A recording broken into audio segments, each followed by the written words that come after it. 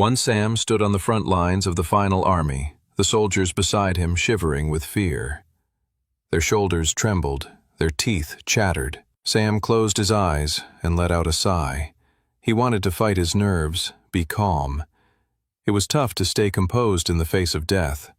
Sam continued to stand tall and proud, keeping his sword clutched in one hand, staring out across the battlefield. At the far end, the Demon King and his horde were streaming out of a huge portal of darkness. It was the biggest black gate any of the soldiers in the final army had ever seen. The howling wind echoed across the battlefield, mixing in with the hiss and growls of the monstrous horde growing in front of them. "We're all going to die," said the soldier beside Sam. He started muttering it over and over again. "We're all going to die. We're all going—" Sam clutched the man's shoulder with one hand and cupped the man's mouth with the other. The soldier's eyes widened, freaking out even more. "We're not going to die," said Sam. "Humanity has formed the greatest army ever known in the entire history of Westria. We will not die in the face of this threat." The soldier had stopped shaking, but Sam was still worried the man might start wailing as soon as he removed his hand from his mouth. "Look," said Sam. "I'm going to remove my hand, but I don't want you to start screaming. I'm going to give you something to help with the nerves. It's called brightweed. The elves used to take it before battle to keep them calm and focused." Sam let go of the man's shoulder and then materialized some leaves from his inventory. He then slowly let go of the man's mouth and handed them to him. The man took the leaves and put them in his mouth and began to chew. His face grew noticeably calmer as he ate the leaves. He nodded at Sam in gratitude. Of course, Sam knew the leaves weren't actually real brightweed, but the placebo effect was enough to calm the soldier down. He figured, if given the option, it would be better to die with the knowledge that you fought brave and valiantly than to die cowering in fear. Sam saw it as one of his parting gifts to the soldier beside him, one last act of secret kindness. For in Sam's mind, he had little doubt that their destruction and loss was near inevitable. Yet it was the hope that a miracle could still happen that kept him going. A huge horn could suddenly be heard echoing across the battlefield. That's the signal, Sam thought. He straightened and got ready for the battle ahead. The general in the center of the army shouted, "Charge!" Sam pushed his boots off against the black sand and began running forward. The sound of battle cries and rushing feet echoed all around him. The demon horde hissed and wailed and then galloped towards them. The two armies were going to meet in the middle. Leading the front line of the demon horde was a creature called a demonling, a ghastly crimson monster with a mouth composed of tiny razor-sharp teeth that could rip through armor and flesh with ease. One demonling rushed ahead and leaped right towards Sam, mouth wide open. The monster was fully prepared to dig into Sam and rip his head completely off from his neck.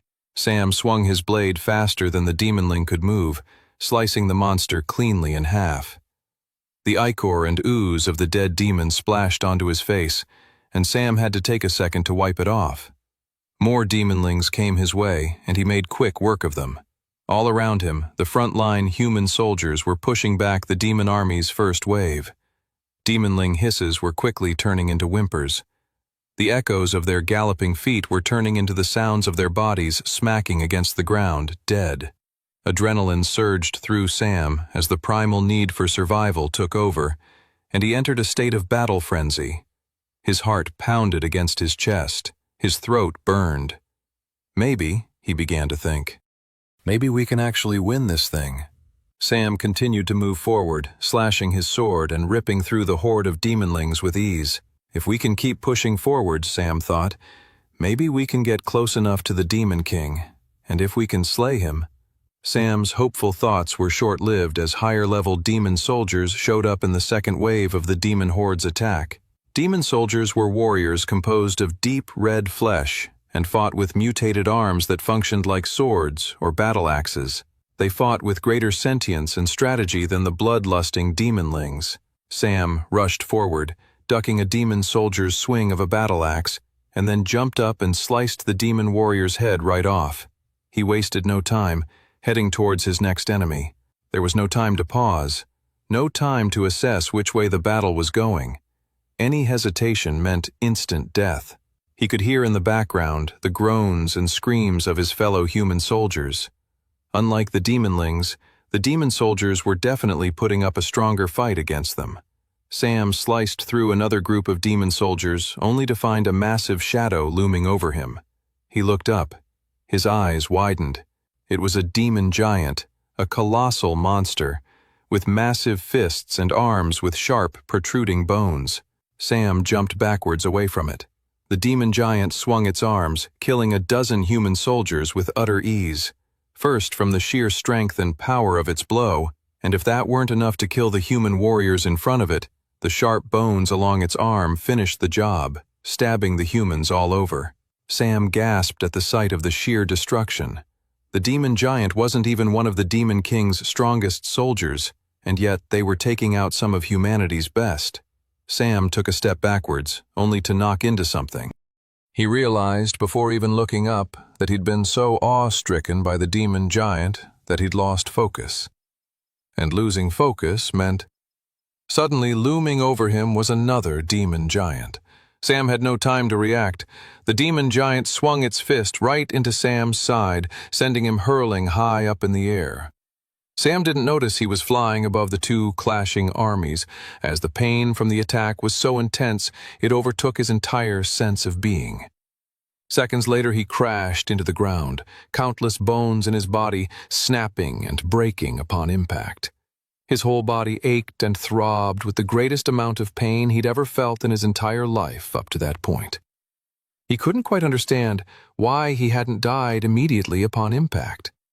Looking around, he realized he'd landed not quite on the ground of the battlefield, but upon a pile of dead human soldiers. Their bodies had cushioned his fall. Sam's vision began to wobble. He could see blood leaking out of his body from different points. So this is it, he thought. He rolled over and watched as the demon giants plowed through the human army. It was the greatest human army ever created in the history of Westria, and here it was being demolished within minutes. Sam realized they never stood a fighting chance against the Demon King and his horde. A swell of anger filled Sam's dying body. It's our own fault, he thought with bitterness. If humanity had spent more time preparing, maybe things would have gone differently. If the elves were still with them, or even the dwarves, maybe then, Sam thought wistfully. But even then, who could really say? The clouds above were gray and full of ash. A sea of dead bodies lay everywhere. The demons had won. Sam felt his vision begin to close in on him. He was being enveloped in the darkness of death. As he was about to take his last breaths of life, something strange happened. A bright light emerged in the clouds above him. Huh? The bright light got closer and closer, filling Sam with a sense of warmth. Is someone casting a massive heal spell? Answering Sam's thoughts as if he had spoken them, the light spoke out. You've been chosen, young knight. Who is this? Sam thought deliriously. I am the last living goddess of this world, said the light. I will die along with the rest of Westria, never to return. I have enough power, however, to send you back. Send me back? Back where? Will you be there? The goddess paused for a second, sadness filling her voice. I will not be there, no. I don't have enough energy or power to explain anymore. Just trust me. You're the only one capable of doing this. Good luck. And with that, everything went black. Sam slowly opened his eyes to find a group of wide-eyed children and teenagers looking over him. There were multiple kids, all scruffy and dressed in dirty rags, surrounding him, wherever it was he had woken up. They were all whispering excitedly. Shh, you'll wake him up. No, look, he's awake already. Before Sam could get his bearings and figure out what the heck was going on, the children around him collectively cheered, Happy birthday! Sam blinked and soon enough found a birthday cake being held up in front of him. The cake had 16 lit candles on it, and the icing said, Happy birthday, Sam. except there were finger marks in the icing of the cake that suggested the cake had originally said, "Happy birthday, Samantha." Was this cake stolen? Sam wondered. He shook his head as a migraine began to form. "Blow out the candles," said a nearby teenage girl. The girl had curly auburn hair, freckles, and large, beautiful green eyes. Despite her raggedy clothes, there was no doubt in Sam's mind that this girl was stunning. "It's your birthday." "My birthday?" Sam said, confused. He looked down to his palms, perplexed. He couldn't understand where all his bruises, cuts, and wounds had gone. "It can't be my birthday," he said. "Aren't I dead?" The teenage girl's face went red, and she clutched his cloth shirt and pulled it towards her and hissed beneath her breath.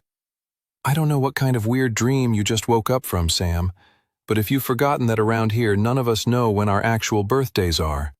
So it's nice to still celebrate a pretend one. Even if you suddenly think you're too cool for it, think about the younger ones here." The girl gestured with her eyes to the little kids smiling up at Sam. "Why is Sam acting so weird?" asked one of the little ones. "He always acts weird," said another. "No, look, his eyes are different." They all stared at Sam and then gasped, including the teenage girl who had just taken a very authoritative tone with him. "Sam," said the bossy girl, "are you okay?" The whole room was spinning, and he felt like he was going to be sick. He got up off the bed and stumbled past the kids surrounding him. He caught sight of a mirror and stumbled towards it. He caught his reflection, shaggy black hair and deep red eyes. This was how he always looked. Why were these kids surprised? He always had red eyes, at least ever since he unlocked his class. Suddenly, the moment right before his death on the battlefield came rushing back to him. His conversation with the goddess. The goddess's words echoed through his mind. "I have enough power to send you back." He turned, dumbfounded, to the group of kids who were all looking at him with concern. "What year is it?" Most of the scraggly kids around him had no idea, but a slightly older teenage boy with round features and short brown hair said, According to the Royal Westrian calendar, the year is 1766. Specifically, we're in the month of September, about a week until the start of fall's time. Why do you ask? Do you think the royal family or the powers that be will change the calendar system? That will surely lead to absolute chaos and mayhem. Can you imagine? We'd all definitely die in such a scenario." Sam had stopped listening to the boy after he had told him the year. It's not possible, he thought. Have I really gone back in time? He began to look around the room. It was a shabby room full of bunk beds and little kids. I've been here before, he realized. The memories were still flooding back to him.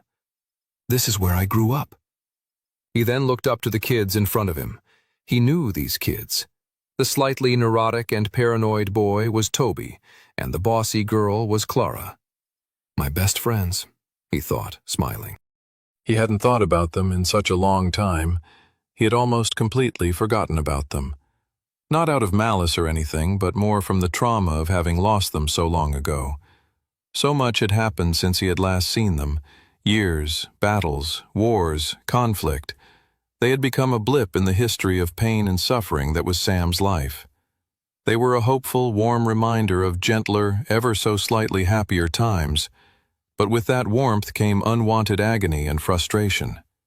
It had caused him too much pain to think about, so he tried his hardest to ignore the memories, to forget his two friends that he had lost as much as he could. It had been the only way for him to move forward. But now he was back in a new timeline, and his friends were still alive. He approached Toby and put his hands on his face. He squished his hands on Toby's cheeks. Sam, said Toby. What are you doing? Is there something on my face? Please tell me there isn't a spider on my face. Did you kill it? Please tell me you killed it. And why are your hands still squishing my face? Don't you know spider venom can leak through the pores and kill you? Sam grinned. This is Toby, all right. He then looked over to Clara, who had a less than pleased expression. Were you ever thinking about maybe blowing out your candles, you ungrateful twig? "Do you know how difficult it was to procure this cake?" Sam laughed, knowing full well that procure was Clara's way of saying steal from some unsuspecting noble family. Clara was the queen bee of the orphanage. She gave each of them tasks and goals, and even though she was always bossing them around and barking orders at them, everyone knew she did it out of a deep love and affection for them all. She knew that it was easy for people in their circumstances to mope and be depressed all day long, and the greatest counter to that was having a job to do. It was also her idea to give everyone in the orphanage a birthday, even if it was a pretend day that they decided upon. He felt his stomach rumble and realized he had a strong, nagging pain. The pain explained his skinny arms and features. He was starving. He had forgotten how awful and underfed his orphan life had been. He then noticed all the orphans making furtive glances to the cake. "Oh man," he thought, "it must be taking immense willpower from everyone to not devour that cake in front of them." Sam wasted no more time and went ahead and blew out the candles. Everyone cheered, and one kid even said, "Finally, let's eat cake." Clara quickly cut everyone a piece, and Sam sat back down on his bunk bed and tried to eat his slice slowly to really ration it out. Most of the orphans then turned away from Sam as he began to focus on his thoughts. Now that he had gotten his bearings and he was dealing with his hunger, he was starting to realize what the intense implications of being back in time were. It was dawning on him the sheer enormity of the task the goddess had placed on him. He could feel the burdensome weight and level of responsibility thrust upon his shoulders. He could undo the past. He could save everyone, including his orphan friends standing in front of him. But where did he even begin? Could he really do it all? He then overheard the orphans nearby say, "He's really acting weird. Weirder than normal for sure. Maybe it has to do with the red eyes. Should we take him to a healer in the city center?" Red eyes. So many things had happened all at once. Sam hadn't considered the implications of his red eyes weighed against the fact that he was back in time. If I have red eyes, that must mean... He called upon his class profile in his retina and was absolutely astounded. 3. Sam couldn't believe it. He stared at his profile's information floating in his retina. Sam class, Blood Knight, super rare. Tier, unranked. Class, open slot available. Strength, 2. Agility, 3. Endurance, 3. Magic affinity, 0. First of all, according to his first timeline, he shouldn't have been able to see his profile in the first place. That was a surprise. The next shock was the fact that he already had his class unlocked. The goddess must have sent him back in time with both his memories and his class. The greatest surprise of all, however, was the fact that he had another class slot open to him. That was unheard of. Travelers, the name for those individuals known for having unlocked profiles, classes, and abilities, could only ever have one class. That was because the tutorial dungeon where one unlocked his or her class could never be entered twice. But because Sam had gone back in time with his class already unlocked, he had created a loophole in the system. He'd be able to enter a tutorial dungeon, also known as a white gate, a second time. Sam grinned. In a world where travelers could only have one class, he'd be the only one with two. The task the goddess had left before him was truly monumental, but Sam was beginning to realize he might have more than enough tools to face it. He had to get to work immediately. With that, he stood up from his bed and ran out of the orphanage to the city streets beyond, not stopping even as his orphan pals yelled after him. Sam wandered through the city of Resfall, admiring the sunny, clear blue sky and the happy looks on so many of the citizens. He walked through one street that clearly specialized in food that was full of butchers, bakers, and winemakers. A warm smell of fresh bread wafted in the air as Sam walked past. Everyone is so happy, Sam noticed. People smiled and said hello to each other. This was not the Resfall he had grown accustomed to over the last 5 years. He had known a Resfall oppressed by a tyrant, a city where everyone was suspicious of the other, where taverns were never jolly but only filled with lone drinkers and the odd group whispering in the back. The Resfall he had come to know was one full of betrayal and misery. But Sam looked up to the royal keep at the back of the city, on the hill that looked over all the rooftops of Resfall, and he realized Princess Alice Grace was still alive. So many people, Clara, Toby, and others, were all still alive. Just the very thought of it all made Sam filled with joy. But then a darker thought followed his happiness. Everyone is alive for now.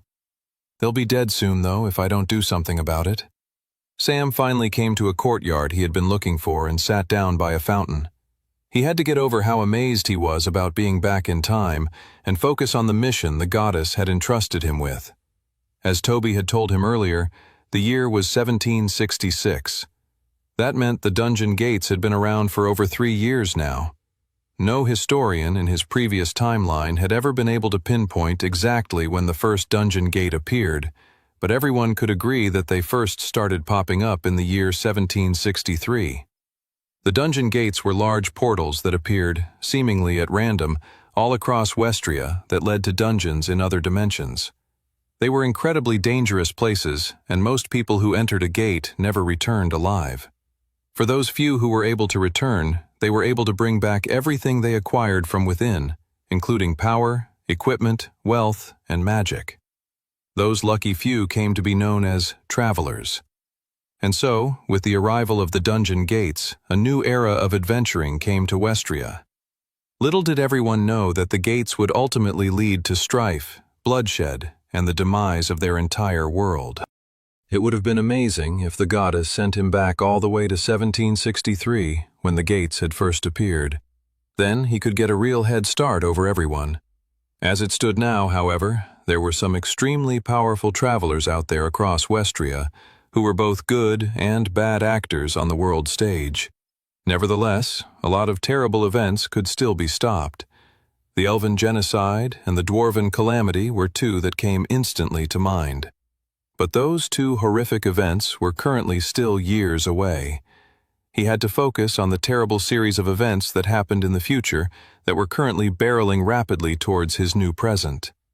There was the assassination of Princess Alice Grace in about 10 months' time.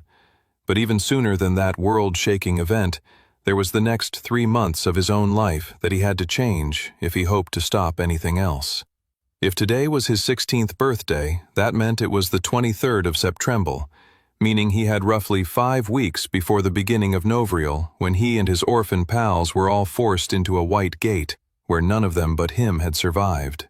Just thinking about that time in his life made Sam seethe with anger. We never should have been thrown in that white gate in the first place, he thought. He considered what the best strategy going forward was. He couldn't go to the authorities and warn them about what happened to him and his friends in his original timeline, because no one would ever believe him. He could potentially enter the White Gate housed in one of the many courtyards of the Resfall Travelers Guild. If he did that, though, it would make it impossible for him to enter the one he would be forced into in a month's time, because at that point he would have unlocked his second class and therefore wouldn't be able to enter a White Gate ever again. There were 2 major problems with that plan. Firstly, the Travelers Guild guarded that specific White Gate unbelievably well, so he wouldn't be able to break in. Secondly, he could enter it legally if he somehow was able to get enlisted in their Traveler Training Academy, which orphans rarely were accepted to. Plus, even if he did get accepted, it would slow down his own development and training plans to the point that he might not be able to stop crucial upcoming events in history. Another option was simply to gather his orphan pals and run away. The problem with that idea was that they didn't have anywhere to go. The land outside of Resfall was full of bandits, monsters, and dangerous beasts. Plus, the Spectral Church, which looked after all orphans in the city until they were 17, would come after them. The church had connections with the different laborers' guilds, like the Miners' Guild and Farmhands' Guild, and it was an open secret that the church shuffled the orphans in their care into horrible, near-slave contracts after they were old enough to leave their care. To the church, runaway orphans were runaway products they had promised to other clientele in the city. That left only one real feasible option: enter the White Gate just like he had in his first life. Except this time, he would be ready for it, and he would make sure the other orphans were too. He had 5 weeks to train both himself and the others for the task. But before he started training, he needed a few basic supplies, and to get a few basic supplies, he needed to get some money. He checked his pockets and he only had a few measly copper coins. For an orphan, money was always in short supply, but luckily for Sam, he was rich in ideas. 4. In a dark corner of Resfall was a drinking establishment that went by the name O'Leary's. It was a sleepy, indiscriminate pub that on first glance might strike a passerby as a bit drab and gloomy, but otherwise would provoke no further reaction. Unbeknownst to those more virtuous citizens of Resfall was that beneath O'Leary's pub was an illegal fighting arena and gambling den, and unlike the bar that sat above it, it was very popular. The grumpy man behind the bar, however, slammed the door shut right before Sam could enter. "Aren't you a little too young to be coming to a place like this? Isn't a potential upset customer a threat to the smooth running of an illegal establishment as the one housed downstairs?" The barman let out a sigh and said, "Fair enough, lad. Just don't come complaining to me when you lose all your money or get tossed in the ring and die. If I'm dead, how would I even be able to complain to you? I don't want your ghost haunting my dreams, okay, smart guy? Now beat it." Sam opened the door and headed down a dark, dingy stairwell. He could hear the sounds of shouts and cheers as he went down the steps, followed by the sounds of punches and kicks landing on bare flesh. He eventually arrived in a smoky basement crowded with people surrounding a caged ring where 2 men were currently fighting one another. The 2 fighters were trading blows. Their eyes were puffy and blood was dripping from both of their noses. Despite their injuries, they kept fighting. The winner would only be called when the other was knocked out, or one of them forfeited from the pain. Underground arena fighting was popular throughout all of Resfall, with the more elite fights between powerful travelers actually being royally sanctioned and mainstream with the public. Fights between powerful travelers could fill whole stadiums. But Sam had to take advantage of the closest and most active gambling den at that exact moment, and one that would have no scruples of letting a 16-year-old orphan placing bets. Sam approached a portly half-dwarf sitting on a bar stool at the back and offered the man some money on the fight. The half-dwarf made a face at the boy and then ultimately shrugged. "Coin is coin. If you want to throw it away, well, that's why we're here." Reginald's face was right up against the cage of the fighting arena below O'Leary's pub. He liked to see the fighters up close, hear their shallow breaths, see the sweat forming on their bodies, and watch the blood glisten on their battered faces. The only time he didn't have his face plastered against the arena cage was if he was leaning back to take a sip of his ale, or if he was going to place another bet. The 2 fighters in the ring had been battering at each other for a while now. They were going blow for blow. One powerful punch would be enough to finish the fight. "Come on!" Reginald yelled. He needed his fighter to win. He had put a lot of coin into this fight. The fighters were groaning and swaying now. It was almost over. It was just a matter of who had enough strength to finish it. Finally, the knockout blow came and Reginald's face widened against the cage in horror. He watched the fighter he'd placed a significant amount of money on collapse onto the floor of the arena. Reginald's shoulders slumped. How did this happen? He knew there was only one solution to his problem. He needed to double down on his next bet. He looked over his shoulder and saw the half-dwarf bookie paying out coin to a newcomer he'd never seen at the underground arena before. It was some kid with shaggy black hair and weird red eyes. "What does that kid know that I don't?" Reginald grumbled. Reginald downed his ale and then went to the bar to order another drink and place another bet. "I'll make my money back for sure," he said to himself. As the day went on, Reginald grew more and more depressed. His bets kept losing, while that damn new kid kept cleaning up. Finally, it was the last match before the afternoon break, and the final match was going to be a big one. Felix Firepunch versus Dangerous Darren. Without question, Felix Firepunch was the better fighter and clear favorite to win. Dangerous Darren didn't stand a chance. Reginald went over to the bookie and put a huge amount of coin on Felix Firepunch. This match and this bet were going to be the saving grace to Reginald's miserable day of losing. After he'd placed his bet, He couldn't help but overhear the young black-haired kid place all of his winnings on Dangerous Darren. Reginald gasped and turned around to look at the kid. Is this kid some kind of moron? He laughed to himself. Let the kid throw away all his money. See if I care. With his bet placed and a new drink in hand, Reginald returned to his spot right at the front of the arena to watch the match. He felt his heart flutter with excitement. It would be good to make all the money back that he'd lost today. Part of him could already feel the relief it would bring him. The yearning for the relief almost felt better than the relief itself. Isn't that always the way? Reginald thought contemplatively. The dream of something good is always more delightful than actual reality, isn't it? Soon, the match between Felix Firepunch and Dangerous Darren began. The two fighters circled one another. "Go Felix!" shouted Reginald. But from the start of the match, something was off. Felix Firepunch wasn't moving with his normal, agile gait. He seemed sluggish and out of it. No, it was worse. The man is drunk.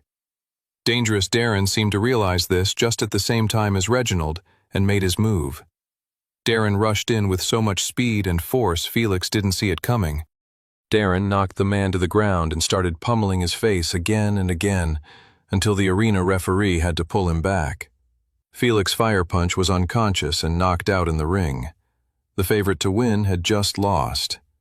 Every person in the arena was shocked and beginning to feel the horrific feeling that came with losing a lot of money in a bet. The only person smiling in the entire bar was the teenage boy at the back, the one with the shaggy black hair and crimson-red eyes. Sam grinned as the half-dwarf paid him out. "Don't look so smug, lad," said the bookie. "You win today, you lose for the rest of your life. You shouldn't be here chasing this feeling anyway." Sam couldn't help but think the bookie's advice was actually quite sound and, in some ways, kind. "Ah," grumbled the half-dwarf. "If you got the itch for betting, there's nothing I can say that's going to stop you. Enjoy your winnings." Sam took the large sack of gold coins and put them in his pocket and headed out of the dingy establishment. He had remembered in his previous timeline that Felix Firepunch's loss had been a huge upset throughout the entire city. It had caused an evening of uproarious drinking and wallowing throughout all of Resfall. What no one knew at the time was that Felix Firepunch's wife had left him for a younger, handsomer, and wealthier man the night before, and so Felix had shown up at O'Leary's underground arena, sleepless and drunk, and with zero ability to fight. Sam had taken full advantage of that knowledge and walked away with more coin to his name than he could have ever imagined, especially at this particular time in his life. With his new sack of coins, he could now pick himself up a decent set of rudimentary gear. 5. On his way to the merchant district, Sam used some of his new coins to get some food. He went to a pub and forked down a large slice of steak and ale pie. The salty pastry tasted delicious. It may have been the tastiest meal he'd ever experienced in his entire life. He had forgotten the constant gnawing hunger he had felt in his younger days. Was it because he'd been fed more in the years to come, or was it that he had experienced even greater traumas in his future? Sam didn't want to dwell on it. He had tasks to get to. He paid for his pie and continued on his way to the merchant district. As he left the establishment, he overheard a fanatical woman wailing from the pub's kitchen. "You have to try this new recipe. It's called bacon and egg ramen. It's delicious." Sam didn't even want to try and figure out what the woman was talking about and continued on his way. The next neighborhood was bustling with all sorts of shops: watchmakers, locksmiths, leatherworkers, and carpenters. Sam walked through the bustling street and arrived at the merchant specializing in goods for travelers. With the arrival of the dungeon gates in Westria, a whole new economy had sprouted up. Magical crafters, artisans, merchants, and other shops all made in service of selling goods to travelers. There were also merchants selling things to non-travelers too that only travelers might come by, such as healing salves, potions, or rare crafting materials. He stepped into a weapon shop, a little bell jingling in the air as he did so. Sam was in awe of all the items on display at the shop. There were powerful swords, glittering armor, and even a few bows with elven enchantments. He took a quick look at some of the wondrous weaponry and armor, only to be blown away by the price tags. There was no way he could afford any of this. Even still, it was nice to dream, and Sam had never entered the shop with the intention to buy something truly amazing. He just needed whatever weaponry he could get his hands on, anything to just get started. "If you're going to shoplift, I'd rather you make your attempt already," said a voice at the front. Sam turned to the owner of the shop and blinked. Why does he assume I'm going to shoplift? Sam then looked down at his raggedy clothes and skinny arms and realized how he came across. No one looking like him would have the money or disposition to buy weapons used by travelers. Sam pulled out his sack of gold coins and said, "I want to get your cheapest sword, your cheapest bow, and your cheapest satchel of arrows." The shopkeeper briefly looked surprised at Sam's sack of coins and then came out from behind his station and went over to a small barrel where a bunch of unimpressive weaponry was piled high. "I can sell you this," said the shopkeeper, handing him a sword that looked like it had seen better days. Sam took in the sword, and a message came up in his retina. Brittle copper sword, common, tier unranked. Weapons and equipment came in the same grading scale as classes. It went common, uncommon, rare, super rare, mythic, and legendary. They also had tier levels, going from unranked, novice tier, apprentice tier, journeyman tier, adept tier, and master tier. The only difference with items compared to classes was that you could get different variations, so you could get the same type of sword in any variation of rarity or tier. A common brittle sword at apprentice tier would be stronger than the same type of sword at the unranked tier. Similarly, a rare brittle copper sword would be stronger than a common brittle copper sword, though both would be weaker than a common iron sword. Sam smiled at the cheap sword. "This will do for now." "And everything else I requested?" Sam asked the shopkeeper. The shopkeeper then held up a bow for him to see. "Beginner's bow, common, tier, unranked." "That works for me as well," said Sam. The shopkeeper then got him a satchel with 20 arrows, and they settled on a price. Sam thanked the shopkeeper and headed out with some rudimentary gear and a few coins still to spare. 2 guards stood on the western gate of Resfall. Together they watched as the sun began its slow descent over the hills and forests beyond. The sky was an orange twilight, and the guards watched contentedly as another peaceful shift at the gate was soon coming to an end. "Look," one guard nudged the other. The other guard was enjoying his peaceful contemplation to himself and thought the other guard, an avid bird watcher, was bugging him about another sighting of a gold-leafed sparrow. He really didn't give a rat's bum about birds, and he was sick of humoring his colleague, especially at the end of a long shift. But it wasn't a bird his colleague was pointing at. A young boy around 16 with shaggy black hair and red eyes was walking through the gates. "Is that kid crazy?" thought the guard. "Where's he going at this hour?" The guard called down to the boy. Excuse me, lad. Where are you off to? We're about to lower the gates in a minute. You won't be able to come back inside the walls until tomorrow morning." The young man shrugged. "That's okay." The guard's eyes widened. "I'm not sure you understand. The gate won't be open, and you'll be stuck out here. All sorts of bad monsters linger out there in the woods. You won't survive the night." The kid shrugged. "Don't worry about me." The 2 guards looked at each other. "Go on then, son," said the other guard. "Your funeral." Sam continued walking forward away from the city and into the nearby woods. As he moved between the trees of the forest, he reviewed his profile once more. Sam class: Blood Knight, super rare. Rank: unranked. Class: open slot available. Strength: 2. Agility: 3. Endurance: 3. Magic affinity: 0. He frowned at the sight of his single name at the top of his profile. Most people who unlocked a profile got their full name, but since Sam was an orphan and belonged to no family lineage, he simply just had his first name. If he were to marry or discover verifiable proof of who his family was, his last name would be updated on his profile. But seeing as neither of those things was at the top of his to-do list when it came to saving Westria from total apocalypse, he wasn't going to worry about them. He was shocked, however, at how low his stats were. That definitely had to do with being a malnourished orphan, but he'd already started to rectify that today, and he would continue to do so by eating steady meals going forward. Even still, Sam was astounded by his stats. He'd forgotten how low a starting point he had began from. According to his stats, he was probably one of the weakest living creatures in all of Westria. Well, we'll fix that soon, won't we? Each of the 4 stats were raised in different ways. To train strength, one must practice attacking and slaying monsters, lifting weights, building muscles, and fighting.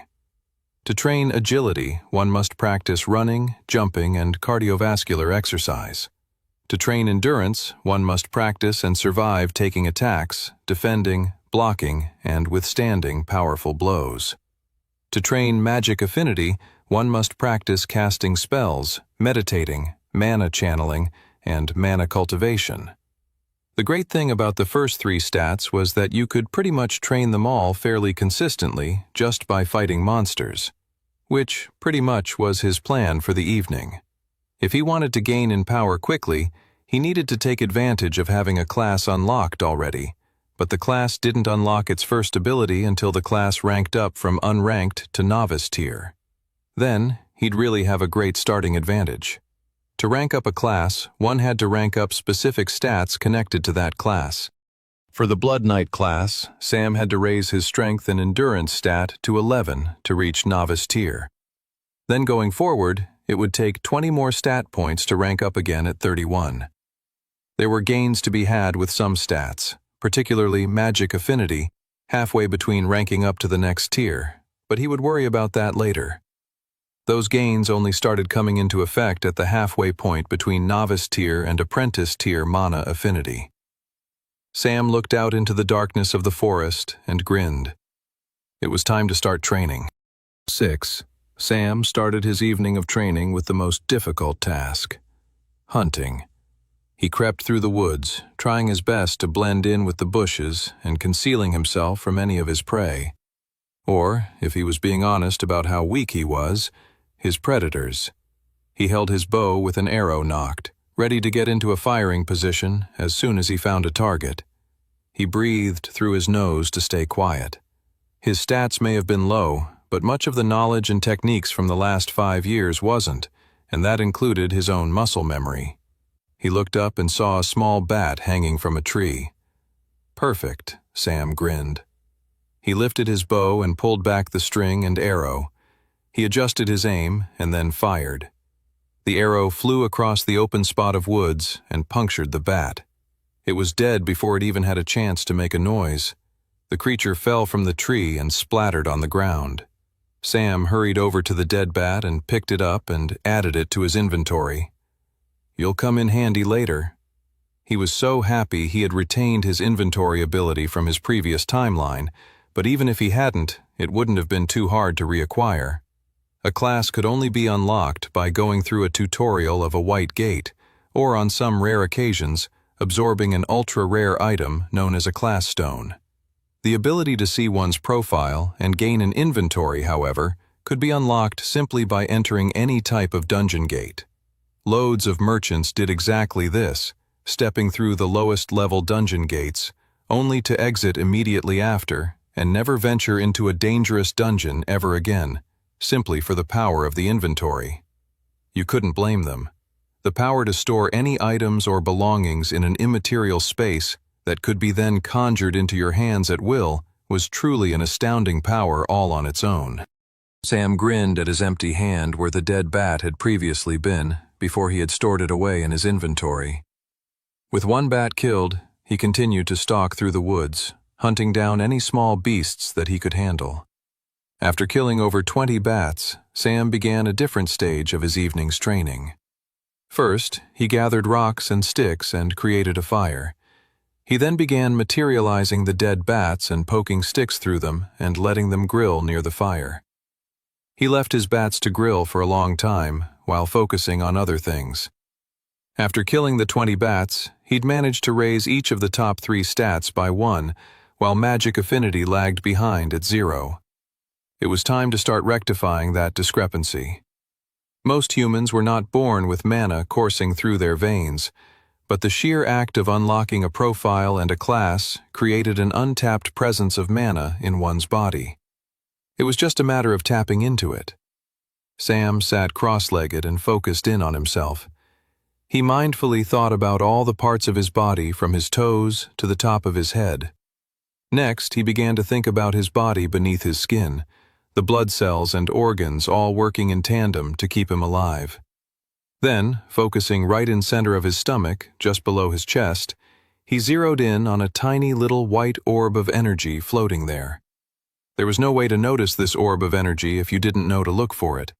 It was so minuscule. It would just stay there dormant if you didn't go looking for it. Sam sat there meditating for 20 minutes, nourishing the tiny white orb just with his attention to it, and it slowly grew a little bit until some of its energy began to leak away from the orb and out towards the rest of his body. Sam grinned. He called up his profile once more, and he was very pleased to see his magic affinity stat had gone from 0 to 1. In his previous timeline, it had taken him weeks after unlocking his class and surviving the White Gate to raise his magic affinity stat that much. It was incredible how much faster his power gains were already. He returned his focus on nurturing the tiny bit of mana inside of him when he heard a rustling nearby. He opened his eyes and saw that a trio of wolves were eyeing him up and the feast of barbecue bats he had been cooking for himself. Sam's eyes widened and his heartbeat quickened. He stood up slow and calmly. He began to walk away from the 3 approaching wolves. If he could show to the wolves that he wasn't a threat, they'd settle on the cooked bats nearby. Sam needed that to happen, for there was no way he could take on all 3 wolves at once with his current stats. He slowly walked away, and the wolves hurried towards the fire and began tearing into the cooked bat's flesh. Sam sighed with relief when this happened, but within seconds of each of the wolves chomping into the dead bats, they looked back up with dripping blood from their teeth, eyeing Sam hungrily. He materialized his sword from his inventory into his grip. There was no way he could outrun the wolves if they were going to come after him. The wolves split apart and started making an effort to surround him. They growled and got ready to pounce Sam. They bared their teeth, ready to rip him to shreds. Right as they were about to leap towards him and chew his head off, they each began to shake strangely. The wolves coughed and spat out blood. Next, they collapsed on the ground. Sam smirked at the sight of the dying wolves. They had fallen for his trap. The blood of the bats he had hunted was venomous to a large percentage of the predators in the forest just west of Resfall. He walked up to each one of the struggling wolves and lifted up his brittle copper sword and ended each of their lives. The following morning, the 2 guards for the day shift swapped with the night shift guards and took their positions at the western gate of Resfall. "Hey, did you read that book on bird watching that I lent you?" asked one guard. The other guard bristled at the question. "I obviously haven't read that book, and don't plan on doing so," thought the guard irritably to himself. "Why does this guy put us both through this torture? Hey, do you see that?" Ugh, here we go again. But it wasn't a bird. Emerging from the forest was the shaggy, black-haired kid who'd gone out there the night before. "I thought that kid would be dead for sure," said the guard. But clearly that wasn't the case. The kid's clothing was even more ragged than it had been before. He was covered in cuts, bruises, and dirt. And yet, the kid was alive. And even more impressive, he seemed to have a smile on his face. 7, Sam returned to Resfall, incredibly satisfied with his night of training. After he slayed the wolves, he decided he could be even more proactive with his trap. He drenched his arrows with the blood of the forest bats, and then went through the forest hunting wolves. By the time morning came, Sam had increased all 3 of his top stats to 6. He had even managed to raise his magic affinity 1 more stat to 2. He looked over his profile happily. Sam class, Blood Knight, super rare, rank, unranked. Class, open slot available.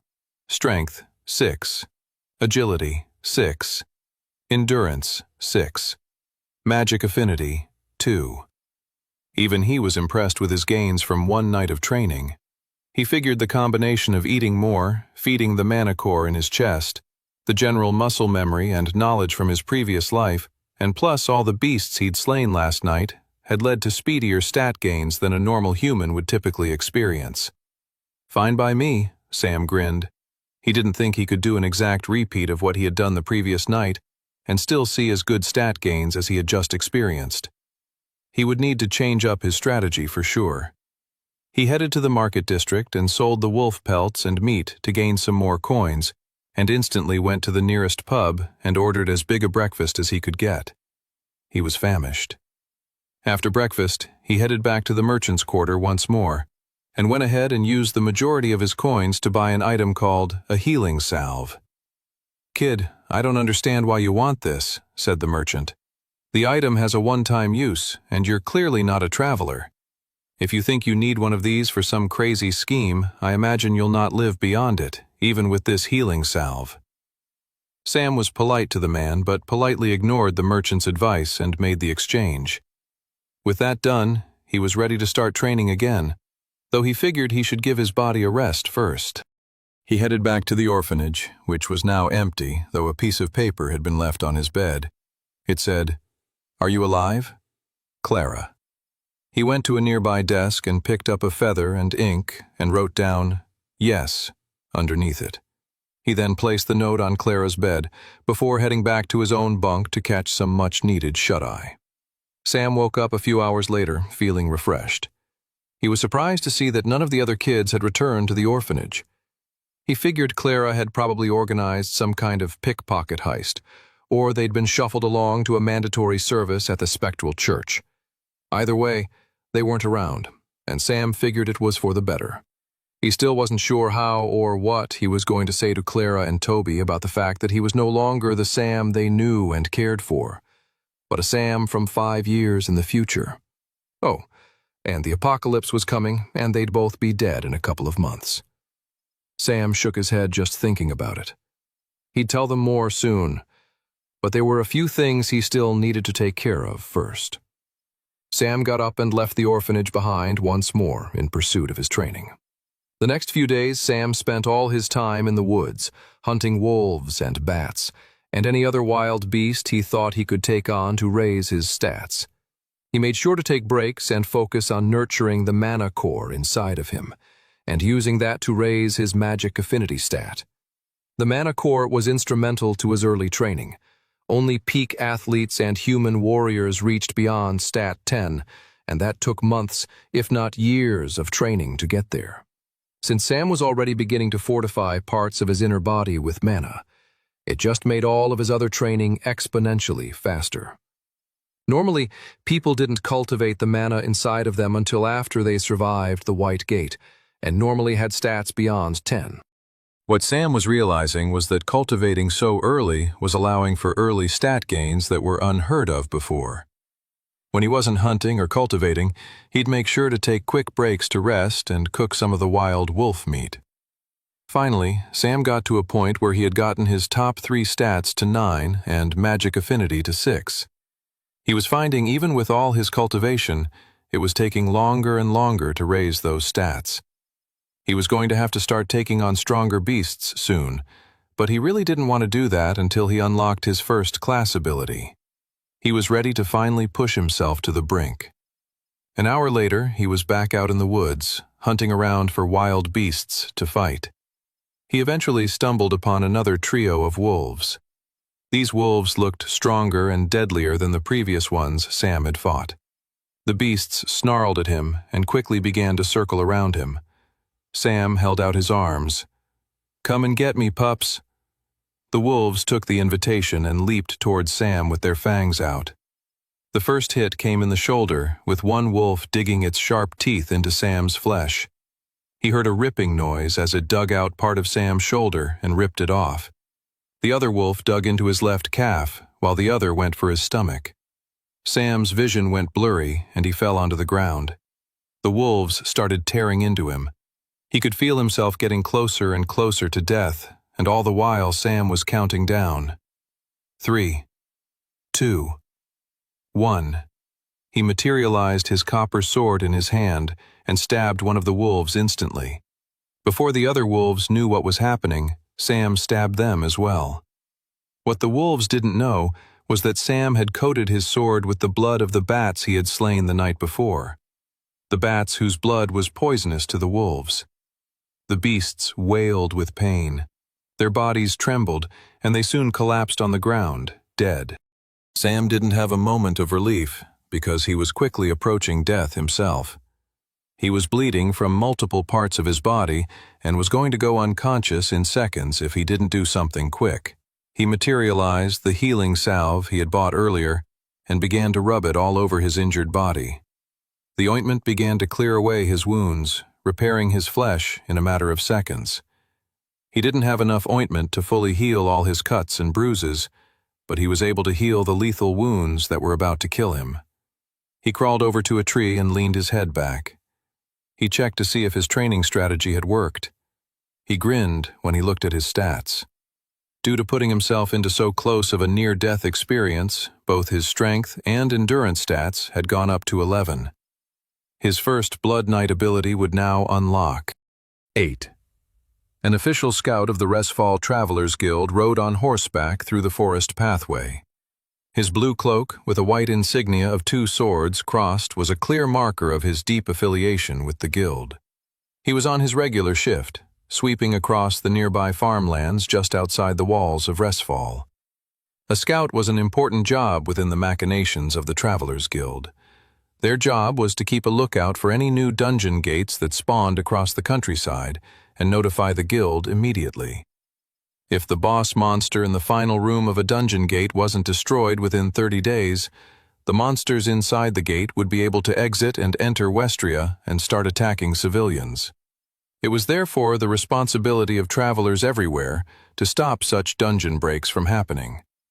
The Reforged Travelers Guild took great pride in upholding this responsibility. The scout was relieved to see that there hadn't been any new dungeon gate appearances on his sweep.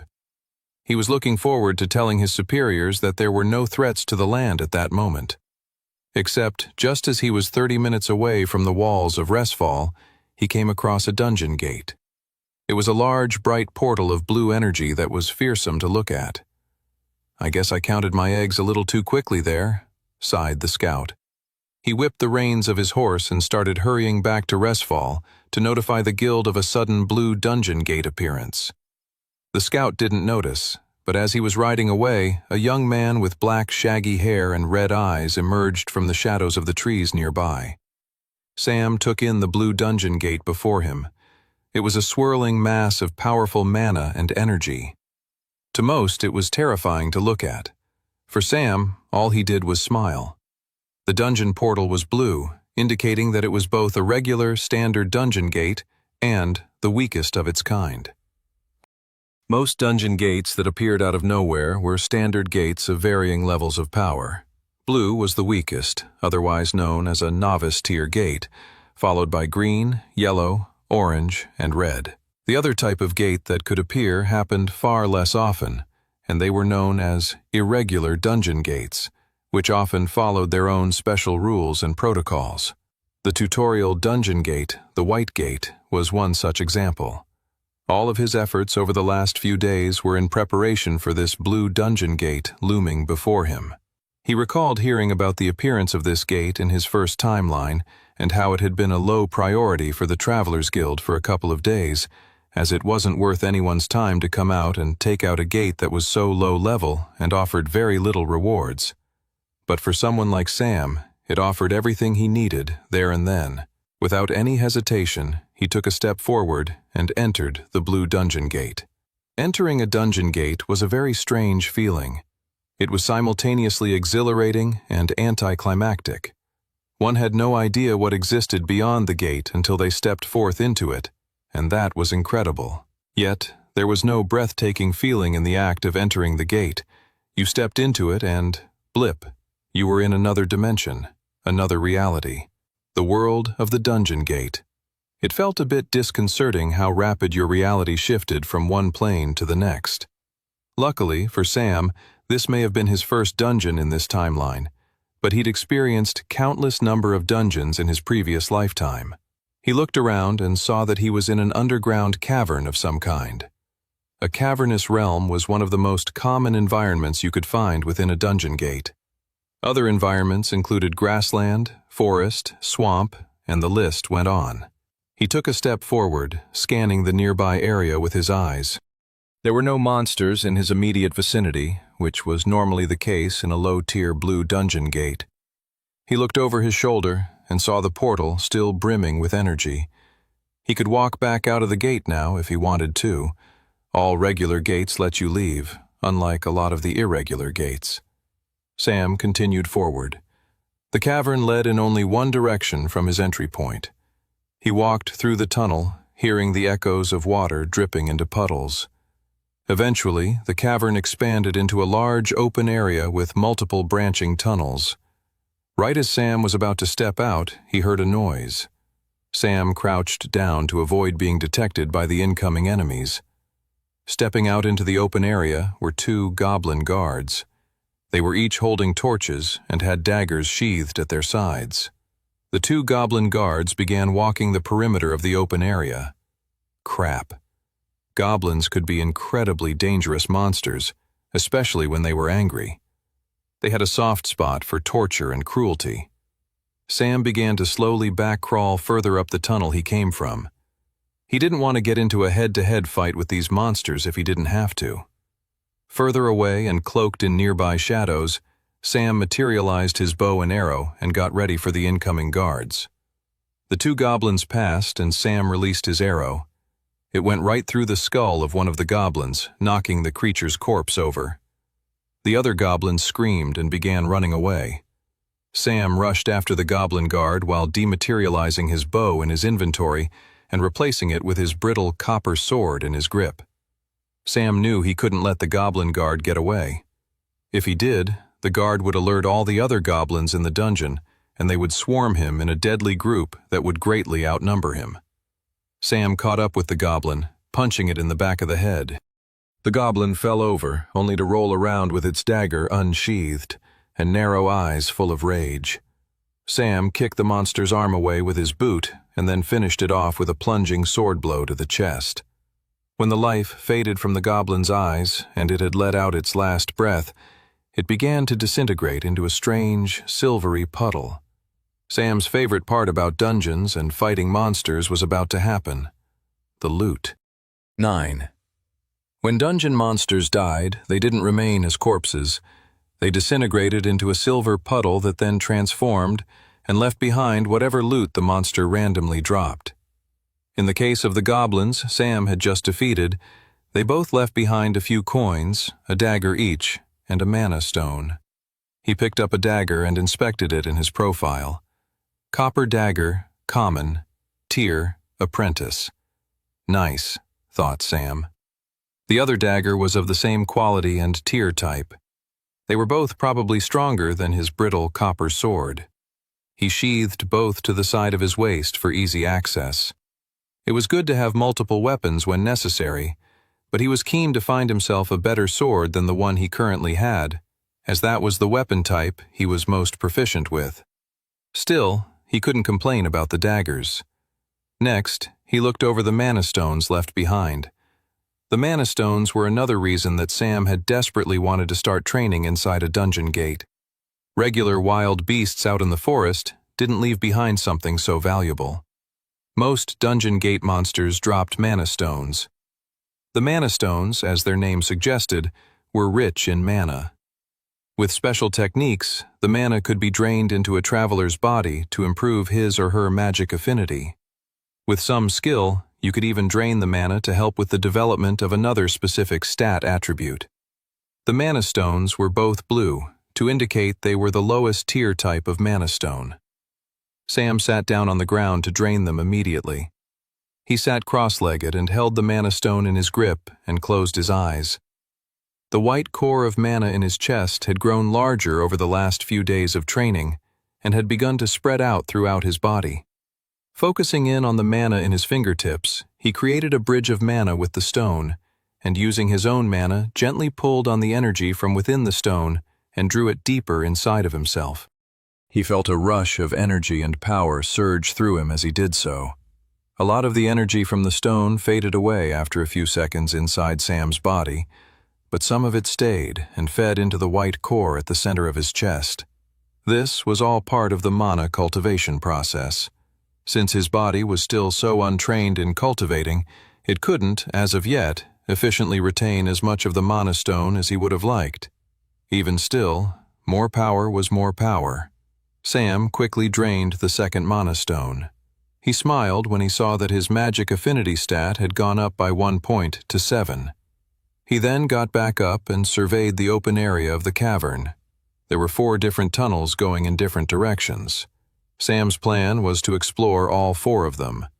Rarely does a traveler get the opportunity to solo clear a dungeon, and Sam wanted to milk the opportunity for all it was worth. He randomly chose a path and headed down it. He found a trio of goblins sitting around a bonfire. From the shadows, he used his bow and arrow to take out one of them. He then rushed forward with his daggers and took on the other 2.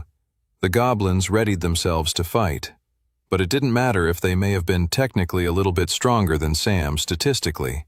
Sam had years of blade fighting under his belt, muscle memory, knowledge of patterns, and the like. He dodged the first goblin's thrust with ease and retaliated with a dagger slice to its neck. He grabbed the dying goblin by the chest and used his body to throw him into the other one and knock them into the fire. They disintegrated into mana stones, coins, and both left behind a dagger each. Sam pocketed the daggers into his inventory and then drained the mana stones for as much energy as he could. He was disappointed when his magic affinity stat didn't raise another point, but it was wrong to expect that after having been raised so recently. He picked up one of the goblin torches and carried it with him back to the open area. Right before he entered the second tunnel, he wedged the flaming torch into the ground and then materialized his bow and lit his arrow on fire. This will do some damage, Sam thought. He then rushed through the cavern to find more goblins, and when he did, he unleashed his flaming arrow on one. Causing so much chaos with that one attack, he was able to rush in and slice the goblins up before they even knew what happened. He could feel the difference in the strength of the copper dagger versus his brittle copper sword. The tier rank and general upkeep of the weapons made a huge difference. With the battle over, he pocketed the loot, drained the mana stones, and continued on his way. 20 minutes later, he had finished the goblins in the third tunnel, and was extra pleased to see a treasure chest was waiting in the former goblin encampment. He opened it up and smiled with delight. Inside was a healing potion and a stamina potion. Perfect, Sam thought. He placed both in his inventory and continued on his way through the dungeon. The fourth tunnel led to another open area with branching tunnels, and on the dungeon went, Sam making sure to clear all the tunnels before moving forward. After countless amount of goblins and draining of mana stones, Sam's magic affinity stat finally hit 11. A rush of energy swirled inside of Sam's body, and the white core inside of him changed color to blue. He had gone from having an unranked mana core to a novice tier core. With this new rank of mana, he could now better perceive the mana within his body, allowing for greater manipulation and control when cultivating it inside himself. Furthermore, if he closed his eyes and focused enough, he should be able to sense if there were any other mana sources nearby. This was one of skills available to travelers with a blue mana core. At first, it acted like a compass, nudging you in the direction of where other mana users were. But as you cultivated more, you could locate people or monsters within a certain radius with greater precision. He could sense mana coming northward in the dungeon, and he moved down the path. Sam's sense of the foreign mana grew as he got closer. It was definitely a significant amount of mana, and Sam then realized what he was approaching. It was none other than the boss room. Sam headed down the passageway, feeling the pulse of mana get more and more intense as he went down the tunnel. After a few more minutes, he eventually saw the path widen out. In the center of the room was the boss monster. It was a large goblin brute captain. The goblin was much larger than the ones he'd fought earlier in the dungeon. Its muscles were thick and intense. Just by looking at the monster, Sam could tell that it was a bruiser-type fighter. so it would attack him with powerful punches and kicks. Okay, Sam thought, psyching himself up. I got this. He headed down the passage and entered the boss room. He wished he could have shot arrows at it from afar, but there was a special energy shield around a boss room, and you could only attack a boss monster from inside that energy field. He pulled out a dagger in both hands and then rushed through the energy field. The goblin brute captain's eyes widened as soon as Sam barreled into the room with his daggers drawn. The goblin brute captain tried to get into a defensive position, but Sam could read the monster's movements and quickly pivoted his attack. He slashed one dagger across the monster's neck with fury. He was going to spin and deal another similarly deadly attack to finish the job for good. But upon his first dagger hitting the goblin captain's neck, nothing happened. It was like his dagger had cut against a powerful rock. Sam immediately leaped back in surprise. How high is the goblin brute's endurance stat? Sam quickly realized the fight wasn't going to be as easy as he expected, but the silver lining was, he'd finally found a good situation to utilize his novice-tier Blood Knight ability. The goblin brute captain was beating his chest now, and ripples of energy were emanating off of him. The boss monster was powering itself up. Sam triggered his Blood Knight ability. A red ring shot out from him, and it encompassed the center of the large boss room, including both Sam and the goblin brute. Sam then rushed the monster head-on. The goblin brute was ready for Sam this time and pummeled him with a punch to the face, sending Sam hurling backwards. A sharp pain rippled through Sam's body, but he shook it off and wobbled back onto his feet. Over the course of his previous lifetime, he'd suffered way worse. An attack like that one was nothing to him. Sam rushed the goblin again, only to get pummeled once more. The goblin brute captain was smiling at his easy triumphs over Sam, not questioning the strangeness of his enemy's behavior. Sam continued this for 10 more minutes, taking countless punches to his face and chest. His face was puffed and swollen, and he was bleeding from his nose and mouth, but even still, Sam got back up again. The goblin brute captain was becoming visibly annoyed now that Sam wasn't giving up. The monster rushed Sam, and the young warrior realized it was time to go back on the offensive. Sam yelled and rushed the monster head-on with both his daggers. The goblin brute threw such a powerful punch, but when it missed Sam, the monster's arm crashed into the floor of the cave, creating a rocky crater. Sam was behind the monster now, unleashing slice after slice on the monster's back, draining the monster of blood until it completely collapsed on the ground. Sam stood there, catching his breath. He watched the red ring of his Blood Knight ability begin to flicker away, now that the goblin brute captain was defeated. That was the power of his newly unlocked Blood Knight ability. Pain Ring. Within the circle of the Pain Ring, the more a Blood Knight is hurt, the more damage the Blood Knight can deal back. So that was why Sam had forced himself to take all those punches and hits from the brute captain. He was building up the power of his own strikes. Unlike the first time he hit the monster and could barely penetrate the creature's skin, after accumulating more strength from the Pain Ring, he was able to deliver a truly monstrous series of attacks with his 2 daggers. Sam's vision blurred, and he materialized the healing potion he'd found earlier and chugged it. The aches, pains, bruises, and swelling all quickly disappeared when he finished the potion. He wiped sweat off his brow and looked down to the destroyed dungeon monster, disintegrating down into its loot drop. The monster left behind a large blue monster stone, more coins, and, to Sam's wide-eyed glee, a sword. He picked up the sword and smiled. Iron sword, common, tier journeyman. This was a significant find. An iron sword was far from the best sword in the world, but it was a great find for someone with a novice tier class. In terms of equipment, it would put him far ahead of most people at the same tier as him, maybe excluding a few nobles who had the finances for the very best and rarest equipment. Sam could tell just by looking at the sword, from its sharpness to its weight, that it was better than your average iron sword. It deserved its journeyman tier title. This was the exact weapon Sam was hoping to find. He placed all the items in his inventory and looked over his stats with satisfaction. Sam class, Blood Knight, Super Rare. Rank, Novice Tier. Ability, Pain Ring, Novice Tier, Level 1. Mark part of the battlefield as yours. Within that circle, the more you are hurt, the more powerful your attacks. Class, Open slot available. Strength, 11. Agility, 10. Endurance, 11. Magic Affinity, 11. For someone who began the week as a starving, malnourished orphan, Sam couldn't help but marvel at the truly incredible gains he had made in such a remarkable amount of time. 11. With the help of some other orphans, Clara pushed multiple tables together in the orphanage to create a proper dinner table. They then got to work on setting the table in preparation for their own little harvest festival feast. "What are we having for dinner, Clara?" asked one of the little ones. Clara barely registered the younger kid's questions. Her mind was preoccupied on her friend Sam. He'd been acting incredibly weird for the last week. He had always been a bit of a lone wolf, but never to the point that he would disappear for such long periods of time and not tell anyone where he was going.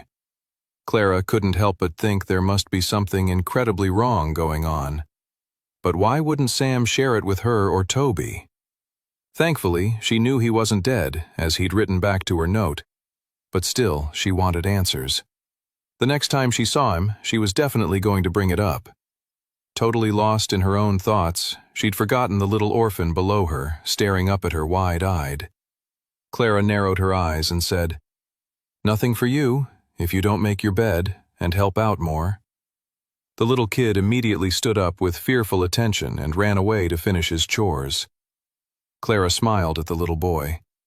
At that exact moment, Toby barged in with another group of orphans holding a large, beautifully glazed turkey. "We didn't even have to steal it," said Toby. "A noblewoman was about to have it thrown out due to a fly landing on it. I mean, I can definitely see her perspective. Who knows what diseases a fly might be carrying, but nevertheless, a whole turkey." Everybody cheered at the sight of it. Even Clara grinned happily despite all the things weighing on her mind. Regardless of whatever is happening with Sam, Clara thought, tonight's going to be a great harvest time meal. I just hope he'll show up to enjoy it with us. Sam took a quick moment to catch his breath after gathering up all the loot, and then began to make his way out of the dungeon.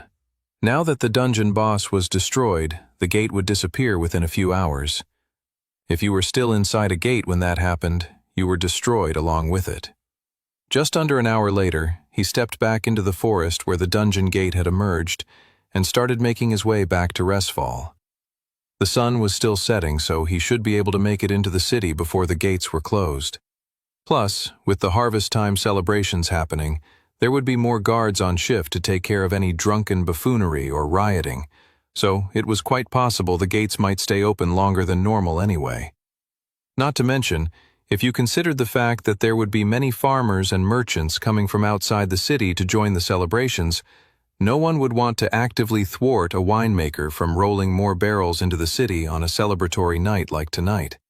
If anything, the gates would most likely stay open all the way through the evening until dusk the following day. As he expected, the gate was still open by the time Sam got back to Resfall, so he just happily walked on through. He ambled through the city, walking past taverns full of people and homes hosting dinner parties. Harvest time was always a wonderful time of year. It was crazy to think that if Sam hadn't been sent back from the future, this was going to be one of the last times everyone in Resfall would celebrate harvest time. He shook the melancholic thoughts from his head, reminding himself that he had been sent back in time for that very reason. All of those dour thoughts and situations could be avoided. He just had to keep working hard and strive to get stronger. He had to speak to Clara and Toby about what he knew as soon as he could. He would have spoken to them earlier, but the knowledge of the Blue Dungeon Gate was too good an opportunity to pass up, and that had taken priority this week. He eventually arrived back at the orphanage, still mulling over how he'd bring up the impending danger to them all, when everyone cheered as soon as he walked in the door. "Sam!"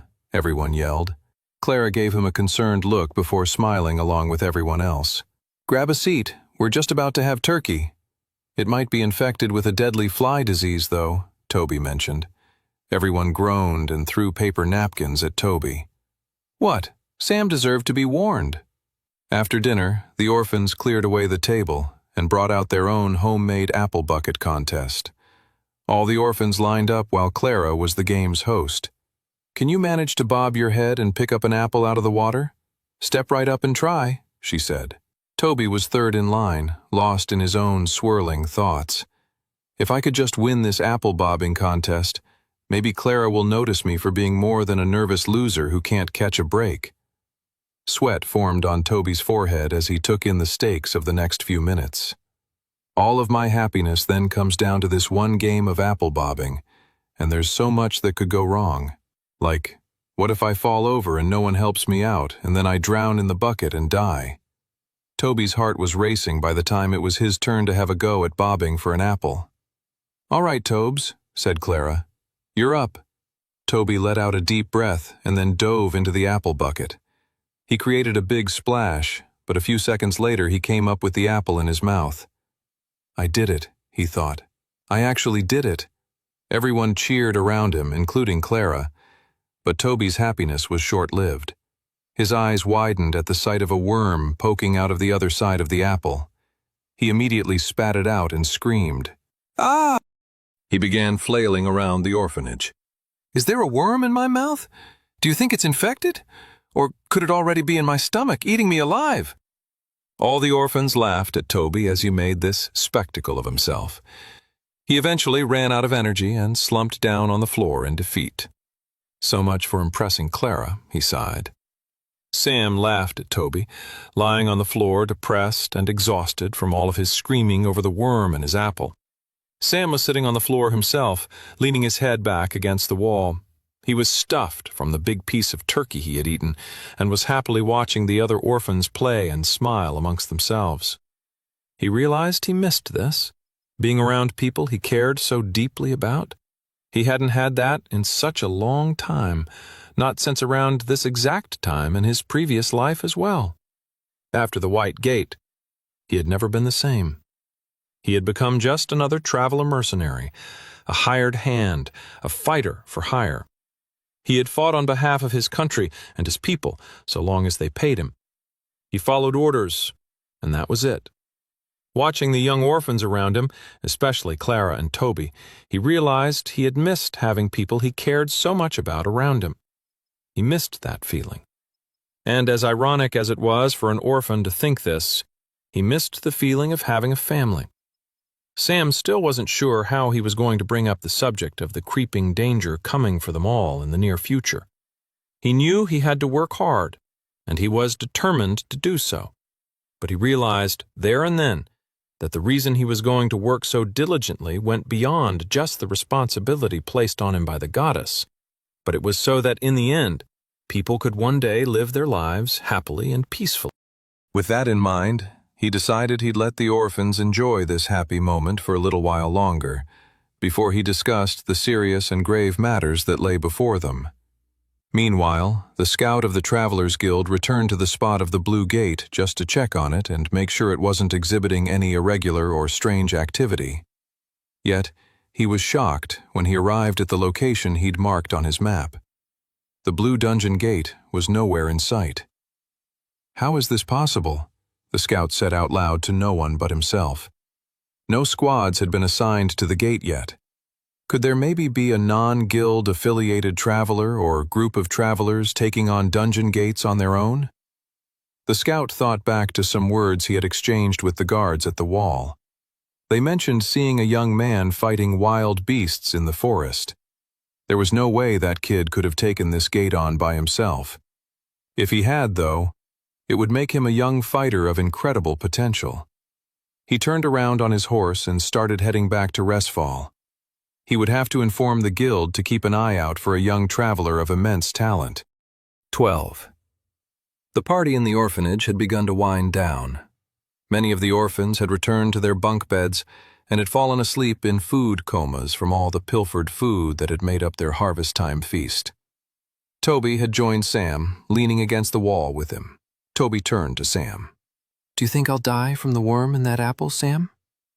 Toby asked, with a sincerity that ignored the fact that he'd asked a variation of the same question more times than Sam could count in the last 10 minutes. Maybe, Sam teased. You never know. Toby leaned his head back against the wall, with a new spiral of worries enveloping him. Oh, Toby, Sam thought. You have so much more to worry about than that worm. If only you knew. Sam glanced across the room, looking for Clara, and couldn't find her anywhere. He had decided he would speak to Clara tomorrow about what he knew. They needed to start training as soon as possible. At that very moment, Clara emerged from the bathroom and glared at Sam. "Sam," she said, "will you speak with me in my office?" Toby shivered at their orphan leader's words and whispered to Sam, "Good luck, mate." "I heard that, Toby," said Clara in a stern voice. Toby's eyes widened with fear. Sam left his friend to his incessant worrying and followed Clara into her office. Clara's office wasn't actually an office. It was a janitorial closet with brooms, mops, and other domestic supplies. Still, it was the room where Clara had her private one-on-one conversations with any orphans she thought were struggling, or more likely, she thought deserved a stern talking to. Clara closed the door behind her and looked at Sam with a serious glare in her eyes.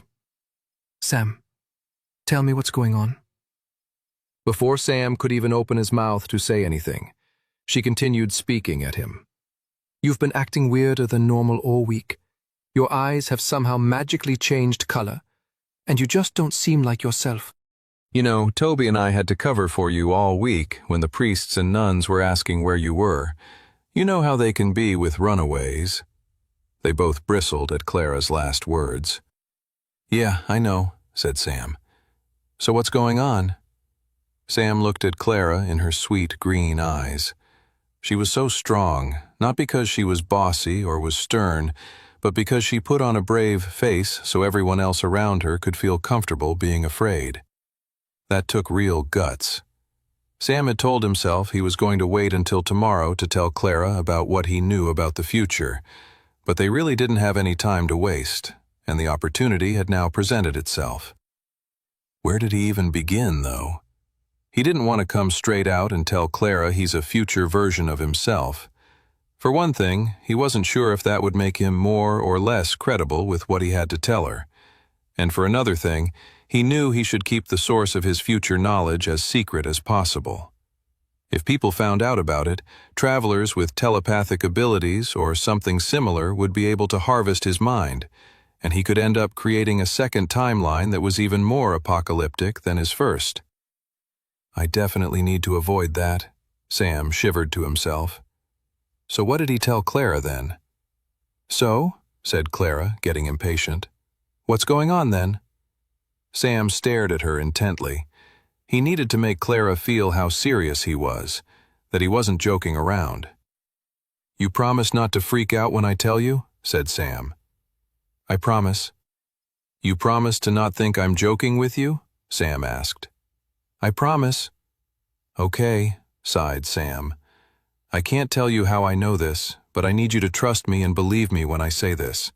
You, Toby, and many of the orphans here are all in grave danger. What do you? In about a month's time, at the start of Novriel, the spectral church is going to make us all enter a white gate. Clara's face paled.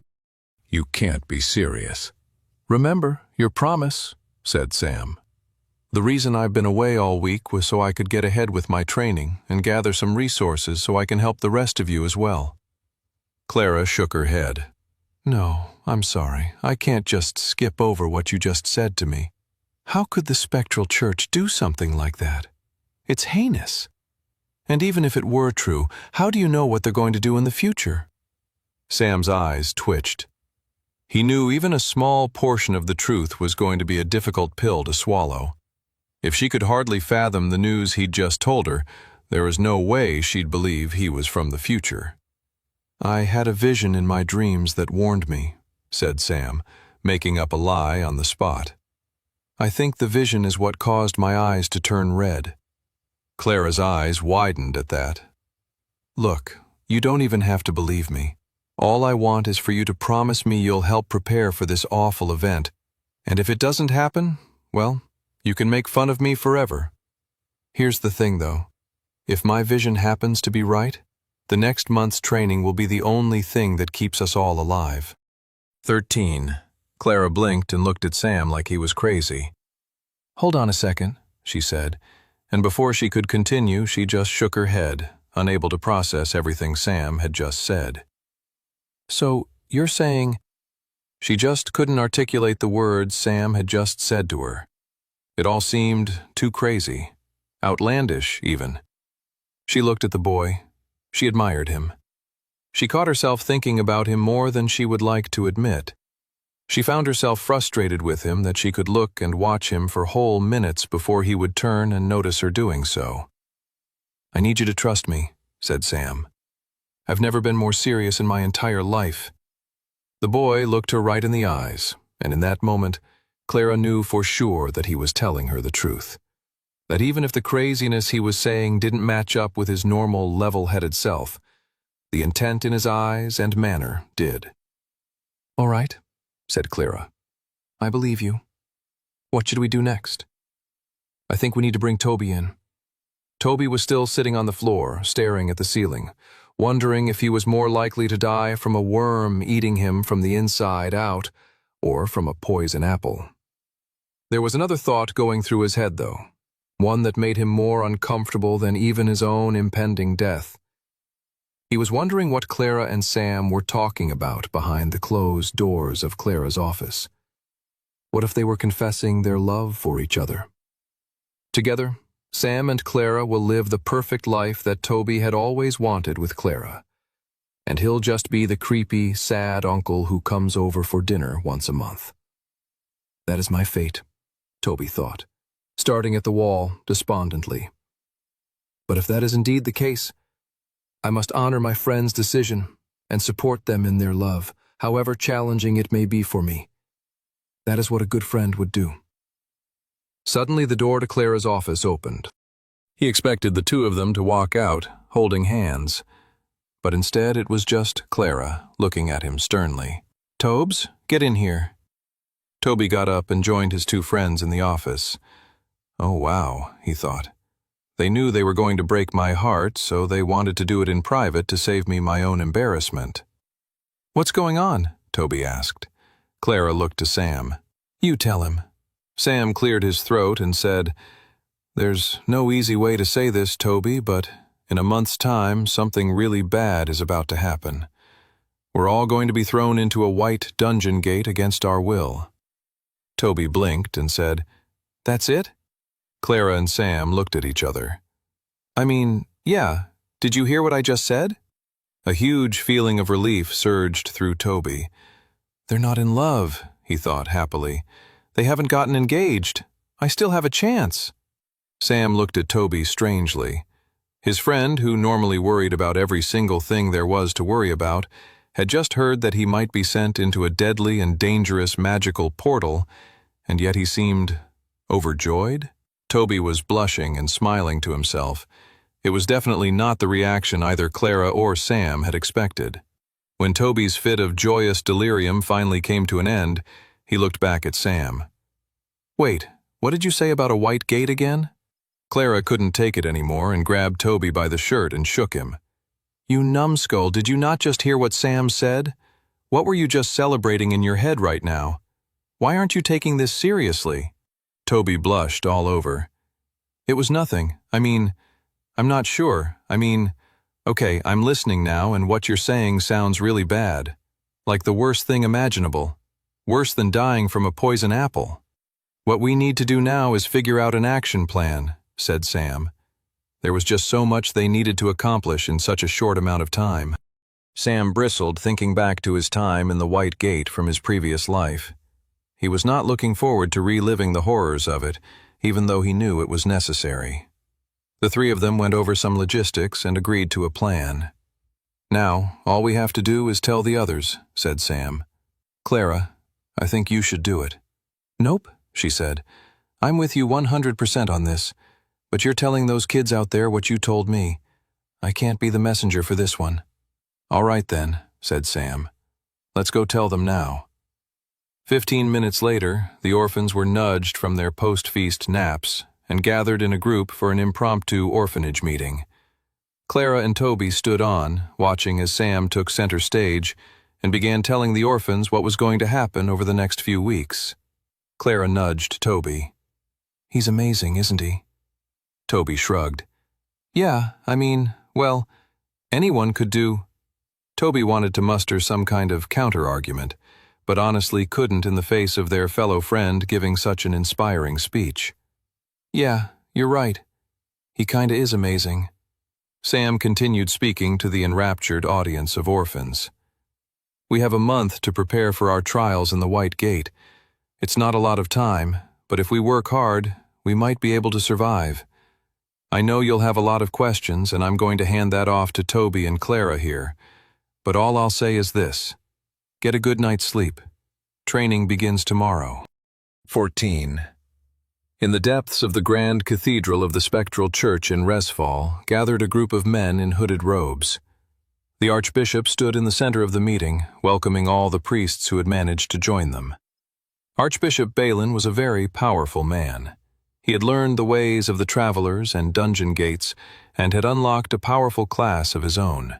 He kept much of his training secret, even from many within the church, though occasionally the Archbishop would snap his fingers and a flicker of bright green and nightmarish mana would emanate around his fingers. Only for a brief second, just enough time to strike terror in all of those who worked under him. Only the most trusted and highly valued priests were welcomed into this secret order that was gathering that evening.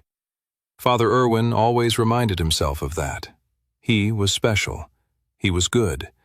He was one of the best. If only those annoying brats at the orphanage he looked after would stop getting into so much trouble, he might be able to get promoted further. It was that irritable trio of Sam, Clara, and Toby. Oh, how he quietly despised those three little wretches. The Archbishop began the meeting. "Today we will be discussing what we shall do next with our experiments with the White Gate. Our knowledge of its power is only growing deeper, but we must keep experimenting." "Great Archbishop Balin, what do you propose our next move shall be?" asked Father Irwin eagerly. "Well," the morning after Sam had told the orphans about the incoming danger of the White Gate, he led the orphans out just beyond the walls of the city to begin their training. Clara had paid off the guards with some of her pickpocketing money, so the guards wouldn't make a fuss about a bunch of orphans running around outside the city walls. It could get people talking, and the last thing they wanted was to bring attention to themselves. The one advantage the orphans had in this whole scenario was that the Spectral Church didn't know that they actually knew what was coming. Once they were gathered in the woods nearby, Sam materialized a large, heavy bag from his inventory. He turned the bag over and dumped out all the contents onto the ground. All the orphans gasped in amazement. Daggers, copper swords, and shields all piled out onto the ground. A lot of it was loot he'd got from the goblins in the Blue Dungeon Gate, but some of it was from selling off that loot and exchanging it for other things. It was far from the best equipment, most likely closer to the worst equipment, but it was certainly a step up from what they had going into the White Gate in Sam's previous lifetime, which had been absolutely nothing but raggedy clothes and empty hands. "What are you all staring at me for?" said Sam, grinning. "Go pick up your new equipment. Everyone take one of everything." Once the items were distributed, Sam began his very first lesson. He walked them through the basics of swordsmanship: how to hold a sword properly, thrusts, parries, and all sorts of other things. "It's okay if you don't remember this all in the heat of battle," said Sam. "Hopefully your muscle memory will begin to come into play at that point. But if in doubt, you see a monster, a good rule of thumb is to just shove the pointy end as deep into the monster as you can." The orphans nodded at that, their faces going pale at the idea of actually fighting monsters. "Okay, everyone get into pairs and practice the exercises I showed you," said Sam, before walking over to the shade of a tree to take a sip from his water canteen. He watched the orphans try the techniques, most of them wobbling and struggling to get the footing and handwork correct. "What do you think?" asked Clara, walking over. Sam scratched the back of his head nervously. "We have a long way to go," said Sam. At that very moment, Toby swung his sword so incorrectly he fell completely on his face. Sam then corrected himself. A really long way to go. "But," said a shocked member of the Spectral Church Council, "that will be more experiment subjects than we've ever used before." The Archbishop grinned. "To learn the secrets of the White Gate, we'll need to throw lambs to the slaughter. It's a small price to pay. If anything, we're cleaning the streets of vermin. We're doing a public service." Father Irwin nodded along eagerly. The meeting had taken place while walking through an underground tunnel until the bright, haunting lights of the White Dungeon Gate lay before them. Father Irwin grinned. He was in a good mood. When they had realized they didn't have enough people, Father Irwin had volunteered the orphans from Orphanage H to be in the next wave to go through their dungeon experiment. Oh boy, Irwin thought. He couldn't wait to send those little rodents to their demise. It would all happen in about a month's time. Irwin could not wait. 15. A day later, Sam continued to instruct the orphans. They were falling over, sweating, and complaining. The whole lot of them still seemed quite hopeless. Not only was he worrying about the orphans themselves, he was worrying about their overall strategy. Should Sam be spending so much time training them? Or would it be better for him to be gaining more power himself? He didn't want the orphans to be defenseless, but the fact that he had a class already meant he was their best hope for survival. It was a tough dilemma. Should he go gain more power for himself, or help the collective? Clara clearly noticed Sam had been lost in thought for a few minutes and came over to him. "Sam, I know the drills. I can stay and help everyone if you think there's somewhere else you need to be to help us survive." "Yeah, I can help too," said Toby, chiming in. "Says the guy who can barely hold his sword upright," giggled Clara. "Yeah, but that's only because I have blisters on my hands," said Toby. "I'll be able to do it right soon. I mean, unless blisters can be a cause of death. Can they?" Sam chuckled. "Fine, I'll leave you two in charge. I'll go get a little bit more powerful myself." Clara watched as Sam disappeared deeper into the woods until he was completely gone. He had changed so much in the last few days, and Clara couldn't quite put her finger on it. Even the way he walked was different. He didn't walk with the caution and fear like so many of them in the orphanage did. No, he strode. He marched. He walked with a confidence he didn't have a few weeks ago. She couldn't help but wonder, what changed in him? She turned back to the group of clumsy orphans trying to do sword drills and exercises. She grinned. She realized where they had gone wrong. Sam had been too soft a teacher. They needed discipline. "Stop!" she yelled. All the orphans suddenly stopped what they were doing and stood at attention. Clara had that kind of effect on people. "Listen up, you knuckleheads," she shouted. "If you aren't able to properly do these exercises by the end of the day, I'm going to make sure no one gets supper." All the orphans' eyes widened at that. There was suddenly a new sense of zeal among the group of kids. "All right," said Clara. "Are we ready to really start training?" Sam ran through the woods, eyes focused on avoiding the trees in front of him. He swerved past obstacles, jumped over thick roots in the ground, and pushed himself to the limit. Take every opportunity to train, Sam told himself over and over again. He was focusing the mana in his body closer towards his feet to help push him to improve his agility stat faster. He eventually arrived in front of a glowing blue gate. "Just where I'd thought you'd be," Sam grinned. For years after he'd unlocked his class in his first timeline, Sam had spent all of his moments not fighting or training in the library. He studied the history of the dungeon gates and everything else he could get his hands on. He read over travel logs and even old Travelers Guild reports. The blue dungeon gate in front of him was a smaller portal than normal. It was shrinking because the guild had already cleared it. By Sam's estimation, it would still be open for another couple of hours. He didn't waste a second and ran into the dungeon gate. The inside of the gate was another cavern realm, which was fine by Sam. He started running around the perimeter of the dungeon, sending mana into his feet as he did so. He ran laps like this for over 2 hours until he figured it wasn't safe to stay in the dungeon any longer and jumped back out into the forest. Standing in the woods, he caught his breath. He was drenched in sweat from his workout. His heart was still pacing. He took a moment to look over his stats and grinned. Sam class, Blood Knight, super rare, rank, novice tier, ability, Pain Ring, novice tier, level 1. Mark part of the battlefield as yours. Within that circle, the more you are hurt, the more powerful your attacks. Class, open slot available, strength, 11. Agility, 11.2. Endurance, 11. Magic, affinity, 11.2. Just by doing laps in a dungeon, he was able to improve both his agility and magic affinity stats. It was the density of mana in the dungeon that allowed him to train his stats to such a degree and in such a short amount of time. If he had done the same amount of laps outside of the dungeon, he wouldn't have seen any increase in his stats. The stat increase was only 0.2 to the 2 stats, but that was okay. Training stats only got harder the stronger one became, and the increases became more incremental. Sam then decided to look at another part of his traveler profile. He called up the Skill Quest menu. Skill Quests. Pain Ring, level 2. Slay 2,000 monsters using Pain Ring. 1/20,000th. Sam grinned.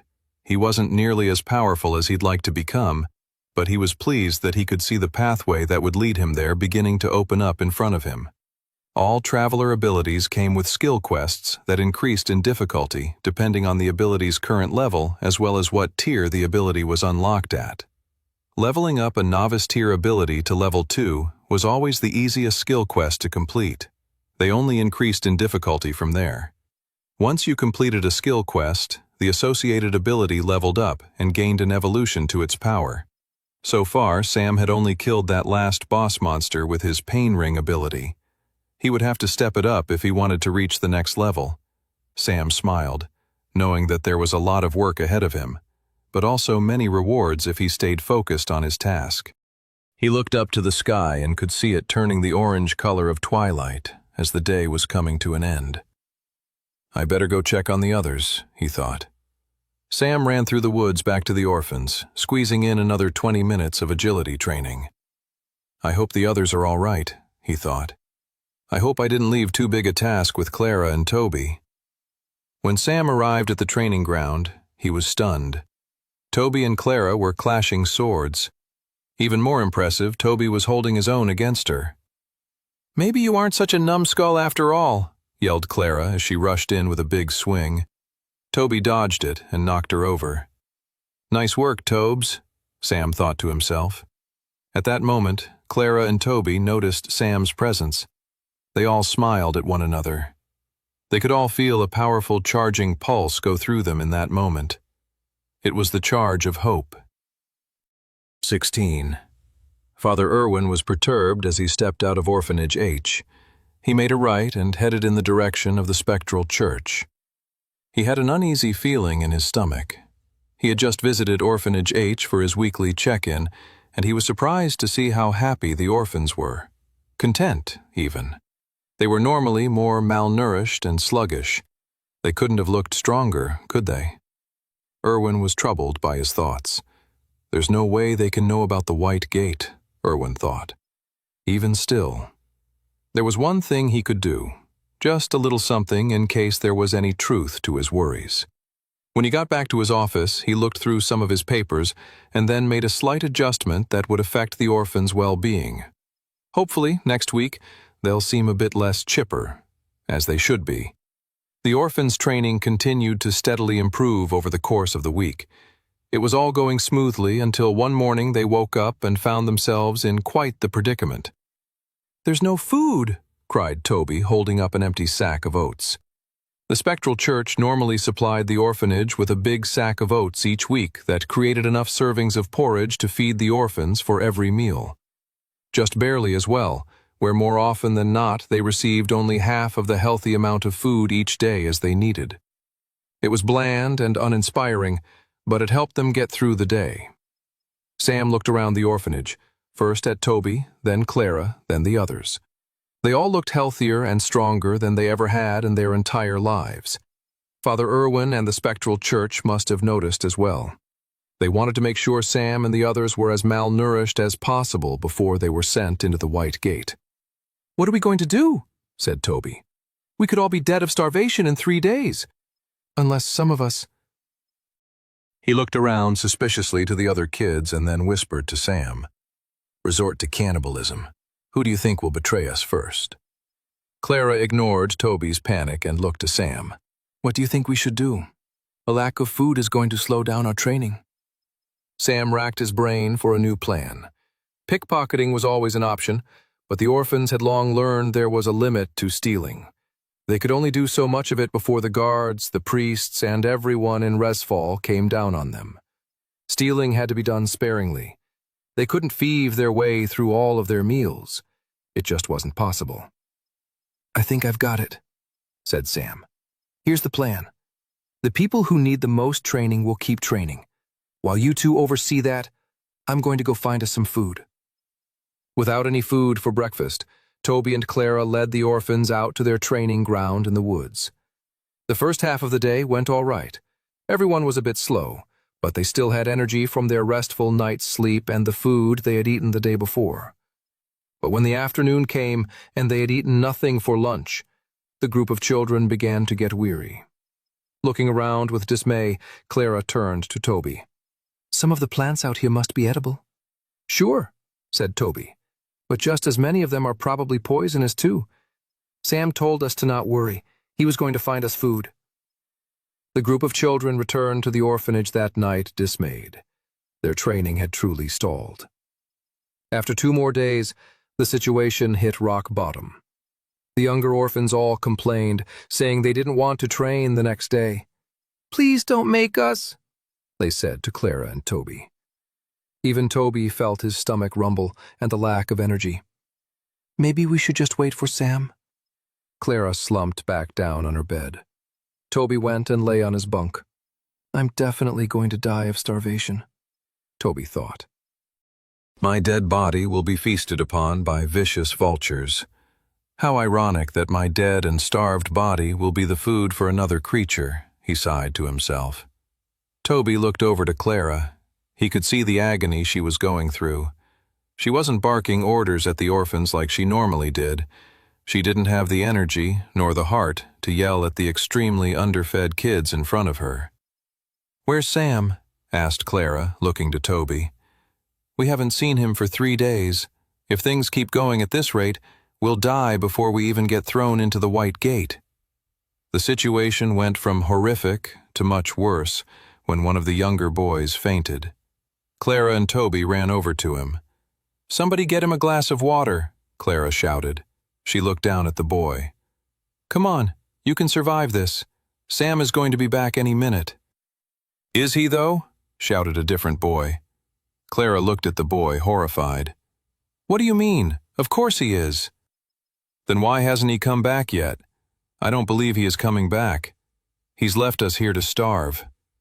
Toby, a seasoned paranoiac, had briefly contemplated the same notion that the angry boy was suggesting, but he trusted Sam too much to doubt him for more than a second. "Sam will come back," said Toby. "I know he will." The angry boy shook his head. "He hasn't been the same. He's different. He doesn't care about us anymore." The door suddenly swung open and Sam stepped into the room. Everyone looked up at the black-haired boy, stunned.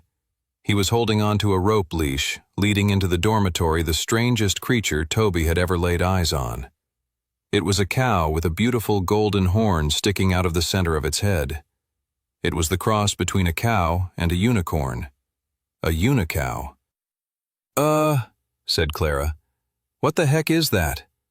All the orphans stared at Sam with confusion. The black-haired boy smirked. "It's breakfast, lunch, and dinner." 17. Everyone looked at the unicow with amazement. When the food issue came up a couple of days ago, Sam had to rack his brain for a solution. He didn't want to just go hunt some wolf meat and keep them fed for a couple of days. No. He needed to figure out a way of creating a consistent food source in case they were ever caught in a similar bind again. That was when he recalled the famous discovery of the unicow in a low-level Blue Gate dungeon just outside of Resfall. He'd spent the last few days traveling just out from the city and back to retrieve it. There were probably other solutions he could have turned to, but the unicow would be able to feed them for a long time and gave net benefits as well. "We're going to eat that?" asked Toby. "Isn't it kind of evil to eat a unicorn? Or whatever that is, a unicow? Surely we will be destined to live a cursed life if we eat that thing." "I'm sure I'll be cursed." "I'm pretty sure you're already cursed," laughed Clara. Sam smirked. "We're not going to eat it." He then grabbed a pint glass from nearby and then crouched down and pulled at the unicow's udders, squirting out a glass of pale blue milk. He then stood up with the glass of milk, only to find the orphans looking at him with even more horror. "You've been acting super weird recently," said Clara, at a loss for words. "But milking a unicow definitely tops everything else." Sam narrowed his eyes and couldn't help feeling a brief sense of agitation. These damn orphans. I'm about to save them from starvation and they have the audacity to be embarrassed by me? The properties of unicow milk are rich in protein and other nutrients. Not only that, they help build greater stamina. It even tastes delicious. Look, I'll show you. Sam took a sip and everyone recoiled. When he didn't collapse on the ground, they were amazed. Clara stepped forward. "Okay, I'll volunteer to be the next taster to see if it's poison." She then blushed. "But, Sam, can you, make it for me?" He realized then that she felt uncomfortable milking the unicow. Sam rolled his eyes. "Sure, but I won't forever. Trust me. Once you taste the unicow milk, you guys will all be a lot less hesitant." Sam crouched down and refilled his glass. He then got up and handed it to Clara. Everyone but Sam waited with bated breath as Clara took her first sip of the unicow milk. After taking a sip, Clara's whole face suddenly lit up. "Oh man, it tastes really good." She turned to Toby. "Come on, Tobes, try some." Toby shook his head vehemently. "I'd prefer to wait another 24 hours to see if you keel over and die from food poisoning first. You're going to die from starvation before then. So stop being such a picky eater and huge wimp and do what I freaking tell you to do," barked Clara. "Yes, ma'am," said Toby, suddenly standing straight and at attention. Toby visibly shook and grabbed the pint, and, despite appearing as if every fiber of his being was telling him not to do it, he took a sip. After a few seconds, he blinked. "I'm not dead. Hey, I'm not dead, everyone. I drank the unicow milk and lived." After the first pint of unicow milk was passed around, Sam walked some of the others through how to milk the udders, and they started making a big bucket of it. Afterwards, Sam discussed it over with Clara and Toby. "A pint or two a day will keep us nourished. We won't need more than that, and the unicow can produce that for us with ease." "Do we need to keep it fed, though?" Toby asked. Sam shook his head. "It's a magic beast from a dungeon gate, so no." "That's amazing," said Toby.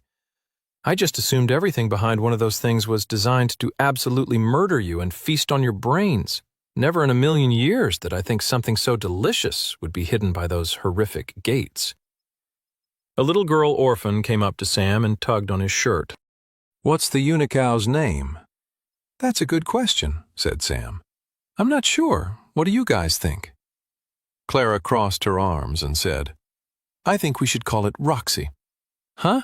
asked Toby. "Where did that name come from?" "With that horn, she looks totally wicked, like she could be the lead singer in a traveling minstrel band. You know those really cool ones that sometimes come to the Harvest Festival? Roxy feels like a name a woman like that might have." "I like it," said the little girl orphan. "Roxy it is," smiled Sam. The little girl waddled off to tell the others the unicow's new name. "We have one problem, though," said Clara. "We can't leave this creature in the middle of our room, otherwise Irwin or one of the other priests or nuns will see it and flip out." "You're right," Sam said. "I think I have an idea." He grabbed a blanket. "Hey, that's my blanket," said Toby. Sam threw it over the unicow. Said Clara. "I think they're still going to notice something hiding under a blanket." "My blanket," added Toby. "You're not going to like this, Clara," said Sam. worried about the wrath he might face from the tempestuous girl. "Oh no, you can't be serious," said Clara as she realized where Sam was leading the unicow. And that was how Roxy, the magical unicow, moved into the orphanage's janitorial closet, formerly regarded as Clara's office. 18. With Roxy providing everyone with delicious nourishment, the orphans' training for the White Gate could finally resume. But as the days passed and Sam watched over the development of all of his orphan pals, he came to a realization. Most of them weren't going to be powerhouses inside the horrific dungeon gate. Even with the training, the bulk of the White Gate will involve Sam, protecting them and trying to escort them through it. The training had brought everyone's survivability up so that they wouldn't be helpless sitting ducks once inside the dungeon, but being able to defend themselves was a far cry from actually being able to fight their way through the tutorial dungeon. Sam's conclusion to this realization was that he shouldn't be the only proficient fighter going into the White Gate. It was abundantly clear that this wouldn't be possible for all the orphans, but if at least a few of them outside of himself could be strong, that would be great. That meant a select few needed a bit of extra special training. That was why, the following day, Sam left one of the older orphans in charge and took Clara and Toby into the woods. Sam led the way through the woods, while Clara and Toby walked a few paces behind him. It was a brisk autumnal morning. The leaves on the trees had turned orange, and some of them had begun to litter the ground. The leaves made crunching sounds as they stepped over them, deeper into the woods. "Why aren't we training with the others?" asked Toby, looking around the forest suspiciously. "Why are we in this scary forest? Why aren't you telling us where we're going? You're actually going to murder us, aren't you? New Weird Sam is going to kill us. The unicow milk was a big elaborate con to make us trust you, and now, bam! Yeah, that's right." Toby's paranoid rant would have continued had he not been stunned into silence by what appeared in front of them. Shining out was the blue, glowing light of a blue dungeon gate. "See?" said Clara. "He's not going to murder us." Toby's face went pale. If he's going to make me go in there, then he practically is murdering me." Sam turned around and faced the two of them. "Clara, Toby," he said, "you two are my best friends.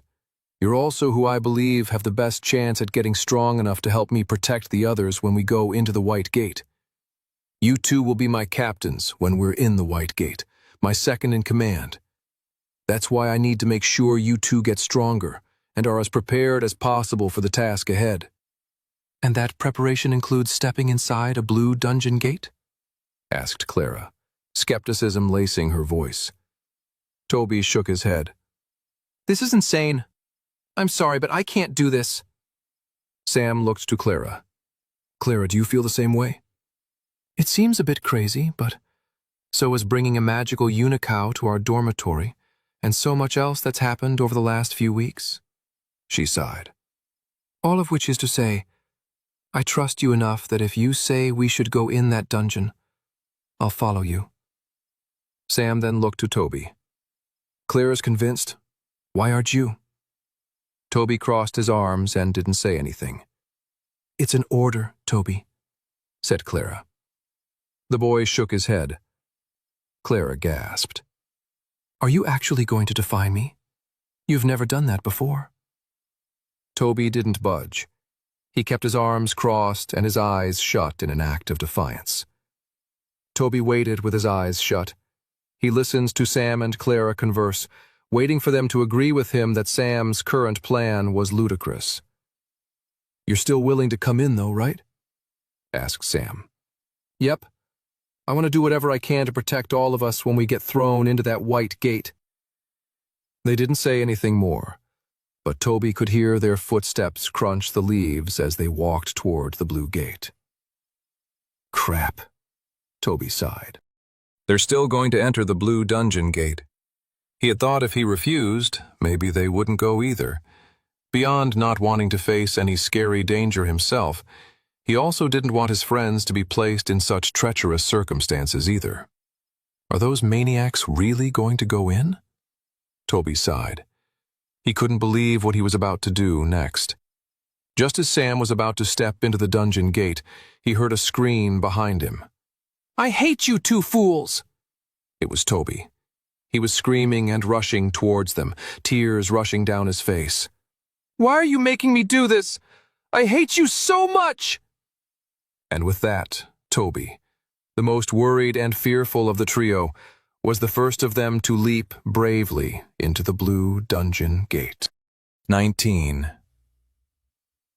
Toby stumbled into the world that lay on the other side of the dungeon gate.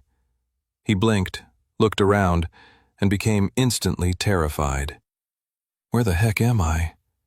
His surroundings appeared like a cavern deep underground. He started violently shaking his head. "I don't like this. I don't like this. I don't like this."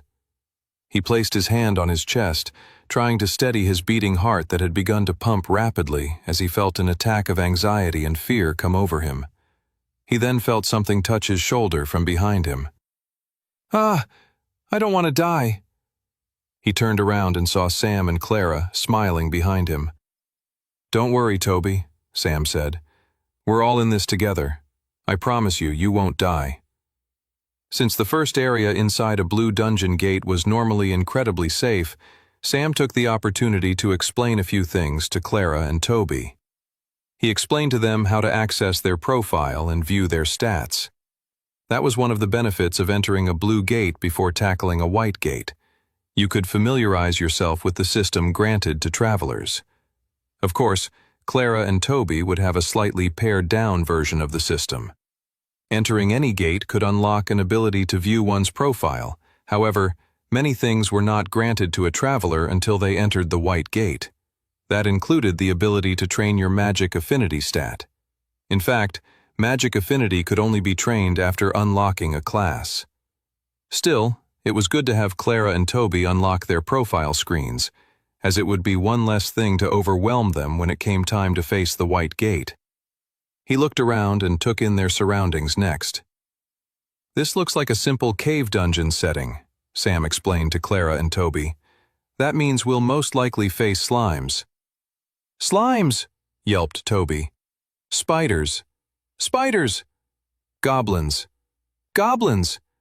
Both of Toby's hands were firmly smacked on his cheeks as tears rushed down his face in horror. "Oh, we're definitely going to die." Sam glared at Toby. "We're not. Stop saying that." "If I had a coin for every time I told Toby to stop with his madness," said Clara, "you know how rich I would be?" Sam grinned at his two friends. "Don't worry, you guys. I'm going to get us stronger in no time." Further afield in the blue gate, a group of goblins gathered around their encampment in the warm glow of a bonfire. All of the goblins' stomachs were rumbling. They were hungry, their appetites yearning for a very specific type of meal. Human traveler meat. The skull and bones of their last feast still lingered around the encampment. A cocky lone traveler had entered the dungeon on his own a few days before, and the goblins had made quick work of him, eventually roasting him on the fire. The goblins all looked at the empty roasting stick now, wistfully. Their nostalgia for human flesh was forcefully interrupted first with the whooshing sounds of arrows flying through the air, and then their eventual landing in the encampment. The arrows went through some goblins' heads. Other arrows went right through their throats. Blood splattered onto the ground. Some of the arrows were lit with fire, and suddenly the whole goblin encampment was up in flames. Finally, a well-shot arrow hit a large barrel of alcohol, which obliterated the encampment in a single blast. Sam stepped through the ashy remains of the goblin encampment. The smoke had cleared, but the thick stench of it filled his nostrils, along with the smell of blood and death. Sam picked up the mana stones and pocketed them in his inventory to drain later. It was such a shame that Clara and Toby couldn't unlock their magic affinity abilities yet. Otherwise, he would have given the cores for them to drain themselves. At the back of the encampment, they found a beautifully engraved treasure chest. "Ooh, that looks cool," said Clara. "Maybe there'll be a teleport scroll so that we could leave this deadly place faster," said Toby eagerly. "Only one way to find out," said Sam, opening up the treasure chest. Their eyes widened with glee. Inside the treasure chest was a large satchel of coins, a red healing potion, and 3 swords made of a material with a slight, glowing blue tint. What a find, Sam thought, examining the items in the treasure chest. Mithril sword, rare, tier, novice. Mithril sword, rare, tier, novice. Mithril sword, rare, tier, apprentice. Sam was overjoyed. For 3 people who weren't officially travelers yet, a mithril sword was incredibly rare and valuable. It was the kind of blade wielded by rich merchants and the captains of low-grade mercenary companies. Even the official Travelers Guild sent new recruits into the White Gate with less powerful and rare weaponry. And even though Sam's current iron sword was a tier higher, the rarity and quality of the mithril blade meant that even at lower tiers it was the better sword. They talked it over, and they all agreed, as Sam was the leader and most proficient swordsman of the 3 of them, that he should take the apprentice tier mithril sword, while Clara and Toby took the slightly inferior versions of the same blade. Swinging her new sword around with confidence, Clara asked, "So what's the next plan in here then?" "Well, let me drain these mana stones and train a bit more," said Sam. "And then—" "I don't like the way you're grinning," Toby interrupted. "And then," Sam smirked, "we're going to go face the dungeon boss." 20. The 3 friends fought their way through the cavern dungeon, slaying more goblins, nasty spiders, and poisonous bats. Sam could feel the difference of the mithril blade as it sliced through the large spider flesh. It cut with a faster and smoother grace than the previous iron sword he had been wielding. He couldn't believe only a few weeks ago he had been fighting with a brittle copper sword, and now he was swinging around a mithril blade in his grip. By the end of their training session, Sam was happy to hear both Toby and Clara had raised their physical stats, everything other than magic affinity, to 7. That wasn't too far away from normal peak human attributes. Stats above 10 would be those held by professional fighters and sportsmen. These types of numbers were fairly decent, actually really good, for people about to enter a White Gate. Their stats, training, and equipment would far surpass where the Spectral Church was expecting them to be. Such stats were not held by helpless lambs being led to the slaughter. Sam then looked over his stats as well. Sam class, Blood Knight, super rare. Rank, Novice tier. Ability, Pain Ring, Novice tier, level 1. Mark part of the battlefield is yours. Within that circle, the more you are hurt, the more powerful your attacks. Class, open slot available. Strength, 11.5. Agility, 11.7. Endurance, 11.4. Magic affinity, 11.7. He hadn't made as drastic gains as Clara or Toby, but that was to be expected as he was a bit further ahead than they were. The important thing was, all of his stats were on the rise, and even the smallest differences could mean a lot, especially at higher tiers later on. The good news was, with all of his stats over 10, it meant that whatever extra class he unlocked in the White Gate, he most likely should hit the requirements to unlock that class's novice tier ability straight away. Also, as he slowly moved all of his stats closer to 31, it meant he was getting close to unlocking apprentice tier level abilities as well. That was how it worked. From stats 0 to 11, you were considered unranked. From then on, it took 20 stat points to raise your tier level. He grinned. He was already getting stronger at a pace that far exceeded what he had done in his original timeline. "Don't worry, goddess," he thought to himself. "I won't fail the mission you've imparted to me." It was his responsibility to get stronger, to save his friends, to save Resfall, to save all of Westria, and he took that responsibility as seriously as possible. After the 3 friends took a quick rest, it was finally time for them to face the gate boss. Clara walked beside Toby as Sam led the way, taking them closer and closer to the final room of the dungeon, the home of the dungeon boss. "There's still no reason why we can't turn around right now," said Toby. "Shall we take it to a vote? All in favor of not fighting an even more horrific monster than the nightmarishly frightening kinds we've already encountered today already?" Clara smirked while ignoring Toby. Despite not raising her hand or giving in to Toby's fears, she felt her heart pumping in her chest. It was taking all of her focus to not grimace and shiver in the frightening dungeon they had entered. She did it for Toby's sake as well as her own. She recognized that there was a certain bravery in Toby's constant chattering of his worries and fears. Some people, herself included, were too scared to admit that they were afraid sometimes. She admired her friend for that. Not that she'd ever dare tell him that. Plus, if she admitted she was scared, Toby might lose his head and force them to retreat, which wasn't what Sam wanted them to do. As they walked deeper into the dungeon towards the Finnel room, Clara stared at the back of Sam's head, watching the black tufts of his shaggy hair gently sway as they went further down the cavernous passage. As she had noticed before, even the way Sam now walked wasn't the same way he had walked 2 months ago. Sam, she wondered, what happened to you? Are you the same Sam we've grown up with all this time? The same Sam that I've... She shook her head. She didn't want to think about those things, not when they were so close to risking their lives. What are you thinking about? Asked Toby, turning towards her. Nothing, she said, blushing. Her face went stern. Stand up straighter, Toby. This is not a time for slouching. We need to be on guard at all times. Toby immediately straightened his shoulders. Yes, ma'am? She grinned and then gripped her mithril sword and felt a surge of confidence flow through her. They finally arrived at the entrance to the final dungeon room. Before entering, Sam explained the plan to them, and then they stepped into the final room to fight the gate boss. Slumbering in the center of the final room was a giant, three-eyed troll cuddling a massive club.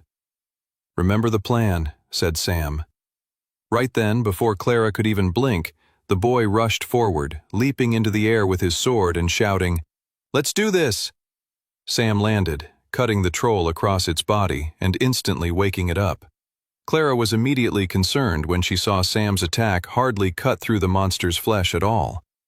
The monster clearly was of a much higher caliber than the creatures they had fought along the way to get there. Furthermore, a strange red ring shot out from around Sam, creating a large circle in the center of the boss room. What's that? Clara wondered. Is that the troll's ability? It couldn't be Sam, could it? When did he learn magic? That's incredible.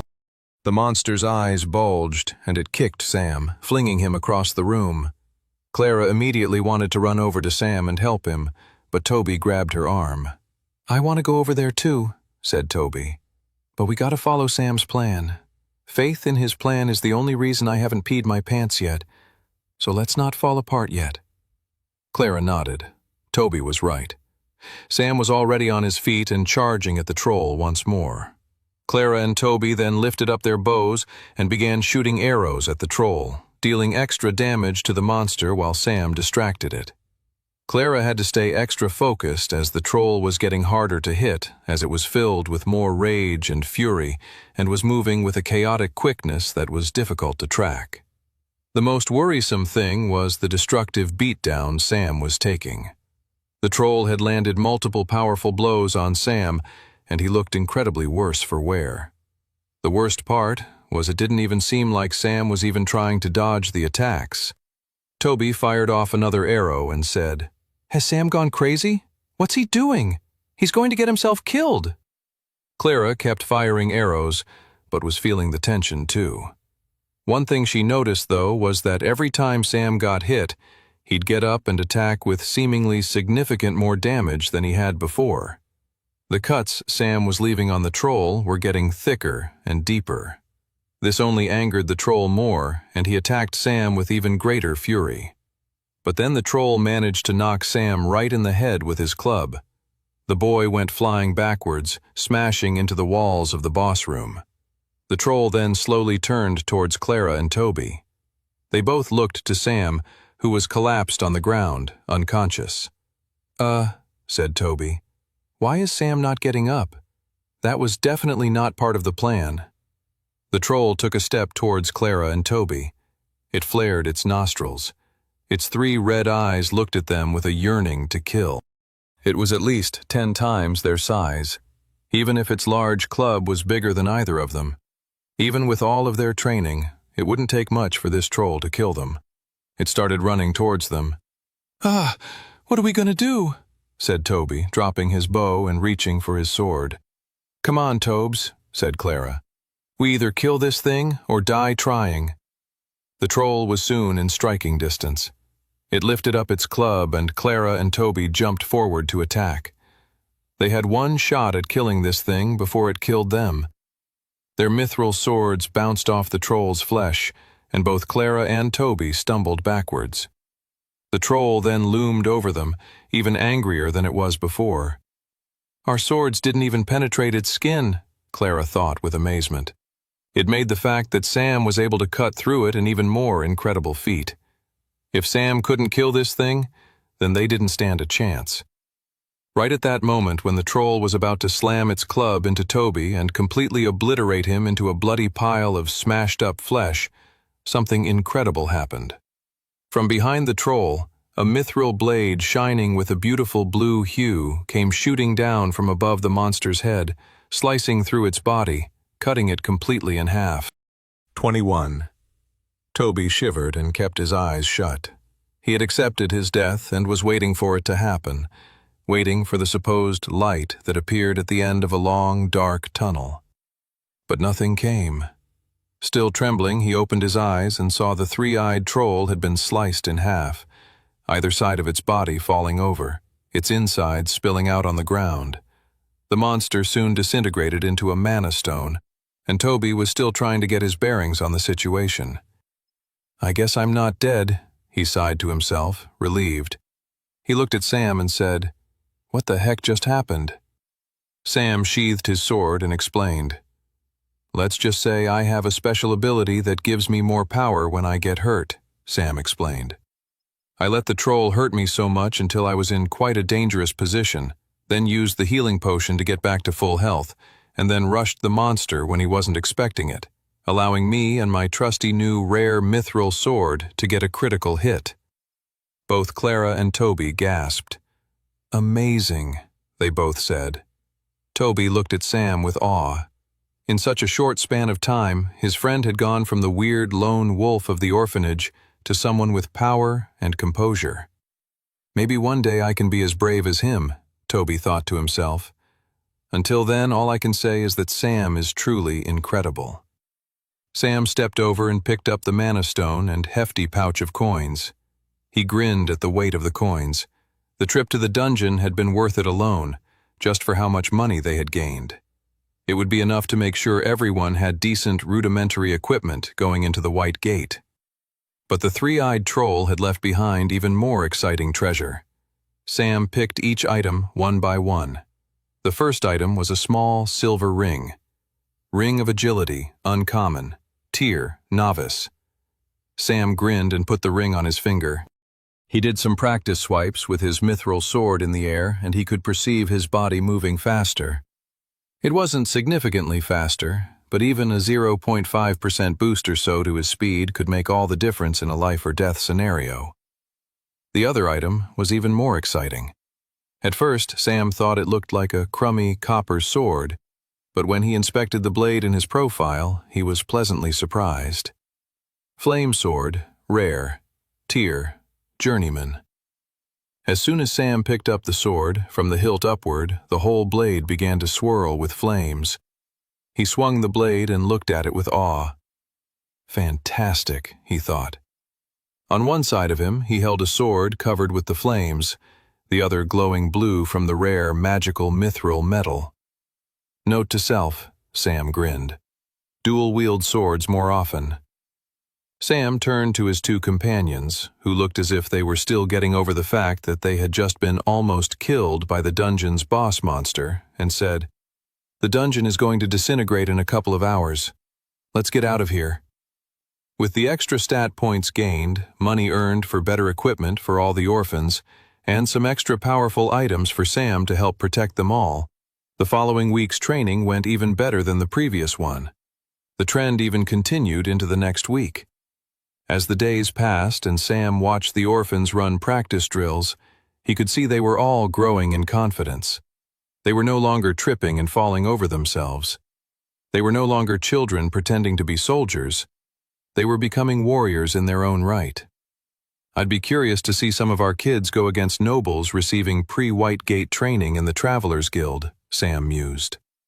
Unexpectedly, a dark, horrible memory shot through Sam, causing him enough pain to lose his sense of balance for a brief second. The memory was one he'd long suppressed, one that he couldn't hold on to in his original timeline because it caused him too much anguish. The memory was the sight of all the orphans in front of him, Clara and Toby included, lying on the ground, dead. Sam shook his head as soon as the memory came up. I won't let it happen that way this time, he thought to himself. He was stronger than he had been in his previous timeline. He had better equipment, stats, and knowledge of what was to come. He believed they could live through the White Gate and whatever the Spectral Church had planned for them. The day of the White Gate wasn't far off now. First, there would be the special celebrations on the evening of Hallow's Haunting, and then a few days later, it would be time to face the White Gate. Meanwhile, Father Irwin paced the length of his upper-floor office in the Spectral Church's grand cathedral. He held his hands clasped behind his back as he paced. Every time he walked by the window, he looked out onto the city of Resfall. The sun was beginning to set, bringing another day to a close. We're getting so close, he grinned to himself. He couldn't help but daydream about the deaths of the orphans at Orphanage H. With them out of the way, he'd no longer be tied to his charitable duties and would be more able to ruthlessly climb the ladder of the Spectral Church. He could not wait. Plus, he'd be more than glad to see the deaths of that loud girl walking around bossing the children all the time, the other one constantly fearing his own demise, and the eerily quiet, black-haired boy. I can't wait to be rid of them. Any day now, he grinned. 22. For as long as anyone can remember, there was a legend of a man named Hallow, who in a far distant past was murdered in his sleep. Not only was he murdered, but he was turned into a ghost, and he now haunts the city of Resfall on the very day of his death, the last night in the month of Fall's time. As a celebration, the citizens of Resfall dressed up as different monsters and ghouls and attended feasts, balls, dinner parties, and pubs to celebrate. Even young children filled the streets of the city in colorful costumes that were normally cuter renditions of much more fearsome monsters of the imagination. Neighbors would gift such children with toys and treats. That year, as all years, the city became alight with activity as costumed revelers filled the streets. Carved pumpkins dotted every doorstep, porch, windowsill, and rooftop, their ghoulish face lit up by burning candles placed inside. In a corner of Resfall, one set of nobles was hosting a lavish dinner party for guests. At the front of the dinner party at the head table was the main event of the feast, a honeyed glazed hog stuffed with bacon, caramelized apples, and onions. The main event wouldn't be eaten for a while, and the guests were still happily mingling and drinking among themselves. They didn't notice the cat-shaped shadows running across the windowsill outside. The nobles kept chatting, even though, without their noticing, the golden hog disappeared from their table. All of Orphanage H cheered their pints of unicow milk with delight as they feasted on the golden hog. Operation Eve of Hallow's Haunting Feast complete, said Clara triumphantly. And what a smashing success! Well done, everyone! Clara had organized the heist to nab the golden hog, and it couldn't have gone more perfectly.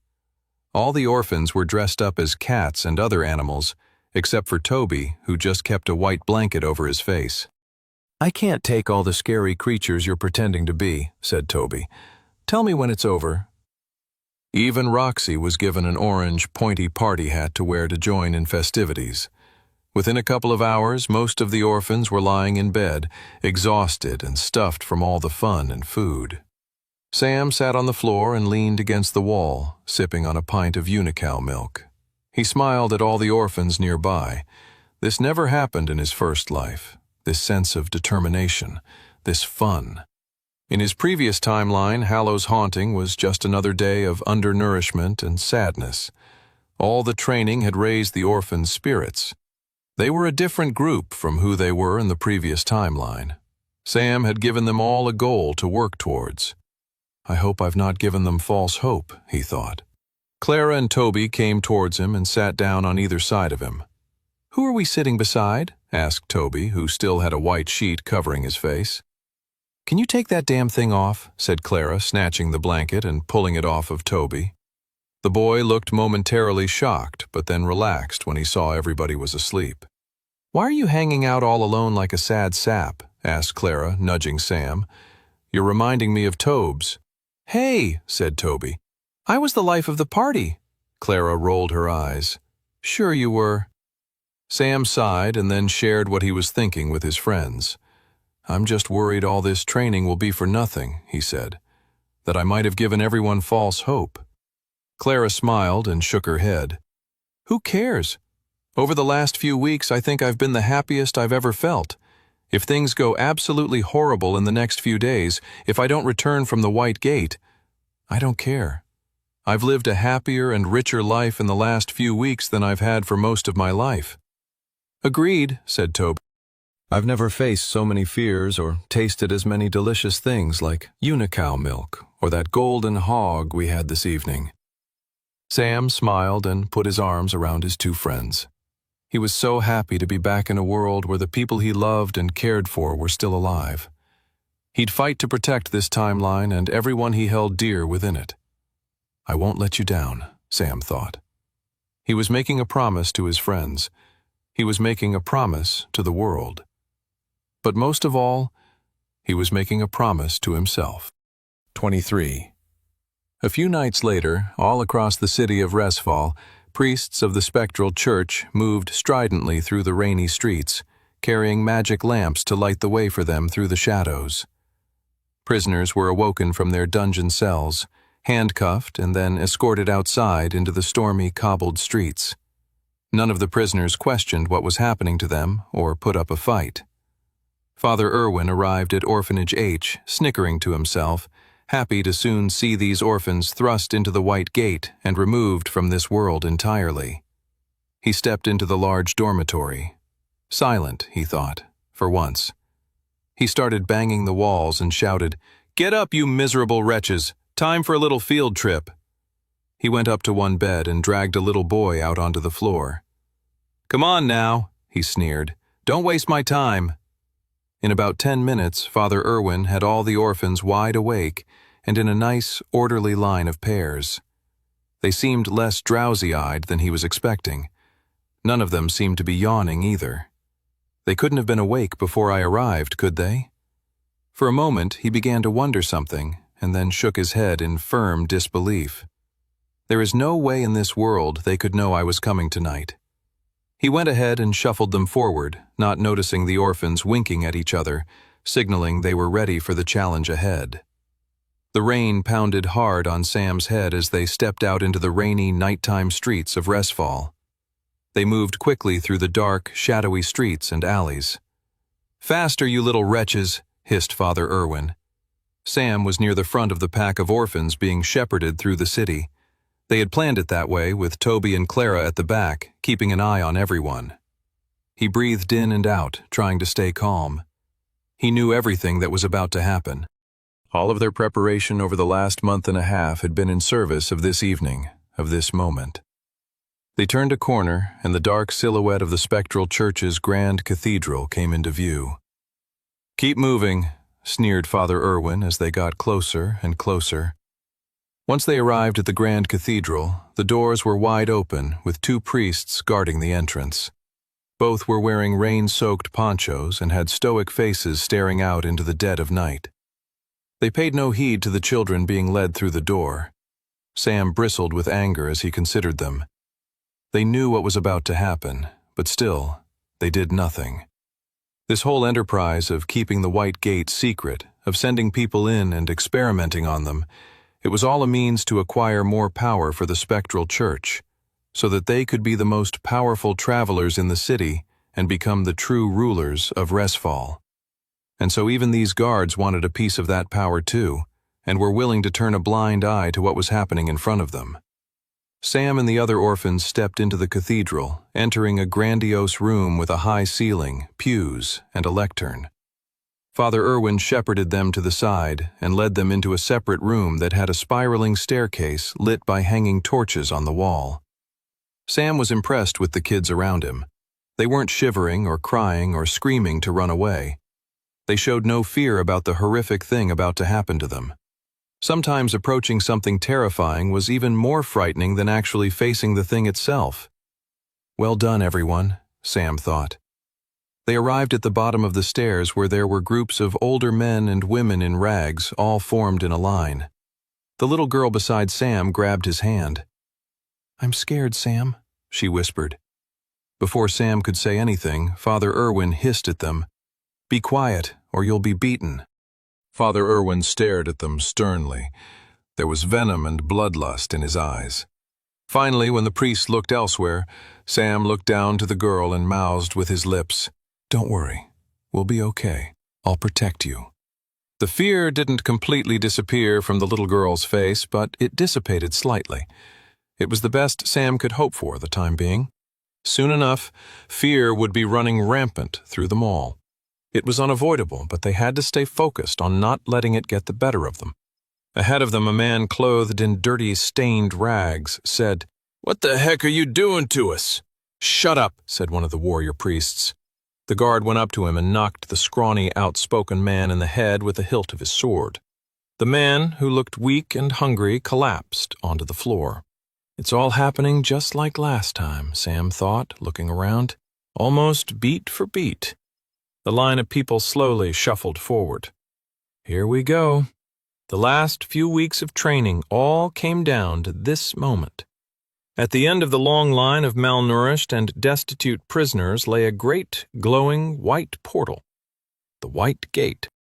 The line moved forward, pushing Sam and his friends closer and closer towards the looming White Gate. They weren't far away now. Only a few more people, and soon Sam and his friends would be thrown inside the terrifying tutorial dungeon as well. The priests were trying to get them all through the gate quickly because the tutorial of the White Gate reset itself every 2 hours.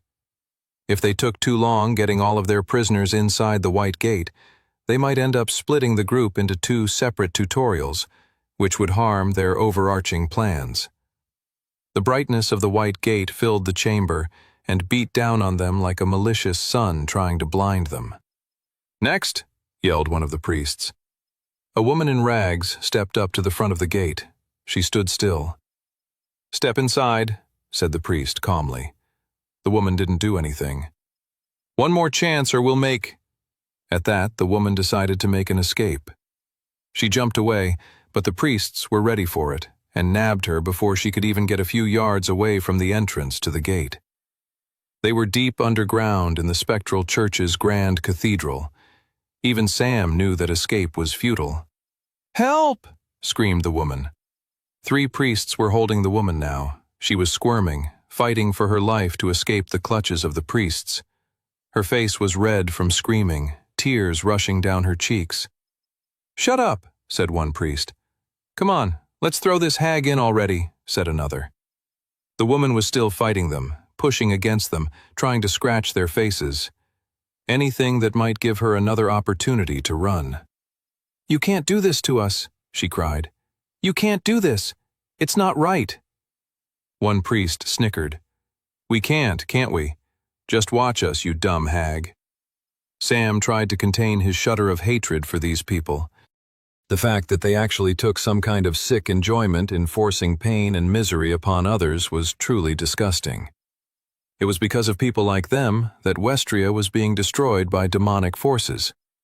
It was because such people could only see power, and they let their thirst for it blind them. When they should have been preparing for a far worse threat, they instead focused on fighting and killing one another for power. Power that would ultimately be futile when their whole world was destroyed. The priests then carried the woman, still squirming and crying, and tossed her into the White Gate, where her body completely disappeared into the other side. The priests took a moment to catch their breath, straighten out their ruffled robes, and then returned to their positions, and the assembly line of death continued on its way. "Next," Sam stepped forward. He gulped. His whole body tensed. It was important for him to go through first. That way he could protect all the orphans as they entered, rather than have them enter on their own. Better to not waste any more time, he thought, and stepped forward. "Stop!" Sam halted. What's happening? He thought. This didn't happen in the previous timeline. One priest walked up and snatched Sam by the rags. He then dragged him over to another priest. Sam made no effort to fight against the man. With his well-trained stats, he could easily push the man off him, but he didn't want to reveal that he was stronger than he looked. "This one looks funny," said the priest. "What do you reckon?" The two priests looked down at Sam. "His eyes are weird." Oh crap, Sam thought as he suddenly realized what was happening. The red eyes, the only physical sign that gave away that he had an unlocked class, weren't something he had in the previous timeline. His new eye color was significant enough to alter the events of how everything happened. Crap, Sam thought. If they didn't throw him in the White Gate, his friends would be left on their own and would most likely die in there. He needed to be there to protect and help them survive. He couldn't have gotten this close to changing the timeline only for it to alter in such a way that he ended up unable to stop anything. "Is he some kind of halfling?" murmured the priest. "Who knows? Do you think it will disrupt the experiment?" Sam's heart was pounding.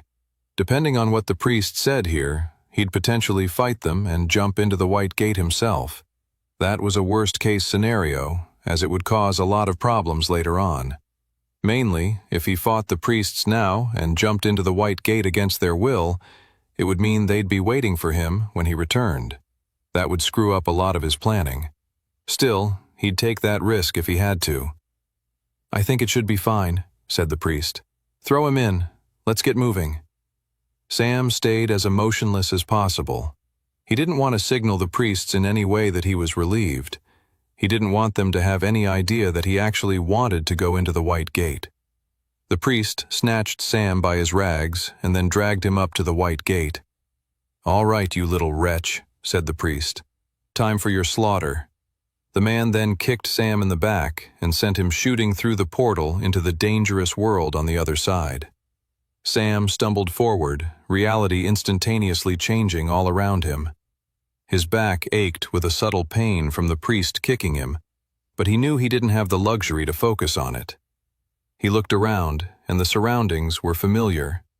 A landscape that had haunted him in his nightmares for many years in his previous lifetime. The tutorial dungeon was a foggy, open plain where the grass was as black as charcoal.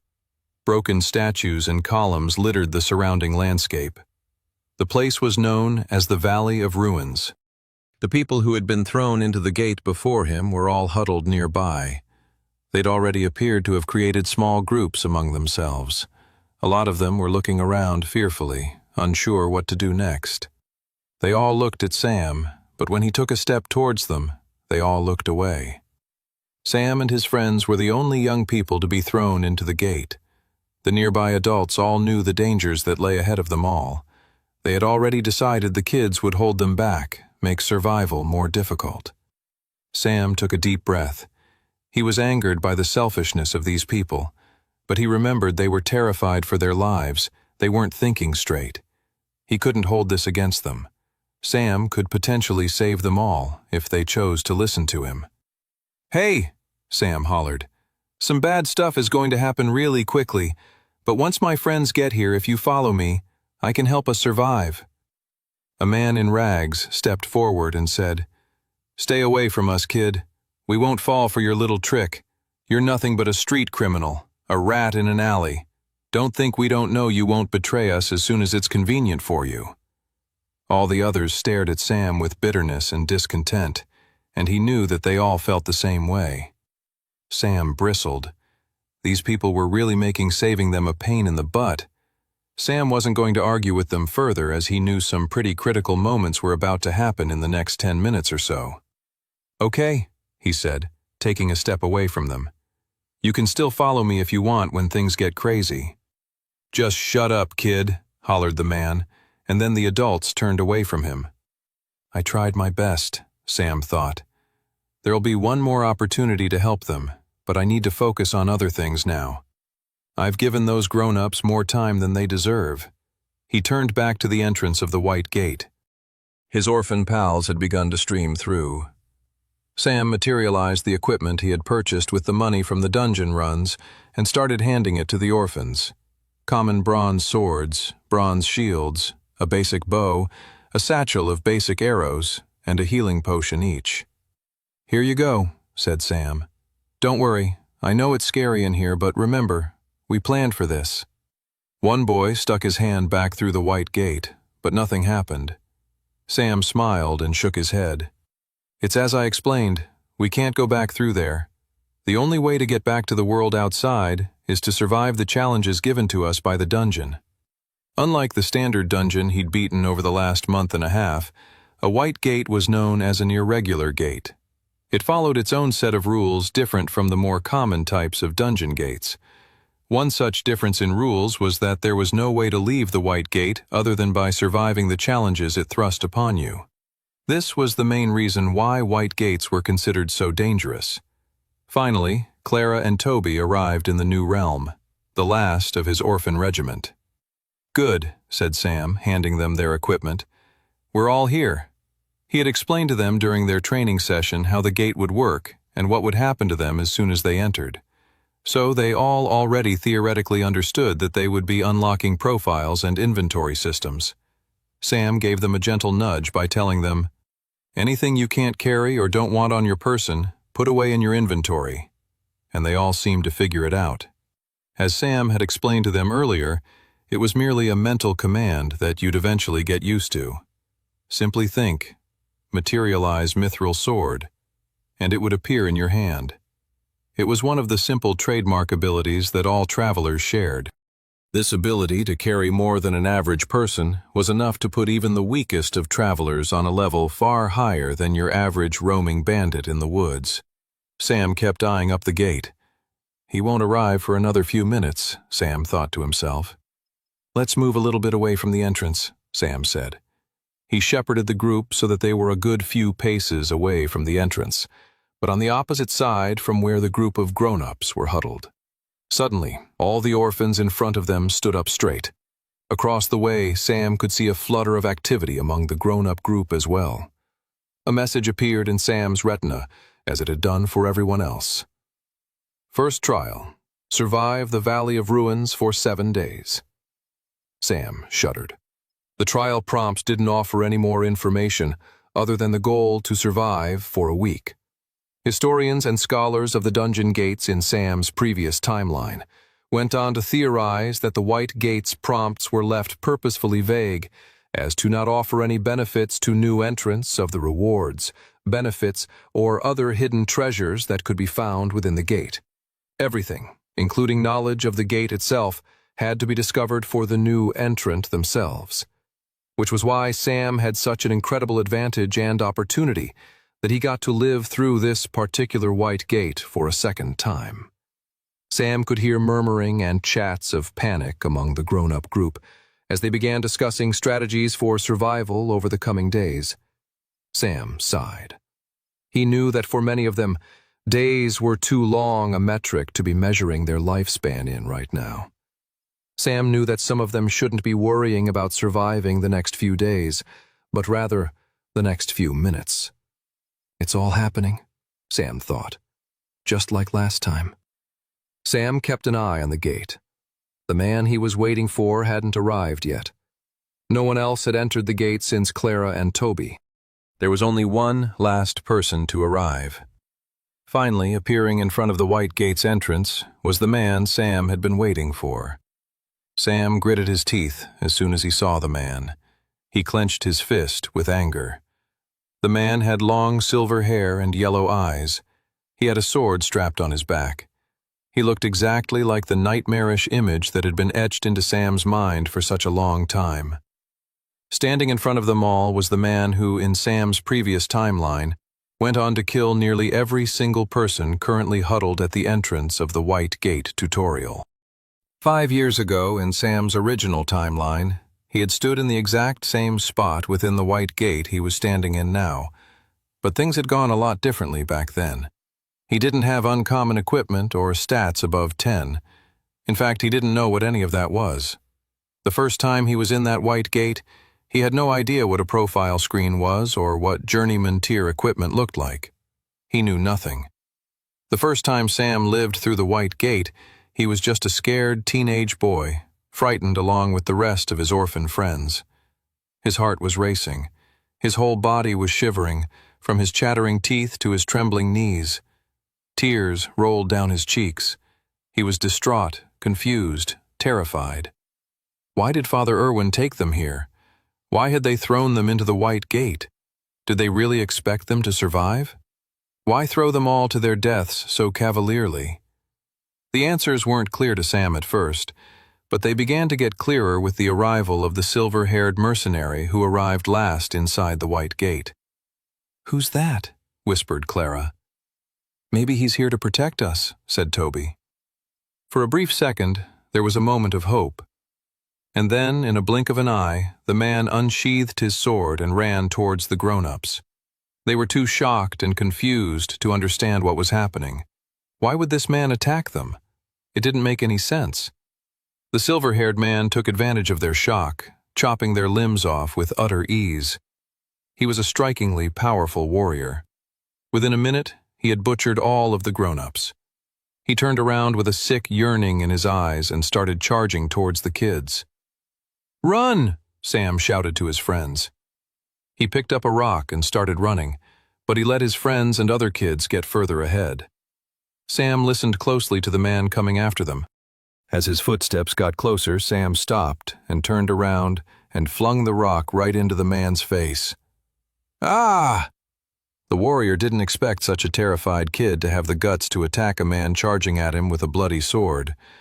Well, the silver-haired underestimated Sam. Warrior had clearly known him. With the man distracted, Sam rushed him and tried to peel his fingers from his sword's grip. The man kicked Sam with enough strength to send the boy flying backwards. Sam hit the ground, expecting the warrior's sword to soon be plunged into his chest. But the silver-haired warrior had chosen to go after the other kids first. Sam picked himself up off the ground and felt his stomach lurch as he saw his friends running away, screaming, only to fall over, butchered by the mercenary's sword. His whole body trembled. He felt nauseous and sick. Sam watched as the mercenary stood amidst the rivers of blood and carnage he had created, and the man began to shake. Then the man's cackling laughter echoed across the dungeon realm. "That sack of garbage," Sam thought. "He's actually enjoying himself." Sam hid behind a statue and watched as the mercenary man eventually turned around and started looking for him. The man eventually gave up, muttering nearby, "The monsters will finish the job for me. I've done more than enough already."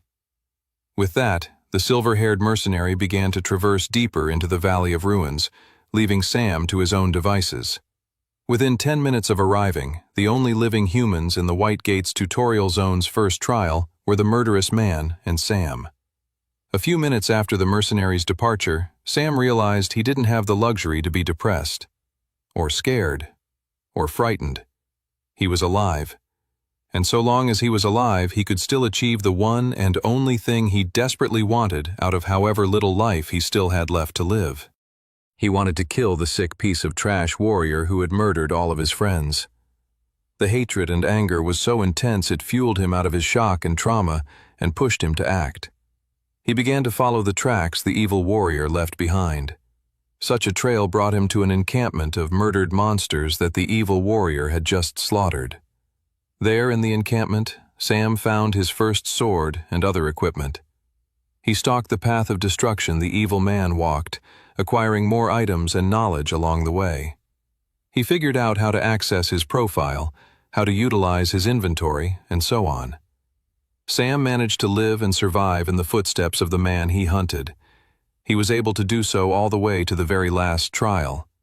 And at the very bitter end of the White Gates trial, Sam made his move. He rushed the unsuspecting warrior and stabbed the man in the back. He took advantage of the shock as the man keeled over on the ground. Sam ripped his blade out and stabbed the man again in the head. It was brutal and horrific, and it was all Sam wanted from his life at that point. He could die afterwards so long as he made this man pay. He honestly didn't care about anything after that. In Sam's new second timeline, he narrowed his eyes at the silver-haired man. Unlike in his previous timeline, Sam knew exactly why this man was here. He had learned the reason why soon after he had killed the man in his first timeline. The whole reason the Spectral Church had brought him and his orphan pals and all the destitute grown-ups to the White Gate was to see what type of classes might be unlocked at the end of the White Gate if you were to kill so many people while inside of it. The class that one unlocked after such a scenario was the one Sam currently had in his profile. Blood Knight. When Sam had stabbed the man in the back at the end of the trial, all of the man's kills transferred over to him in the Gate's calculation of potential classes he could unlock. "Who's that?" asked Clara, just as she had done in the original timeline. Unlike in the original timeline, though, Sam didn't waste a beat. In seconds, Sam was behind the man who had murdered every single person still standing at the dungeon's entrance. With zero hesitation, Sam ran a knife across the warrior's neck and slit the evil man's throat. 26. Clara felt her whole body go cold as she watched Sam kill the strange man with no hesitation whatsoever. Blood leaked out of the silver-haired man's throat, and he collapsed onto his knees.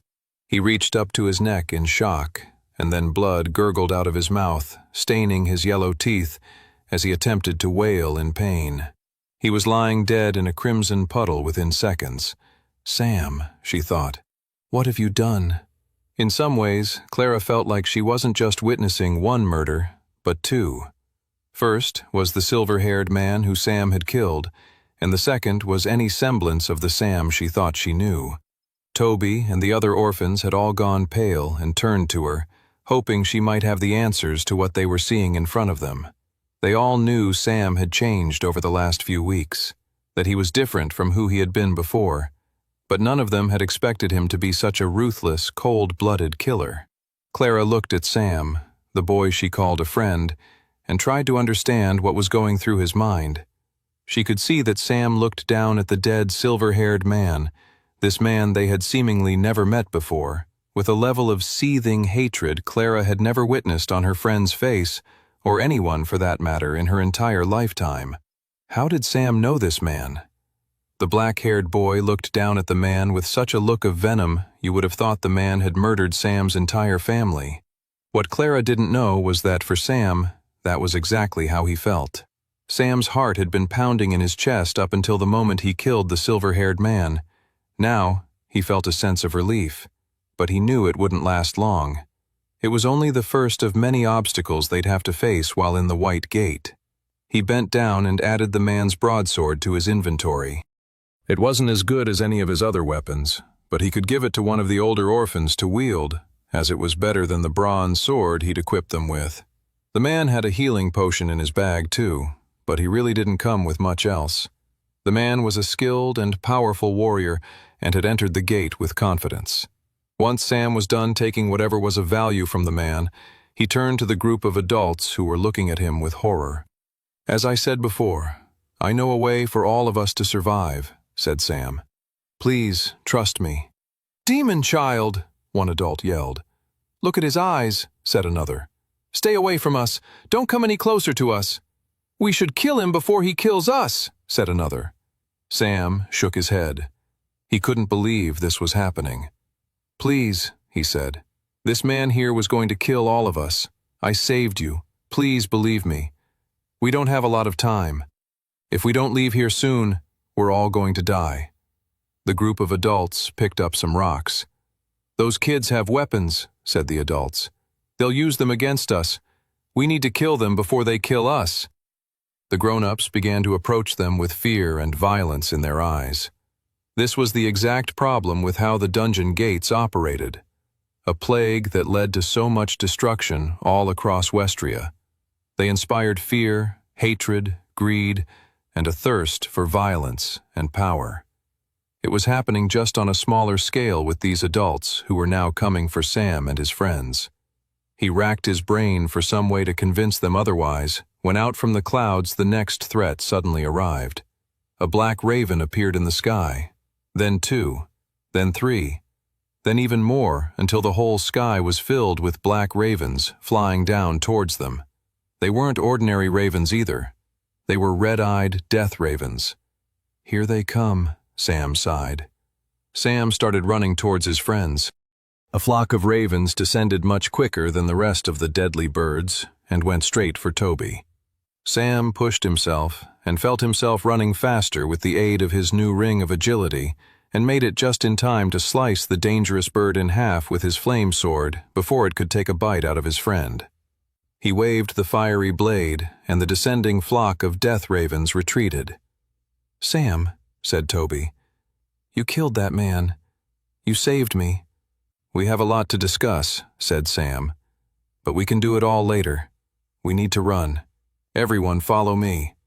He rushed ahead and shepherded the orphans away from the descending flock of murderous ravens. "Kill those kids," shouted the grown-ups. "I guess we're not just running from the ravens anymore," sighed Sam.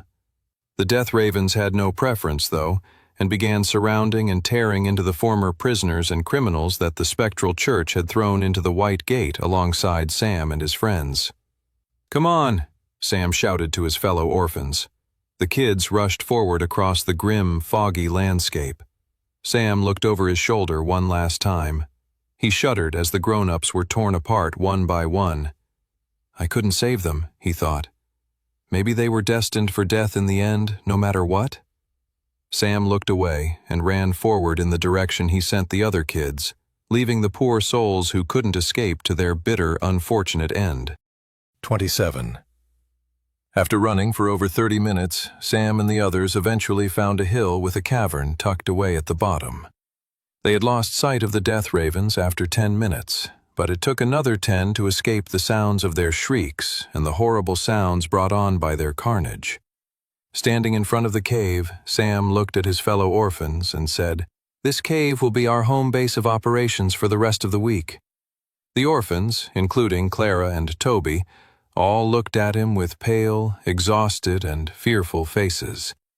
Okay, morale is dropping, Sam realized. They've been through a lot. They'd already survived far more than they had in his previous timeline. Sam was now in somewhat less certain territory. He quickly came up with a plan and started giving directions to everyone. They needed to start a fire, and there were plenty of random sticks and twigs that could be gathered within the safety of their nearby surroundings. They would have to hunt food in a bit, but Sam himself needed a moment to get his bearings. After assigning the tasks to everyone, he walked to the very back of the cave. He lit up the darkness with his flame sword, making sure there were no hidden creatures waiting to attack them. When the coast was clear, he finally leaned his head against the stone wall of the cavern and sighed. He slammed a fist on the wall in frustration. I couldn't save the others. He heard the sounds of the other orphans working behind him, and that helped dissipate his anger. I did save my friends, though, he thought with relief. He took solace in this, that he'd already changed his original timeline significantly. Of course, unless they all survived the trials of the White Gate, it wouldn't make much of a difference, so they still had their work cut out for them. Even beyond the White Gate, Sam was recognizing the enormity of the task the goddess had asked of him. It made him think of those grown-ups who'd been eaten alive by those vicious death ravens. Sam had to get used to the fact that his mission was to stop the apocalypse of all of Westria. It was quite possible he wouldn't be able to save every individual person. He would try his best, of course, but he needed to stay focused on his main goal. He couldn't lose sight of that. He'd come back in time to save millions upon millions of lives, not just a handful. It was a grim, uncomfortable thought, but Sam realized he had to get used to it. Besides, there were endless variables to consider. Those grown-ups had mostly been prisoners from the dungeons. Who knew what they had done to land themselves in such a situation? And then there was the fact that they were so quick to turn on him and his friends. First, they didn't want help, and then they were quick to decide they wanted to attack them. They would have probably left them for dead, if not try and kill him and his friends outright. Sam bristled. If he had saved those grown-ups, they might have unlocked classes. And if they behaved in such a way as they had in this scenario, how would they act if given more power? Sam shook his head. He didn't want to think about it. His sympathy for the grown-ups had stemmed from his first timeline when he hadn't interacted with them at all. He and the orphans had stayed off to one side, away from them. They were probably planning to attack them even in that first timeline. Sam sighed, realizing he had to let go of what had happened. There was still so much more to focus on. After Sam had taken his breather, he returned from the cave to find the group had gathered a good amount of sticks and placed them in a fire pit. Sam materialized his flame sword and lit the sticks into a nice fire. The warmth was a good feeling. He materialized from his inventory a large chicken and skewer and set it up on the fire. He had purchased as much food and supplies as he could for the trials in the White Gate. Even still, they would have to do some hunting in a bit. But he figured with morale so low, getting everyone fed would help ease the situation. 30 minutes later, Sam and the rest of the orphans were sitting around a fire beneath the shelter of their new cave base, all chomping on their food silently. They arranged a set of times for people to be on watch duty in case any dangerous creatures showed up, and many of the orphans were encouraged to rest and get some sleep. Soon it was only Sam, Clara, and Toby sitting around the fire. An uncomfortable silence lingered in the air, only awkwardly broken by the crackle of burning wood in the fire.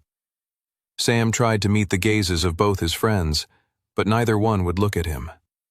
Finally, Sam decided to break the tension. So long as they were in the trials of the White Gate, they were going to have to communicate. Holding something back could end up getting them all killed. "Is there something wrong?" Sam asked. Both Clara and Toby looked away. "The fact that you're not answering and not looking at me suggests that there is," said Sam.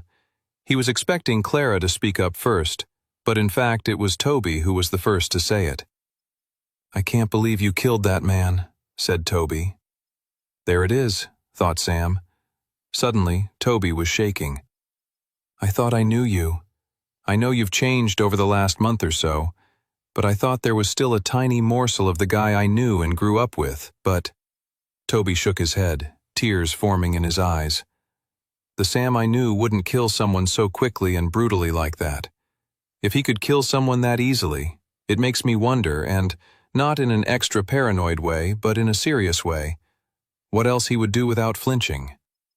Sam listened and took Toby's words seriously.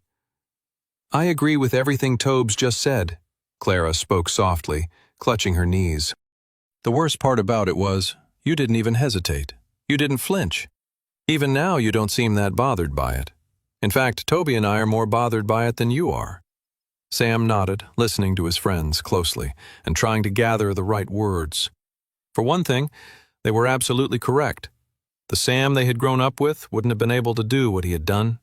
The Sam who could kill another man, especially a man who threatened those he loved, was born after witnessing Clara and Toby's deaths at the hands of the silver-haired man in his original timeline.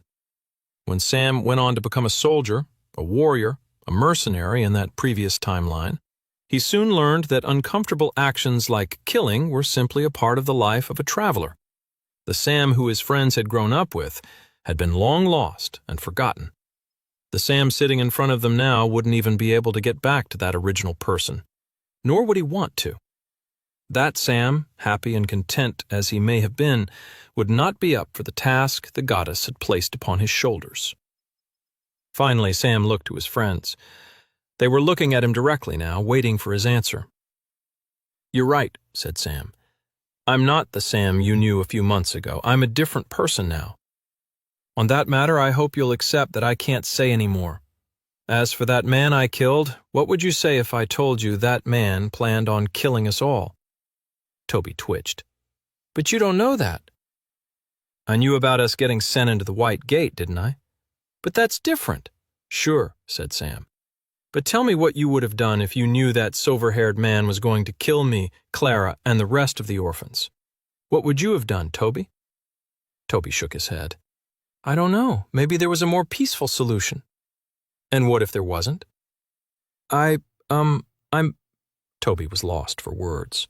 "Don't get me wrong," said Sam. "I'm a huge fan of peace." Peace is fantastic. If the nations and races of Westria were all peaceful with one another, that would be great. I'd be all for that. Yet here's the uncomfortable truth. It only takes one nation to use violence, even the threat of violence, to undo that peace.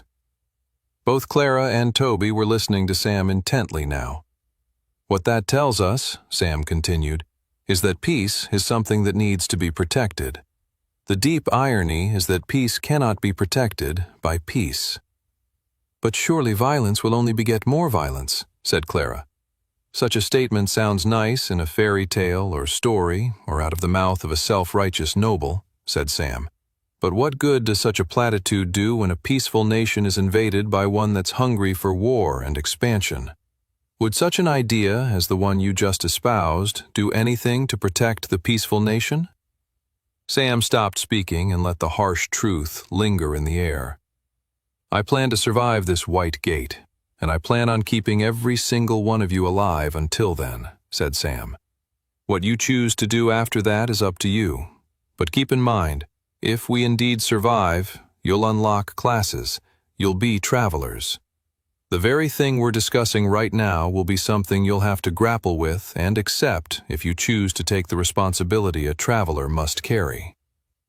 I don't know if I can, said Toby. You don't have to decide this instant, said Sam. But I'll say this. I've already come to terms with it. I accepted it a long time ago. Being a traveler, being a soldier, being a warrior who protects people brings many benefits. Adventure, treasure, power. But it also comes with its own sacrifices, responsibilities, and burdens. The greatest sacrifice is becoming a person you might never have wanted to become, someone you wouldn't wish to see anyone you care about become. Yet, it's precisely that sacrifice that allows others to live peacefully and innocently. The sacrifice you make saves others from having to make that very same sacrifice. And it's in that quiet space you can find solace in the darkest decisions one has to make in the quest to protect others. They sat there quietly after that. Neither Clara nor Toby continued arguing with Sam. They sat there and began to accept the uncomfortable truth of Sam's words. And then, in the briefest flicker of moments, Sam could see his friends looking at him once again like they normally did. Not as someone they were afraid of, or mad at because he acted out of character. No, they looked at him as they would a friend, a sibling even, perhaps even as just another member of their ramshackle, homemade family. 30 minutes later, Toby yawned and stretched his arms. He figured with Sam and Clara awake at the fire, he might be able to get some sleep. He was slightly concerned that his racing mind would keep him up, but he figured if there was any moment where he might get some shut-eye over the course of the White Gate trials, it would probably be right this instant. Right as he was about to suggest he might go take a nap in the cave, Sam said, "We need to go hunting." Toby's eyes twitched. "But didn't you bring supplies?" "Yeah, but what happens if we get separated?" said Sam. "We need to be prepared for anything." "Sam's right, Tobes," said Clara. "Let's go out and do some hunting." Sam started moving forward with Clara following behind. Toby looked over his shoulder. "Are we sure we can leave the others behind?" "Don't worry," said Sam. "We're not going far. They'll be in sight." Toby walked behind his two friends, and about 15 minutes later, they came across a pack of white-furred wolves. There were 4 of them, and they were all gathered around something. Toby wasn't sure what they were doing until he realized they were all feeding, chewing on the carcass of another dead creature. One wolf had to really shake its head and pull to remove the fatty piece of flesh from the dead body on the ground. Sam materialized both his fiery flame sword and the glowing blue mithril blade and charged at the deadly-looking wolves. The wolves pulled away from their current meal and bared their blood-soaked teeth at the incoming attacker. They growled and got ready to fight as Sam approached. Sam raised his blades, and 2 of the wolves leaped toward him, meeting his attack with an attack of their own. Sam quickly ducked and rolled on the ground, just barely dodging the incoming attack from the wolves, slicing both of his swords as he emerged from the roll. He felt the blade slice across the flesh of the wolves, and he heard the sputter of blood spray out from their stomachs before they collapsed on the ground behind him, dead. Toby would have been more impressed, except the two other wolves from the pack had ignored Sam and were charging directly at Clara and him. Sam's eyes widened as he saw what was happening. "Just as we trained you two," he shouted. Clara materialized her sword and rushed forward, meeting her attacker head-on. The other wolf did not stop its incoming assault on Toby, however. "What if it has rabies?" Toby cried. "It won't matter if you kill it," shouted Sam. The wolf leaped in the air. Toby materialized his sword at the last second and slashed upwards.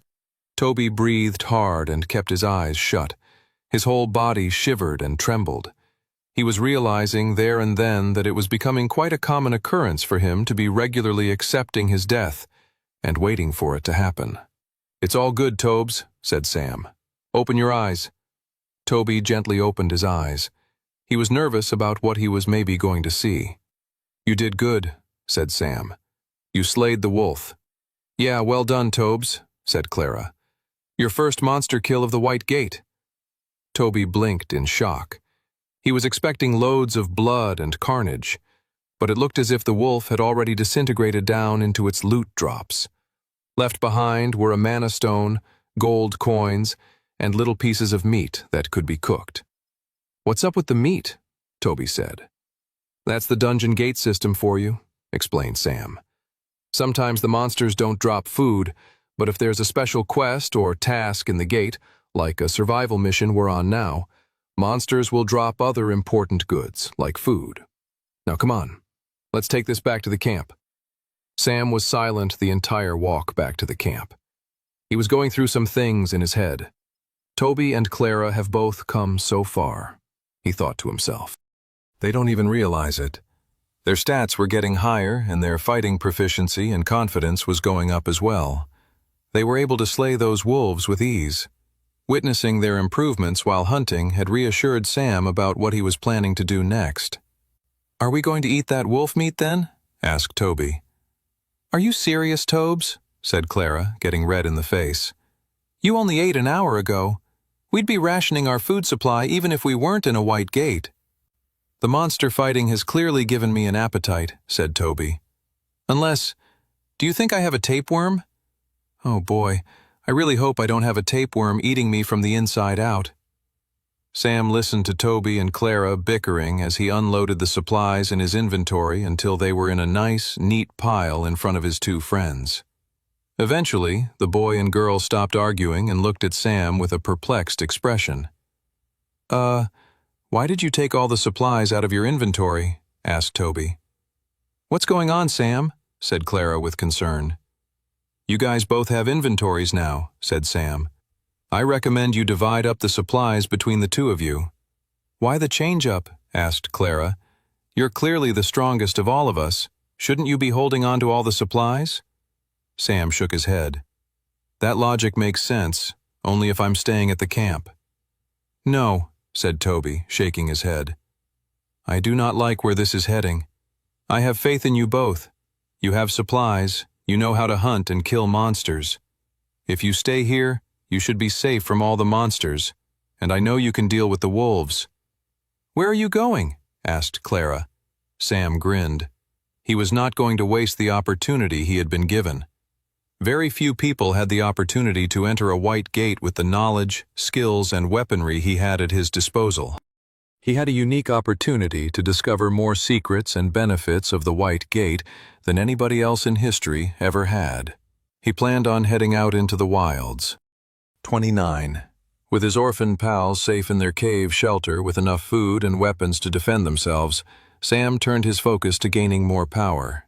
He traveled across the Valley of Ruins, fighting every monster he could find.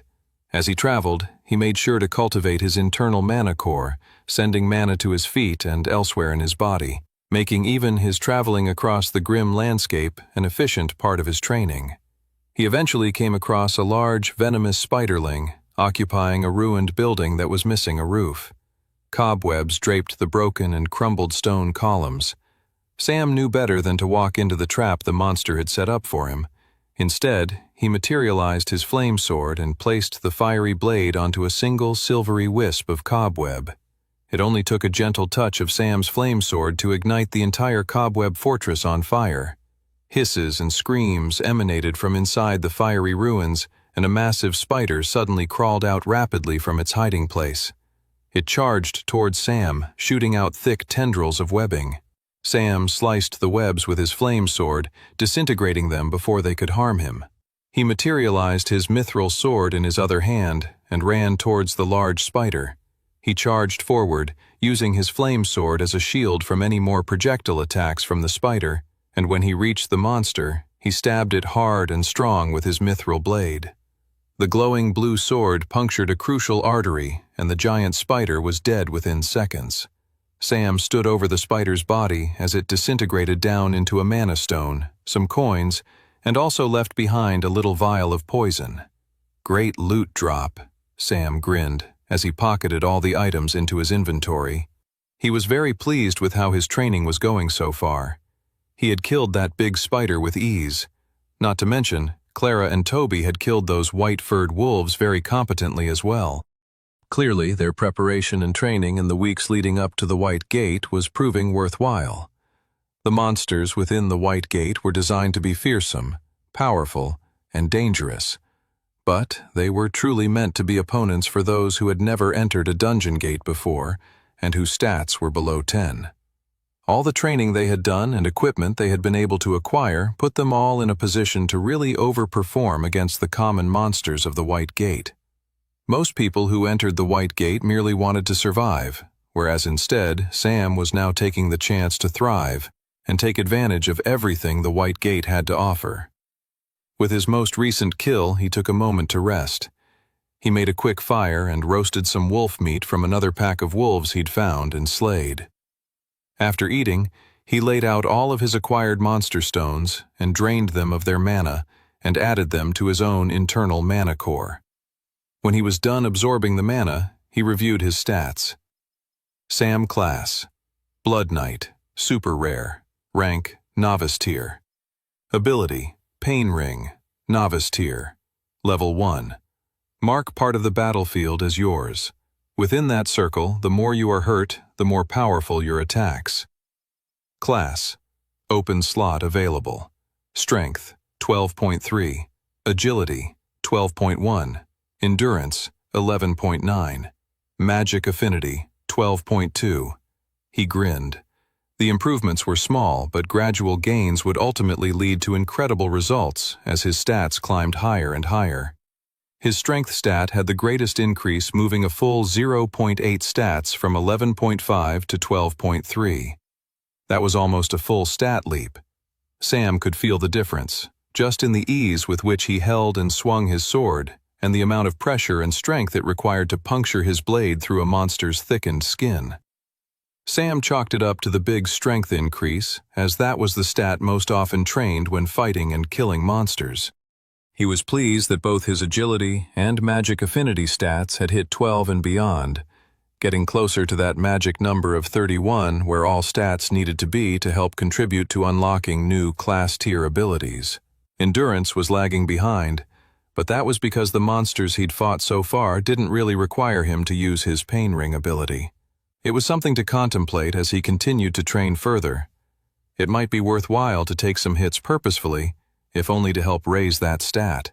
He didn't love that idea, though, as he didn't have an easy way of healing himself from his wounds. Yeah, he did have some healing potions, but only a finite amount of them, and he didn't want to recklessly waste them while training. He wanted to hold on to them for boss fights and emergencies. His endurance stat would still rise just by the very nature of him pushing himself and his other stats higher. And for the time being, he'd settle for that. Sam stood up, determining that his period of rest was now over. He narrowed his eyes and looked across the grim, gray landscape of the Valley of Ruins and marched forward on his training mission. Sam's eyes narrowed as he caught sight of a single death raven, the monster that had killed the majority of people who had entered the White Gate with them. Sam knew that if you saw one, there was likely to be many more, making them a great monster to slay and farm for loads of monster stones. He moved closer and eventually found a flock of at least 24 death ravens. He materialized his 2 blades and then rushed towards them to meet them head-on. As soon as he started sprinting towards the large flock of flesh-eating ravens, they all turned and squawked at him. The monsters did not flinch or fly away from the incoming attacker. No. There were so many more of them than him. They were confident in their sense that the human was the prey, and they were the predator. How wrong they were. With his increased stats, Sam moved faster than ever before, unleashing a large, spinning swing with his flame sword. The fiery blade was enough to create a ripple of chaos in the flock of deadly birds. Their feathers became alight with flames. The fire was contagious, as the crowded flock of birds couldn't help but accidentally let the fire touch the others. Within this anarchy, Sam continued his sword dance, slicing both his flame sword and glowing blue mithril blade, ripping the monstrous birds to shreds. Within less than a minute, Sam was surrounded by a collection of monster stones and loot drops. He had killed every single death raven, except for one that had managed to fly away and retreat. Exactly as I intended, Sam grinned. The retreating raven would lead him to the strongest boss monster in the first stage of the tutorial. 30 Sam followed the retreating death raven long and far across the white gate. He didn't focus on anything else. He gave up the opportunity to slay more monsters and raise his stats, staying singularly focused on stalking the death raven to its leader. Sam followed the lone death raven over a hill to a valley on the other side. The valley was empty, but for a large single tree in the center. The tree was thick and ancient, with large roots flowing in and out of the ground near the bottom. The tree's branches were like old fingers stretching out into the sky. None of the branches had any leaves, but the branches were holding something up. A nest. The lone death raven that Sam had been stalking all across the White Gate's tutorial zone flew across the valley and landed within the thick straw and sticks that composed the large nest at the top of the tree. Sam crouched down and observed the nest. As soon as the death raven had landed, it had gone out of sight. Sam wasn't sure how many ravens were living within the confines of that nest, but he could imagine quite a significant amount could probably fit in there together. Suddenly, there was a ruffle of movement from inside the nest. Perking its head up was an incredibly large and fearsome bird monster, the Death Raven Queen. Sam's eyes twitched at the sight of it right before he grinned to himself. Exactly the monster I was looking for. While the exact scenarios, locations, and monsters inside a White Gate were always shifting and changing, making it impossible to predict what will happen inside one tutorial to the next. Over the years of Sam's first timeline, scholars had begun to recognize key patterns and repetitions that came up again and again across the different tutorials. It didn't matter if one White Gate sent its new crop of beginner warriors to a fiery planet or a swamp full of poison frogs. Some events and creatures showed up no matter the circumstances. The Death Raven Queen was one such creature. It was one of the most powerful boss monsters that existed within the White Gate. As far as Sam knew, no one had ever managed to slay it. Many parties had even attempted to enter the White Gate with destroying the Death Raven Queen in mind. But without any class abilities, it was extremely difficult, and all known parties who tried this died in the process. It would be considered suicide for one traveler, let alone a 16-year-old orphan with no assistance from elsewhere, to be able to do it. But Sam liked his odds. He waited for the Death Raven Queen to stop moving around in the nest, returning to a resting position. Sam then crawled slowly across the valley until he was only a few yards away from the tree and the massive nest of death ravens. He had managed to get up close without alerting the horde of birds. Sam then materialized his bow and arrow, and then somewhat awkwardly materialized his flame sword, so he could light a set of 3 arrows. He then fired off the arrows right into the raven nest. Within seconds, the nest was ablaze. Squeals and screams of the death ravens burning alive echoed forth as a flood of ravens shot out from the nest and flew into the sky. The Death Raven Queen was the first to shoot out into the sky above. It then turned its head down and with an angry wrath started her descent towards Sam. Sam quickly dematerialized his bow and arrow back into his inventory and picked up his fiery flame sword from the ground and prepared himself to duke it out with the terrifying boss monster. Before the raven even landed, Sam triggered his Pain Ring ability, marking off a section of the battlefield where he'd increase his power for any of the damage he was about to take. He then looked up and stared at the Death Raven Queen, inviting the monstrous bird to attack him. The real skill and effort masked behind the Blood Knight class was the need for an unflinching ability to accept excruciating pain dead in the eye. Without that kind of mental fortitude, the Blood Knight's abilities were next to useless. And that was why, when the Death Raven Queen descended with its claws out, Sam let the creature's sharp nails dig into his skin and rip out the top layers of his body's flesh. It was also why he let the monster push him down on the ground and let it take a horrible bite into his stomach. Sam gritted his teeth and accepted the pain. He could feel his body's shock and stress responses going haywire, only to then be hijacked by his class's ability. The pain suddenly morphed into something else, and he felt a strength and power fill up inside of him. Time to fight back, Sam thought. He lifted his legs and kicked the Death Raven Queen, sending it hurtling back up into the sky. After not fighting back for the first minute of their encounter, the bird hadn't expected Sam to kick it with such power and force. The bird came back down, and Sam quickly materialized his mithril sword in his other hand and made a quick retaliating slash at the boss monster. He managed a thin cut across its chest, but that was it. Sam then took on a fighting stance with both his swords as the Death Raven Queen's reinforcements had arrived. The surviving Death Ravens plunged towards him en masse. "Your funeral, fools," thought Sam.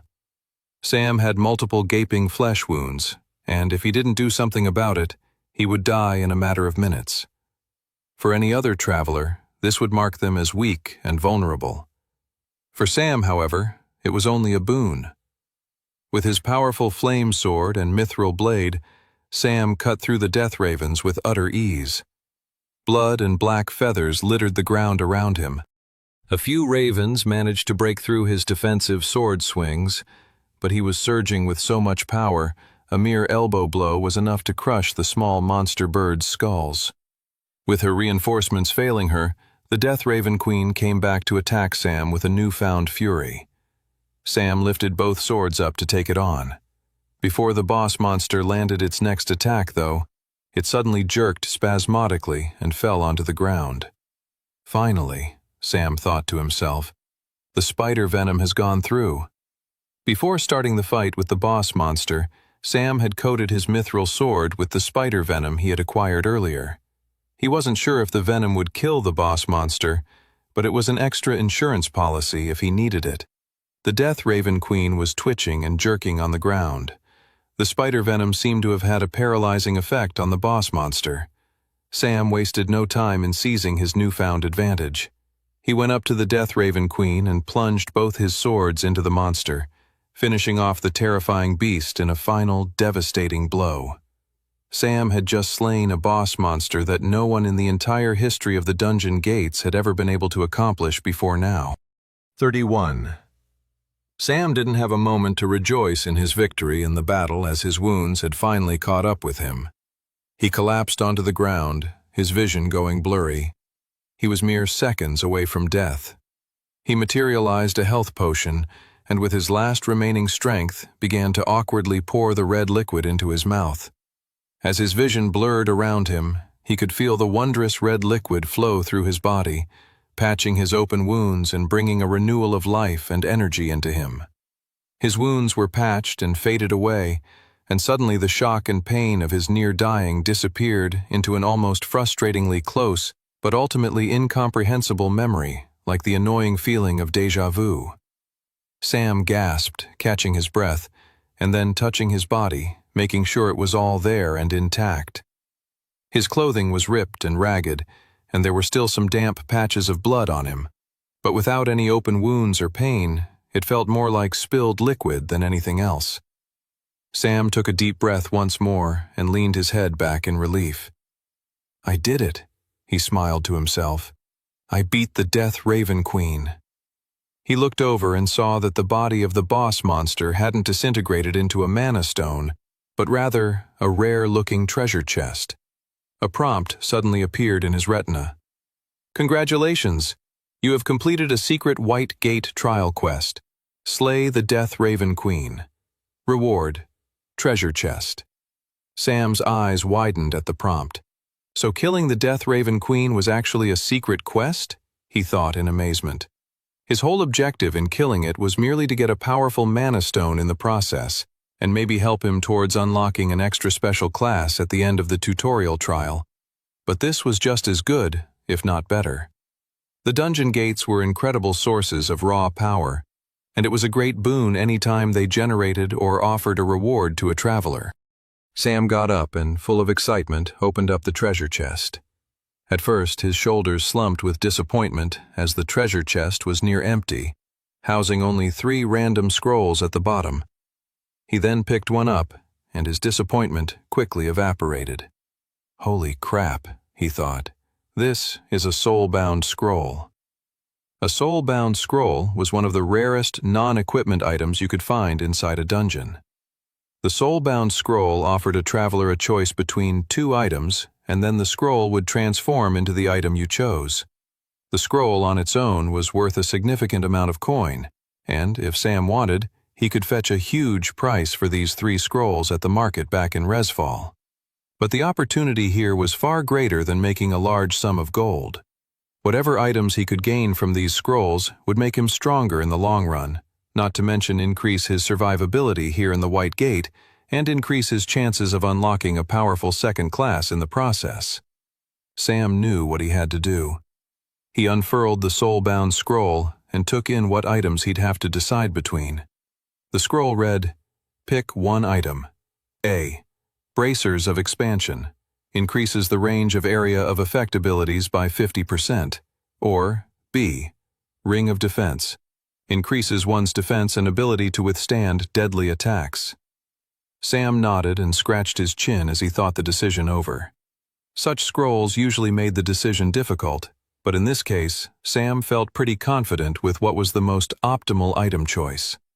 The Ring of Defense sounded cool, and Sam could see it having some value in certain situations. But being able to withstand powerful attacks actually worked against his Blood Knight's abilities. If the word had been endurance rather than defense, it might have made the decision more difficult, as endurance didn't necessarily mean greater ability to withstand attacks, but rather a stronger fortitude and ability to keep going despite how much damage you'd taken. It was a subtle but important difference. The Bracers of Expansion, on the other hand, sounded perfect. It would benefit him straight away, allowing him greater flexibility with his Pain Ring ability. If his ability were 50% more expansive, he could retreat and run around more without being so concerned about making sure he was in the area of effect when taking damage against his enemies.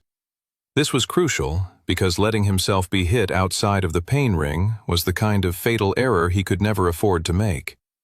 With his decision made, Sam looked at the scroll and consciously selected option A. As soon as he did so, the scroll burst into a cloud of smoke, and powerful silver bracers appeared on either side of Sam's wrists. Brilliant, he grinned.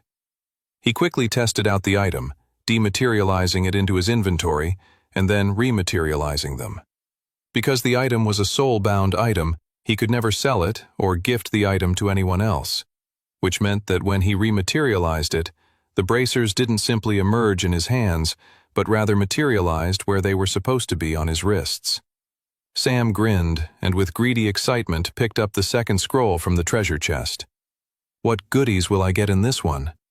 He unfurled the scroll and took in his second choice. Pick one item. A.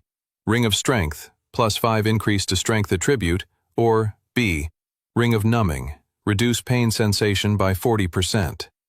Sam looked the items over and contemplated his choice. This was a slightly more difficult choice than the first scroll. The Ring of Strength would give him a nice boost to his overall power, which was always good. It would mean that when he hit stat 16 in strength, he could actually have 21 strength, which would be good at deceiving certain opponents. The artificial stat boost would not let him unlock class abilities faster, though. He would still have to reach an intrinsic level of 31 strength stat to push through and unlock his next Blood Knight ability. The other benefit from the Ring of Strength was rather far off, but it meant at the upper echelons of power, when it became very difficult to raise your stats, those extra points could mean a huge difference. The other option was the Ring of Numbing, which also had a huge number of benefits as well. Unlike the Ring of Defense in the previous scroll, this item complemented his Blood Knight abilities incredibly well. The ring's ability essentially meant that it reduced his sensation of pain by 40%, but crucially, it didn't reduce the amount of damage he took. Therefore, with the Ring of Numbing, he could mentally take more pain and suffer through more agonizing attacks, which would ultimately mean he could use his Blood Knight ability for longer and harder, even while taking the same or more amounts of damage. Sam contemplated the choice. Ultimately, he came down to the Ring of Numbing. The Ring of Strength was good, but there were so many ways to increase one's strength, be it items, weapons, increasing one's stats, where there really wasn't a way of decreasing your pain threshold beyond finding an item like the Ring of Numbing. So with that, he consciously chose option B, and once again, the scroll exploded into a cloud of smoke and a new ring materialized on his finger. Awesome, he grinned. He then turned to the treasure chest and pulled out the third and final scroll. Unfurling the scroll, Sam read over his options. Pick one item. A. Necklace of Agility, plus 10 increase to Agility attribute, or B. Necklace of Healing, increase health regeneration by 50%. The choice between these two items was the most difficult choice he had made so far. The Necklace of Agility was interesting and suffered the same cons as the Ring of Strength he had briefly considered with the previous scroll. The only difference was plus 10 stat increase was much more significant than plus 5.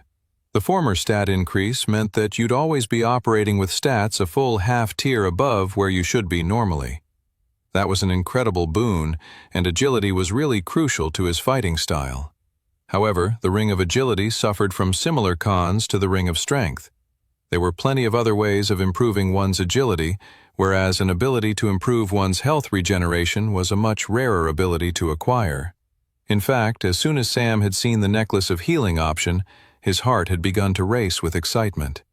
It was the exact type of item he'd been wanting to acquire since he started his training in this new timeline. An item that improved his health regeneration would allow him to take damage in a fight, increase his power from his Pain Ring ability, while mitigating his own risk of dying as he healed himself instantly on the spot. He was pretty positive he wouldn't lose his bonus power and damage acquired by his Pain Ring ability simply from being healed mid-fight. The ability was simpler than that. He took damage, his power went up. Even if he was healed a little bit, that extra power from the initial damage remained so long as he stayed within the Pain Ring. All of which meant the Necklace of Healing could extend the amount of damage he took overall in a fight with much less risk while increasing his overall damage output. In short, the Necklace of Healing was a truly incredible find.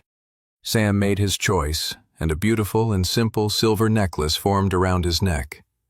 With the 3 new powerful items at his disposal, Sam spent the rest of the week training and slaying monsters, taking advantage of his new perks. He could take on a greater number of monsters by pulling them into his Pain Ring with the power of the Bracers of Expansion. Then he could take more damage due to the Ring of Numbing and increase his damage output, which he then increased even higher with the regenerative power of his Necklace of Healing. By the end of the trials week, Sam had increased all of his stats to 14 each. His plan had always been to maximize his gains while in the White Gate, and so far he was already exceeding his own expectations. He was feeling more and more confident for the next stage of the trial. Bring it on, he thought. He couldn't wait to leverage his advantages further and increase his gains even more. 32. Toby plunged his sword into a weakened wolf monster. The boy kept his eyes closed as he dealt the killing blow. He tried to ignore the uncomfortable sounds of flesh being ripped apart and the splashes of spurting blood raining down on the ground. By the time he opened his eyes, the wolf had disintegrated down to a mana stone and a few slabs of meat. He picked up the mana stone and looked at it cautiously. Sam had told them all to hold on to as many mana stones as they could find, that they would come in hand later on. He dematerialized the mana stone into his inventory, and then picked up the slabs of meat. A part of him, especially early on in the week, thought there was no way such random meat could be at all safe to eat, and that such food would lead to them all dying of food poisoning. But he'd since gotten over those reservations, or at least somewhat. Toby then turned around and started heading back to the camp. There were only a few more hours left in the first White Gate trial. He figured it would be good for everyone to eat something before wherever the White Gate sent them next. "Any sight of Sam?" Toby asked as he got back to the home base. Clara was overseeing a group of orphans doing an exercise obstacle course. "Give me 20 more push-ups," shouted Clara before turning to Toby. "No, and the trial is almost over," she said with concern. "You don't think he left us here?" said Toby, eyes widening with terror. "Or that he could have died out there? I know he's different and stronger and whatever, but what if he encountered those flock of death ravens who killed all those grown-ups?" "No," said Clara, shaking her head. "He'll definitely come back." She quickly turned her head and barked at the exercising orphans. "Did I say you could stop? That's another 15 push-ups each." The orphans groaned and then continued to work. With the orphans' faces turned back to the ground and no longer facing her, Clara smiled at them, full of maternal love. She turned back to Toby. "Sam is coming back.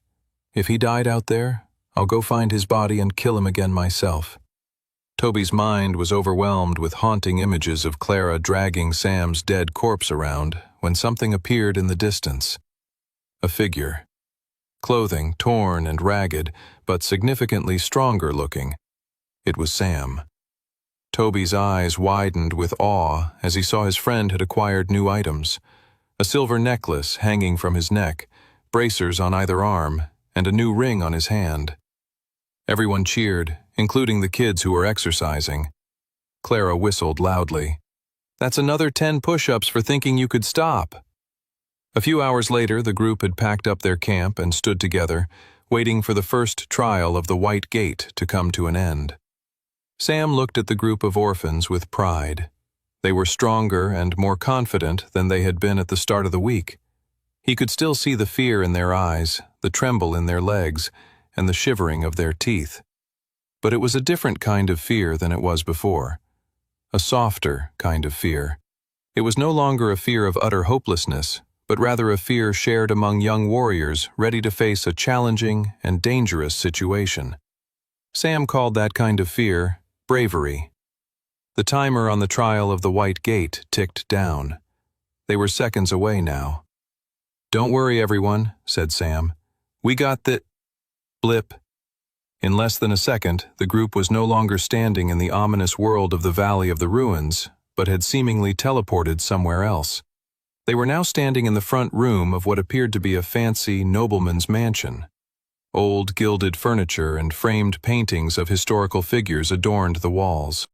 Before any of them had time to truly take in the strange new room, a message appeared in their prompt. White Gate Trial, Stage 2, The Dungeon of Madness. Escape the dungeon within 72 hours. A large, high-pitched shriek went off, and everyone turned in shock. They all sighed with relief, though, when they realized the babyish yelp had emanated from none other than Toby, who was cowering in fear behind Clara. "Will you let go of me?" muttered Clara, trying to shake the paranoiac off her. "We're in somewhere called the Dungeon of Madness," Toby cried. "We're all going to lose our minds and kill each other." "You're right. I might actually kill you, Tobes," grumbled Clara. "You're freaking everyone else out." Toby stood up straight and looked at everyone suspiciously. "Which one of you has already turned evil?"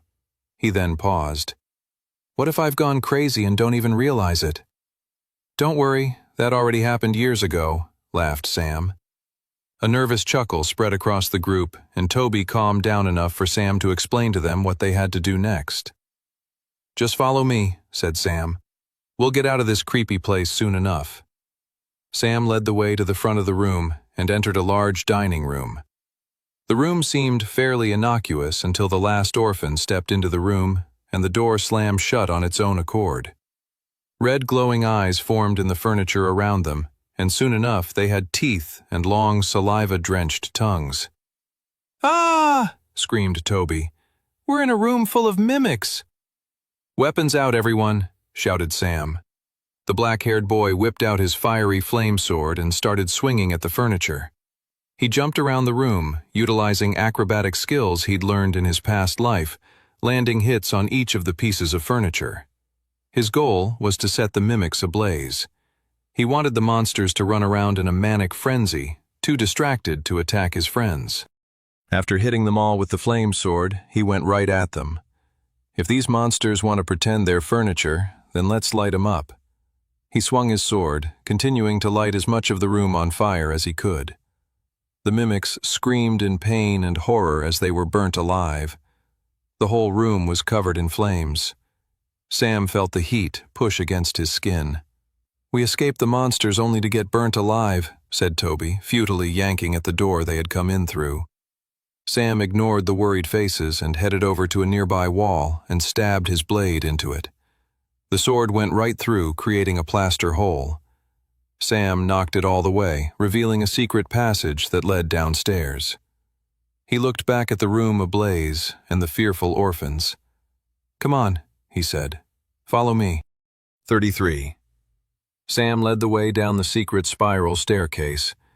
It got colder, darker, and quieter the further they went down. Sam held his flame sword above his head, using it as a torch to light the way forward. He could hear the fearful breaths of the kids behind him as they descended deeper into the unknown. Sam did not share this feeling, however. He'd gone down this passage in his previous life, and so far it was as he remembered it. At the bottom of the stairwell they stepped out into a sewer passageway. The stench of excrement immediately filled their nostrils, making many of the orphans gag. The stink was so intense, it almost felt palpable in the air, as if the smell could assault your taste buds as well as your nostrils. Sounds of water echoed across the underground tunnel from the gentle movement of the sewer water, moving towards its destination to the drips of a leak hidden further within the depths of the labyrinthine passage. Such noises were immediately displaced with the more alarming echo of something scurrying in the distance.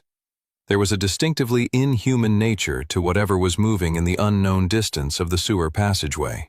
The sounds got louder and louder until they could more than just hear the rapid footsteps, but the heavy breathing of a wild, carnivorous beast. Emerging around the corner of the sewer passage, the creature finally appeared. It was a scraggly rat monster that was roughly the same size of a large dog. The creature hissed as it got closer and leapt towards Sam, fangs and claws out. "Arg!" shouted Sam as he sliced his flame sword outward, cutting the rat monster in half.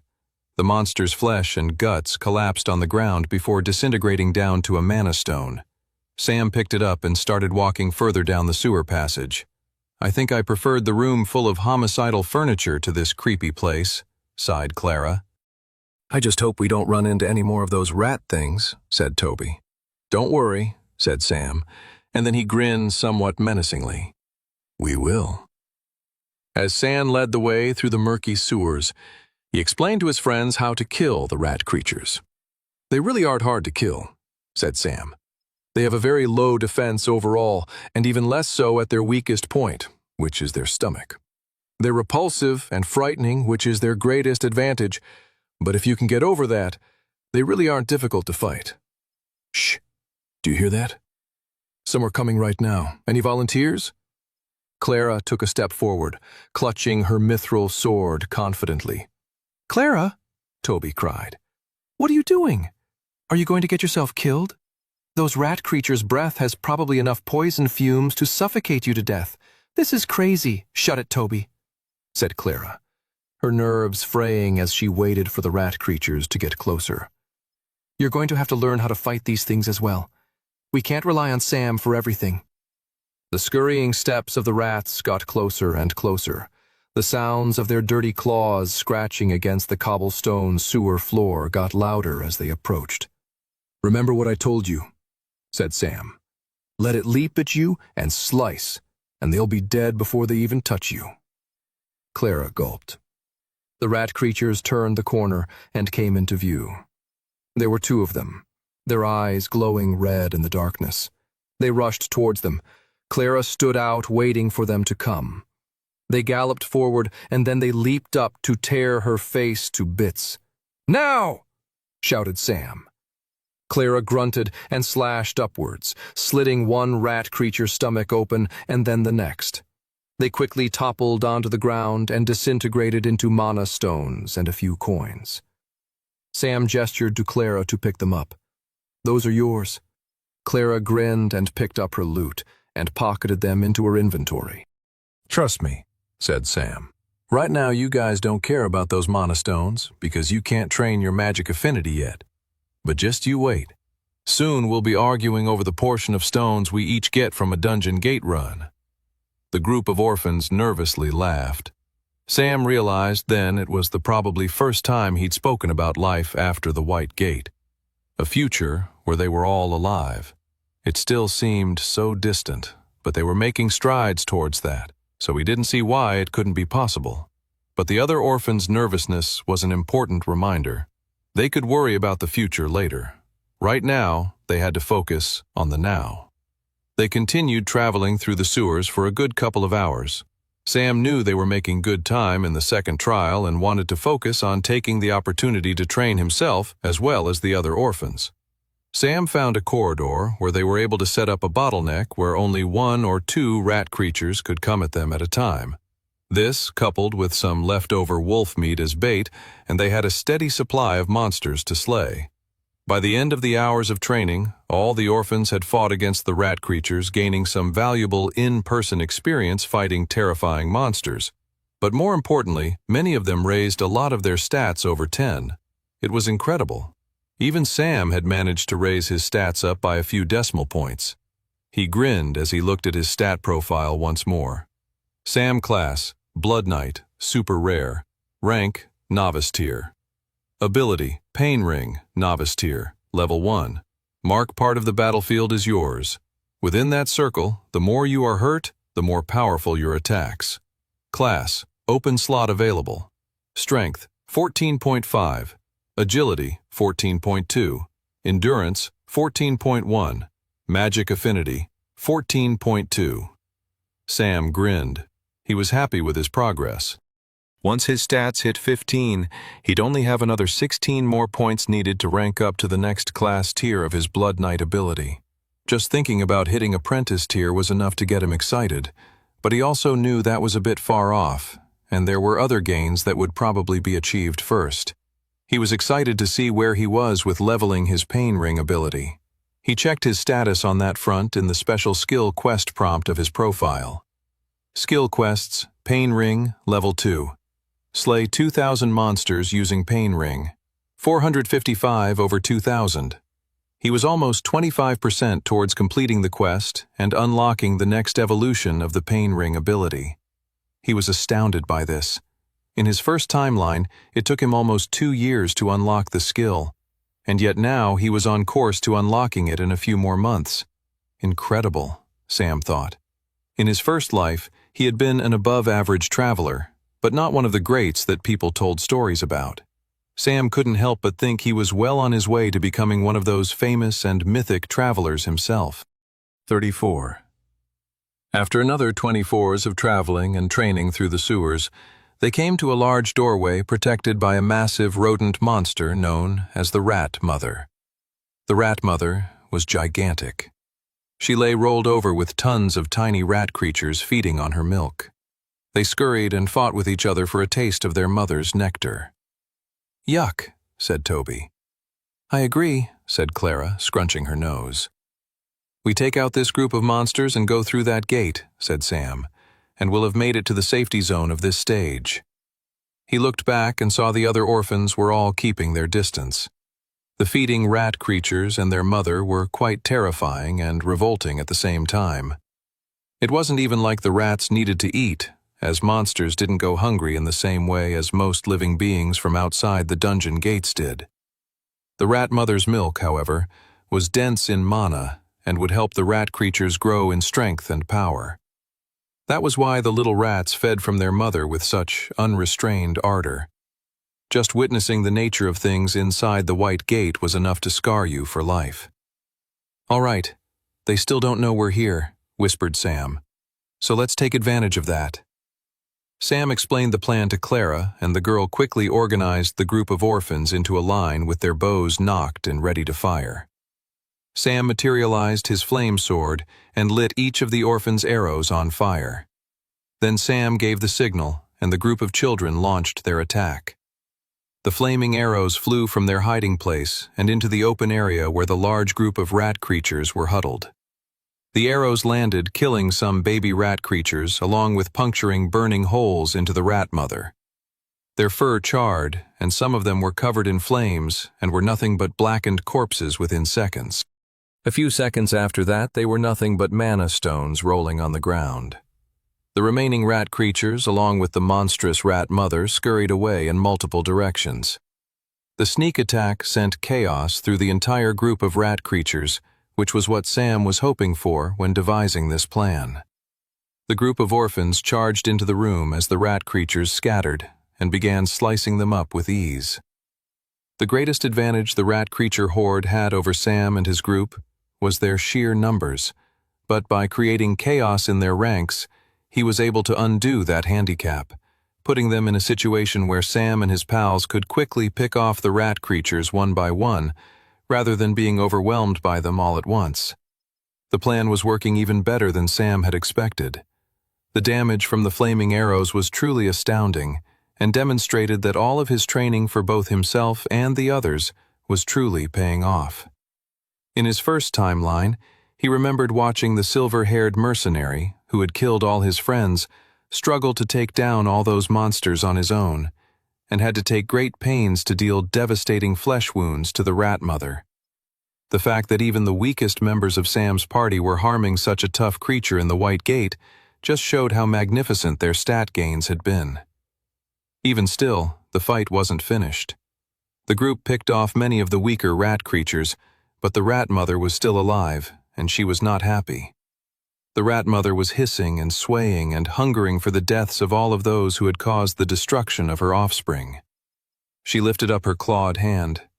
One hit from her arm would be enough to kill any of the orphans.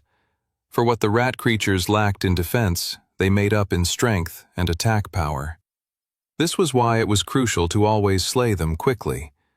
The rat mother's claw was swinging downward right towards Toby. The paranoid boy's body became paralyzed and still, with the fright at the descending claws of destruction coming towards him. But something happened before the claws could sink their way into Toby's flesh and kill the boy instantaneously. Instead, as Toby's eyes widened with the fear of death, the boy witnessed a fiery blade appear behind the rat mother and slice down at the shoulder, cleanly removing the attacking arm from the body that controlled it. Blood spurted out from the open shoulder where the rat mother's arm used to be. Sam hadn't had a chance yet to take any damage in this fight, so he wasn't gaining much extra power from his pain ring ability.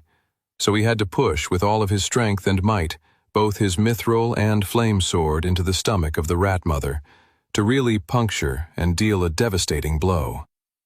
He ripped the blades out and stabbed the creature again, and it was with the second attack that life truly faded from the rat mother's eyes, and the horrifying creature disintegrated down into a mana stone.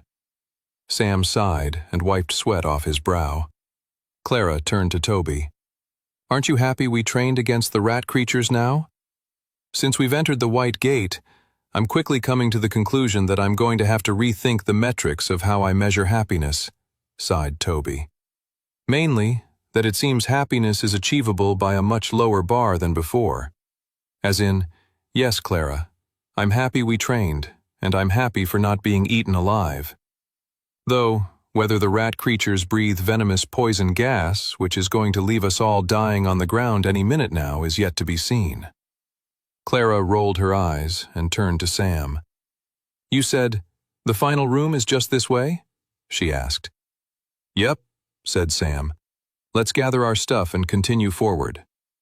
They gathered all the loot drops and moved their way into the final chamber of the second trial. The final room was mainly just a waiting area.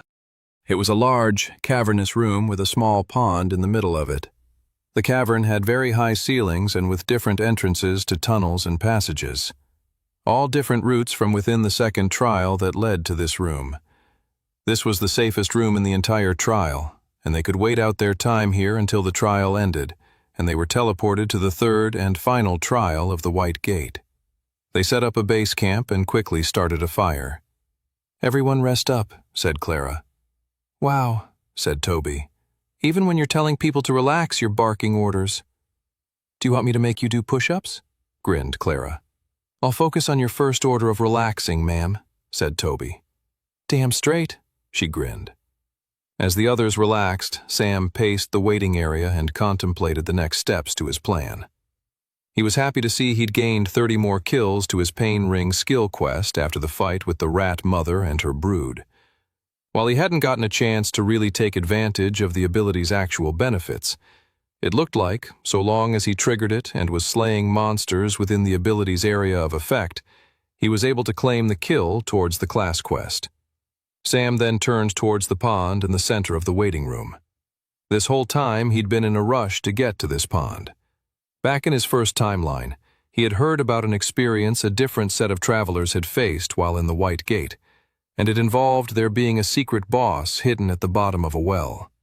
Every White Gate tutorial was slightly different, so he couldn't necessarily guarantee that it would be the case here. But ever since hearing that fact in his first timeline, he always wondered about this specific room he had come to when he'd first gone through the White Gate. He had long questioned if there was an opportunity hidden in this random pond in the waiting area. Had both him and the silver-haired mercenary missed out on an opportunity in their first pass-through? He wasn't going to let himself pass up the opportunity to find out in this second lifetime. No way. He dematerialized his shirt and walked up to the pond. Sam?" said Toby. "What are you doing? I hope you're not about to do what I think you're doing. Please don't tell me you're going to." Before Toby could even finish his sentence, Sam had leaped into the air, diving forward into the depths of the pond. 35. The water was freezing cold and sent ripples of shock through Sam's body within an instant of him hitting the water. He fought through the shock and pain and just kept swimming deeper and deeper into the pond. As he had expected, the pond went a lot deeper than it immediately seemed from the surface. A small, dark chasm lay at the center of the pond, inviting him to swim even further. A strong, athletic human being could survive for around 2 minutes underwater. Given that his stats put him just above a strong, athletic human being, Sam gave himself 4 minutes before he would suffocate to death. He tried to keep track of the seconds as he swam deeper and deeper into the dark tunnel. By the time he was at the 2-minute mark, he began to get dismayed. If he didn't turn around now, he would be risking his life. And so far, he couldn't seem to see anything that could be remotely advantageous to him. No secret treasure chest, no secret boss, nothing. Should I start swimming back up? Sam wondered to himself. Even though he knew he should, he felt compelled to keep swimming deeper. There must be something here, he thought. The White Gate wouldn't generate these unknown depths for no reason whatsoever. Sam reminded himself that this was his second go-round of the White Gate, meaning he had to take every advantage and opportunity he could find in this place. And that meant swimming deeper, even if it was a risk. As he swam deeper into the ice-cold chasm, he materialized his mithril blade. The glowing blue sword lit up the underwater tunnel and revealed a hole in the passage a few yards below him. His eyes widened, and he swam towards the hole. He felt his vision going blurry. He felt his body beginning to demand oxygen. He had 30 seconds left. He swam through the hole and saw that the hole then led upward and he could see light. 15 more seconds. Sam swam upwards faster and faster. 10 more seconds. He was so close to the surface, but every time he thought he was going to break through, there was still another few yards to swim upward. 5 seconds. Sam swam with all of his strength. 3 seconds. 2 seconds. Sam's head splashed out of the water and instantly gasped for air. He was hyperventilating, his whole body violently sucking in air. He was in a strange tunnel and saw a patch of dry dirt and so he climbed out of the cold water and rolled on his back. Holy crap, he thought, his whole body still gasping for air. He felt his lungs burn with severe pain from so much time spent underwater. After catching his breath for a few more minutes, Sam got onto his feet and looked at the tunnel ahead of him. He grinned. He didn't know what awaited him at the end of the tunnel, but he knew that, as he had predicted, there was something secret down here, and whatever it was sure to bring him some great rewards. The walls of the tunnel were coated with a strange green moss and dried coral. I have to keep that in mind, Sam thought, looking around. If water filled in this tunnel, I'd be in a very difficult position to get back, especially if that remains the case the deeper I go down this passage. Sam decided that was a problem he could worry about later and continued bravely down the path. As he went down the long tunnel, he made sure to cultivate his mana core across his body. Just because he wasn't fighting any monster didn't mean he should waste the opportunity to raise his stats. Plus, cultivating one's core while walking was a meditative and rewarding practice on its own, making the tedium of walking down a long tunnel that much more enjoyable. He also was cultivating his mana so that he could keep his mana sense operating. He had a feeling he was on the verge of discovering a secret boss, much like the Death Raven Queen, and so wanted to be on the lookout for that. Plus, keeping his mana sense on protected him from any nasty and dangerous surprises. After 20 minutes of walking down the strange tunnel, his head throbbed with pain, and Sam collapsed on the ground. A huge migraine pounded against his forehead. His eyes twitched as he realized what was happening. His mana sense had detected something in the distance, something with a significantly higher amount of mana than him, that it literally caused him pain to have his senses interact with it. Holy crap, Sam thought, gasping from the shock at the piercing mind attack he'd just experienced. Getting his bearings, Sam started moving towards the powerful presence. Looks like I found the secret boss. Eventually, the strange underground tunnel opened into a large, circular chamber. As soon as Sam was even a few yards from entering the circular room, a figure from inside spoke with a sinister voice. "Who dares to disturb my presence?" The figure who spoke was crouching down, curled in a ball in the center of the room. Just hearing the creature speak was enough to put Sam on edge. He was already a bit nervous about taking this monster on from the sheer level of mana power it was exhibiting. The fact that it talked meant it was a far more intelligent boss monster than anything he'd faced so far in this second timeline. Also, any opportunity for a sneak attack was out the window. Even before the creature spoke, it must have recognized Sam's presence with its own mana sense. Sam began mentally preparing himself for a truly challenging battle. The creature began to unpeel itself from its crouched position, revealing what an utterly strange monstrosity it really was. The secret boss monster had an almost humanoid shape with 2 legs and 2 arms, but beyond that it was inhuman-looking. From the chest up to its head, it was all composed of bulbous warts that Sam assumed was a strange, fungi-like substance. The most terrifying thing about the creature, though, was its hands. The fingers stretched out into long, sharp, deadly claws that had a metallic-like texture to them. Upon seeing those claws, there was no doubt in Sam's mind that whatever the powerful substance those claws were made of would cut deeply and leave a mark. Also, the claws shone a light on whom exactly this monster was. Sam had read about the creature in his extensive research in his first timeline. This monster was known as the Rakeling. "It's been a long time since someone has visited me down here," said the Rakeling. "I'm going to enjoy toying with you." Sam cracked his neck and then rushed into battle. He had no time for trash talk. As he charged towards the Rakeling, he triggered Pain Ring. A glowing red circle shot out and took over most of the boss room's chamber. Under normal circumstances, the area of effect of his ability shouldn't be that big, but thanks to the help of bracers of expansion, he was able to do so. Next, he materialized both his mithril sword and flame sword in each of his hands. He jumped to deal a spinning attack towards the Rakeling, hitting it with his mithril sword first and following up as he spun with his flame sword.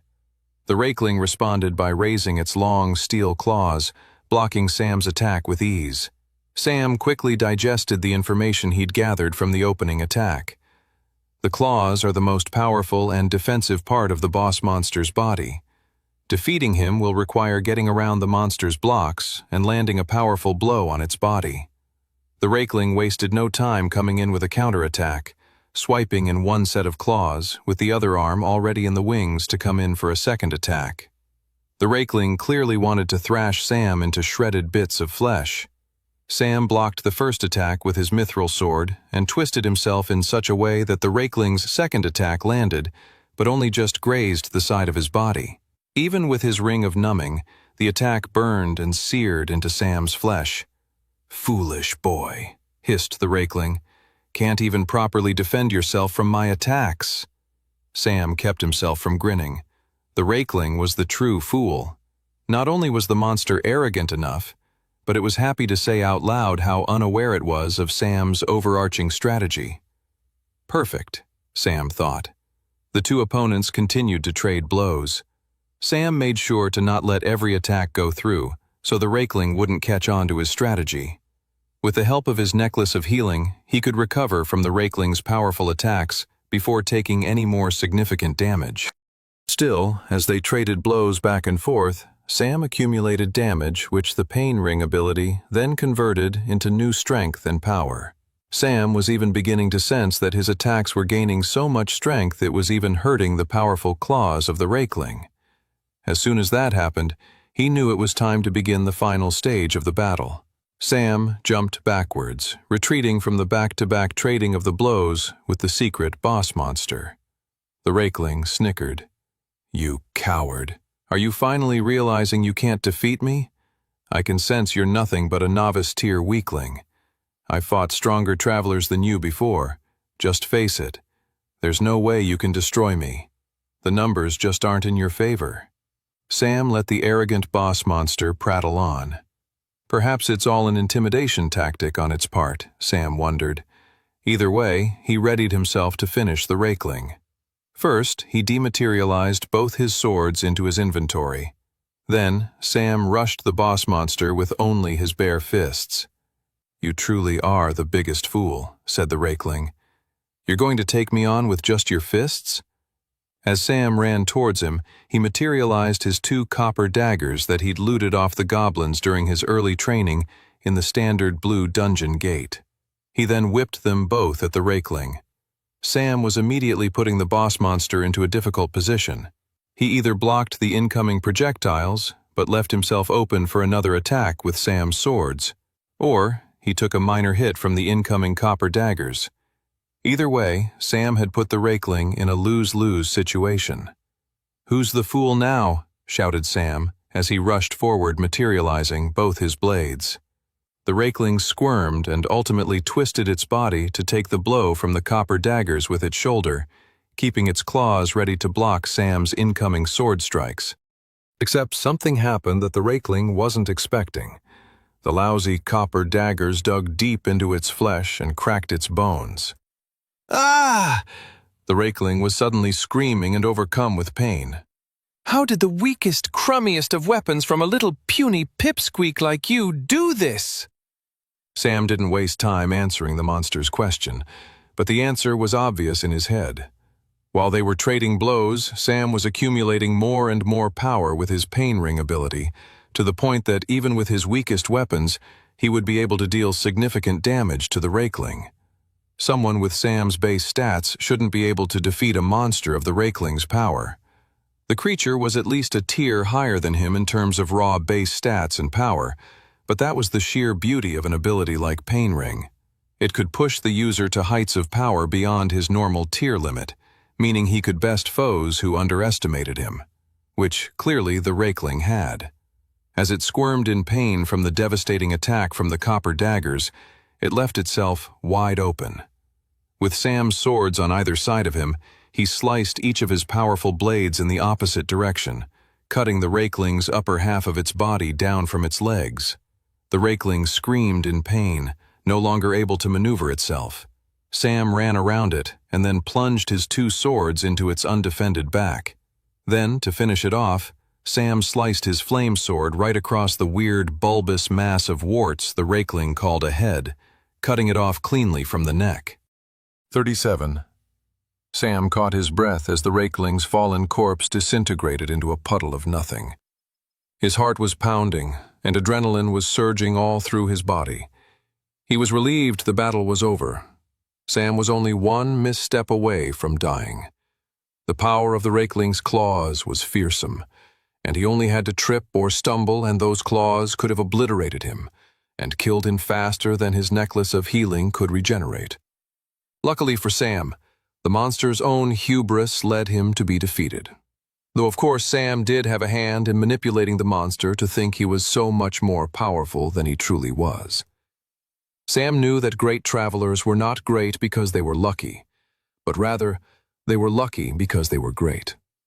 Only those who know how to create fortuitous circumstances for themselves can ever become masters of luck and truly acquire the title of greatness. Sam's breath was finally steadying when a new prompt appeared in his retina. Secret quest completed. Slay the rakeling. Reward. Soul-bound treasure chest. Suddenly, out of thin air appeared a richly engraved and beautiful treasure chest. Sam's eyes widened with excitement. The chest was different from the treasure chest that appeared after he had slayed the Death Raven Queen. It was a soul-bound chest, meaning the item inside would be determined by whoever opened it. If Clara opened the chest, the item would be different, as would be the case if Toby opened the chest as well. Scholars of the Dungeon Gate system theorized that soul-bound chests were created as an incentive for travelers to fight and slay monsters that might not necessarily drop the kind of loot one might hope to find. Soul-bound chests allowed for a bit of randomness and good fortune to be had no matter the type of monster a traveler slayed.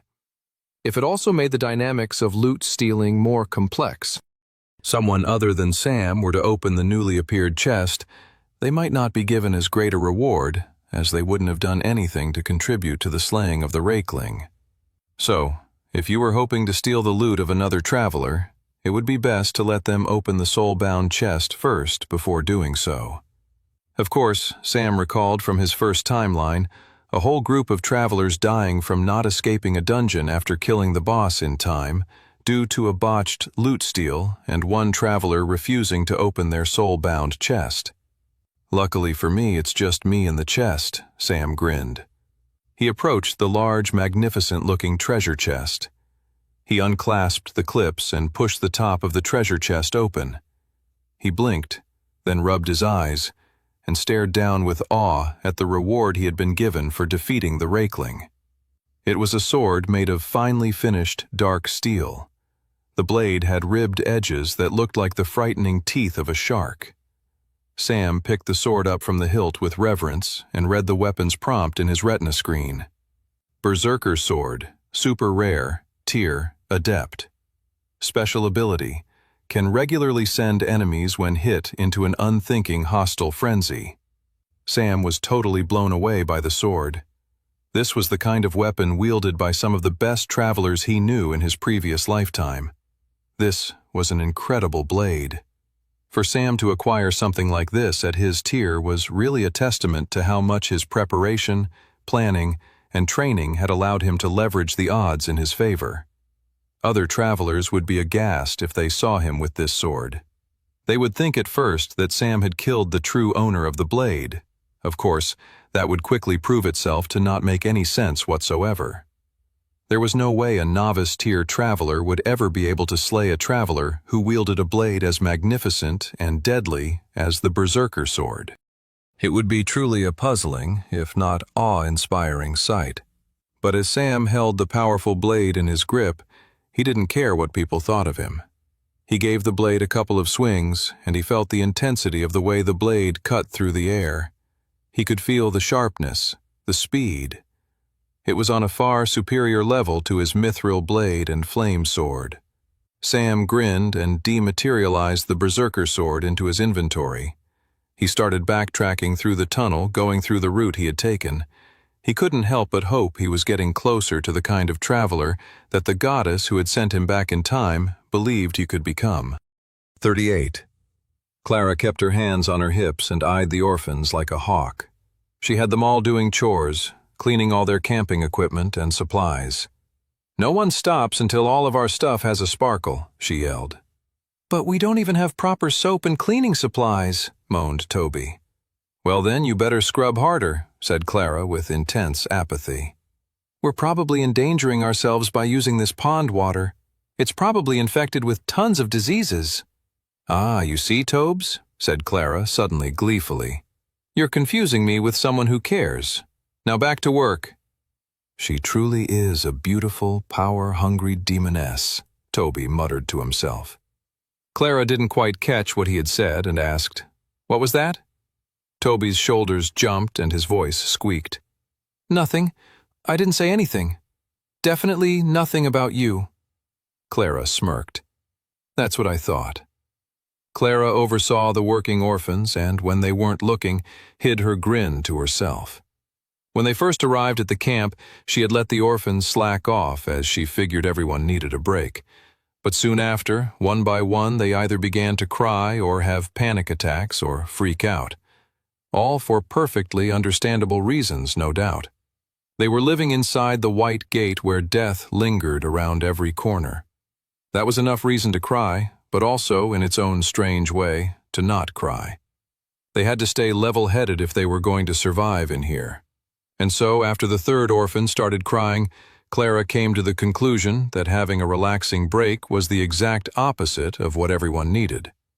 What all the kids needed was a distraction, and Clara could think of no better distraction than chores. As she oversaw the kids working, she couldn't help but look at the pond.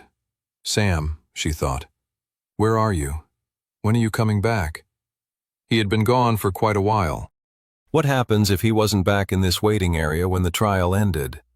She checked the timer and saw there was only an hour or so left until they all moved on to the third and final trial of the White Gate. She really didn't want to go forward without the guy who had kept them all alive so far. She eyed the time and thought to herself, "Come on, Sam. Get back to us soon." Sam exited the secret boss chamber, formerly occupied by the Rakeling, and back into the tunnel from which he came. Right as he stepped back into the tunnel, the whole underground began to shake. "I do not like that," Sam thought. He didn't want to be buried alive underground. Then he'd be truly screwed. He began to notice water rising at his feet. Oh man, that's not good either. Sam began sprinting as hard as he could down the passage. His heart pounded against his chest. His throat burned. He sent mana into his feet to give them extra strength and power with each push off the ground. He was halfway back to the tunnel's entrance when the water reached as high as his upper chest. Sam swam forward in the tunnel, keeping his head above water, so he could keep breathing for as long as possible. His biggest concern was being fully submerged for far longer than he had breathing capacity. He had barely survived his initial underwater descent. How could he survive that same journey with significantly extra distance attached? "I didn't defeat the Rakeling and acquire the Berserker's sword just to die before getting to ever use it," he grumbled to himself. He kept swimming forward until eventually the water rose so high in the tunnel he had to take his last breath before committing to the long journey back to the surface. Clara still had the kids cleaning the camp equipment, though she noticed even their diligence and fear of her as orphan leader was beginning to collapse. All of them were making furtive glances to the center of the pond where Sam had disappeared hours ago. Toby got up from cleaning their tent poles and cautiously approached Clara. He looked like he had something he wanted to say, but he was keeping a very cautious distance from her. "Why are you acting weird?" Clara grumbled. "If I come closer, you promise not to yell or smack me in any way?" said Toby. "When have I ever done that?" "You're right," said Toby. "You are the epitome of calm and tranquility." "All right, enough," said Clara. "Get over here." Toby moseyed over and spoke quietly so the other kids couldn't hear. "What are we going to do about the fact that Sam isn't here?" Toby said. Clara shuddered. It was the thought on all of their minds. She had been avoiding saying it out loud, as if declaring the situation vocally would only make the problem worse. "If he's not here, we go on without him," said Clara. What else is there to be done? Toby let out a long sigh. I guess you're right. I mean, our stats are over 10. We have pretty good equipment. Maybe we can actually survive. Toby said this loud enough so that the other kids could hear. Clara was impressed. He was proving himself to be a better leader than she had ever given him credit for. You really believe that? Asked Clara. She noticed Toby's legs trembling and the large gulp he took before he spoke, all of which revealed his real feelings. Nevertheless, the boy said, Yes, I do. With only minutes left before the second trial ended, Clara gave new orders to all the orphans to start packing everything up. Once finished, they would form a line of pairs and stand at attention. Clara could see the fear on their faces. They had all been scared this entire time in the White Gate, but she could see the sense of hopelessness and dread returning. There was no way they would survive the third trial with that attitude. We're approaching the third trial, said Clara. We've made it this far, and I believe we'll make it to the very end. We have to stay focused and work together. I know we can. At that very moment, a splash echoed behind her. Thank the goddess, Clara sighed to herself. She already knew who was behind her before she turned around, as she could see the relief and happiness on all the orphans' faces. She looked over her shoulder, and there was Sam, pulling himself out from the water and back onto dry ground. As the black-haired boy with sharp red eyes breathed heavily in and out, he couldn't help but smile between breaths. Are you guys going somewhere without me? 39. Sam didn't immediately stand up when he emerged from the pond. He felt his lungs burning. His whole body ached from the treacherous underwater swim he'd just gone through. He was just so happy to be out of the water and breathing on dry land again. Before he could say anything beyond the first few words he'd said to the group, Toby was suddenly crouching down in front of him, tears in his eyes, clasping him in a tight hug. Thank the goddess you're alive. Tobes, Sam said, patting his friend on the back. It's good to see you too. Toby let go and wiped his eyes. I was trying to keep a brave face and act all stoic and Sam-like, you know? But man, it was so hard. I just had so many different variables running through my head, all of which leading to all of our gruesome deaths, and I was trying to be all like a bad boy and cool like you, Sam. But holy moly is it hard. I have newfound respect for you, Sam. Not that I didn't have plenty of it before, but now I have even more. How do you do it without your brain exploding? Sam laughed. It was refreshing to be back in Toby's company. How about we get into it at another time? Sam smiled. He then stood up and looked over his pals. Clara smiled at him, as did all the other kids. I'd just like to point out, said Clara, that we're all happy to see you. I know it must feel a bit underwhelming after your bromantic reunion with Tobes. Sam chuckled. I'm happy to see all of you. After the fight with the rakeling and the horrific underwater race back to the surface, all Sam wanted to do was sit around and chat with his friends, but they didn't have a lot of time. Standing in the waiting area, they would be teleported to the final stage of the trial any minute now. All right, said Sam. Any minute now, we will be sent to the third and final trial location of the White Gate. Before that happens, I just want to say I'm proud of each and every one of you. I'm proud of you for getting this far, for getting as powerful as you've all become. Weaker adventurers than us have survived the White Gate, though we shouldn't forget that many stronger than us have also died in here too. As you've come to know, the White Gate is not a forgiving place. Nevertheless, we should all be proud of how far we've come, and I believe we can make it to the very end. The fear and hopelessness had completely disappeared from all his companions' faces. Their eyes were tear-stricken with inspiration and steely determination. We couldn't have done this without you, Sam, said Clara. Then each and every one of the kids said their own individual thanks to Sam. I thought we were all going to die when those ravens showed up, said one little girl. But then you took us to safety. I never thought I'd be able to actually wield a sword, said another boy. I didn't think I had a chance to become a hero, someone like you, Sam. But seeing you, I think, maybe I can." One by one, the thanks and gratitude kept pouring in. "Thanks again, Sam," said Clara. "Yeah, Sam, thank you," said Toby. Sam didn't know what to say. He wiped away the tears forming in his eyes. "We haven't even survived the final trial yet, you dummies," he thought quietly to himself. Even still, he couldn't help but feel overjoyed. He was so happy that, unlike in his first life, he didn't have to live through the horrors of the White Gate without his best friends at his side. 40. The timer for the second trial in the White Gate finally reached 0, and instantaneously Sam and the group of orphans disappeared from the waiting room. They immediately reappeared on the cliff face of a new, treacherous location. It's not as I expected," said Clara. "What?" said Sam. This was then followed by a massive, shrill shriek. "There it is," grinned Clara, looking at the screaming and panicked Toby. All the kids around them looked frightened, and Sam couldn't blame them. They had teleported right onto a narrow cliff which they could easily fall off of with one wrong step. A fact that was made worse by the heavy winds surrounding the area. The clouds were thick and stormy with thunder roaring far in the distance. At the bottom of the cliff, which looked awfully far away, were crashing waves. In the opposite direction of the cliff face was a large castle keep. There really was only one direction the trial was pointing them in. As Sam took a step towards the castle, a message appeared in his retina.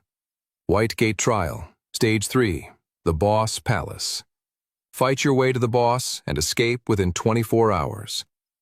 Make sure to watch your step and keep your balance," said Sam, leading the way. The walkway towards the castle was terrifyingly narrow. It wasn't impossible, but it required focus and nerves of steel. "Keep your arms out in front of you and walk with determination," said Sam. "Hesitation will lead you to wobble."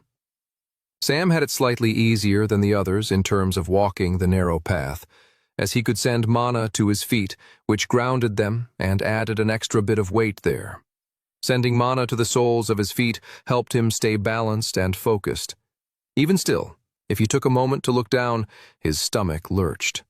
The sheer uncomfortableness of the narrow passage was enough to send anyone off balance. Sam gulped and stayed focused on moving forward.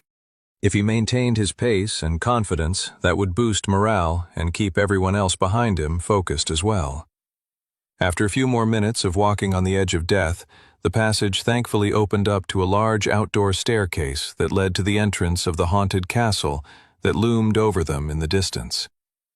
As they moved up the staircase, Sam explained to the others what awaited them inside. "It comes down to the basic 3 things you might encounter in a dungeon gate," said Sam. "Monsters, traps, danger." None of the orphans gasped at that. They just nodded their heads, taking in the facts. Not even Toby made a fuss.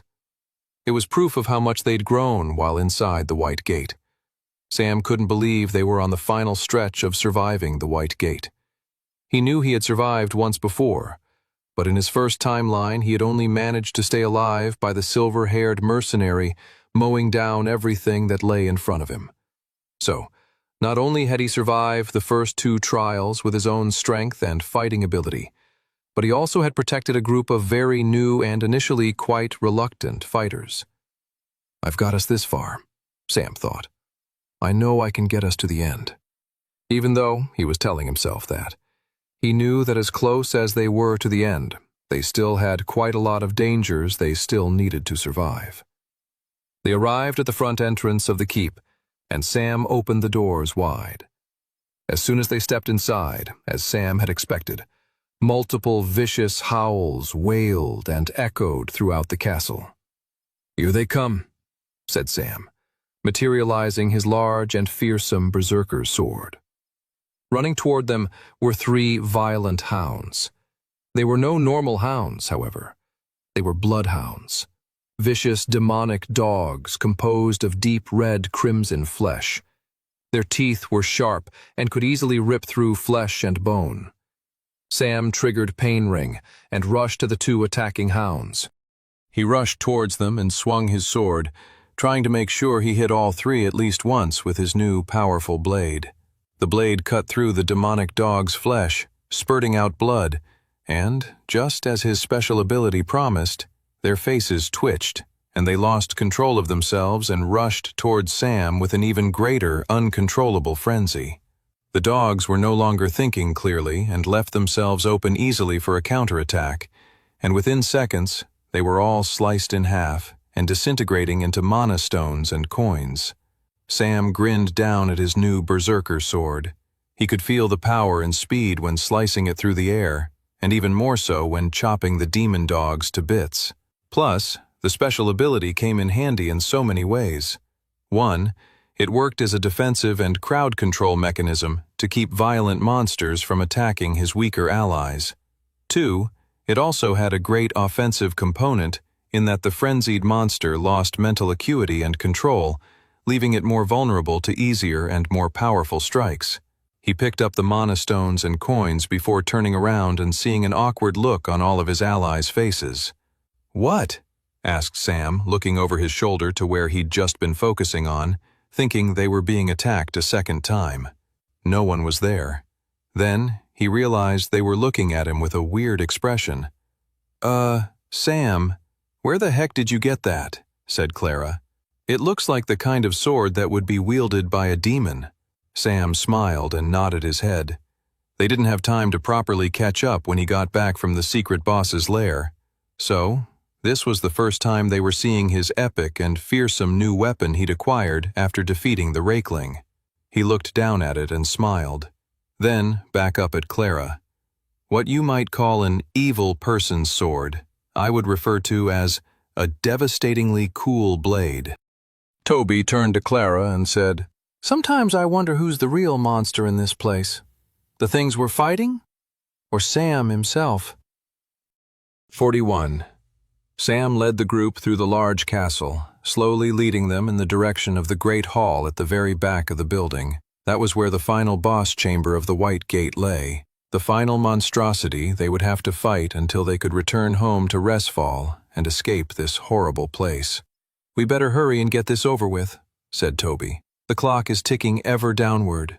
Right as Toby said that, Sam spun on his feet and turned around to face them all. He had a smirk on his face. "I don't like that face," said Toby. "I 100% do not like that face. That face is the face of a person about to tell me I'll have to fight horrific rat creatures over and over for the next little bit, isn't it?"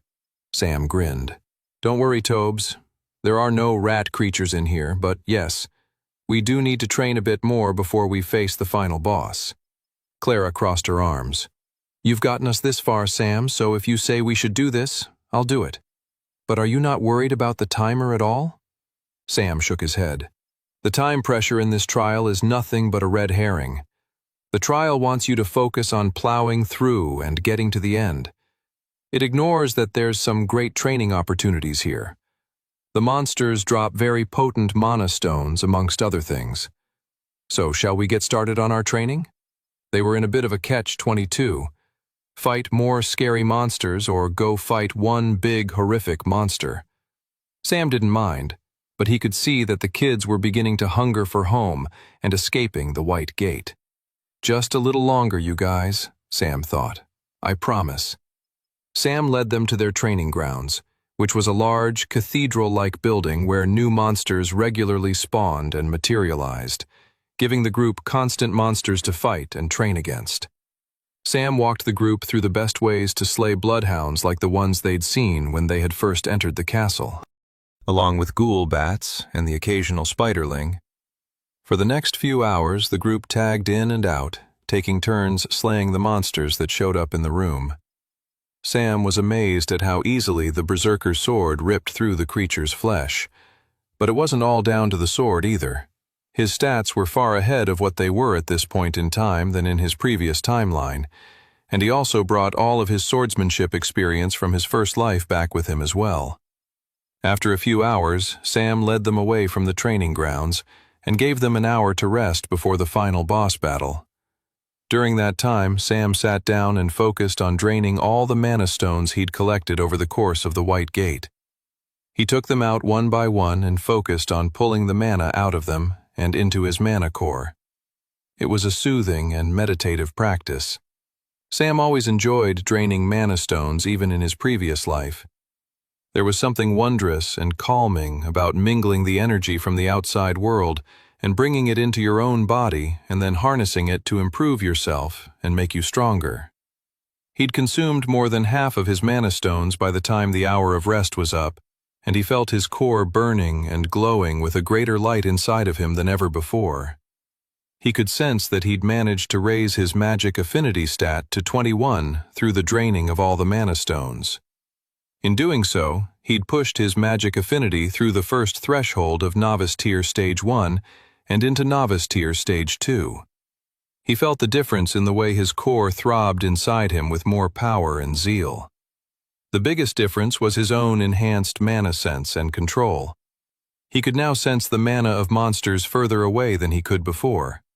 Even more critically, though, at Novice Tier Stage 2, he could wax and wane the zeal with which his own mana core throbbed. He could push himself and make his core throb with intense power, or he could pull it back and make it seem weaker than it truly was. This was a crucial development in his magic affinity, as he could now conceal his mana presence from enemies if he needed to.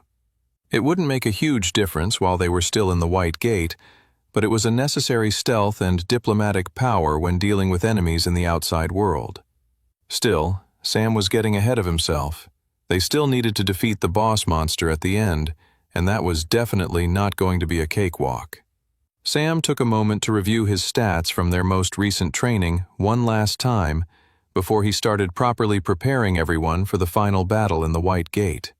He opened up his profile and took in his stats. Sam. Class.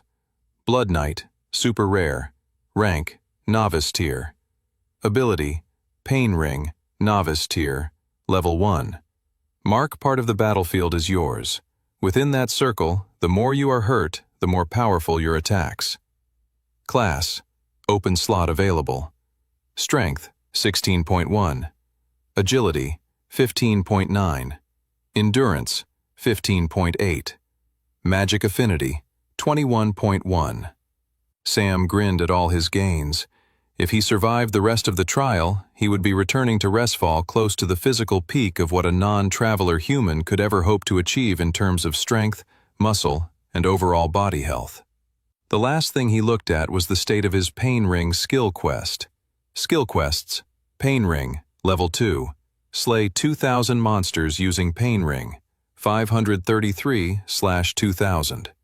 They were modest gains, but Sam was just pleased to see the skill ticking along. He looked forward to unlocking the ability's evolution, but it wasn't necessary for now. Having gone over his stats, Sam stood up and addressed the orphans. "All right, the final battle of the White Gate awaits," said Sam. He then went into detail about the final boss, which was an elemental golem. It was a fearsomely powerful creature that alternated between different elements and would be able to obliterate most of them with a single punch. "We're lucky, though," Sam explained. "With the help of my flame sword, all we'll need to do is to survive and dodge the monster until it goes into ice mode, and then I can attack it, using its current elemental weakness."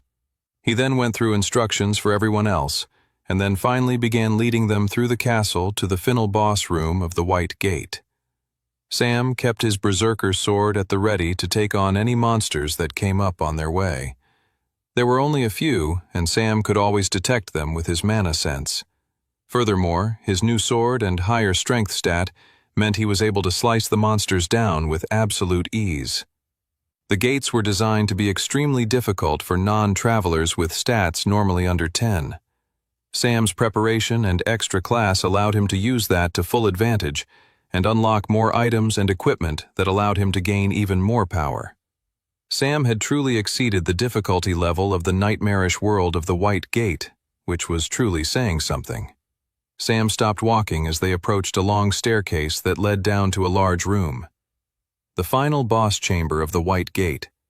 If they survived the fight with the horrible creature inside, the elemental golem, They'll have successfully made it through the trials of the White Gate.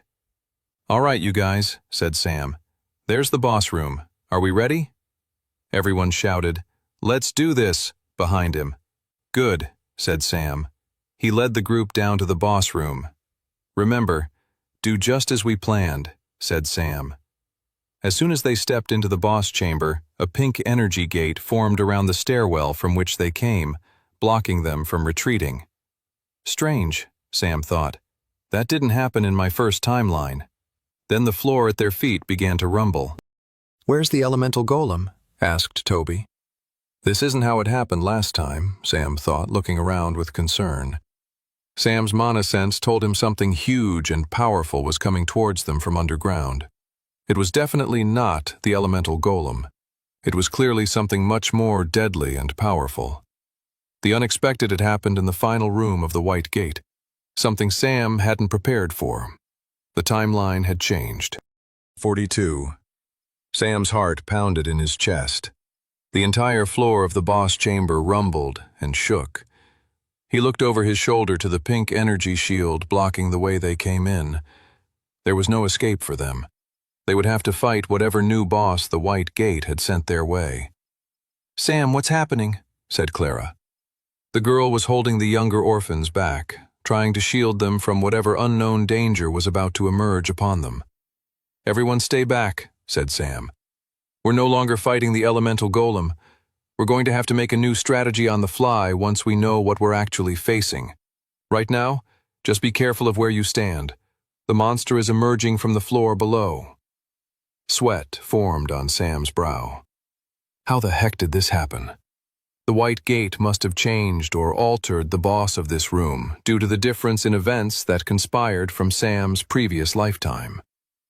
The destruction of the Death Raven Queen, the Rakeling, even the survival of all of them was a change from the previous timeline, and clearly the dungeon had altered the circumstances to match those changes. And if the dungeon had altered things, it could only mean one thing. The dungeon had raised the difficulty level on the final boss. Crap, Sam thought. Sam's mana sense began to overwhelm him. The boss monster was getting close. A second later, a gigantic worm with sharp bones all over its body broke through the floor and suddenly loomed over Sam and his group of friends. Sam recognized the monster from his extensive research of dungeon bestiaries in his first timeline. It was none other than a bone fiend. It was a terrifying and monstrous worm with outer flesh composed of sharp bones from its defeated enemies. Its insides were an assembly line of sharp teeth that could easily rip an unranked traveler with low endurance. Sam materialized his berserker sword. The time for being surprised was over. If he wanted to survive and save his friends, he had to get to work. Focus, everyone. We've lost our original method of victory, but the same principles apply. Sam rushed forward towards the looming monster, triggering Pain Ring as he did so. The ring of red energy shot out from his person and encompassed a large portion of the boss chamber. He then rushed to the bone fiend's side and slashed his berserker sword at the monster.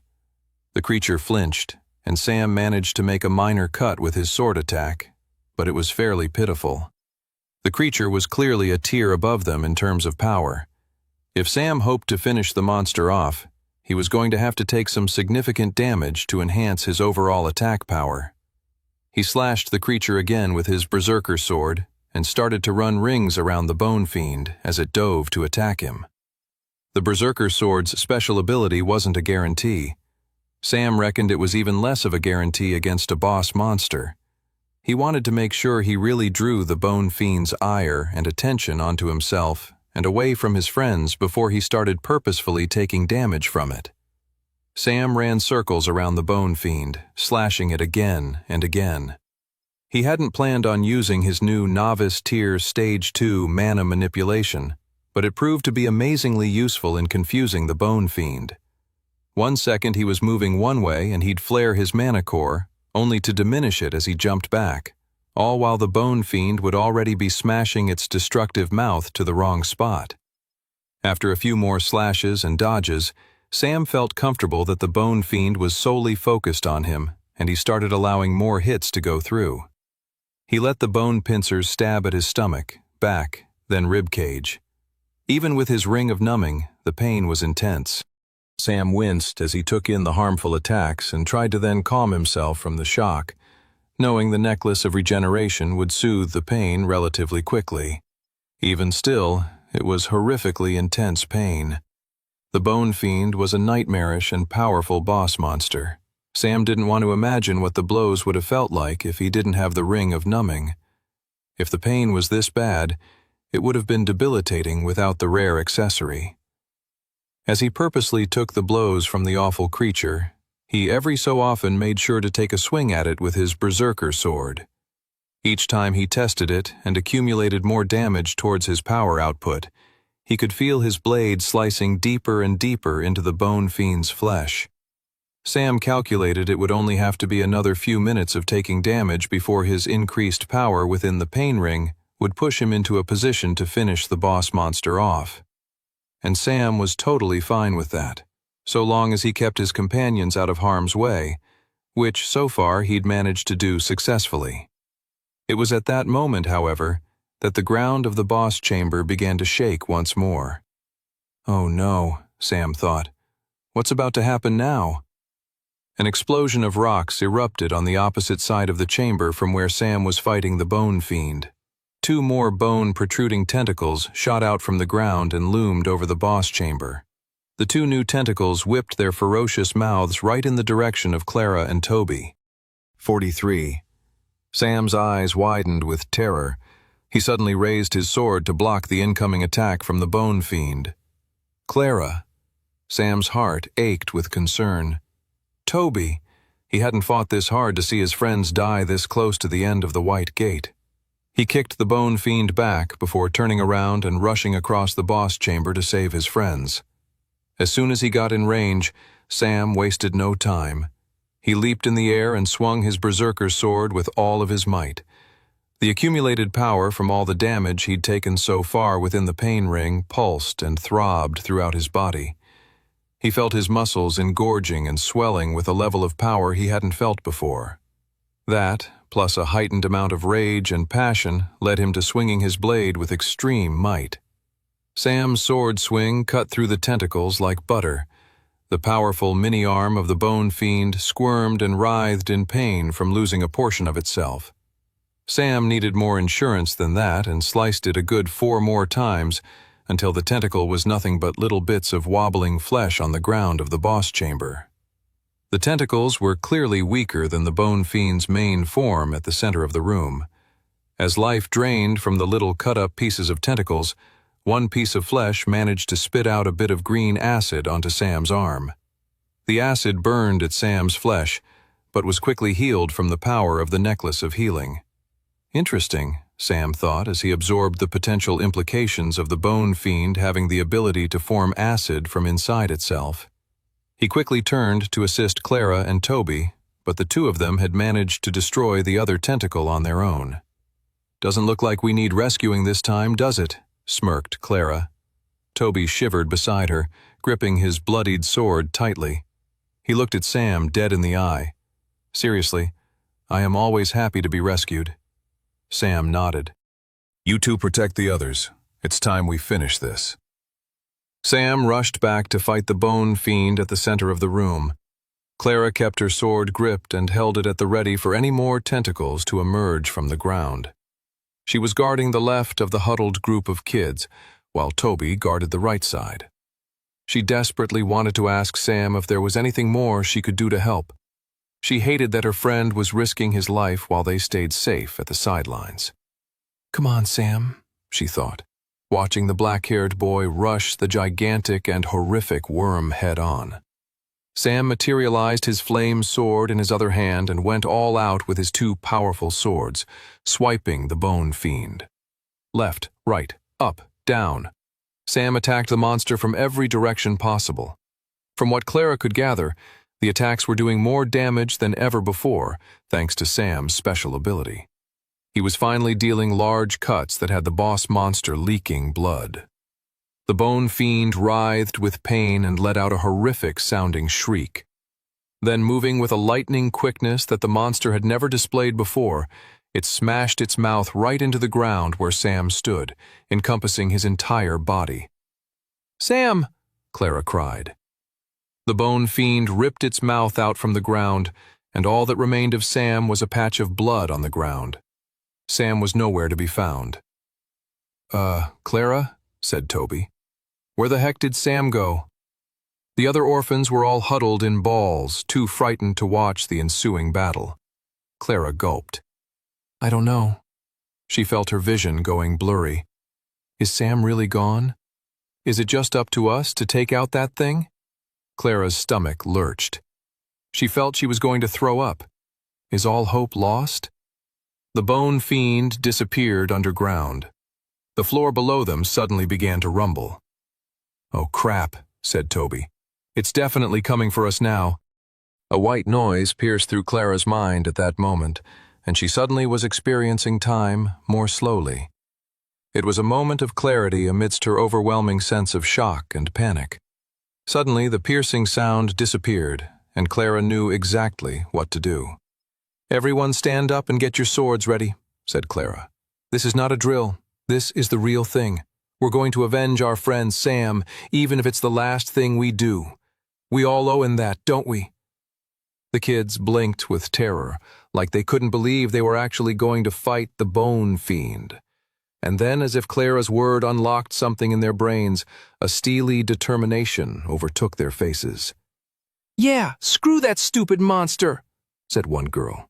"It ate Sam," said a boy. "We need to kill it for that." "Good," said Clara. She pointed ahead of them. "The worm will most likely pop out from there, so that it's in snatching distance of us all. Let's surround it, and we'll all attack it with our blades as soon as it pops out." The kids all rushed into formation and waited for the emergence of the bone fiend. The rumbling below their feet shook and got louder and intense until the giant, disgusting worm monster shot out from the ground, breaking the floor and leaving a rubble of stone in its midst. "Now!" shouted Clara. The kids wasted no time, and the whole group of them, including both Clara and Toby, swung forward with their swords. Most of the orphans' attacks barely did any damage, and their swords almost bounced off the bone fiend. Clara's sword made a cut, but it was nothing more than an irritating slice similar to a paper cut. She then noticed the gaping flesh wounds left behind by Sam. "Aim for the already open wounds," Clara shouted. She pulled back her blade and then thrust it forward with all of her strength. Her sword went right into the flesh wound, and the bone fiend suddenly wailed with pain. The monster shook and swung its body, knocking Clara and Toby and a bunch of kids back against the wall. A huge amount of pain ripped through Clara's body. She desperately wanted to get up, but every time she tried to push herself, her body was unable to stand. The bone fiend had hurt her too badly. The giant monster shadowed over her paralyzed body. It was preparing to lunge towards her and eat her, just like it had eaten Sam. "Is this really it?" she wondered. "Is this how I die?" The bone fiend lunged towards her. Clara closed her eyes and accepted her fate. She felt the hot breath of the bone fiend breathing down on her, about to snatch her body and tear it to shreds, when abruptly the monster lurched sideways. It writhed on the ground in pain. Suddenly, bursting out at the side of the bone fiend was a black sword with ribbed edges. This was followed by the emergence of another sword covered in flames. Clara's eyes widened. "No way," she thought. "Sam couldn't have—" The bone fiend suddenly split in two as the swords carved the monster into bits from the inside out. Emerging from the bloodied, destroyed carapace of the bone fiend was none other than the black-haired boy with frightening red eyes, who Clara had thought had died only a few minutes before. 44. Clara blinked in shock at the sight of Sam emerging from the inside remains of the bone fiend. If she could rub her eyes to check that she wasn't dreaming, she would have, but she was still paralyzed from the pain from the bone fiend knock that had sent her flying across the boss chamber a few moments before. She couldn't believe Sam was alive. Not only that, but that he had destroyed the bone fiend. They had defeated the final boss of the White Gate. Amazing, Clara thought. How the heck did Sam manage all that? Sam rushed over to Clara and materialized a red healing potion. How did you not die? Clara groaned. Shh, drink this first while I explain, said Sam, helping her take a sip of the healing potion. After the smaller tentacle spat acid onto me, I came to the realization that the inside of the bone fiend was incredibly acidic. I also knew that my necklace of healing regenerated at a faster pace than the damage from the acid, which meant I could let myself get swallowed by the bone fiend.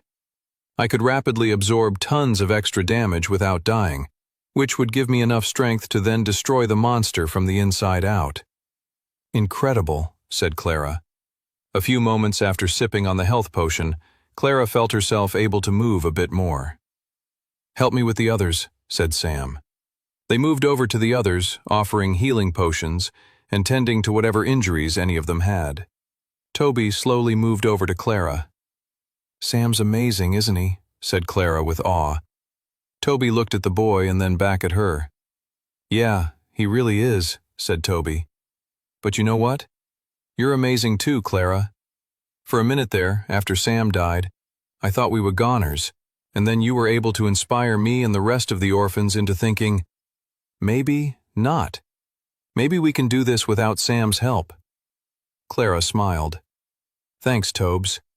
I mean, we still needed Sam's help in the end, but I appreciate you saying that. Don't underestimate yourself, Clara, said Toby. Not all of us can be mysterious, badass, black-haired dudes with wolfish red eyes who disappear at will and re-emerge with nightmarish-looking swords now, can we? Clara laughed. No, we can't all be like that, you're right. Exactly, said Toby. It's good to remember that for every hero in a storybook, there's normally countless helping hands who assisted them along the way, and, if you ask me, those people are more important than the hero himself. All right, said Clara. I get it. You want some recognition along with Sam. Is that it, Tobes? Toby blushed. No, that's not what I was trying to say at all. I was trying to say... Toby was cut off by the sudden emergence of a large purple portal in the center of the room. A prompt then appeared in all of their visions. Congratulations, you have completed the White Gate trial. Step through the purple portal to unlock your class and return to the outside world. I'm guessing you guys all see the prompt, said Sam. Well done, everyone, we did it. We survived the White Gate. Everyone cheered. There's only one more thing we have to do before we can all go home, said Sam, and it's a big one. Beyond that portal, there is the class choosing zone. After you choose your class, you'll be taken back to the entrance of the White Gate. Does everyone understand? Clara nodded along with everyone else. Great, said Sam. I look forward to seeing you guys on the other side. With that, Sam turned away from them and stepped into the portal and disappeared. Toby watched his friend disappear through the portal with amazement. He couldn't believe it. They had really fought their way to the end of the White Gate. Beyond that portal, they would get classes. They'd actually be travelers. People with magic powers, soldiers, warriors, heroes.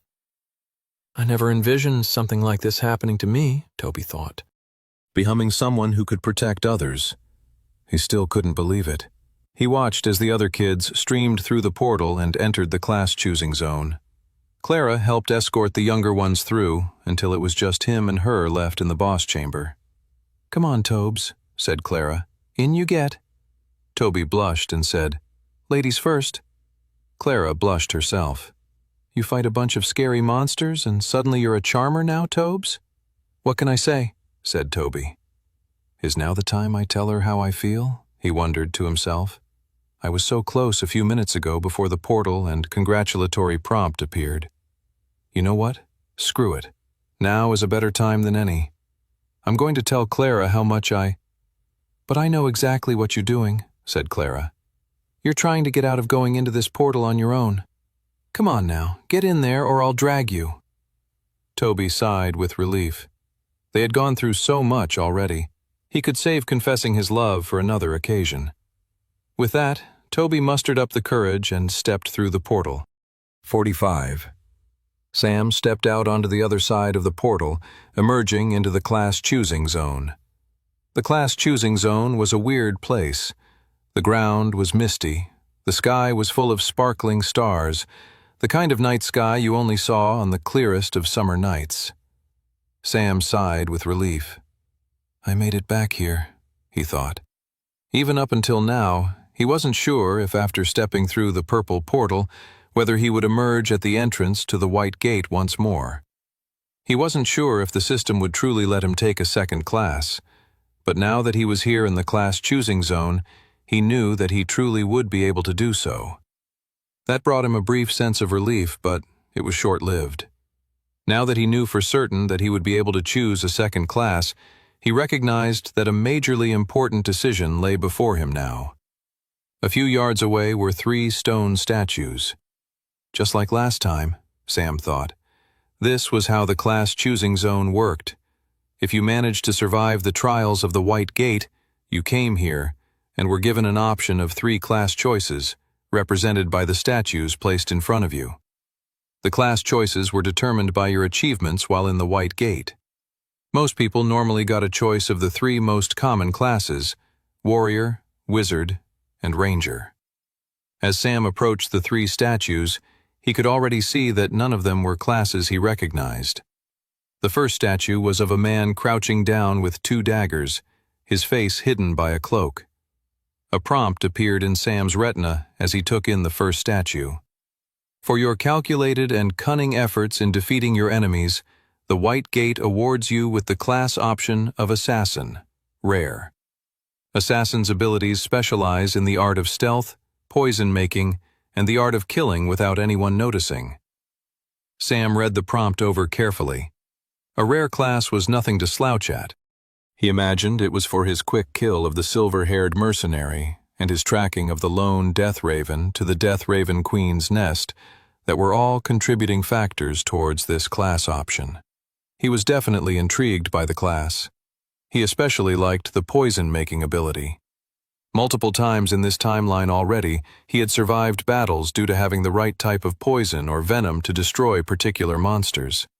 A class that could leverage that advantage more sounded particularly good.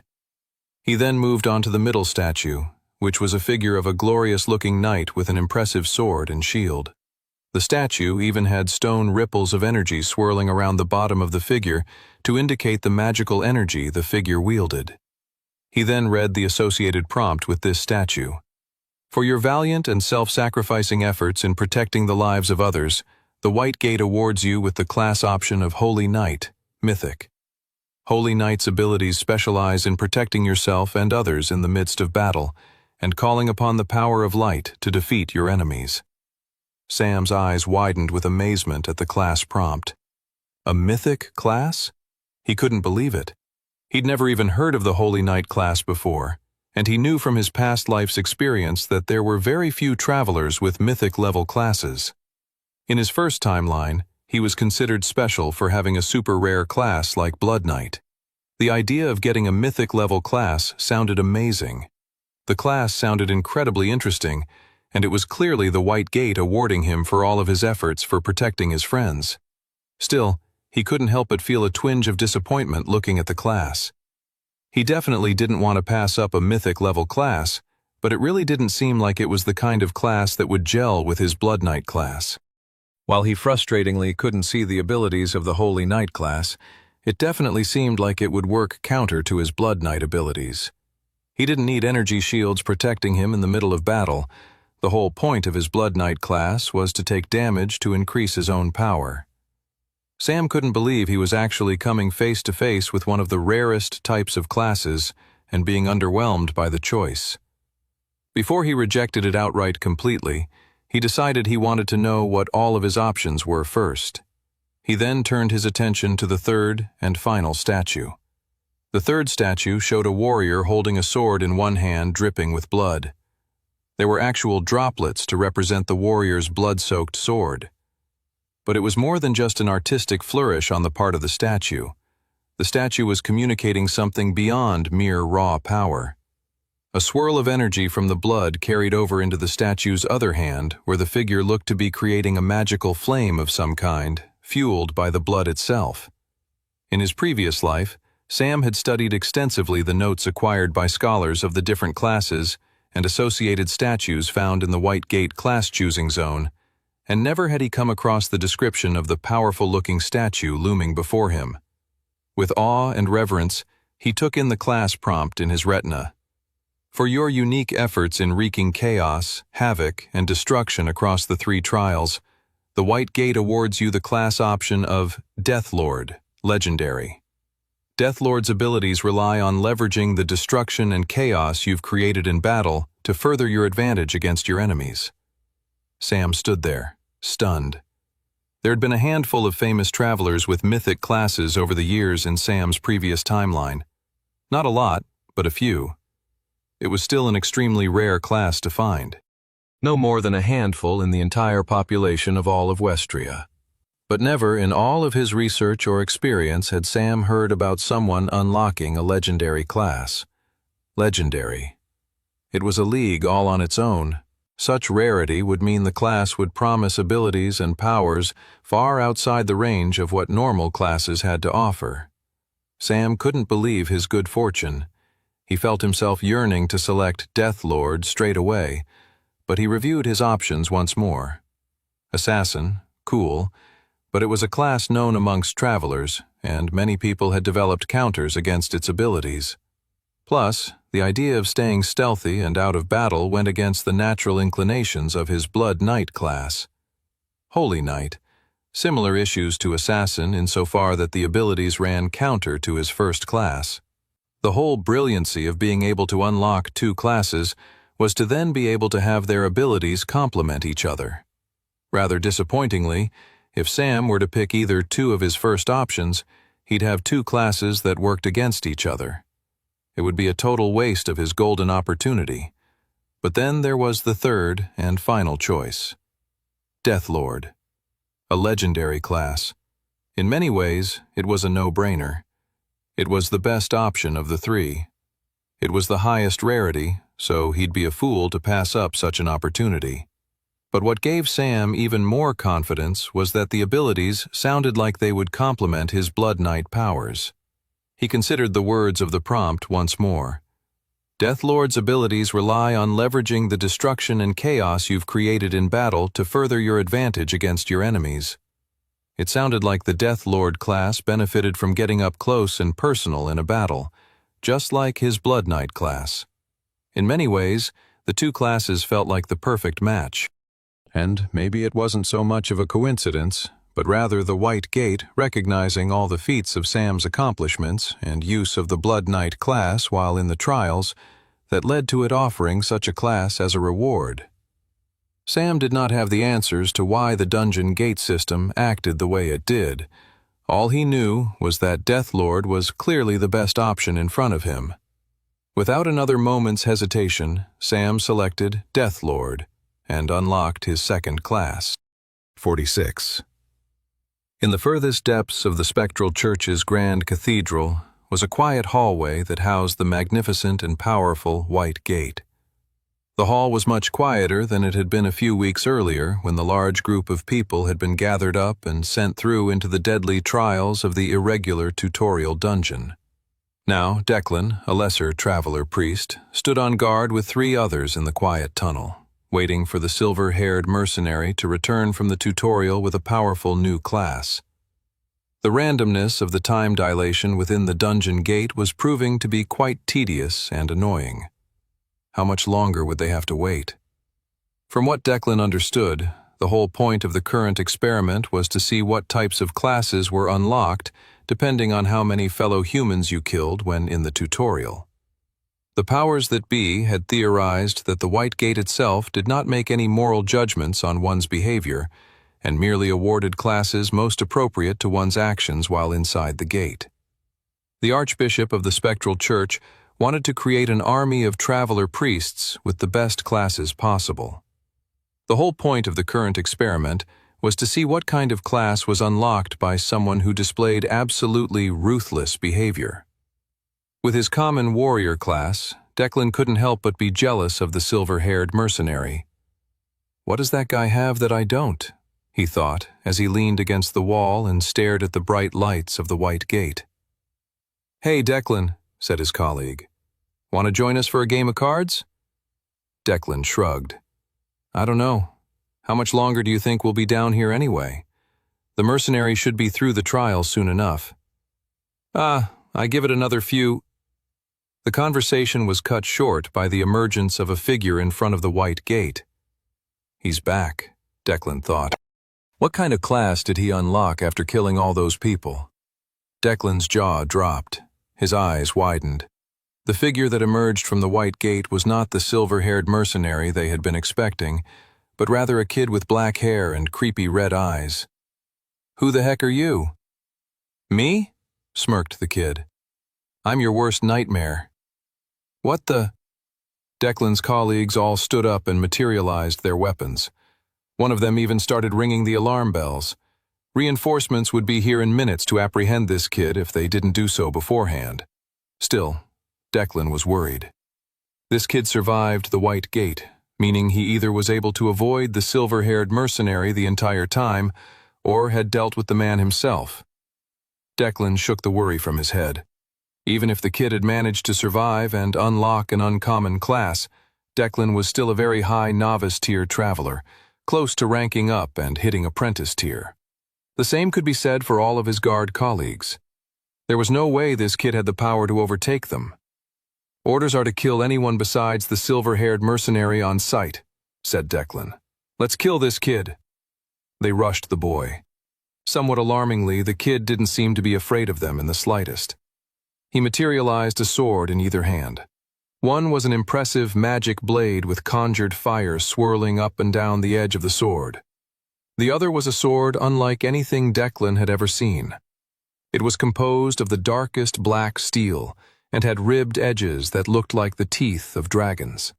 It was one of the most fearsome blades Declan's eyes had ever laid upon in his entire life. What did the kid do that he unlocked such a powerful blade? Declan shook his head and stayed focused on the ensuing battle. It doesn't matter, Declan thought. After we kill him, I have to make sure I get my hands on that sword. As Declan and his colleagues got close to the boy, the young man triggered an ability. A red circle shot out from the boy and marked the area. "What kind of move is that?" asked one of the guards. "Doesn't matter," shouted Declan. "Kill him!" The black-haired boy moved with an intense quickness, managing to dodge the guards' opening attacks and landing quick slices on all of them. Declan felt blood rush up his throat after feeling the sharp-ribbed edges of the boy's sword cut across his flesh. Such accuracy to his swordsmanship, Declan thought. Such speed. He's far more powerful and accomplished than a novice-tier traveler. This kid is not normal. He fights like someone far older and more powerful than a kid of his age.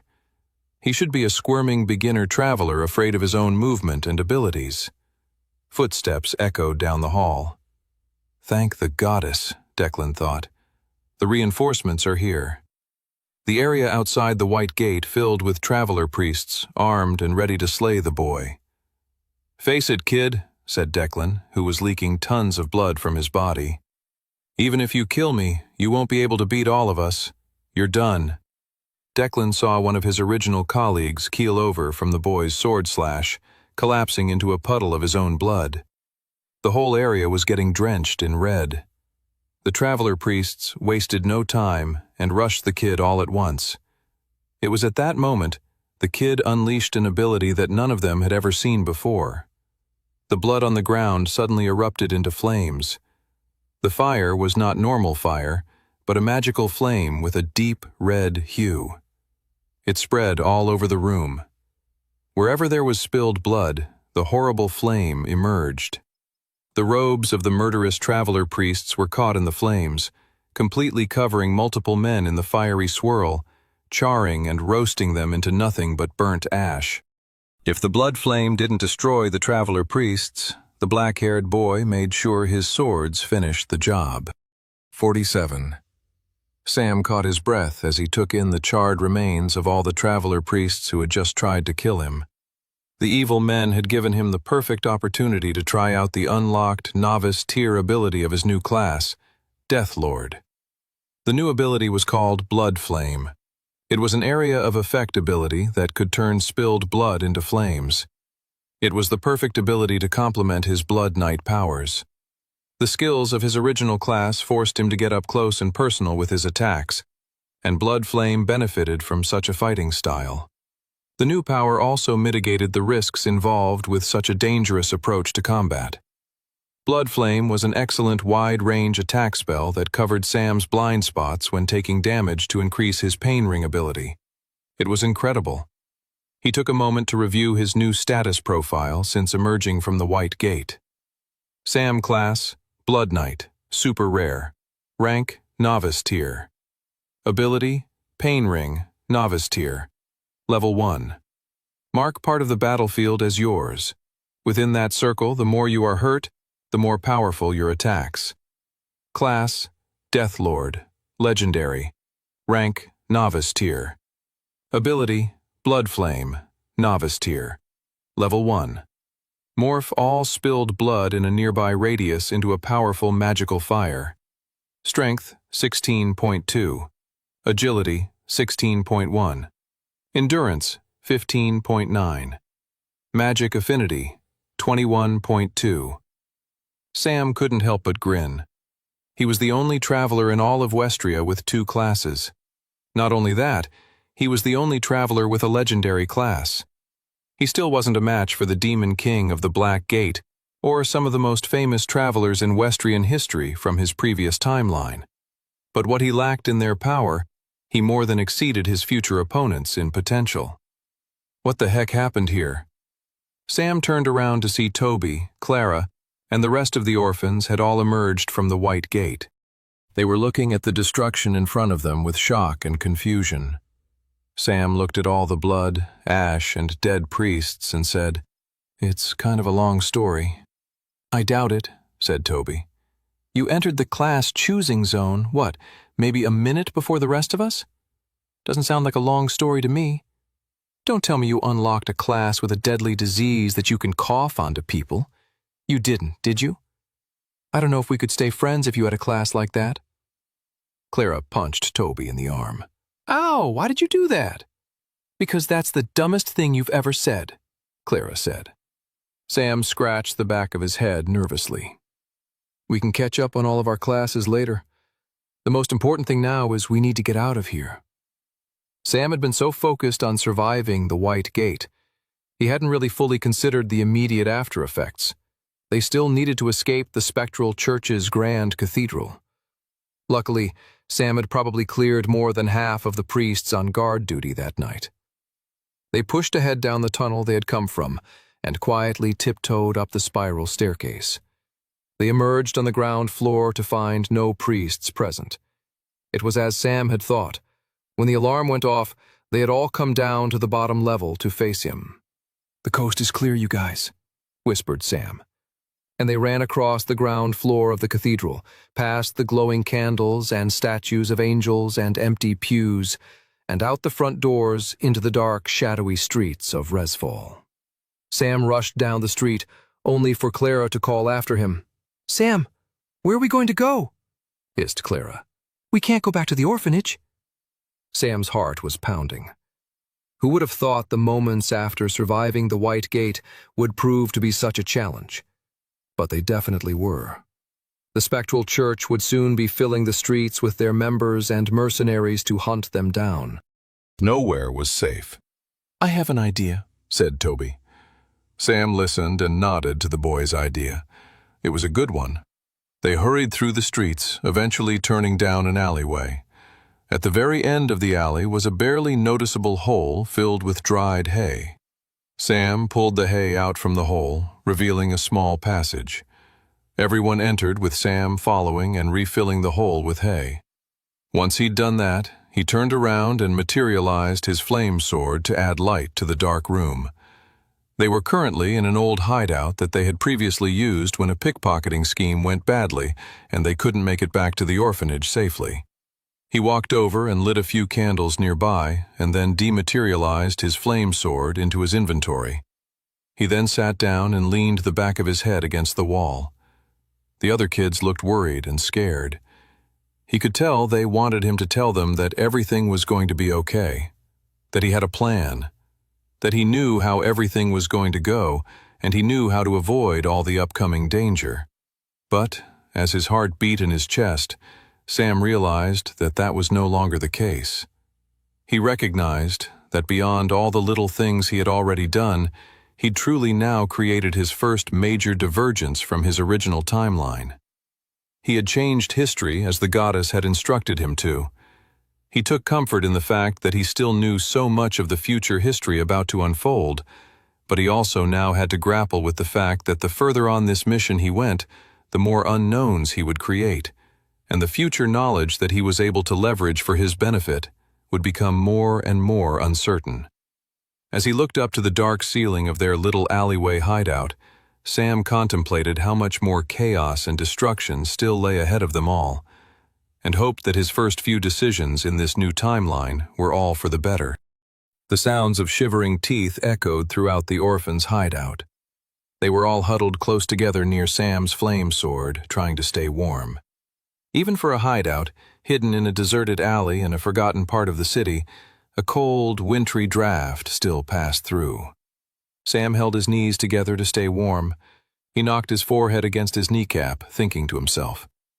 "This won't do," he thought. "We can't stay here for much longer." They'd spent the last few hours here resting, trying to come up with a plan, and discovering no solutions, only more problems and obstacles. Sam had quickly realized, as soon as he had felt the first whiff of the frosty draft outside, that more time had passed since they were in the White Gate than he had realized. It was no longer the month of Novrio, but the beginning of Wintersmid, the last month of the year. Hence, it was getting colder. Frost crystallized on the rooftops, walls, and individual cobbles of the street. Sam wasn't sure if this was a divergence from his original timeline or not. He winced thinking back to the painful memories of his previous lifetime. When he'd exited the White Gate then, he had been so stunned, the priests of the spectral church had swept him away to do further experiments on him. He didn't go outside again for some time after that. So he had no idea how much time had passed between entering the White Gate and leaving it in his previous timeline. He did know that the time difference between entering a White Gate and leaving it could be quite irregular. You could live 3 weeks in the White Gate trials only to return to the outside world, and only a minute had passed, or an hour, a week, a month, or even longer. It was outside of your control. Sam's teeth chattered uncontrollably. He tried to swirl the mana inside of himself, and that brought him a bit of warmth, but not much. He realized that if they didn't starve to death in this hideout, they were certainly going to freeze. And if they left to go somewhere warmer, the spectral church would find them and have authority over them to legally do whatever it is they wanted with them. Sam and his friends needed more than safety. They needed a more official form of protection. At the top of the Resfall Travelers Guild building sat the guildmaster, Edgar Redfield, in his office, looking over some papers while trying to ignore a nagging pain in his back. He could see from his office window that the moon and stars were out and a flurry of snow was beginning to fall. The cold outside made him grateful to be indoors in the comforts of his office and in the warmth of their mana heating devices along with the cozy glow of a nearby candle. The office was filled with bookshelves and old tomes, covering everything from the history of Westria to the Merchants' Guild of the Southern Kingdom of Opali. There was one set of books Edgar occasionally looked at, written by the same mysterious scribe. They went by the titles of Arcane Guildland, The Ballad of the Drunk Catshade, and The Legendary Tower Ascender. The scribe was a bit crazy, kept going on about something called the Tannerverse. He sighed and placed the papers down. "I didn't become guildmaster so I could be bogged down in administrative work," he grumbled in his head. The guild's finances were an even bigger pain in the neck than the actual pain in his neck. He suddenly hit a breaking point. He paused. His eyes furtively glanced to the door and back. Everyone's left for the evening already, Edgar thought. He calmly reached to the bottom drawer of his desk and slid the compartment open. Peeking out was a book with scantily clad women on the cover and the title, The Brilliant Buxom Ladies of Westria, Volume 8. He was about to reach for the book when there was a sudden knock on his door. Whoever was behind it didn't even wait for Edgar's answer and just pushed the door open. It was his assistant, and she looked worried. I was just finishing up," said the guildmaster, furiously slamming the bottom drawer of the desk. "And I actually don't answer to you. I'm the guildmaster. Sir, I'm sorry to interrupt your important work." "That's right, very important work," said the guildmaster. "Very important." "Something strange has happened downstairs," the assistant explained. "Strange?" Edgar huffed. Could this not be dealt by someone else? He felt the pain in his left shoulder throb and ache violently. It's all going wrong, he thought. I was supposed to have a nice, calm evening. "You're the only remaining member of senior command in the building right now, sir." Edgar shook his head in dismay and stood up from behind his desk. "Take me to the strange occurrence, then," he sighed.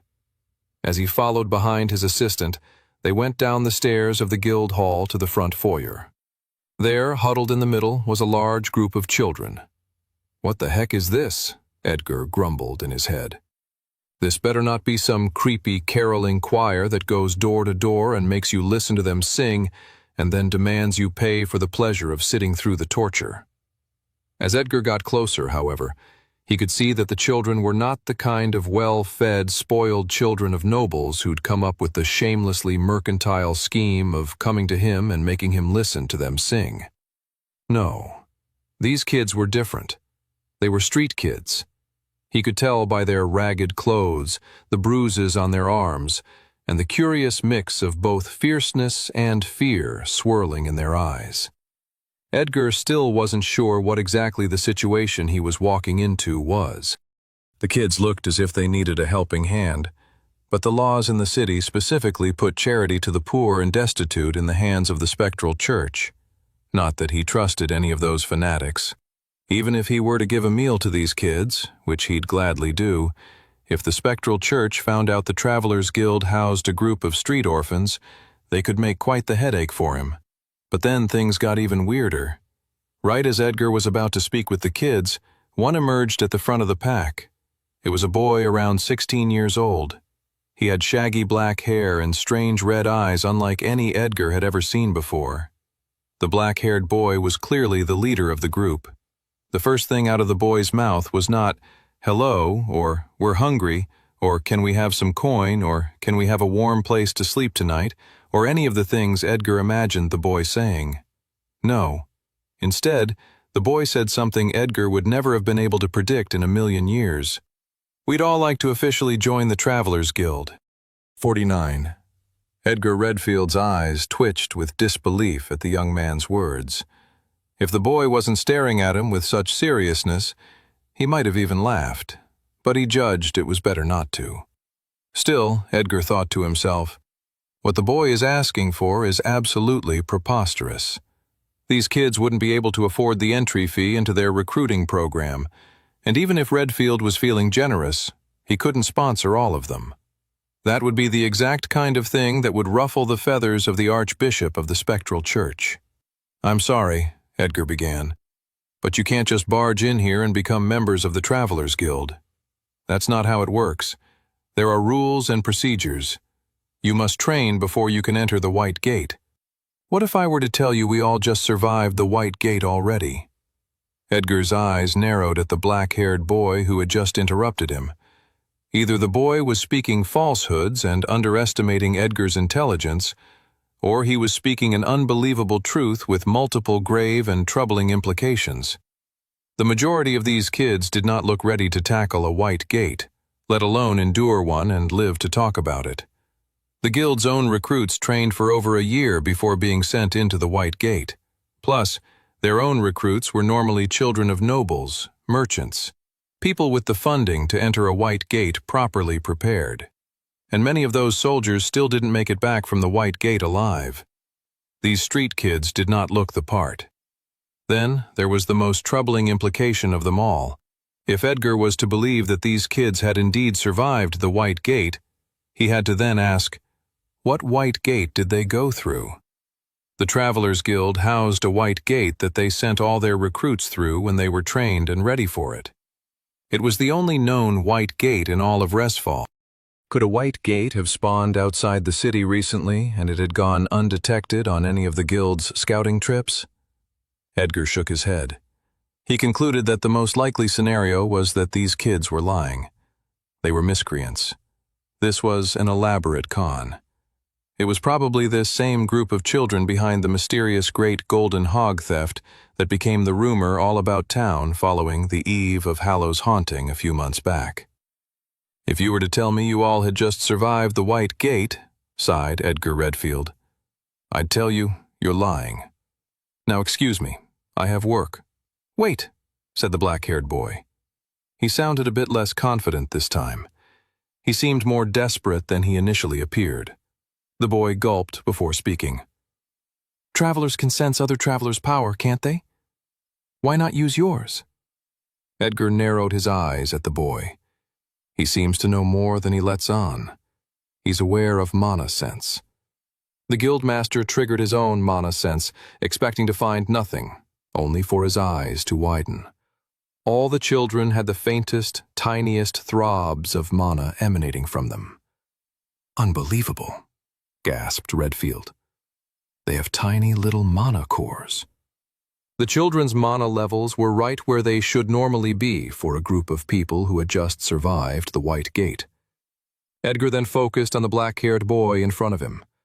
The boy's mana levels were close to the others, but had the slightest hint to being stronger. The boy couldn't possibly be concealing his mana sense from me, Edgar thought with surprise.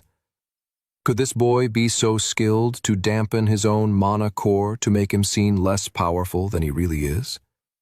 They had novice-tier guild members with 2 stars to their names who weren't clever enough to do that, or could do it as skillfully as the boy in front of him was doing. Impressive, Redfield thought. Still, he wasn't sure what the best choice of action was here. There was something not right about all of this. Edgar could feel it. To accept these kids would be to let the guild accept whatever not goodness he was currently feeling in his gut. One moment, said Edgar. He then walked to the side with his assistant until they were out of earshot of the kids. What should we do? Asked Edgar. I don't know, said the assistant. You're the guildmaster. Yes, and you're my assistant, hissed Edgar. You're supposed to assist me in all things, like this decision. Is there any protocol we can draw upon? The assistant paused and thought for a moment before she spoke up. It's an odd situation. They're not our recruits. If they were, and they'd just survived the White Gate, the paperwork would already be worked out and they'd be official travelers.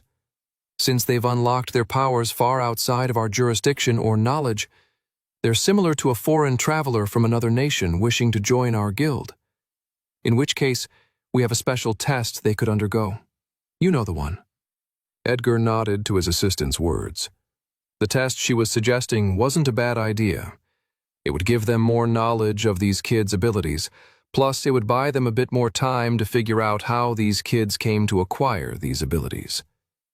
Edgar walked back to the group of kids and said, Okay, I'm starting to believe what you've told me. Still, we have protocols at the Travelers Guild and we can't just accept you so easily. You'll have to undergo a series of tests. We don't have time, said the black-haired boy. I thought if someone survived a White Gate, they automatically became a traveler. It's a little more complicated than that, said Edgar. How about I do the test on behalf of all of us? Asked the boy. You can sense that we're not lying to you, but my companions are tired and frail and fine, said Edgar. Only you have to take the test. The guildmaster didn't have a problem with this, as the black-haired boy was the one he was most curious to see display his powers. Sam's heart and mind was racing. He followed the guildmaster and his assistant down a hall and into a special room. The guildmaster was older, maybe mid-50s or even early 60s.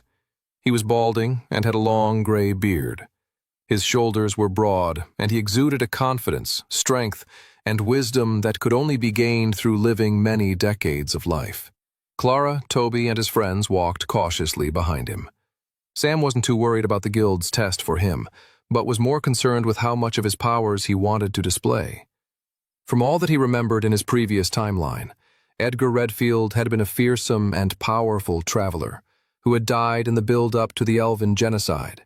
He was an incredible fighter and one of the few travelers famous for having a mythic rarity class.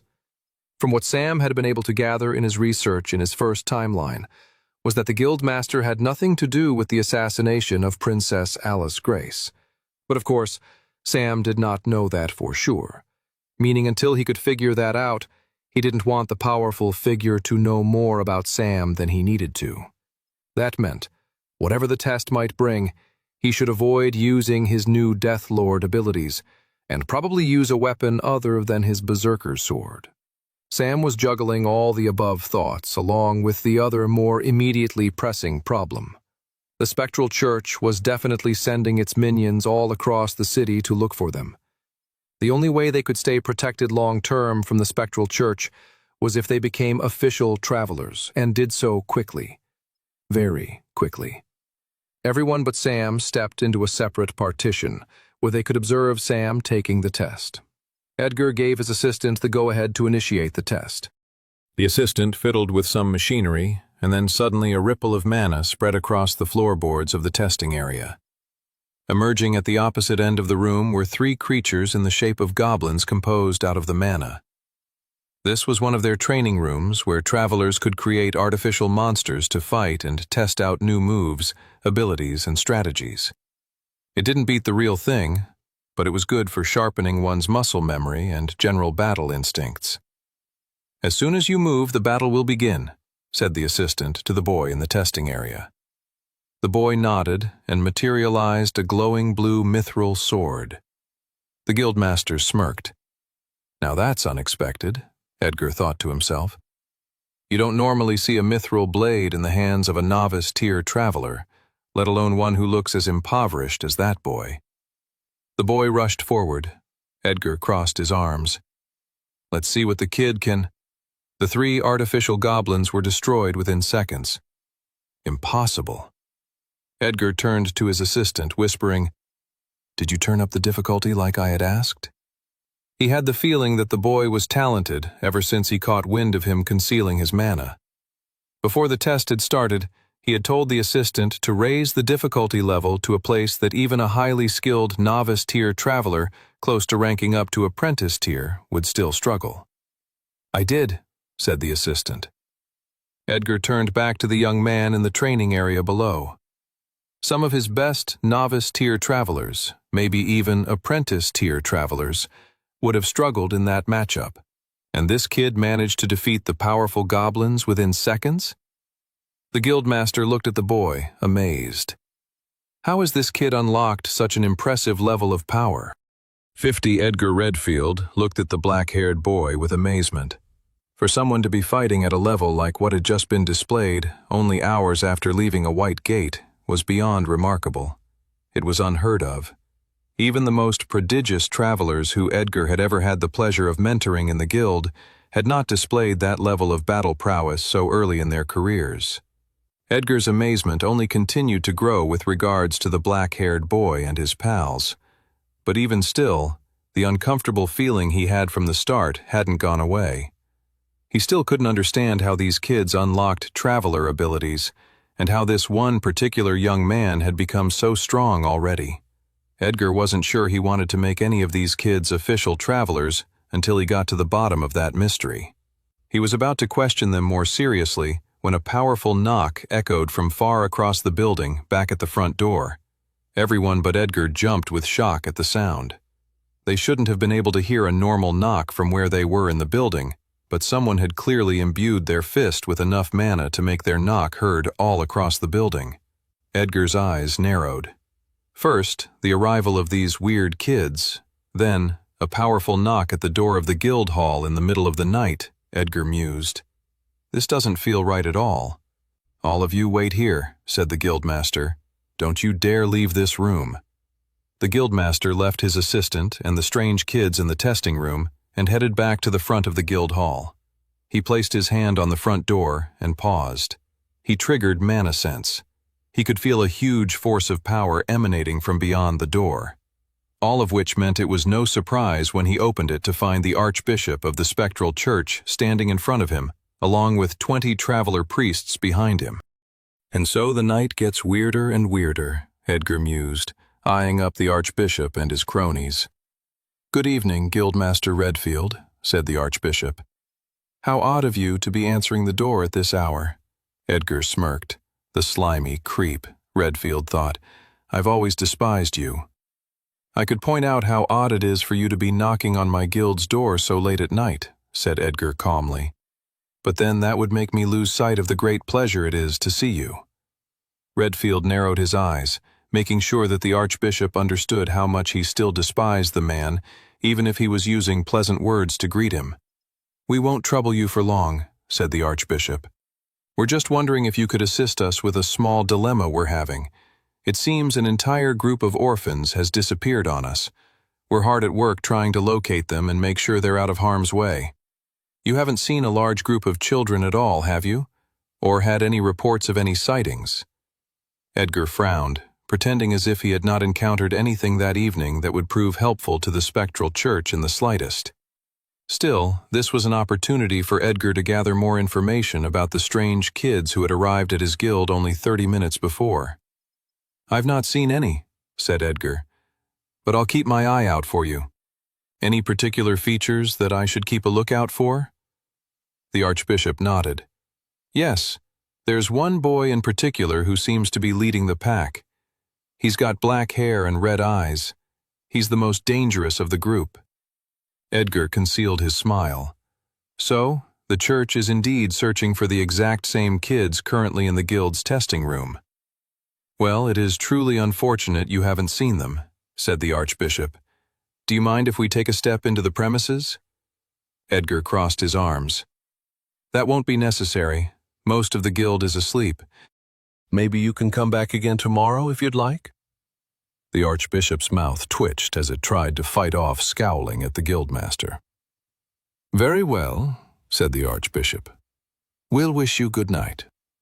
The Archbishop and his cronies turned around to leave and head out into the cold, nighttime city. Just as Edgar was about to close the door and breathe a sigh of relief, the Archbishop spun on his heels. "One last thing, Guildmaster," said the Archbishop. Edgar's stomach lurched at the sight of the man smirking. What does he know that I don't know? Edgar thought. "Do you mind explaining why my mana sense can pick up a large group of novice-tier mana users in the back of your guild hall?" said the Archbishop. "There is clearly a group of people who aren't asleep, as you previously suggested." Crap, Edgar thought. Most of those kids clearly have no idea how to manipulate their mana cores. "If it turns out you're hiding the kids we're looking for, Guildmaster," said the Archbishop, "that could cause a lot of difficulties for the Travelers Guild. You wouldn't want to upset the uneasy truce currently held between the Church and the Guild." Edgar bristled. Outside of the Volsungar royal family, the Spectral Church and the Travelers Guild were the two most powerful institutions in both the city itself and the country at large. Before the arrival of the Dungeon Gates, Archbishop Balin was without a doubt the second most powerful man in Resfall. However, that all changed when the Dungeon Gates arrived. The emergence of the Dungeon Gates created large-scale political upheaval and strife all across Westria, as different nations and races evolved to suit their newly changing world. With the best soldiers in his army, the former king of Volsungar created the Travelers Guild to train and recruit more powerful fighters, who could enter the Dungeon Gates to gain power and protect them all. From the guild's inception, it had always been in tension with the Spectral Church, who had believed they should have had total control of training travelers. In the end, the Spectral Church was the only other institution outside of the Royal Army and the Travelers Guild to be allowed the privileges of training and preparing soldiers to become travelers. The merchants or different craftsmen's guilds were not allowed such privileges. The Travelers Guild therefore had to offer their white gate to the Spectral Church once a month for their own trained regiments to enter, and the church was allowed to entice any new novice-tier travelers to join their institution instead. All of this had been decreed about a year after the arrival of the dungeon gates by the late king of Volsungar, Victor Grace, as a means of stopping an all-out civil war among the different factions of Resfall. And yet, even still, here we are with the threat of bloodshed percolating so close to the surface of reality, Edgar thought. The guildmaster stared at the archbishop dead in the eye and pieced together a few mysteries that had cropped up over the course of that cold wintersmid evening. The archbishop was aware of the children and knew they had unlocked traveler abilities, which was why he even thought to search for them with his mana sense. But how could the archbishop be aware of children who had unlocked traveler abilities when none of them went through the white gate that was controlled by the Travelers Guild? There was only one explanation. The archbishop and the spectral church knew of another white gate, one they were clearly keeping secret from the guild, the royal family, and everyone else. While Edgar couldn't prove it there and then, he was confident in his deductions. And how is it exactly that these children came to be with traveler abilities? Asked Edgar. The archbishop no longer hid his scowl. The powerful figure took a step back. "That is not the issue in question," said the archbishop, regaining his composure. "The issue in question is those orphans belong to the jurisdiction of the spectral church. You don't have the authority to keep them inside your guild hall. Now return them at once." Redfield shook his head and smirked. "I can't believe I'm actually about to do this," he thought. "This is not how I saw my evening going." "Sorry, Balin," said Edgar. "The kids are no longer your responsibility. For as of this evening, they have all officially become travelers in the Travelers Guild." The archbishop scowled at the guildmaster even more furiously than he had a few moments before. "You've made me very angry, Edgar," said the archbishop. "I won't forget this." With that, the powerful priest turned and walked back into the city with his small regiment of acolytes behind him. Edgar watched the antagonist late-night visitors disappear into the throng of city streets and then returned back inside the guild hall, closing the door behind him. He leaned his head against the shut door and sighed, as if tensions with the spectral church weren't thorny enough already. He returned to the testing room and found his assistant and the strange kids all looking at him with concern. "Why the long faces?" asked Edgar. "You're all official travelers now." The kids were silent, momentarily shocked, before they suddenly cheered with excitement. They all looked excited except for the black-haired kid, who looked to be sighing with relief. He's clever, that one, Edgar thought. He knew that the spectral church was looking for them, and the only way to escape their clutches was to become official travelers. That was why he was in such a rush with the initial test. He knew that he didn't have long. "I'm sure you all have questions," said Edgar, "but they'll have to wait until the morning." He turned to his assistant and gave her orders to get the kids some food and prepare a dorm for all of them. "Lead them all to the dining hall," said Edgar. As they left, Edgar pointed to the black-haired boy. "You there," he said. "I'd like a word." Suddenly, it was just Edgar and the young man in the testing room, alone. "You don't need me to tell you who was at the door just now, do you?" said Edgar. The young man stared at Edgar and didn't say anything. "I've just done you a pretty big favor," said Edgar. "Some gratitude would be nice. Answers as well." "What do you want to know?" said the young man. "First off, what's your name?" "Sam." Edgar had already pieced together that they were all orphans. He wouldn't quiz the kid on his lack of a surname.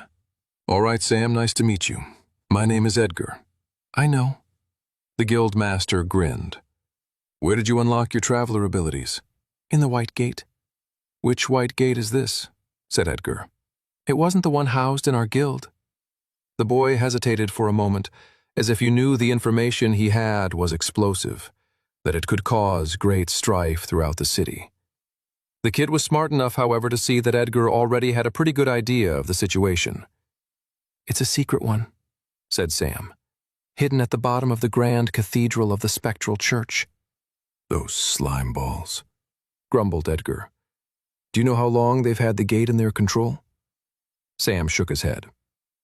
Did they prepare you for going into the White Gate? Sam shook his head. Do you have any idea why they'd send you and your fellow orphans into a dangerous White Gate? The boy clenched his fists, and a brief swell of anger showed up on his face before he took a deep breath. They wanted to find out what kind of classes someone could unlock if they murdered a countless number of people in the tutorial of the White Gate. The boy explained. Edgar's eyebrows raised at that. His stomach lurched. That might be the most despicable thing I've ever heard, said the guildmaster. Do you not believe me? Asked the boy. Oh, I think it's despicable because I don't doubt you for a second, said the guildmaster, reiterating his stance on the matter. The guildmaster felt a swell of anger rise in him. Throwing innocent people into a White Gate as an experiment, Edgar thought to himself, I can't think of a more abominable and grotesque action. Edgar grew more and more sick just thinking about it. Now that you know, said the boy. What are you going to do about it? If I could, I'd go burn the cathedral to the ground with all the senior members of the spectral church roasting inside, said Edgar. But hating your enemy is not always enough to defeat them. So, I'll go meditate, cultivate my mana, train myself, get stronger, prepare for the day when I get the opportunity to topple such a horrific institution sucking life force out of Volsungar. The boy nodded. Are you satisfied with that answer? The boy nodded again. Can I rely on you to behave the same way? Sam nodded his head once more. This young man only gets more and more interesting, Redfield thought. At his age, if I were in his shoes, I'd be rushing to break the bones of every member of the spectral church. This young man's lack of hot-bloodedness suggests a wisdom far beyond his years. Edgar then gestured for the young man to run along. If you head out that way and turn right, you won't miss the dining hall, said Edgar. I'm sure your friends are wondering what happened to you. Sam nodded and walked out of the testing room. Edgar watched the boy go and then sighed. This is bad, the guildmaster thought to himself. The spectral church has always had such a vicious hunger for power. And now that they had their own secret White Gate that they could use to train people, they'd be able to create a whole army of powerful traveler priests. This will have to be investigated further, Edgar thought. Unfortunately, there's only one thing that is still achievable this evening. Rest.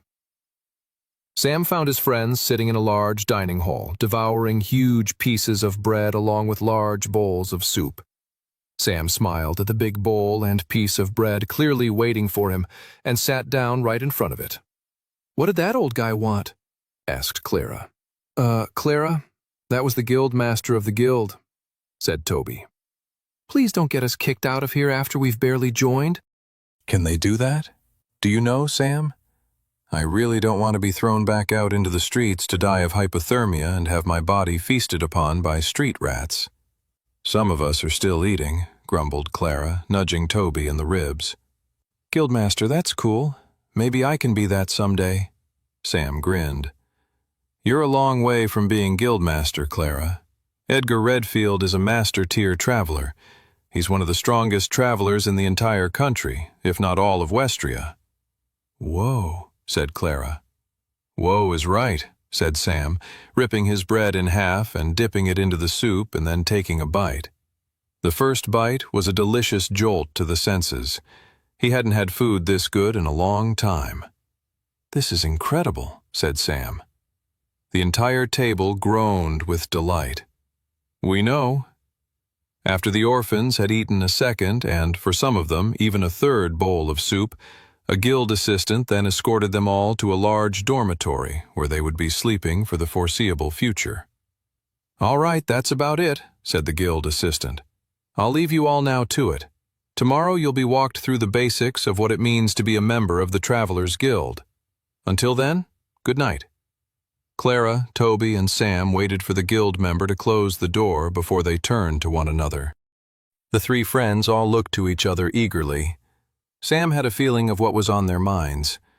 They'd been in such a hurry after exiting the White Gate, first escaping the clutches of the spectral church, then finding their hideout, and then, finally, seeking membership with the Travelers Guild, that they never had a chance to share with each other what classes they had unlocked while in the class-choosing zone. "You go first, Tobes," said Clara. Toby let out a sigh. "I'm sure it's not as cool as any of the ones you got. I got a choice of 3 common classes, Wizard, Ranger, and Warrior, and so I obviously went for—" "Wizard for sure," Clara interrupted. "How did you know?" "Something about wielding magical spells that could hurt monsters from afar, emphasis on afar. Seems like it would appeal to you, Tobes," Clara said. Toby blushed. "Well, you're right. I chose Wizard. I can't believe I'm a traveler now, to be honest. That we're all travelers. I haven't even tried my novice tier ability yet. I'm not even sure if I could at the moment." Sam nodded, listening closely to his friend. Wizard was a good class pick for Toby, though. It had some initial startup challenges. Mainly that for most travelers exiting the White Gate, their magic affinity was still super low, and that was a most important stat for those with the Wizard class.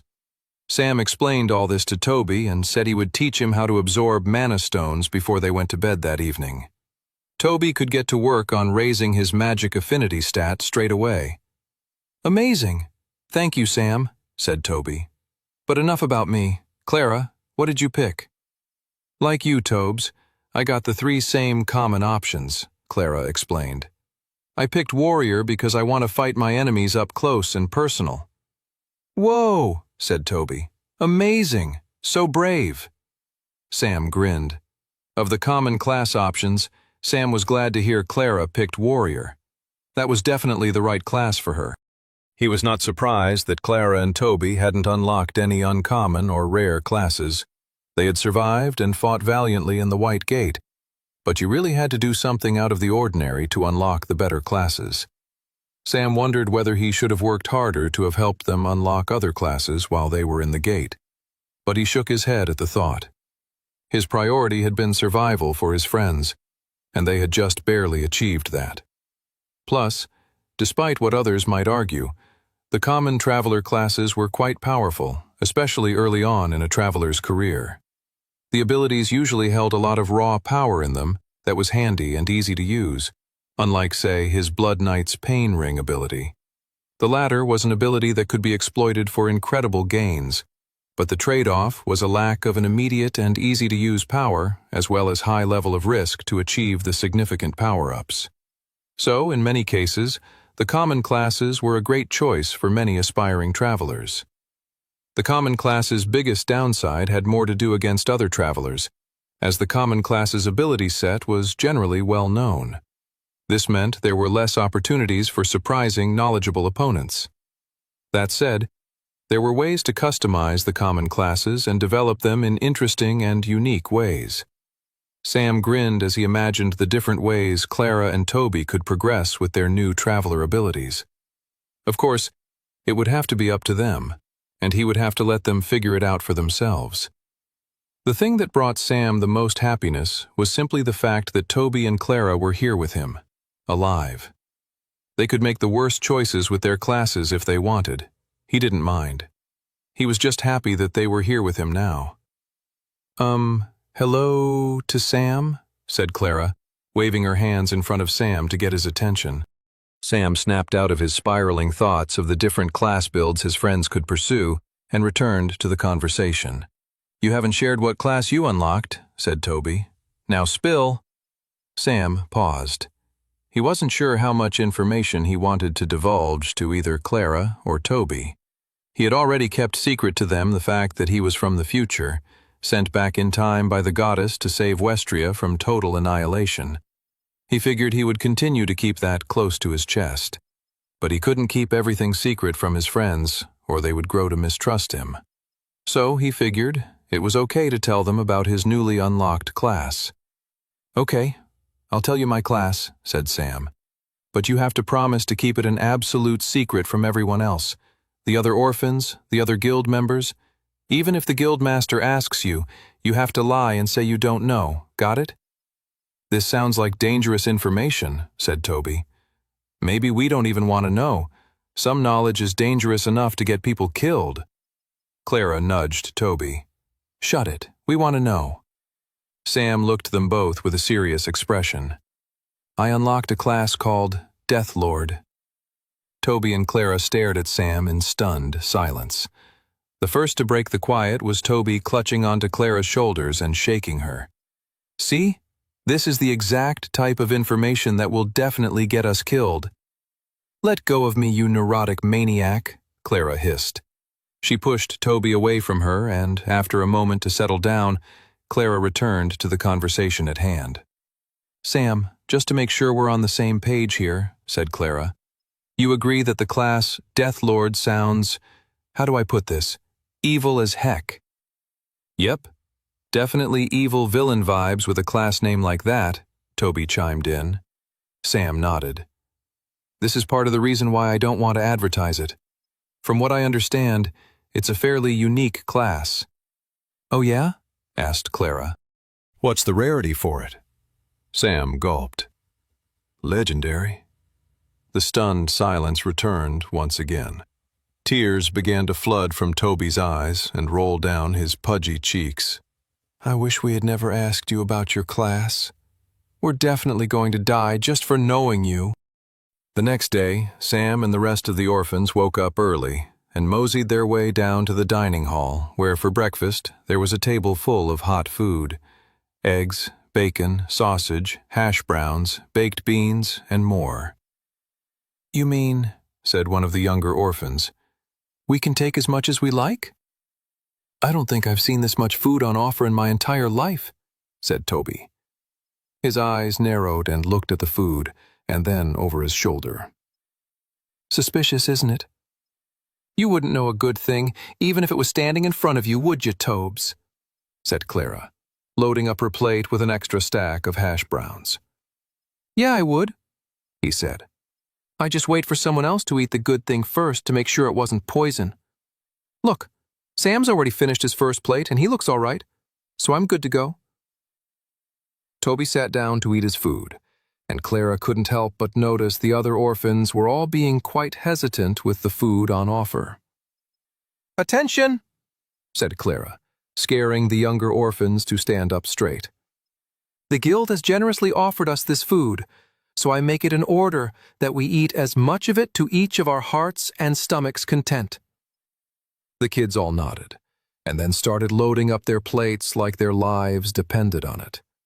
They ate, drank coffee, and generally relaxed when a guild assistant turned up at the dining hall, sweat on her forehead and her cheeks rosy, as if she'd been running around the entire guild building looking for them all. "What are you all doing?" panted the assistant. "Your commencement ceremony is happening in 20 minutes. The assistant practically pulled the kids out of their chair and shuffled them back up to their dormitory, where the assistant had given them each a pile of new clothes on the end of their beds. "Come on, get dressed," said the assistant. The clothing was plain and of good quality: socks, trousers, undershirts, and tunics. But the most exciting garment of them all was the official Travelers Guild cloak each of them had been gifted. The cloak was made of fine, high-quality material. It was a dark shade of royal blue, with a white insignia of 2 swords etched on the back of it. All the kids were excited after putting on their new clothes and cloak. Sam couldn't help but be pretty excited by it as well. In his first timeline, he'd been swept up into being a member of the Traveler Priests in the Spectral Church, and then a Traveler Mercenary. He'd worked alongside the Travelers Guild before, but he'd never been an official member. He'd never been someone who had donned the official blue cloak. Now, he would be. He smiled at his reflection in a nearby mirror. The blue cloak looked good on him. Once they were all fully dressed, the assistant escorted them downstairs to the courtyard of the Travelers Guild. A small podium had been erected, and a few mana-powered balloons floated in the air, glowing. It was a magical and wondrous sight. Edgar Redfield, the guildmaster, smiled at the group of kids as they came out into the courtyard. Standing behind him were his assistants and a few other senior members of the guild. The assistant shuffled Sam and everyone else into a single file towards the podium. "We are gathered here today for a very special occasion," Guildmaster Redfield began. We have had a sudden and surprising windfall of talented new recruits. Travelers Guild General Olivia Reeves strode into the guild hall and was surprised to find it completely quiet. There was no assistant or anyone to greet them. No one's even guarding the entrance, Olivia thought. What the heck is going on? Where is everybody? Maybe they're on their lunch break, said her squad member, Brock Skidmore. They take their lunches in shifts, sighed her other colleague, Curtis Ashgrove. You'd know that if you paid any attention whatsoever. I believe I was paying attention when I chopped that lizard Naga swordsman's head off before it killed you, said Brock, crossing his arms. My spell was precisely 1.5 seconds from going off, and on the basis of the aerodynamic speed by which his spear was heading towards me, he was going to hit me within 1.8 seconds. So, I assure you, I did not need your assistance. I was fine, thank you very much.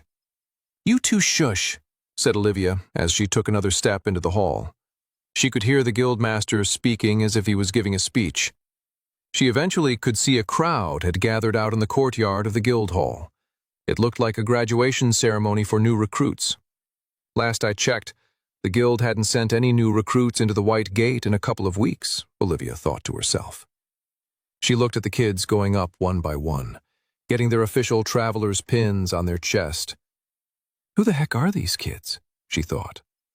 Most of them looked too young to be sent into the White Gate, and the few kids that did look old enough, she didn't recognize a single one of them. Olivia crossed her arms as she watched the scene unfold. She knew there was something off or strange about this ceremony, but she couldn't exactly say why. It was finally Sam's turn to step up to the podium. He walked up and Guildmaster Redfield grinned at him, and then materialized a blue pin badge and placed it on his chest. The badge indicated that he was an official Travelers Guild member. The blue color denoted the color of his internal mana, which was also the color associated with the tier of his class, Novice tier. After getting his pin badge and shaking hands with the Guildmaster, Sam walked off the podium and joined the other kids. Let's offer a big congratulations to the newest members of the Resfall Travelers Guild, said Guildmaster Redfield. Everyone in the courtyard cheered. Sam couldn't help but notice a group of 3 travelers who were watching the ceremony from a distance. The woman had an orange pin badge denoting she was of one of the highest tier groups a traveler could ascend to. She was an adept tier traveler. The only person higher that Sam knew was the Guildmaster, who had a red badge to denote his master tier status. The 2 men behind her each had yellow badges to denote their journeyman tiers. One was a tall, elegant-looking elf with the wizard class, who was known as Curtis Ashgrove. The other man was a stocky dwarf with the warrior class, known as Brock Skidmore. It took a moment for him to place them, and then he remembered who they were from his previous timeline. The 3 of them had been on the battlefield in his original timeline, fighting against the Demon King and his hordes exiting through the Black Gates. He remembered that even them, some of the strongest travelers in the final army, didn't last very long against the demon threat. Seeing the 3 of them alive now made him both happy and melancholic. All 3 of them were valiant fighters, but it hammered home just how far Sam had to go in preparation for the upcoming apocalypse that was just under 5 years away. He didn't just have to catch up to Olivia Reeves and her colleagues. He had to surpass them. Beyond the variation in color, the other major difference between the pin badges that Sam and his friends had just acquired and the badges of the other guild members was that their badges were empty, whereas the other members had an assortment of stars on them. Redfield began to explain exactly that. Now that you're officially travelers, you'll now begin doing missions and assignments on behalf of the guild. Some of these missions will be assigned, others will be optional and up to you based on the missions listed on the mission board inside. All of your missions and assignments will be determined based on your tier. That said, there's a huge gulf between a beginner, novice tier traveler and one who is close to ranking up to apprentice tier. To keep track of these differences, the guild also has the star system. You'll notice right now your badges are blank. You are considered 0-star travelers. As you take on more and more missions, you'll acquire more stars, up to 3 for your tier group. Missions assigned to a 3-star novice-tier traveler will be the highest level of mission you can go on until you've ranked up to apprentice tier. That's if you ever rank up. Many travelers never go far beyond where you are now. For some, they just don't have the willpower, strength, or fortitude to ascend to the higher tiers of power. But the more frequent reason travelers don't reach the next tier of power is because they die before they're ever able to. I say this not to scare you, but to warn you and prepare you for the great responsibility that being a traveler means. I believe in each and every one of you. That is all for now. Good luck. Everyone cheered and clapped. Redfield was about to step up off the podium when Sam raised his hand. The guildmaster turned and looked at him funny. They were now preparing to have a post-ceremony lunch that the guildmaster was clearly in an eager rush to get to. This isn't the time for question. Sam cut the guildmaster off, shocking everyone in the courtyard. Even more shocking was what he said next. How soon can we start? 54. Over the next week, Sam and the others settled into the life and work of being official travelers. Despite their glamorous new blue cloaks and pin badges, they never got close to a single dungeon gate. To Sam's chagrin, the week was spent doing odd jobs for the guild, cleaning up the bathrooms, standing guard at the front entrance, and helping out local Resfall citizens with minor problems. Over the course of the last few days, they saved 3 cats that had got stuck in trees and solved the mystery of the missing beer barrel. The pub workers were drinking it. Both Clara and Toby managed to gain some tutelage for their respective new classes with the members of Olivia Reeves' squad. Brock Skidmore, famous in Sam's previous timeline as one of the greatest fighters to ever wield a warhammer, gave Clara some good warrior exercises and drills, showing her the best ways to use her first unlocked ability. Similarly, Curtis Ashgrove, whose feats of lightning magic in Sam's first life became known all across Westria, gave Toby good wizard practice exercises, walking the boy through how to cultivate his magic affinity and the different pathways someone with the wizard class could take. The most eventful part of the week for Sam, however, was their unofficial assignment. Operation Rescue Roxy, the Unicow. Sam, Clara, and Toby were all aware that they'd left Roxy behind, but they didn't know the best way to get her back. Certainly, when they had first exited the White Gate, returning to the orphanage was the last thing they had wanted to do. Even on the evening when Sam and his 2 friends went to get Roxy, fear filled their hearts. "What if they're waiting for us?" said Toby as they hid behind some bushes in a park near their old orphanage. "They could snatch us up and lock us away." "We can't leave Roxy behind," said Clara. "She's a part of our crew." "You're just saying that because you're addicted to Unicow milk." Clara turned and looked to Toby with a serious gaze. "Are you telling me you're not? Don't you think the Travelers Guild porridge and muesli would be so much better with a splash of delicious Unicow milk?" Toby sighed. "I can't believe I'm risking my life for milk." The trio of friends stalked through the shadows of the night and made their way to their former home. Peeking through the windows, they found that their dormitory was empty. The spectral church had yet to replace them with new orphans.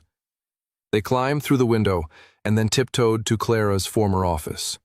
Sam kept guard at the back in case there were any traveler priests waiting in the shadows to attack them. "Please be here, please be here, please be here," whispered Clara over and over again as she turned the doorknob to her former office and pulled the door open. They stood there stunned. It was too dark to see anything. "Roxy?" said Clara. "Are you there?" Sam materialized his flame sword so they could get a bit more light to see the contents of the room. He swung it around, and to his dismay, Roxy was no longer there. "They must have taken her away," said Toby, wiping a tear from his eye. "What do you think they'll do with her?" Sam's face was downcast. "I don't even want to think about it." They started heading to the door when a strange noise came out of nowhere. "Did you hear that?" hissed Clara. "Ghosts?" whispered Toby. "No," said Clara. "Be quiet." They stood still and waited for the noise again. This time the noise was a lot louder. Moo! Roxy! They all cheered.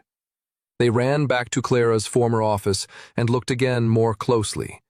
Roxy emerged from a pile of extra blankets, cloths, and sheets. They all hugged the unicow. "Roxy!" cried Toby. "I'm so happy to see you're all right." Sam hugged Roxy tightly as well. In his first life, he'd never had a chance of owning a pet. Roxy was his first.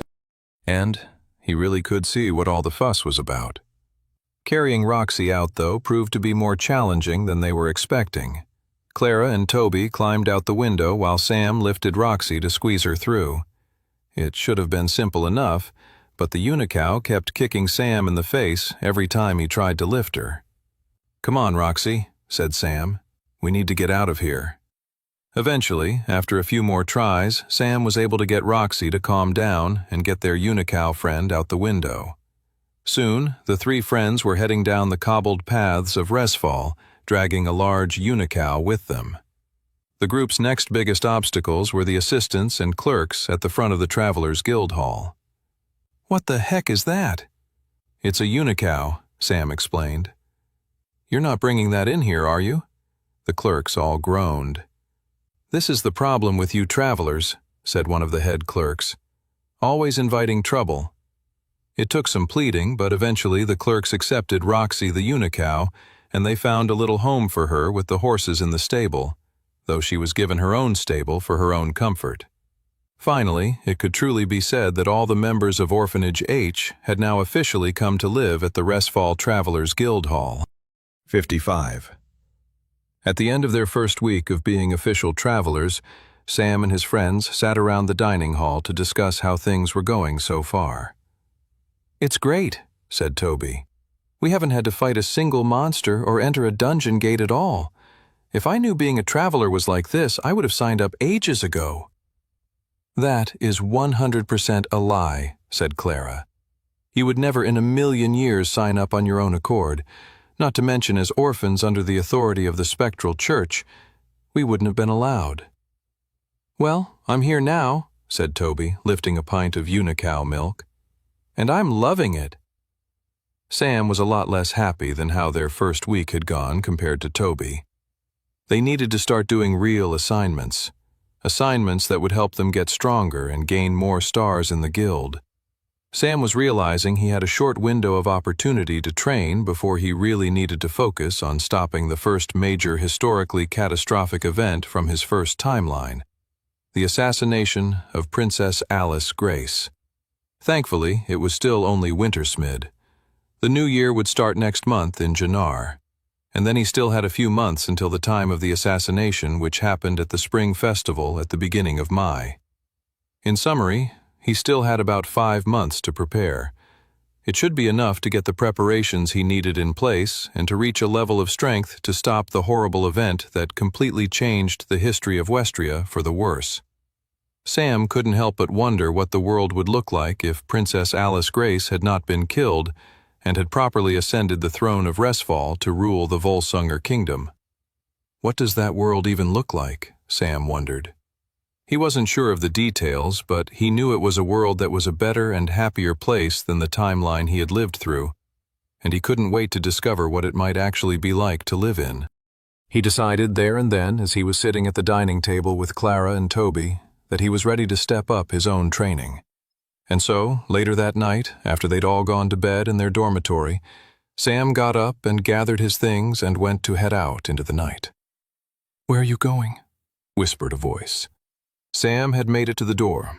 He thought everyone had fallen asleep already, and that he'd been quiet enough to not wake anyone up. He turned around and saw it was Clara. She was sitting up on her bed and rubbing her eyes. "If you're going off to face danger, let me come with you," said Clara. Sam sighed. He was worried something like this might happen. Both Clara and Toby were dear to his heart, and he had spent his first few months in this new timeline training both himself and also them and the other orphans as well. He'd held their hands for long enough. He had helped his friends survive the White Gate. They now had traveler abilities and the means to get stronger themselves. He had to now trust that they could rely on themselves to do so. "Not tonight," said Sam. "Tonight, I must train on my own." He looked at Clara with dead seriousness, and she nodded her head in understanding. With that, the girl went back to bed, and Sam closed the door to the dormitory behind him. Sam headed down the stairs of the guild hall towards the area where the Traveler Mission Board was kept. He looked over the section that kept all the novice tier assignments. He glanced at what was available to novice tier traveler with 0 stars in the guild. There was an assignment that involved helping a nearby baker bake some cookies for the destitute, or another one that involved helping an elderly man go for a walk in the afternoon during the week to help him stay fit and healthy. Sam frowned at the available assignments. Some of these missions are so basic, it doesn't even matter if you're a traveler or not, Sam thought. He decided to glance over to some of the other assignments on the mission board, just beyond his current level. His eyes widened at one mission in particular. It was a 3-star novice tier mission that required a minimum of 4 travelers and at least 1 apprentice tier traveler as well. It was a simple mission to clear a standard blue dungeon gate. The reason it had extra requirements was because it was discovered a bit later, and so there were only a few more days until it could potentially result in a dungeon break, meaning the guild wanted whoever was going to take the mission on to clear it straight away on the first try. But Sam's eyes widened at more than just the prospect of an effective and challenging training mission. He was suddenly recalling a minor disaster from his first timeline. Minor only in that it didn't send the world towards its doom like the assassination of Princess Alice Grace, but definitely not minor in the scale of its dead body count. How could I have forgotten, he thought. This wasn't a mission to take lightly. More than that, he had to get to work on clearing it straight away. Sam didn't sign out the mission or anything. The clerks would never allow him to. He just took in the relevant info and then headed out into the night to take on the challenge. The Blue Dungeon Gate was located about 2 hours outside of the city near the town of LitRPG. Sam got there by foot, sending mana into his feet to make sure he ran faster. It was the most efficient way to travel. Sending mana into his feet made him move faster, but it also helped train his agility stat along with his magic affinity stat. Sam didn't want to waste any time not maximizing his gains. When he arrived just outside the dungeon gate, he took a moment to catch his breath. He stared at the Blue Dungeon Gate. The large glowing portal lit up the entire darkened nighttime forest, adding a blue hue to everything nearby. The silhouettes of the rooftops of the town of LitRPG were dark shadows in the distance. The homes to so many innocent people, all of whom would die if Sam didn't get to work. Sam was eager to enter the dungeon gate. This was going to be his first dungeon gate since he had survived the White Gate for the second time. His stats were higher. He had more abilities now, more weaponry and equipment. He had cleared the Blue Dungeon Gates before entering the White Gate in this new timeline. He couldn't wait to see what the difference was now that he was even more powerful. With that sense of keen excitement, Sam stepped into the Blue Dungeon Gate.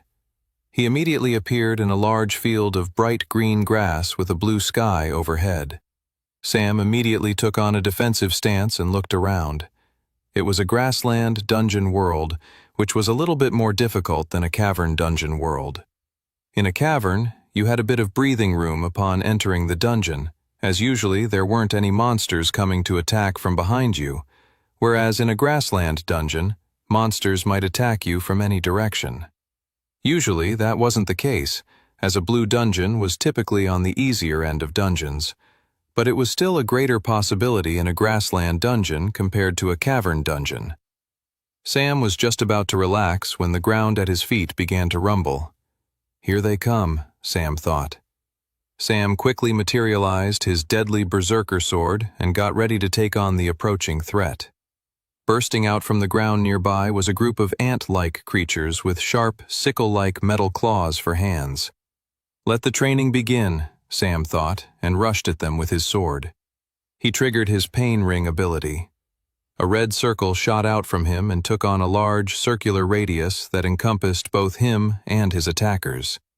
He swung his berserker sword and chopped one of the humanoid, ant-like warriors in half. Green goo shot out from its body. Sam was pleased. His increased strength and equipment was clearly paying off. He didn't even have to rely on taking damage to increase his strength with the power of the Pain Ring ability. He just had the stat advantage over his current opponents. He sliced up the other opponents with just as much ease. But he didn't have a chance to relax as more ant warriors showed up. Maybe they're weak individually, but they have strength in their absurd numbers, Sam thought to himself. As 5 more ant warriors emerged out of the ground, Sam took in the corpses of the monsters he'd already killed. Most of them had disintegrated into mana stones, but some of the green goo still drenched the grass nearby. Sam grinned. It was an opportunity to test out his new Death Lord ability. As the newly arrived ant warriors charged at him, he triggered Blood Flame. The green goo suddenly erupted into a huge amount of crimson-red flames, roasting the ant warriors alive in seconds. More than that, the ant warriors seemed to react much more negatively to the blood flame compared to other monsters. Many of their limbs exploded from mere contact with the magic fire. After destroying the wave of warriors, Sam waited for more enemies to arrive. But after 60 seconds, he finally took a moment to relax. He gathered up the mana stones left behind by the ant creatures and contemplated everything he'd learned from the fight with them. He was incredibly pleased to discover that his Death Lord's Blood Flame ability did not rely purely on conventional red blood from humans, but seemingly any lifeblood or liquid that coursed through a creature would trigger the ability. Even more fascinating was how the ants reacted to blood flame differently to other monsters. Sam thought this fact had the potential to be something truly powerful and exploitable in this dungeon. He materialized an empty health potion from his inventory and filled the glass tube with as much of the remaining green goo as he could find. He had managed to gather about half of the potion with the green blood of the ant warriors. Sam looked around and contemplated what he should do next. Grassland dungeons were often massive zones and usually had a large amount of monsters, which made them a great location for training. He knew from his previous timeline that thousands of ant warriors lived in this dungeon. Hordes of them had gone on to ravage the nearby town of Lighthold in an event known as the Winstermid Massacre. Sam was determined to stop it and reap all the gains from doing so. 56. Sam triggered his mana sense to see if he could gather any information. His eyes widened as soon as he did so. Sam's mana sense instantly made him feel in much more danger than he had been feeling before. Even though Sam couldn't see any monsters in front of him, his mana sense suggested that he was surrounded by a large number of monsters. He bristled at the knowledge, instantly feeling a bit uncomfortable and twitchy. He looked at the mounds of dirt and grass left behind by the ant warriors. There must be countless numbers of them burrowed underground, Sam realized. A grin began to creep onto his face. This is a training gold mine. He walked over to the mounds of dirt to study where the ants had come from. They were quite shallow tunnels in the dirt. The ants were smart enough to make sure when they came above ground to attack, they didn't immediately leave themselves open for a counterattack on their home base. But the intelligence of the ant warrior's strategy only went so far. Or, at the very least, it avoided the immediate threat of a counterattack. The mounds of dirt would still eventually lead to somewhere. As Sam began to follow the mounds of dirt left behind by the ant warriors that he had destroyed, he started to think maybe the ant warrior's strategy was to kill their opponent before they even had a chance to follow the mounds back to their base. I better get ready then. As Sam followed the dirt trail left behind by his former attackers, another wave of ants came his way. This time, they sent 10 of them. Sam wasted no time.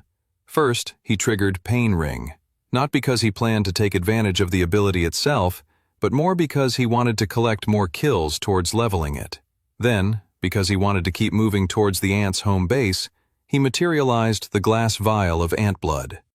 He threw the glass right into the middle of the battlefield, smashing it to bits, and creating a scattershot of green blood right near the current incoming ant warriors, and then triggered Blood Flame. Sam was cleaning up and collecting mana stones and more green blood less than a minute after the fight started. He fought about 4 more waves by the time he arrived at the end of the mounds and found a proper entrance to the ant colony. Guarding the entranceway was over 100 ant warriors, while worker ants seemed to be carrying resources found across the grassland world and bringing them down into the ant colony. Sam had expected to meet more resistance right at the entrance to the ant colony. There were too many ant warriors spread apart to use his previous strategy of smashing a glass of blood on the ground effectively. So, Sam went back to basics. With his berserker sword in one hand and his fiery flame sword in the other, Sam rushed the small army of ant warriors head-on. He triggered Pain Ring and started the long-haul battle. It was 100 ant warriors against 1. Most people would bet on the ants just by the sheer enormity of their force. But, as Sam had already discovered, they were weak individually. And for every attack that did land on him, cutting into his flesh, it only made him stronger. He was a whirlwind of destruction as the ants surrounded him. After Sam reckoned he'd massacred a third of them, he triggered Blood Flame now that they'd all gathered in one location around him. Suddenly, the crimson-red flames surrounded him. The shrill, screaming wails of the ant warriors filled his eardrums. Soon, he was surrounded by his blood flames in every direction. As he stood surrounded by the flames, Sam was glad to see the flames didn't seem to harm him at all. On his way to the entrance to the ant colony, he made sure to test more cautiously whether the blood flame had harmed him, and was glad to see it hadn't. But a cautious experiment felt a lot different from being completely surrounded by vicious red fire and not being harmed in the slightest. Sam left the mana stones behind and gathered as much green blood as he could into vials, downing a few health potions in the process just to have empty bottles. With his offensive materials gathered, he stepped up to the entrance to the ant colony and was very pleased to see it was a long, deep tunnel down. Perfect, Sam thought. He triggered Pain Ring and then lobbed his collected vial of blood down into the ant tunnel. He waited until he heard the glass smash and then triggered Blood Flame. He was just preparing to throw in another one of the blood vials when the whole ground beneath him shook. Brief snippets of pain cried out, only to be snuffed out very quickly. What's happening down there? Sam wondered. His answer came in the form of a notification on his profile screen. Congratulations, Pain Ring has leveled up. Sam blinked in absolute shock. Wait, what? The last Sam had checked, the Pain Ring had needed well over another 1,400 kills to level up. How did he achieve it so fast? He quickly surmised that when he tossed in his vial of blood and triggered Blood Flame in the colony, he had delivered a level of damage far greater than he was expecting. The only way it could have possibly worked was if it had extended the blood far faster and quicker than he had expected.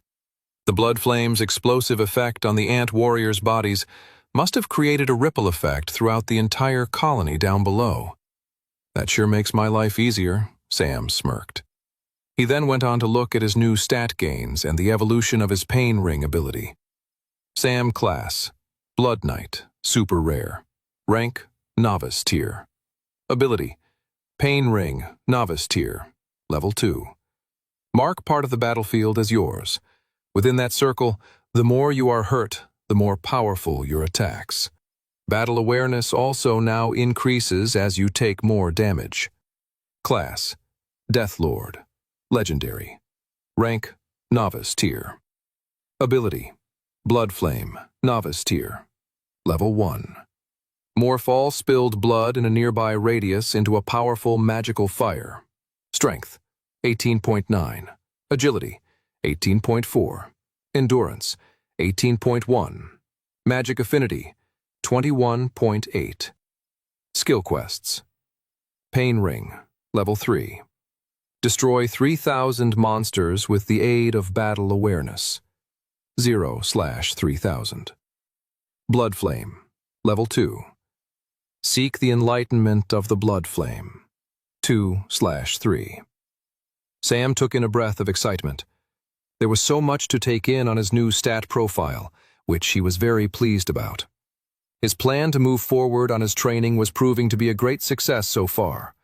All of his stats had made gains, which was important, as he wasn't sure which stats needed to hit 31 to rank up Deathlord. It could have been the same 2 stats as Blood Knight, or the other stats, or maybe Deathlord required all of the stats to reach the 31 stat threshold in order for it to rank up to Apprentice tier. Either way, the only way he could find out was to keep raising all of his stats, which he looked to be doing.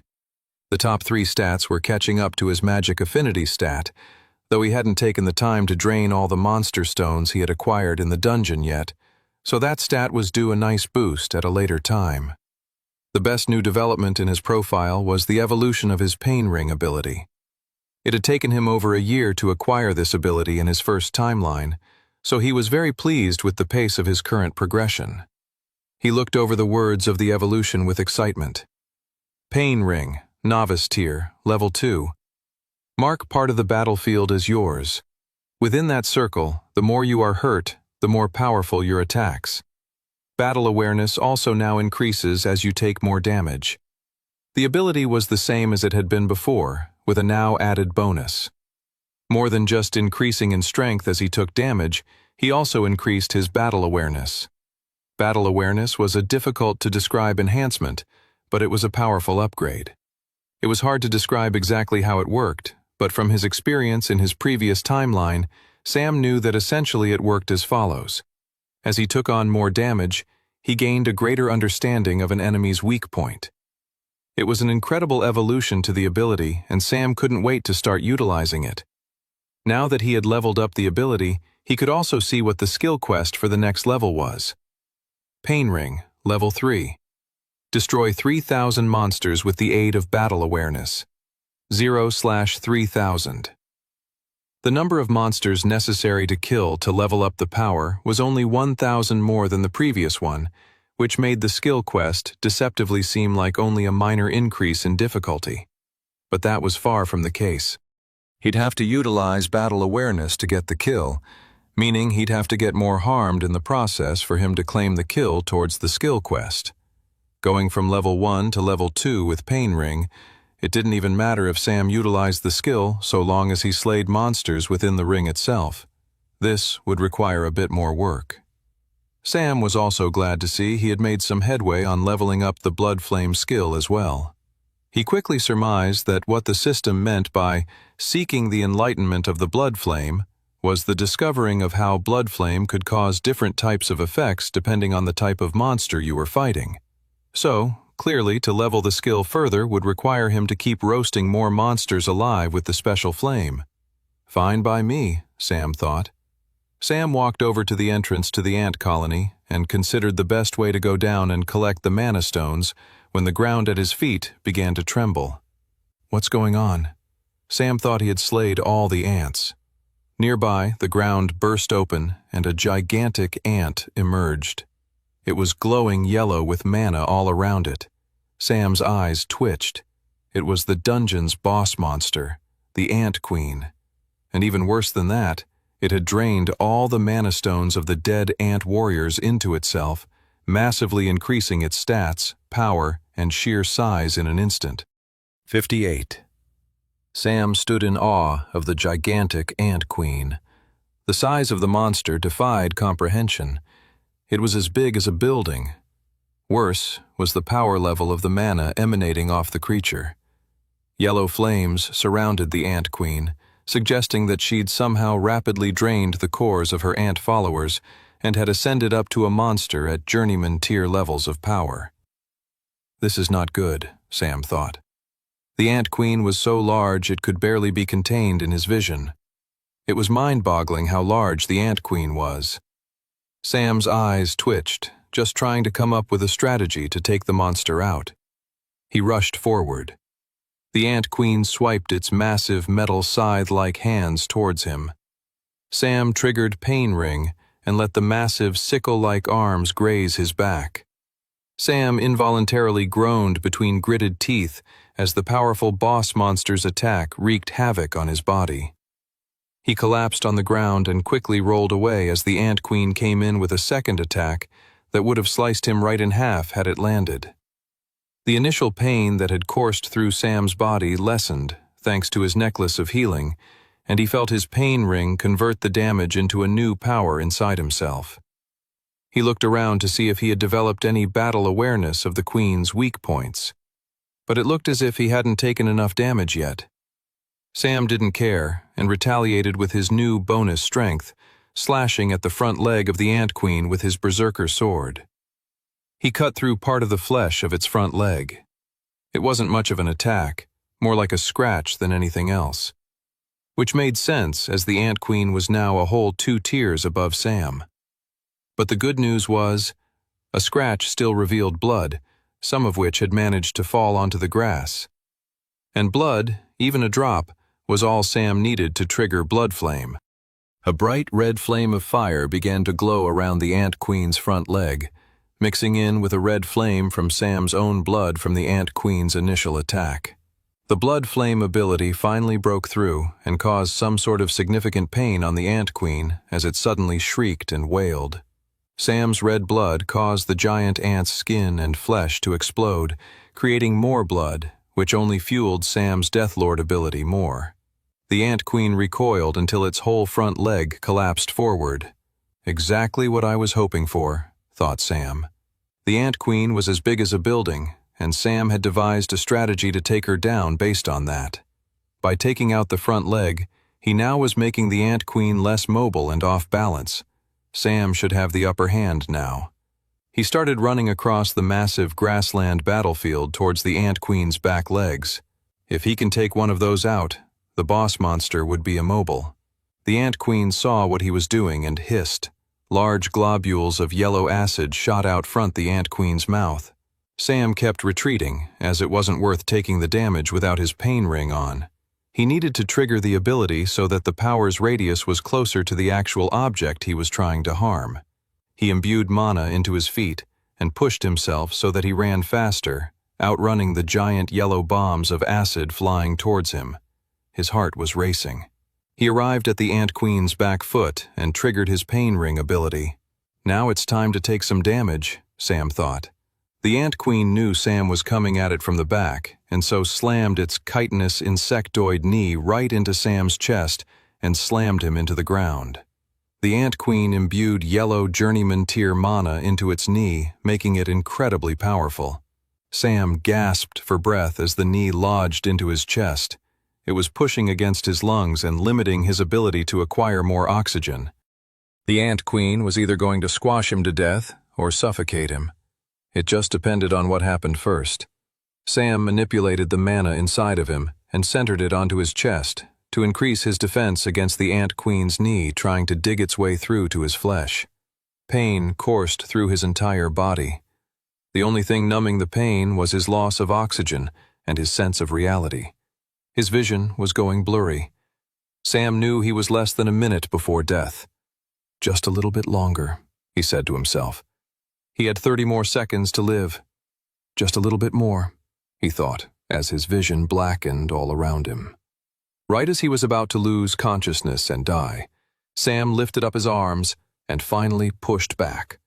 Strength and power overwhelmed Sam's body as the accumulated damage from the Ant Queen's attack surged through his body, lending unparalleled levels of reserved power into his arms and hands as he pushed the giant Ant Queen's knee away from him. He gasped for breath and rolled out from the monster's paralyzing knee. He was quickly back on his feet and reaching for his berserker's sword. He swung it at the Ant Queen's legs. Only 5 minutes before, Sam could only hope to barely scratch the monster. Since, though, Sam had accumulated so much power via Pain Ring that one slice of his berserker's sword cut the Ant Queen's leg in half. The monster toppled to its side, releasing a horrific shrill wail in the process. "You're mine now," thought Sam. He decided he would keep attacking from his current position, to utilize all the extra power he was gaining from the Pain Ring. If he attacked the other leg, he would be outside of the ability's radius and back to his normal power. And his normal levels of power were not enough to take down the Ant Queen. Sam started swiping viciously at the fallen side of the Ant Queen. He triggered Blood Flame, creating massive amounts of crimson flames that roasted the side of the Ant Queen. Sam thought he was close to finishing the Ant Queen off when something awful happened. At the Ant Queen's front, where it was missing an arm, a huge burst of liquid shot forth, followed by a brand new arm with a metallic sharp sickle for a handle. Sam's shoulders sank at the sight of the monster's ability to regenerate. That's going to be a problem, he thought. His vision then went fuzzy for a moment, and the Ant Queen's head glowed red. Sam understood what was happening. He'd finally taken enough damage to utilize the new second level of his Pain Ring ability. Battle awareness. The head was the Ant Queen's weak point. Sam rushed to the collapsed back of the Ant Queen where he had most recently sliced off its leg. I need to climb up onto the monster before it regenerates its back leg. Sam wasted no time, scaling the back of the Ant Queen until he was balancing himself on its back. He started running up the large creature, heading towards its head. The Ant Queen tried to shake him off, but Sam sent mana into his feet to help him stay balanced on the strange surface. He managed to get to the head. He lifted up his berserker sword and plunged it down into the Ant Queen's break. Clink! The sword bounced off the Ant Queen's head. But this is supposed to be its weak point. Then Sam realized what had happened. He was no longer in the area of effect of his Pain Ring ability, and so no longer had the added power bonus to his attacks. Crap. Sam looked around and quickly realized his plan wasn't completely out the window. The red circle that marked his Pain Ring was still there on the ground. He just would have to manage to get the Ant Queen's head inside the radius of that circle. But how? Easy, Sam thought. He triggered Blood Flame, creating a new eruption of explosive flames all across the battlefield. The Ant Queen wailed and shook and trembled. It was recoiling from the pain, writhing and moving spasmodically. Sam focused on staying balanced on top of the monster's head as it flailed around. He knew he might only have one shot before he was flung from the top of the Ant Queen's head and onto the ground. Sam might not get another chance after that. He gripped his berserker sword tightly, paying close attention to the direction the Ant Queen's flailing head was moving. It was finally heading in the direction of where his Pain Ring radius marker was. Sam lifted his berserker sword, getting ready to land the blow. 3, 2, 1. 59. Sam plunged his berserker sword with all of his might downward right into the Ant Queen's head. Unlike his first attack at the monster's weak point, he now had all the added power and strength accumulated from his near-death experience with the Ant Queen. And being near death only added to the accumulated power to his Pain Ring ability. Sam's powerful sword broke through the chitinous top layer of the Ant Queen's skin and punctured the skull and brain of the nightmarish monster, right in its weakest and most vulnerable point. As Sam pushed the sword deeper and deeper into the Ant Queen's brain, twisting it and grinding the blade into the horrific monster's mind center, Sam triggered Blood Flame once more, literally sending the entire monster's head on fire. The monster cried out and collapsed onto the ground, creating a massive earthquake across the grassland dungeon. The Ant Queen had been destroyed. A few minutes later, Sam was sitting on the ground of the grassland dungeon world, looking at the charred grass that created a comparable shape to the mighty Ant Queen he'd just fought. He took a moment to catch his breath. He'd have to exit the dungeon gate shortly now that the boss had been destroyed.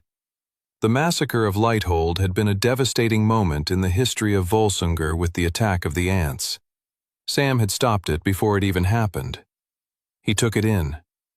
Just that morning, he had saved thousands of lives who would have died horrifically later that day. Thank you, Goddess, he thought to himself. Thank you for sending me back and letting me help so many people. General Olivia Reeves led a squad of travelers through the woods. She had her two right-hand captains with her, Brock Skidmore and Curtis Ashgrove, as well as their two protégés, the new recruits Clara and Toby. Clearing a standard blue dungeon gate was a bit below their level, but it was a slight emergency as it had been discovered late. Plus, it's a good learning experience for the new recruits, Olivia thought to herself. She did find herself yawning as they went through the cold, snowy woods, though. She couldn't help but yearn for the comfortable warmth of her bed, especially out in the thankless cold of the forest. "I say we clear the dungeon as fast as we can," said Curtis. "I'd like to get back to the guild library and continue my research on the differences between old and new magic." "Boring," yawned Brock. "Let's take our time and relish the battle. I'd never rush back to a bloody library in a million years." "Yes, because you're a foolish barbarian of a man," said Curtis irritably. "You say barbarian like it's a bad thing," spat Brock. Olivia ignored the bickering, which she hoped the two younger, wide-eyed travelers would learn to do as well. Otherwise, it would be a long journey to the Blue Dungeon Gate. An hour or so later, they arrived at the Blue Dungeon Gate. Olivia turned around to go over the instructions for the gate, but before she went into her normal pre-dungeon gate entry spiel, Curtis had his hand raised as if he had something important to say. "Yes, Curtis?" "There's something off about this dungeon gate," Curtis said. "Looks like any other dungeon gate I've ever seen," grumbled Brock. Curtis gave Brock a snide eye. "Of course you'd say that. If you look closely, however, you can see that the gate is beginning to shrink. It's about a half a yard smaller in diameter." "Wouldn't that mean someone's cleared the gate already?" said Toby. "Very good, Toby," said Curtis. "That is my conclusion exactly." Olivia narrowed her eyes and looked at the gate. How could it be cleared already? Her answer arrived a moment later, when the other notable new recruit, the strange black-haired boy with red eyes known as Sam, stepped out from the dungeon gate all by himself. Impossible, Olivia thought. There's no way this novice-tier traveler with 0 stars could have cleared this dungeon on his own. It was simply unheard of. Olivia was full of both amazement and rage. Guildmaster Redfield sat gleefully in the chair behind his desk with one hand holding a fork and another holding a knife. He had a large white napkin flowing out from beneath his shirt collar. He had finally decided to take a break from going over the guild's finances and eat his lunch. His assistant had run downstairs to the dining hall and brought back a full plate of roast chicken and vegetables, and it looked absolutely scrumptious. "No way will I make the mistake of taking my lunch break in the actual dining hall again," Guildmaster Redfield mused. "Too much opportunity for distraction or gossip. It takes away from the enjoyment of the meal." "Thank you," he said to his assistant as she placed the meal down in front of him. "Please close the door on the way out." He wanted to enjoy his meal in the peace of his own company. He cut a piece of chicken that was dripping with gravy and was about to take his first bite when General Oliva Reeves kicked open his door and dragged their most promising new recruit, Sam, behind her. "Guildmaster," said Olivia, cheeks red and clearly angry, "this young man must be disciplined. He has broken the codes of the guild. We cannot allow this behavior to stand." The guildmaster put down his fork and knife and narrowed his eyes at the two guild members intruding on his lunch with a level of wrath few had ever seen. Redfield knew Olivia Reeves was a brilliant general and traveler, one of the best members of the guild without a doubt. If she was bringing a problem to him, it was serious. But what could Sam have done to upset her so much? He looked down at his lunch forlornly, knowing it was going to be room temperature, or, even worse, cold by the time he dug into it, and sighed. "Can you elaborate, General Reeves?" said the guildmaster. "What exactly happened?" "The new recruit pursued an assignment far outside his station," said Olivia. "He took on a 3-star novice-tier mission, knowing full well that was completely against the rules, seeing as he has 0 stars. Redfield blinked in surprise. The black-haired boy kept his arms crossed with his normal, stoic expression that revealed nothing. Is the kid bored? Is he upset that he's in trouble? Redfield found it troubling that a 16-year-old boy could be so emotionally blank. It's disconcerting, Redfield thought. Maybe even a little creepy? He shook his thoughts away and looked up to the general. "We keep the rules in place so that ambitious young travelers don't get themselves killed," said Redfield. "Yet the boy in question is very much still alive. Did you stop him before he entered the gate? Did he endanger others?" Olivia sighed and seemed to deflate a little bit at the guildmaster's questions. No," said Olivia. He actually managed to do the assignment on his own. A grin crept onto the old man's face. This kid really is full of surprises, Redfield thought to himself. You mean to say, said Redfield, the young man cleared a blue dungeon gate all on his own? Yes, sir, said Olivia. But as you can see, and you want me to discipline him? Asked the guildmaster. Sir, the rules are in place for a— The guildmaster held up his hand to say he had heard enough. He pulled out his drawer and pulled out 3 gold stars. He then stood up and walked over to the young man. He then turned to the general and said, For the young man to achieve such an accomplishment, he deserves to be upgraded a full 3 stars, considering that he achieved a mission far above what anyone in the guild would have expected from a traveler of his level. The guildmaster placed the 3 gold stars onto the young man's shiny blue traveler pin badge. Olivia's face reddened and she began to protest. But you're right, said the guildmaster. Rules are rules. So for breaking the guild's rules, I will dock the young man 1 star. Redfield then removed one of the stars he just added to the young man. Sam couldn't help but grin at the guildmaster. The young man had entered the office expecting to be chastised and was pleased to see he was being rewarded for his accomplishments. Olivia threw her arms up in the air, shook her head, and stormed out of the office. Redfield then returned to behind his desk. She's a stickler for the rules, he sighed. But don't worry, she means well. It might be worth picking up some cider from the northern quarter. It's her favorite. Might ease any lingering tension between you two. Sam nodded. Now please, said Redfield, picking up his knife and fork. Leave me to my lunch. 60. A day after the incident with the 3-star mission, Sam patched things up with General Olivia Reeves by offering her a bottle of cider from the city's northern quarter like the guildmaster had recommended.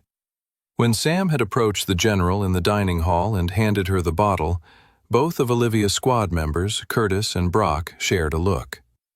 Uh-oh, looks like someone else has found out about Olivia's secret weakness for drink. The general glared at her 2 squad mates. Don't be spreading rumors about me to the new recruits. Of course not, said Curtis and Brock at the same time, sharing a look with one another. Olivia smiled at the drink and then looked to Sam. Thank you for this, and I know I didn't say it at the time, but well done with the Blue Gate. We need more travelers like you. Sam blushed and then returned to his friends. He had never known Olivia Reeves in his previous timeline, but to be given such a compliment by a renowned traveler was a great honor. The next few weeks passed without much incident. Sam took advantage of his new 2-star status and did a couple of group dungeon gate runs with others and a few other missions on his own. He made sure to not egregiously break any more rules, as he figured he'd save breaking the rules for when he really needed to do so. And so the days passed. Sam would do his 2-star missions during the day and then come back and catch up with Clara and Toby, who were still getting used to their new lives as travelers and would share notes on everything they had all learned. Many of the other orphans who Sam had saved in the White Gate were really far too young to take on traveler missions, and so were officially named travelers only in theory as to avoid trouble with the Spectral Church. Instead, the younger ones took classes and lessons throughout the day. Sam grinned at the sight of the young kids, learning and living happy lives. It was so much better than the education of the streets that they used to live by. Pickpocketing, running, hiding, and learning to live with a constant gnawing hunger in your belly. Seeing their young, happy faces brought a small joy to Sam and was a continual reminder of why he was working so hard to train and get more powerful. Eventually, the last week of the month came, which was a time of great festivities throughout Resfall and Westria at large. Hearthmas was the season of gift-giving and cheer. The snow-capped roofs of the large city were brought to life with glowing manna bulbs that changed color from red to green. Snowmen were magically animated for the amusement of young children, and the smell of mulled wine and cider wafted throughout the streets. Sam woke up on the morning of Hearthmas to find his dorm room completely empty. Where is everyone? He thought as he rubbed his eyes. Did everyone already wake up? He was normally one of the first people up in the morning, so he was surprised to see that everyone else had already awoken. He pushed himself out of his bed and, in his pajamas, stepped out into the hall to see if he could find what happened to everyone. It was quiet, even out in the hall. He went down to the front foyer, and no one seemed to be around. He eventually heard a noise behind a door. When he cracked it open, he found everyone in the guild, from travelers to the assistants to the guildmaster himself, in a cozy common room with a crackling fire nearby. As soon as Sam entered and the crowd noticed, everyone cheered and said, "Merry Hearthmas!" Sam was overwhelmed by the celebratory joyousness filling the room. Everyone had mugs of hot cocoa or eggnog, and by the blushes of some of the older travelers in the room, some of those mugs even had another extra intoxicating ingredient. In the center of the room were Toby and Clara and the rest of the orphans. They were sitting near the fire on the floor, sipping on hot cocoa. "Finally, he's here," said one of the younger ones. "We haven't been allowed to open our presents until everyone arrived." Sam blinked. "Presents?" The guildmaster chuckled. "Most of the younger recruits have gone to visit their families. For many of us, though, the guild is our family, and it's been quite a while since we've had so many young ones under our roof, so we felt it necessary to really properly celebrate Hearthmas this year." An assistant handed Sam a mug of hot cocoa, and he went to sit beside his friends by the cozy, crackling fire. Sam was still in shock as the presents were distributed. He couldn't remember the last time he'd celebrated Hearthmas. It was probably a long time ago in his first timeline, the year before the White Gate, and that was just another depressing day in the month of Wintersmid, where he and the other orphans struggled to stay warm and ration the porridge the spectral church had provided. A year after that, all of his friends were dead, and he'd been under the testing and experiments of the spectral church. As the years went by, he came to live a life of a lonely mercenary and soldier. He didn't have anyone really to celebrate with. Until now. He smiled as Clara handed him a nicely wrapped box. She quickly whispered to him, "You need to convince Tobes that the boxes won't have pranks inside. He's going to make us all look ungrateful." Sam looked over to Toby, who was shaking his present suspiciously, and then placing his ear against it. Sam just laughed at his friend and went to open his gift. "He'll be less paranoid once we open ours," said Sam. Sam unwrapped his present and he smiled at the knitted wool scarf. He instantly put it on around his neck, as did the other kids with their scarves. Sam could overhear Curtis Ashgrove speaking to Brock Skidmore. "I didn't expect them to be so overjoyed by a mere scarf." The guildmaster shook his head. "Of course you wouldn't. But to them, kids who have never received presents their entire lives, a mere scarf can feel like the entire world." After they had all unwrapped their presents, the guild's chefs and cooks said breakfast was ready and everyone was allowed to grab a plate of food and return to the cozy common room. Everyone drank more coffee, eggnog, and hot cocoa as they stuffed their faces with bacon and eggs and toast. The day continued on leisurely like this, leading into the evening where a glorious feast was cooked up, and the merriment only continued from there. The older travelers were no longer hiding the level of alcohol they were consuming, moving on from spiked hot cocoa to large glasses of red wine. Sam, Clara, and Toby watched on with intrigue as they saw the regularly stern and uptight Olivia Reeves turn quite strange as she drank more. "I just don't know why we don't dance more in the guild," she said, slurring her words. "We should be allowed to express ourselves with our dance moves. That would be enough to take down a dungeon gate." Olivia gulped. "It's the truth, trust me." Olivia?" said Brock, grabbing her arm. "Maybe it's time for bed." "No, we're going to have a breakdance competition right now, and you're all going to see that I have master-tier dance moves." Curtis spoke up. "I think Brock is right. It might be time for bed, Olivia. He is wrong about one thing, however. I'll be the one escorting you up to your room, as we can't trust this wild man to do anything untoward." "Untoward?" Brock said, aghast, while noticeably blushing at the same time. "If anyone's untoward, it's you, smarty pants. You ooze untowardness." Why does it not surprise me that you'd use smarty pants as an insult? Scoffed Curtis. Mocking my intelligence only highlights your own stupidity. Oh yeah? Well, I'll shove my stupid fist in your stupid face. The two men's fighting was interrupted by Olivia, now on the ground, flopping on her belly. Pay attention, she yelled. I'm your general, and you will be amazed by my master-tier dance move, the floppy eel. Sam, Clara, and Toby, who were all watching this from afar, all gave each other an awkward look. This got weird really quickly, said Sam. Those two are definitely both in love with her, said Clara. It's crazy that she doesn't seem to notice in the slightest. Toby blushed as he looked at Clara. Yeah, he sighed. Crazy. Soon enough, the guild master got involved, competing against Olivia for who was the best at doing the floppy eel dance move. And the evening only got wackier from there. The merriment continued late into the night, and slowly people peeled off to their respective rooms and dormitories to go to sleep. Sam smiled at it all. He really felt like he was living in a dream.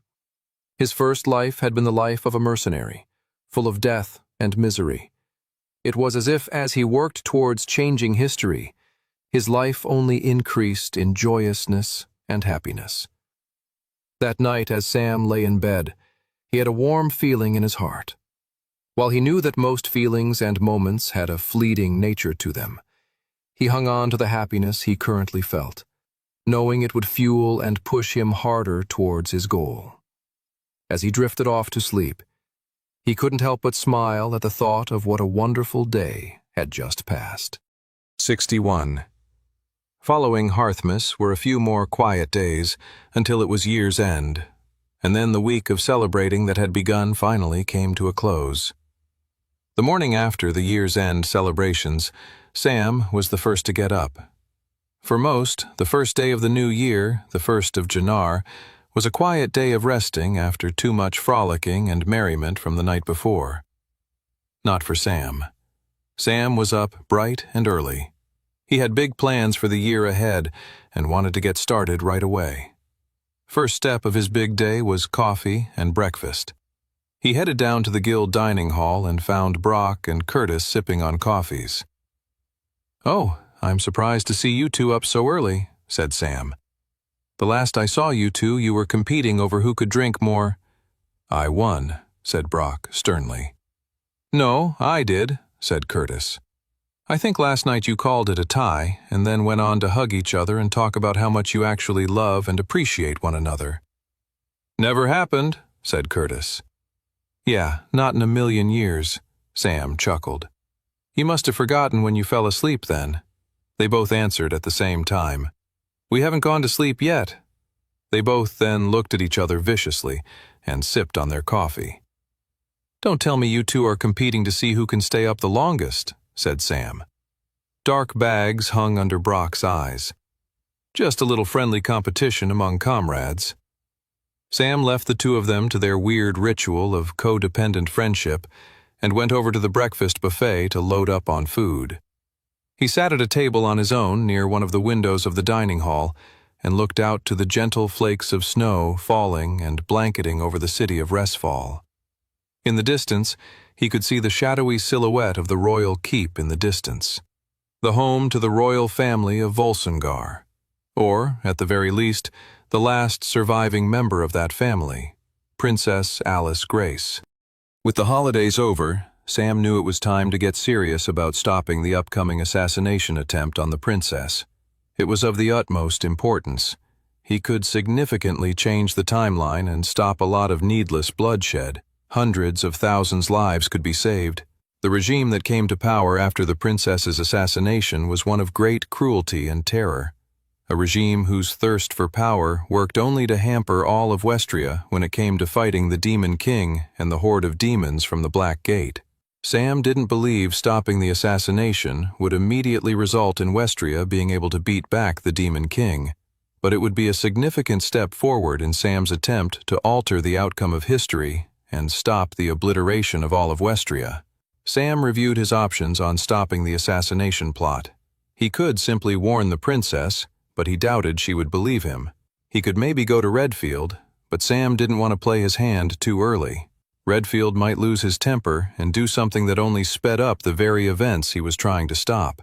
The more he thought about it all, the more thorny the situation became. He certainly had a strong idea of who the assassin of Princess Alice Grace was, but he wasn't 100% certain either. He also knew that there were multiple benefactors to her death, so that the assassination plot was more complicated behind the scenes than was ever known to the general public. The key thing, Sam realized, was the assassination of the princess brought so much momentous change with it that Sam was pretty certain there must have been multiple backup plans had the assassination not gone as smoothly as originally intended, which was precisely why Sam wanted to exercise some caution before tipping his hand. He didn't want to set off any dominoes without figuring out what the major players behind the assassination were up to. Sam realized that he needed to get closer to the princess to get a better grasp of the players involved in the assassination. As Sam took the last remaining sip of his coffee, he came to the conclusion that the best way to do that would be to attend the Royal Winter Ball in a month's time. He knew that members of the Travelers Guild were often invited, so Sam finished his breakfast and went to visit Guildmaster Redfield to discuss the matter further. Sam found the Guildmaster snoring on his desk in his office. "Sir, what's going on? I'm awake," gasped the Guildmaster in surprise. His eyebrows suddenly furrowed. "No, I wasn't awake. I was having a wonderful dream where I didn't have any back pain. Why have you interrupted the briefest moment of bliss I've felt in years, young man?"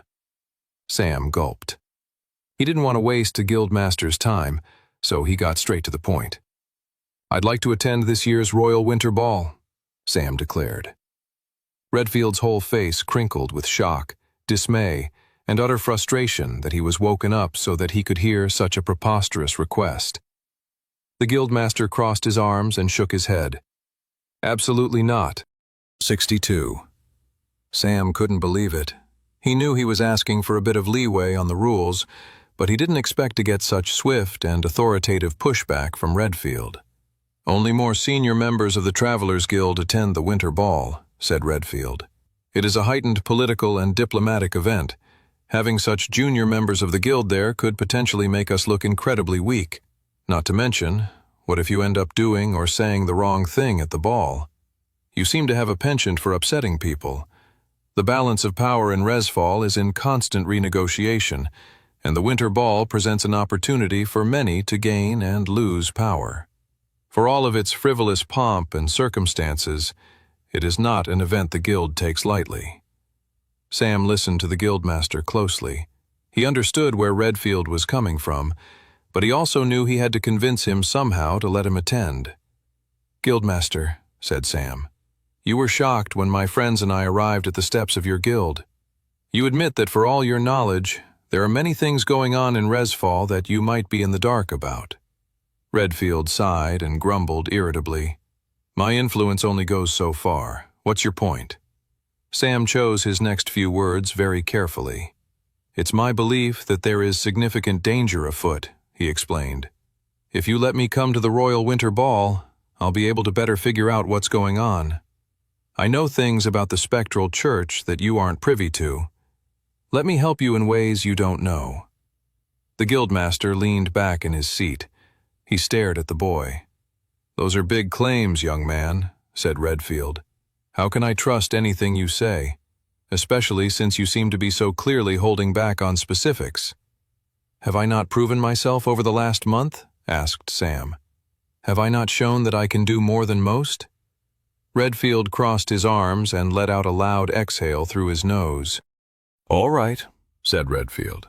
"I'll let you come. I'll even let your two friends come, but on one condition. You need to get yourself your 3rd star." "Great!" "I'm not finished," said the Guildmaster. "There's only one way I'm going to let you get that 3rd star. You need to do a special mission for me. Off the books." It was Sam's turn to be caught off guard. Here he had thought he was the one keeping secrets from Redfield, but how much stuff did Redfield know that went far beyond Sam's knowledge from his previous lifetime? What things could the guildmaster know that maybe never made it into the books and scrolls that Sam had so intensely researched in his original timeline? It vindicated Sam's own decision to keep his cards close to his chest. "What's the mission?" Sam finally asked.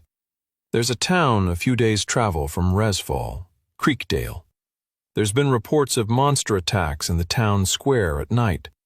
We've tried to investigate it, but it hasn't resulted in much. There are no dungeon gates remotely nearby, so it can't be a mana leak or a dungeon break. There's something uniquely strange going on." Sam was about to ask why the need for secrecy, but the guildmaster cut him off. "Just like you're asking me to do something without all the details. I would like you to offer me the same courtesy." Sam smirked and then nodded his head. Strange mission or not, he was now one step closer to getting to the Royal Winter Ball and proceeding with his mission to stop the assassination of Princess Alice Grace. Sam spent the rest of the morning running around Resfall searching for last-minute supplies for his mission. He wanted to get started straight away. The only problem was that the majority of shops were shut on the 1st of Jannar, and so it was tough finding places that were open on such a cold, miserable day when almost everyone was sleeping off their sins from the night before. He managed to find a few places that were still open for business and was able to stock up on supplies. After that, he returned to the guild and found Toby and Clara still sleeping in their respective beds. He shook them both awake and told them he was heading off and would be gone for a couple of days, maybe a week. He told them he looked forward to seeing them again when he got back. They both nodded and offered drowsy goodbyes before lying back down and falling asleep. With his goodbyes done, he went down to the stables to borrow a horse for the journey. As he waited for the stable master to bring him a horse, he found Roxy in one of the stables, mooing happily on a big bed of hay. "Happy New Year, Roxy," said Sam. The stable master returned with a brown steed, and Sam got on top of the horse. The steed was powerful and firm and well-behaved. "I like this horse," Sam thought to himself. With that, he trotted out of the guild and towards the city gate, towards the strange mission the guildmaster had assigned to him. 63. Sam traveled for half a day, getting a quarter of the way to his destination, before he decided to rest at a small village pub for the evening. He had debated whether he should travel all through the night, but he figured it would be safer for both him and the horse if they rested for the evening. The pub was nothing out of the ordinary, but Sam didn't mind. He enjoyed the simple warmth of the establishment, especially after his day of traveling through the bitter, frosty winds. For dinner, he had roast chicken and mashed potatoes. He had requested the pub draw him a bath, and that was what he did before bed.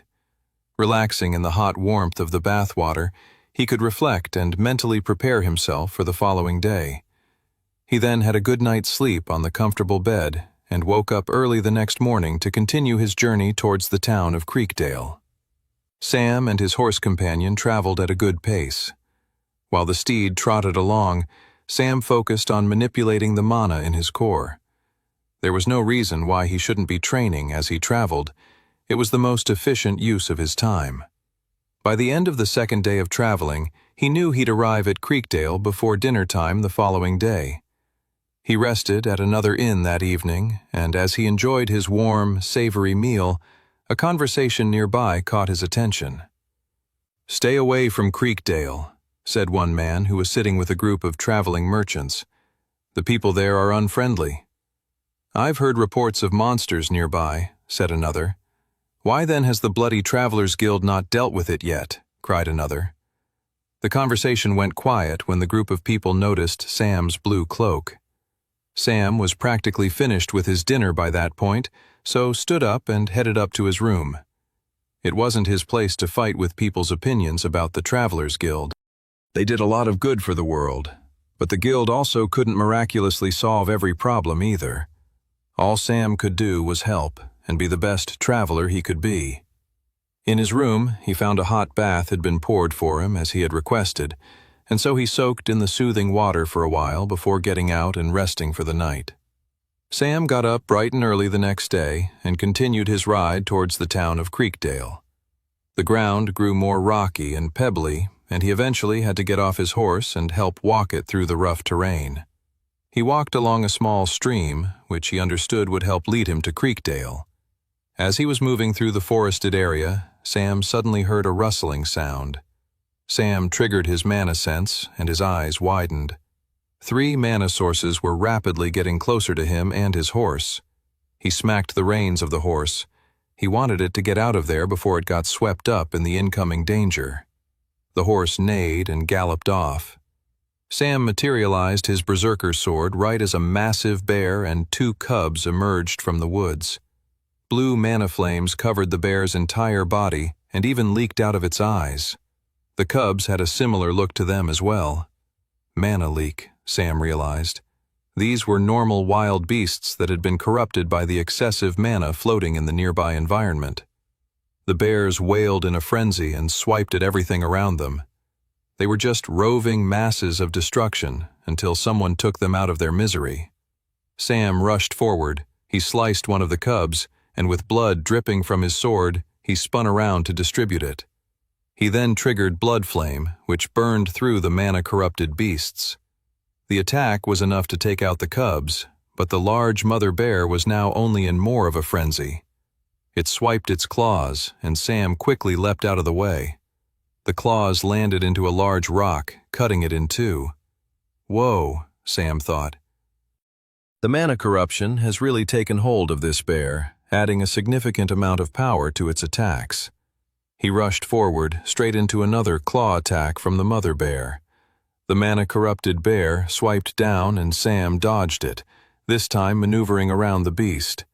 He raised his berserker sword and sliced down, ripping through its flesh and cutting the beast in half. The bear may have been enhanced by mana, but it was still just an animal, and Sam's stats far outclassed it.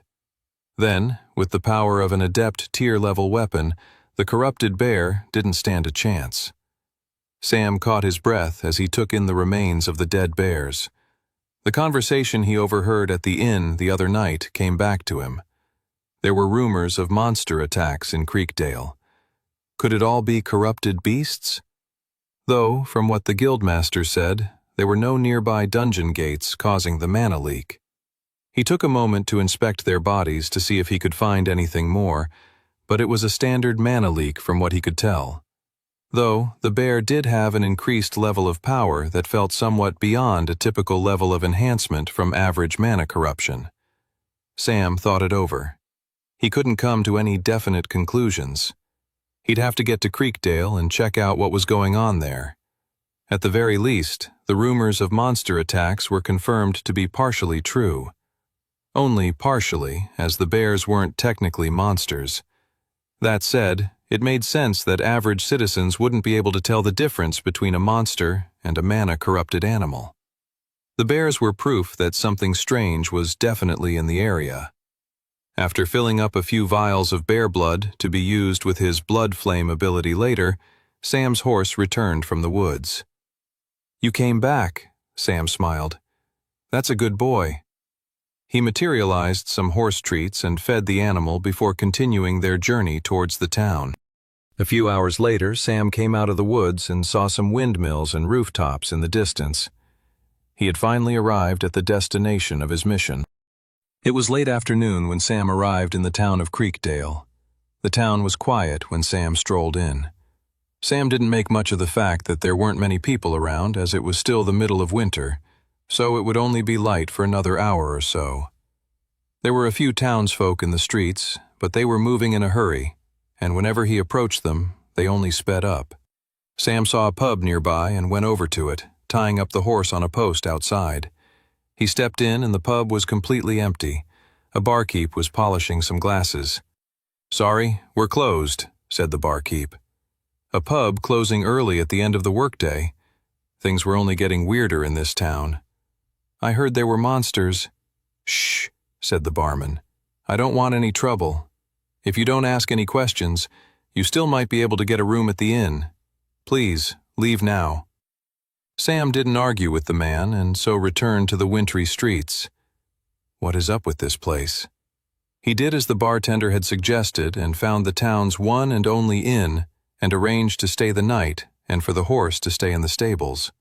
The woman running the inn was quite sheepish, and Sam didn't push any questions on her. He requested his meal be brought up to him, and after dinner he stayed by the window watching the main street of the town. Once he knew for sure that the innkeeper wouldn't be coming up to bother him again, he opened up the window, and the winter air immediately flew into the room, adding a sharp chill to his surroundings. Sam then climbed out of the window and up to the inn's roof. He sat down on the slated tiles near the chimney and watched the shadows of the street. He swirled the mana inside of himself to generate heat that kept his body warm even in the dead cold of an early Jannar night. The way the townsfolk had behaved suggested to him they expected the monsters to be coming.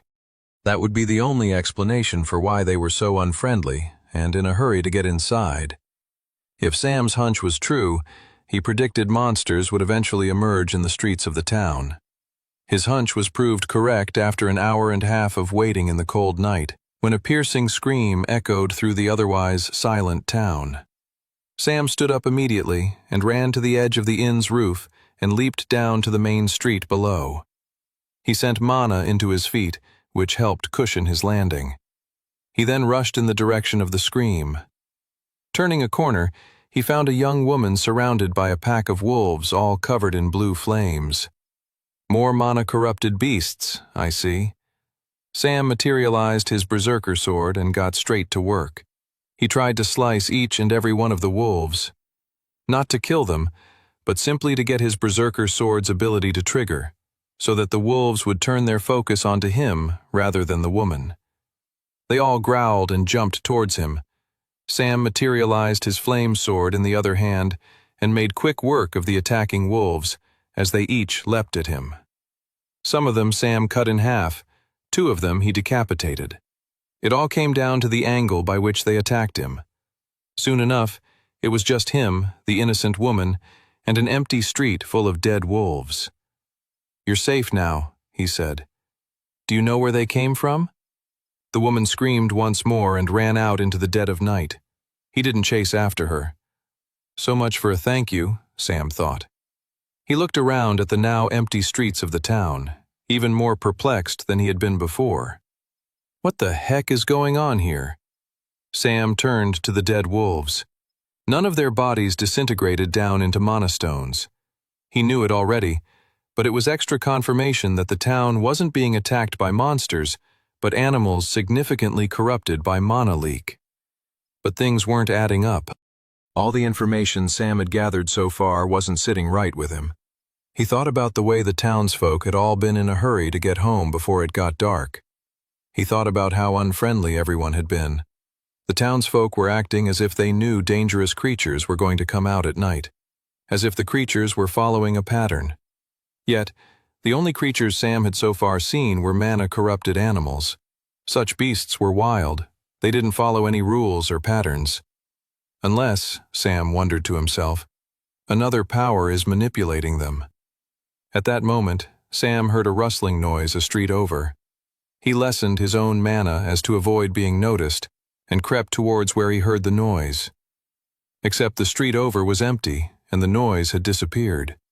Sam looked to the end of the street and saw a well, sitting there with nothing around it. His eyes narrowed. He went to investigate the well, and still he couldn't see any creatures of any kind. He triggered his mana sense, and he got nothing. No creatures on his radar. Sam looked down the well. He had a gut feeling, and so he decided to follow it. He jumped down the town well and descended to find out whatever it was that lay below. 65, Sam landed on the bottom of the well in a shallow puddle. He materialized his flame sword to get a better look at his surroundings.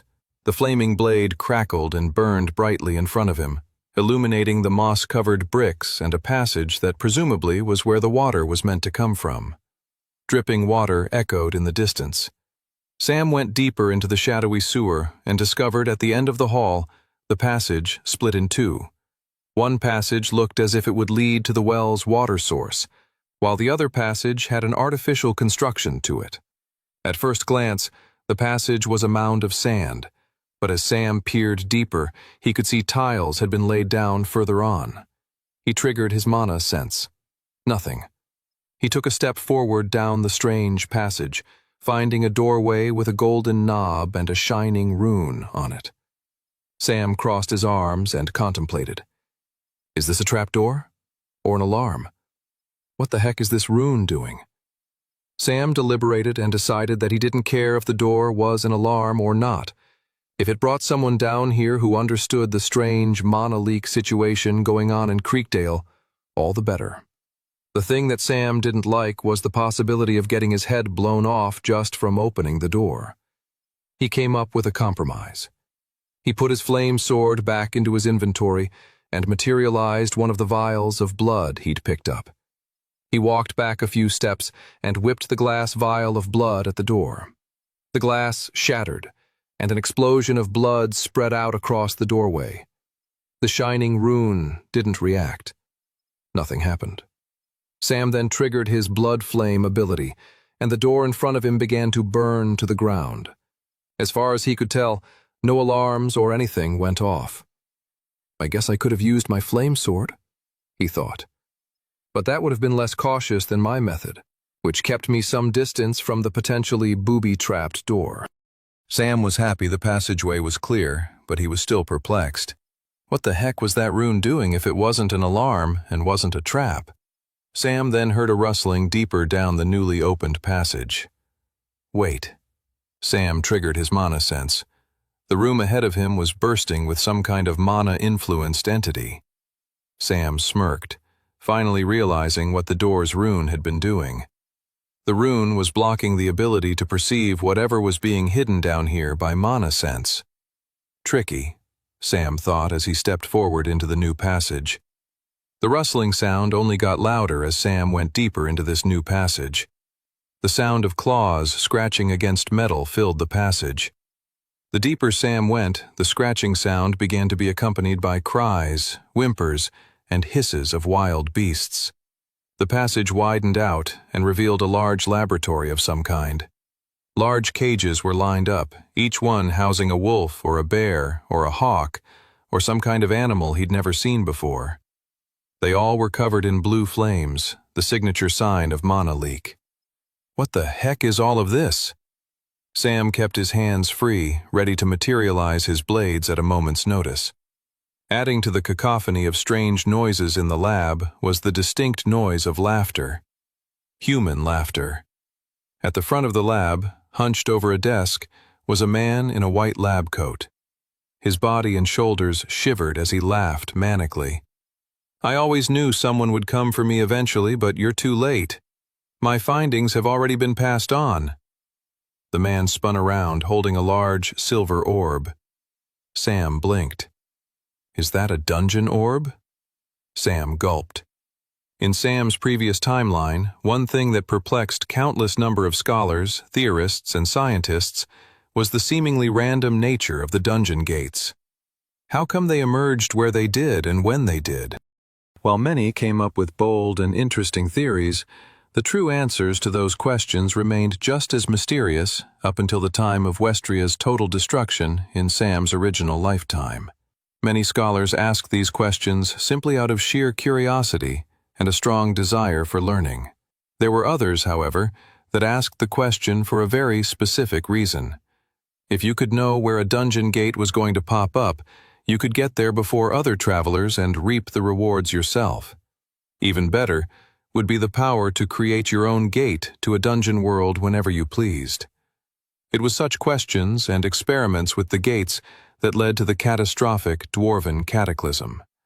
Sam had not realized in his previous timeline that similarly dangerous experiments were happening in Volsungar, and worse than that, they had actually succeeded at their goals.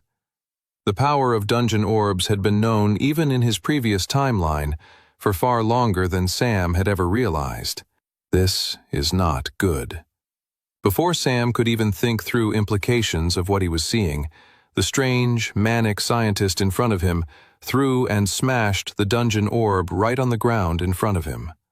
The orb created a blast of energy, bright light, and smoke. Sam jumped back. He scanned the room to see where the scientist had gone. Suddenly, a mana-corrupted hawk was flying right at Sam. Sam materialized his berserker's sword and sliced the creature in half. There was a stampede of growls and hisses as the cages one by one swung open and mana-corrupted creatures filled the room. It looked like if Sam wanted more answers, he was going to have to fight his way through these mana-corrupted beasts to get them. 66. A group of mana-corrupted wolves leapt towards him, and Sam slashed his berserker sword upward, slicing them in half with ease. Their bodies flopped onto the ground, blood and entrails leaking out onto the floor, drenching their fur red. As more mana-corrupted beasts came at him, he triggered Blood Flame, destroying a whole other group of monsters. The Blood Flame was good as more than just a damage-dealing spell. It also created a shield and barrier in the makeshift arena of the battle. The mana-corrupted beasts were now maneuvering around the flames, giving Sam better control and ability to manipulate where they went. Through the placement of the blood flames, Sam was controlling the battlefield. The scientist was rushing towards the door to escape. I can't let him get away, Sam thought. Somewhere, deep down within the frenzied minds of the mana-corrupted beasts, they were clearly thinking the same thing. A mana-corrupted hawk sliced the back of the scientist, toppling him over. Oh crap, Sam thought. I don't want him to die. Sam rushed towards the scientist and made quick work of the mana-corrupted hawk, and then turned back around to face the incoming beasts. The mana-corrupted animals were far lower in stats compared to Sam, and so he was making quick and easy work of them. But there were so many, they still had the potential to overwhelm him. A large bear rushed at him and stood up on its haunches to swipe him with its claws. Sam was faster than the mana-frenzied bear, however. He thrust his sharp berserker sword forward, causing it to stumble backwards. The scientist cackled on the ground. "You won't be able to stop them all, fool!" They were overwhelming him. Sam at first didn't think he needed to use Pain Ring, but decided better to get it going, in case he really needed it. Wolves, bears, and hawks descended on him en masse. Sam sliced them to bits and triggered Blood Flame. But the monsters just kept pouring through the flames. "How many bloody monsters did you experiment on?" "Enough to kill you," said the scientist on the ground. As Sam sliced the unending horde of monsters, a prompt suddenly appeared in his retina. "Congratulations! Blood Flame has leveled up." This might be helpful, Sam thought. A smile crept on his tired face as he read the evolution of his Death Lord class's Blood Flame ability. Oh yeah. Sam sliced the incoming monsters and then triggered the evolved Blood Flame ability. First, the crimson flames filled the laboratory, roasting many more mana-corrupted beasts, but then Sam felt with his empty palm the ability to manipulate the crimson flames in front of him. It was very similar to higher-tiered mana manipulation. He couldn't do much to alter the flames. The only thing he could do was draw the blood flame into the palm of his hand, where he could form a large crimson ball. He then pushed the ball forward, and the blood flame projectile flew across the room and obliterated the head of another vicious bear galloping towards him. Sam grinned. With this power, any doubts about winning the fight disappeared. He sliced the incoming mana-corrupted beasts with his sword, while shooting down the ones further afield in the large laboratory. The ranged attack was also great against the attacking flyers like the mana-corrupted hawk. There was a greater bonus to the new ranged power as well. He could trigger Blood Flame once more, creating the devastating flames far beyond him. Within minutes, all the experimental mutant animals were destroyed. He immediately turned his attention to the scientist on the ground. He materialized a healing potion. "Drink this," said Sam. But as he put the potion towards the man's lips, he moved his head to dodge it. "You can't save me," spat the scientist. "As soon as you found this lab, I was a dead man. They won't keep me alive." "I've served my purpose." "Who are you working for?" The scientist grinned a blood-stained smile and offered no answers. Sam's heart raced. They didn't have time to waste. If this man was going to refuse to be healed, he only had minutes, maybe seconds to live. "Why are you experimenting on these animals?" Sam asked. "How did you develop your own dungeon orb?" The dying scientist shook his head and chuckled. "I'm not the only one working on these experiments. laughed the scientist, as blood gurgled up from his mouth. "There are others. Watch out!" "But what about—" With that, the scientist's eyes took on a faded hue, and Sam realized the man was dead. He wouldn't get any more answers, certainly not from a corpse. 67. Sam stared at the dead scientist in disbelief. He got up and investigated the rest of the lab. After 30 minutes of searching, he couldn't find any worthwhile evidence of what had gone on down here in the laboratory. Sam sighed. He didn't like what he had discovered here. Experiments, dungeon orbs. This was bad. He looked to the ground where the scientist had smashed the dungeon orb. No artificial dungeon gate had appeared in that moment. Of course not. To unleash an artificial gate required intense amounts of mana, normally from more than one person. From what Sam had gathered looking around, the scientist, and perhaps others that he had been working with, had indeed created an artificial gate that they kept hidden and then used to corrupt animals in the surrounding area to create extremely dangerous and hostile creatures. Then, the experimenters set the mana-corrupted animals loose on the town, probably to observe how much damage the animals could dish out, and how much they could be controlled by other means of mana manipulation. Bad, bad, bad, Sam thought, shaking his head. The implications of this are not good at all. He'd have to go tell Guildmaster Redfield about it at once. Sam walked out of the laboratory and headed back the way he came. He'd jumped down that well in search of answers. He'd found his answer to where the mana-corrupted monsters had come from. He hadn't expected, however, to discover more uneasy and haunting questions. The sky was a pinky orange as the sun was just starting its morning rise. Sam headed back to the inn. He didn't see anyone on his way. Perhaps the townsfolk were still sleeping, or still fearful of leaving their homes for the day. When Sam got back to the inn, he settled his affairs and got his horse from the stables. "Before I head back to Resfall," said Sam to the innkeeper, "I just wanted to let you know that the creatures will no longer be haunting your town. There was no haunting or any of the superstitious activity you guys came to believe. You don't have to believe me, but wait and see tonight. I made sure that none will emerge." The innkeeper crossed her arms and scowled. "I'll believe it when I see it." Sam shrugged and then headed on his way. 5 minutes later, he was at the edge of the town and contemplating the best route back to Resfall when he heard shouting from the way he had come. "Wait!" Sam turned around. He couldn't believe. A crowd of people were coming towards him, led by a woman. It was the woman from the night before. "I told everyone how you saved me last night," said the woman. She approached Sam and held out a candle. "This candle will help you cultivate your mana more," said the woman. "My husband and I are candle makers, and that is one of our specialties." Sam was overwhelmed by the gift. Such a candle was very expensive, used mainly by travelers of noble birth. It was a truly generous gift. "This is too much," said Sam. The woman shook her head. "You saved my life. That candle is nothing compared to that."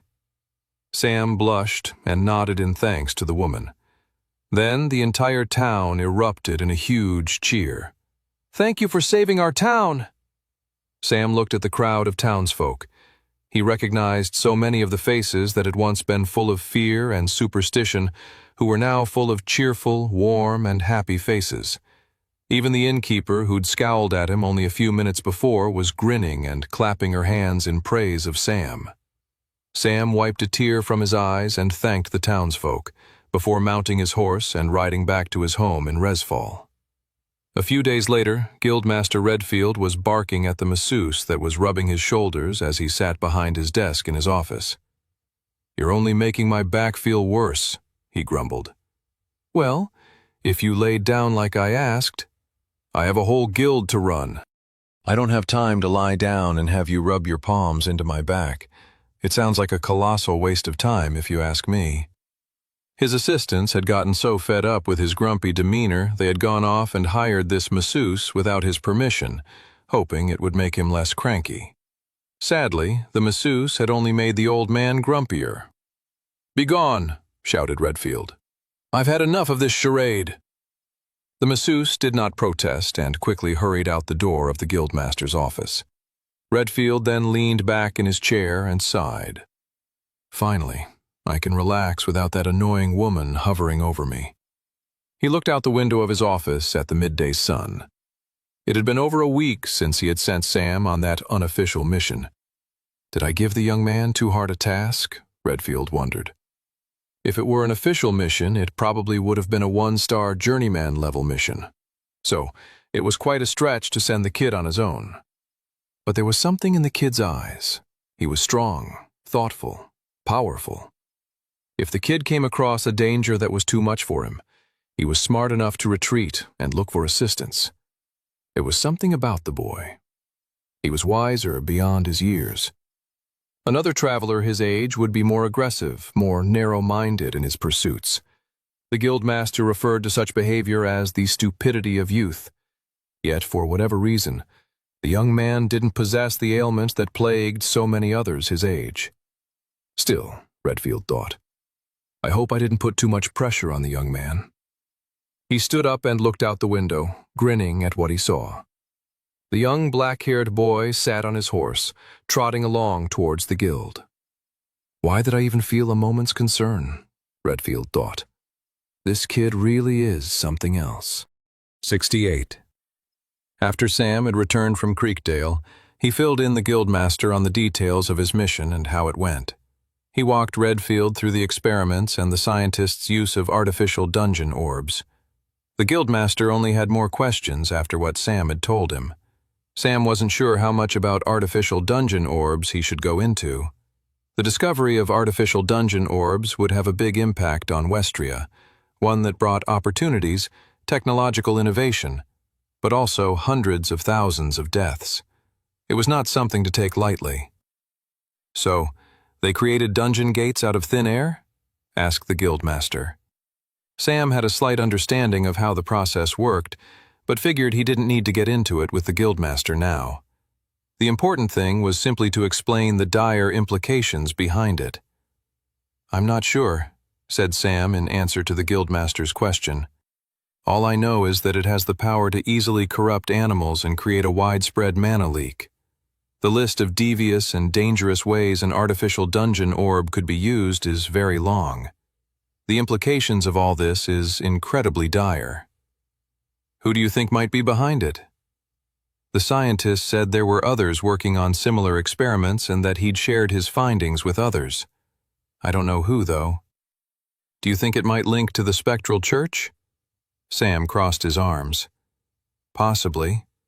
He couldn't say for certain, but Sam knew that there must have been a backup plan if the assassination of Princess Alice Grace hadn't gone smoothly. Something involving artificial dungeon orbs might very well be a part of that backup plan. The post-mission meeting soon came to a close and Sam got up to leave. Have you already forgotten your reward? The winter ball isn't for another month or so, said Sam. I can't have a 2-star novice-tier traveler being the front man for the newly created Young Travelers of the Future Brigade attending the Royal Winter Ball, said the guildmaster. Redfield then pulled out his drawer and walked over to Sam and placed a 3rd star on his traveler's badge. 3 stars just has a better ring to it, smiled Redfield. Doesn't it? Before Sam went to bed that night, he lit the special mana cultivation candle. He figured he'd share it with Clara and Toby and the other orphans so that they could all improve their magic affinity together while they slept at night. The next day, Sam was ready to get to work on a new mission and keep training, only to find more than half the guild lounging around the common room. Brock and Clara were playing some kind of slap game with their hands, while Curtis and Toby were playing chess. Even Guildmaster Redfield was sitting in the common room reading a book with his not atypical curmudgeonly face, scowling down at the pages of the book as if they were directly insulting him. At that very moment, General Olivia Reeves walked into the common room and looked as aghast as Sam was. "What's going on?" they both asked. "We're taking a day off," shrugged Curtis, moving one of his chess pieces. "But what about the dungeon gates and the missions?" "There's plenty of people working today," said the guildmaster. "People similar to you two." "What the heck does that mean?" balked Sam and Olivia. Workaholics, they all answered in response. Olivia and Sam turned to one another in shock. "Can you believe this?" said Olivia. "No," said Sam. "Should we maybe do a mission to get— I'll show all of these lousy travelers that I can be the best non-workaholic person there is." Sam rubbed the back of his head and laughed nervously. "That wasn't what I was expecting you to say." "Come on, everyone," shouted Olivia. "We're going to Hilly Valleys." Hilly Valleys was a small village a couple of hours outside of Resfall, known for its large hills. It was a popular winter vacation spot for the nobles of Volsungar. Despite trying to prove her supposed non-workaholism, Olivia managed to hire a large horse-drawn carriage and organize a big group to take a trip, all within the hour of her declaration to prove she was the least addicted to work within the group. When they arrived at Hilly Valleys, they rented toboggans and went sledding down the largest hill in the valley. "I don't know about this, you guys," said Toby as they dragged their sleds to the edge of the hill. "What is this hill called again?" Olivia turned and looked at the boy with a sinister expression. "Killer Hill." "Why would any of us voluntarily visit somewhere called Killer Hill?" "'Cause it's fun, you goof," shouted Clara, pushing Toby onto a toboggan and heading down the steep, snowy hill. "Ah!" screamed Toby, tears rushing out of his eyes. "Whee!" Clara exclaimed with glee. Olivia turned to the rest of them and said, "Race?" And without a moment's hesitation, they all shouted in agreement and pushed forward with their toboggans, rushing to the bottom of the hill. At the bottom, they ended up working together to make a snow fort, only for the guildmaster to betray them all and start a snowball fight. This then turned into a more organized game of snowball capture the flag. With the guildmaster as referee, the two teams faced off against one another. Team 1 was Clara, Olivia, and Toby. Team 2 was Sam, Curtis, and Brock. Sam's team ended up losing because Curtis and Brock couldn't agree on a strategy. By the end of the day, the group was laughing and giggling at all the fun they had. Before returning home, they had a hearty meal at a pub nearby in the warmth and comfort of a fireplace. They got back into their large carriage and returned to the guild late in the evening. As everyone fell asleep and rested on the carriage ride home, Sam watched as Resfall and the Royal Keep came back into view. The day off had been good. He felt refreshed. Starting tomorrow, he could start preparing for the Royal Winter Ball. 69. A week later, the last month of winter finally arrived. Février. Rather than a gentle warming into spring, Février was winter's last bite on Resfall. The streets were mostly empty, but for patches of thick ice as frost crystallized its grip on every doorknob, windowsill, roof, and statue. There was no escaping the cold of Février. Even the hope of spring just around the corner didn't do much to warm people's hearts. There was one thing, though, that brought a level of excitement that the cold weather could never diminish. That was the Royal Winter Ball and the holiday that came with it. The holiday known as Love Spell Day. Edgar Redfield was standing in his office, looking out the window, and shuddered just thinking about the approaching holiday. Just beyond his door, he could hear the rushing of footsteps, the sounds of whispers, and the giggles of delight. "My gosh," he grumbled to himself. "The whole week of gushing love letters and gossip has begun then, has it?" He couldn't wait for the week to be over. For Redfield, the guild had much bigger issues to attend to than who was in love with whom. A few days before the ball, Sam and Toby went shopping for suits. As Sam led the way along the cold, wintry streets of the Noble District, both boys looked on with awe. Neither Sam nor Toby had ever walked down these streets as a traveler or as a person attending a noble event. They'd only scurried through here at night in the hopes to help Clara and the others find food, or to pickpocket a noble's coin pouch. Even Sam in his previous lifetime had not spent much time in the Noble District. A mercenary could make a decent living, but they were a bit too rough for a posh place like this. Plus, the Noble District wasn't really the same after the assassination of Princess Alice Grace. The rulers that took over changed Resfall into a much less friendly and welcoming place. As Sam thought back to what the Noble District became in his previous timeline, he shuddered. It was an even less affable place than it was now. They walked by heated lamps that Toby immediately commented on. Wait, so nobles don't even suffer the cold as badly as us common folk? Nope, said Sam. Also, we're almost at the tailor's. Maybe keep that kind of talk hush-hush while we're there. Rich folk generally don't like being made to feel bad about the poor. Speaking about the poor, said Toby, can we really afford suits from a place in the noble district? Guildmaster Redfield made it a condition of our attendance at the ball that we must go here for our suits, said Sam. But also, Toby, maybe you haven't realized? We're definitely not poor anymore. Those mana stones don't sell for cheap. Toby blinked. Me? Not poor? I know, it's hard to believe, said Sam. Now, come on, let's go try on some suits. The boutique tailor in the noble district that Guildmaster Redfield had sent them to was a small building housing a very plush set of rooms with beautiful decor and furniture. The two boys were brought coffee and delicious cookies as the tailor measured them and offered different types of fabric they might wish to wear. It's for the Royal Winter Ball, said Sam to the tailor. So black tie is what we need. Perfect, said the tailor, heading into another room to gather more materials. Standing side by side, Toby gulped and pressed his fingers nervously together. His mouth moved like he was talking to himself, but no comprehensible sounds came out. What is it, Tobes? Well, Sam, I wanted to get your opinion on something, said Toby. But you have to promise to keep it an absolute secret. You can't tell anyone. If you did, it would be the greatest betrayal of trust Westria has ever known. Okay, a bit of an exaggeration, grinned Sam. But shoot, what's on your mind? Toby's lips trembled, and he struggled to speak. He looked like he was going to throw up.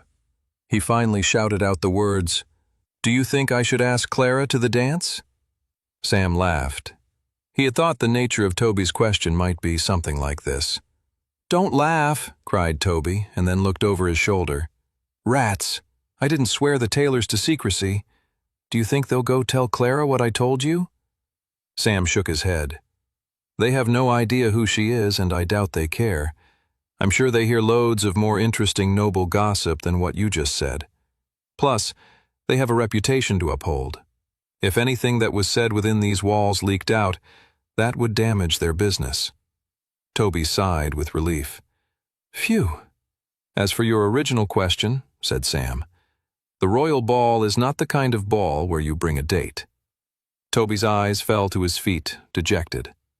"But," said Sam. Toby's eyes widened with hope once more. "You should definitely ask Clara to dance at the ball for sure." "Okay, next question. How exactly do I do that?"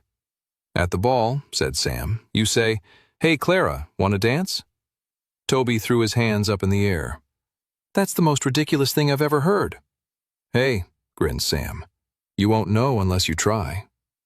Meanwhile, a few streets over, General Olivia Reeves and Clara were shopping for dresses to wear for the Royal Winter Ball.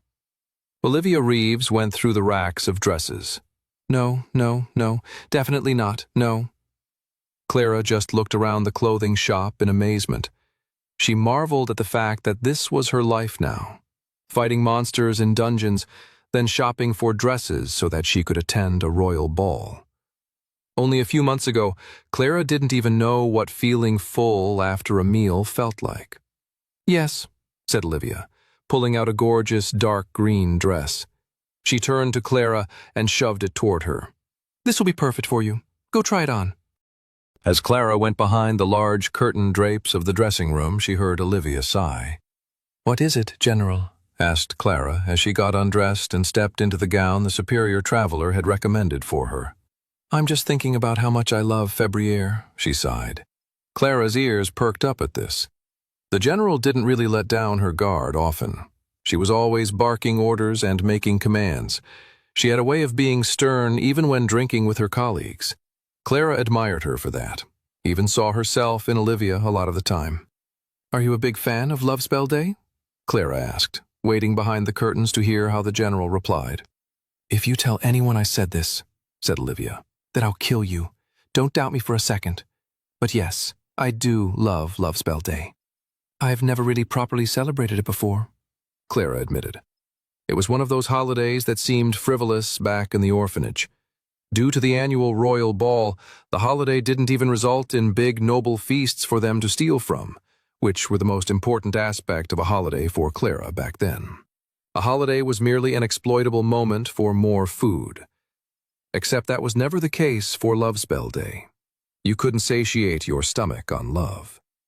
"You're in for a treat then," said Olivia on the other side of the curtains. Clara thought back to Hearthmas and how Brock and Curtis flirted with her so vehemently despite her own seemingly obliviousness. "Do you have many suitors?" asked Clara. There was a pause, and Clara worried she'd pushed their conversation too far. "Yes and no," Olivia finally answered. "This comes back to why I love Love Spell Day. It also serves as a good reminder. We're living in both a golden and dangerous age with the advent of the dungeon gates. We're travelers first, right? That is our responsibility and our duty." That responsibility can be hard, and it weighs on every traveler, man or lady, differently. It's nice on Love Spell Day that, at least for an evening, us rugged travelers can enjoy just being ladies that are admired. It's a nice change for a night. Clara nodded at Olivia's words. She understood what the general was saying. There were a great many privileges to being a traveler, but the classic life of marriage, children, a dog, a family, was not one of them. Such a life was typically a door that closed when one became a traveler. It didn't bother Clara too much, though. She was too young to be considering such things anyway. Plus, she couldn't have even dreamed of such a life before she became a traveler. Why would she get upset about a lost opportunity she had never hoped for in the past? Clara sighed and took a step out into the main chambers of the clothing shop. Olivia's dark eyes widened at the sight of her. "What is it?" asked Clara. The general grinned. "People are going to struggle to take their eyes off of you. Who knows? You might even upset the princess." 70.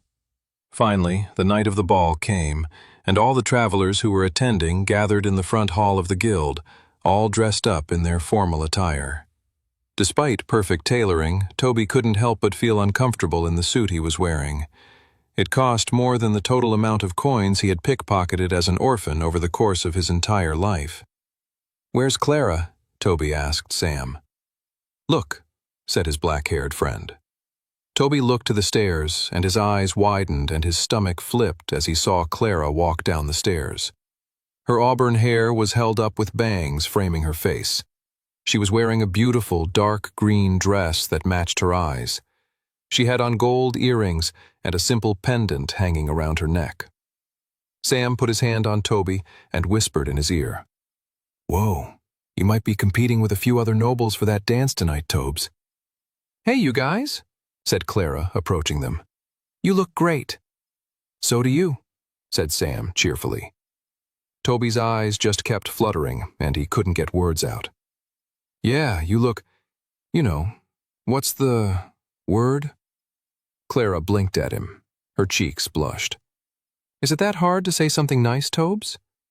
"No, I didn't mean to." Their conversation was cut short by the arrival of General Olivia Reeves coming down the stairs. She was wearing an elegant dark silver gown, and her normally tied-up bun was loosened, letting her long black hair fall down. Near the orphan trio stood Brock and Curtis, smiling, yet muttering to each other. "I'll kill you before I let you have the woman of my dreams," hissed Brock. "Don't worry, I'll poison you first, you numbskull," Curtis replied. All chatter slowed down when Guildmaster Redfield in a black tuxedo stepped in from the cold. "Our carriages are here," said the Guildmaster. "Remember, we're not going to the ball tonight to have fun.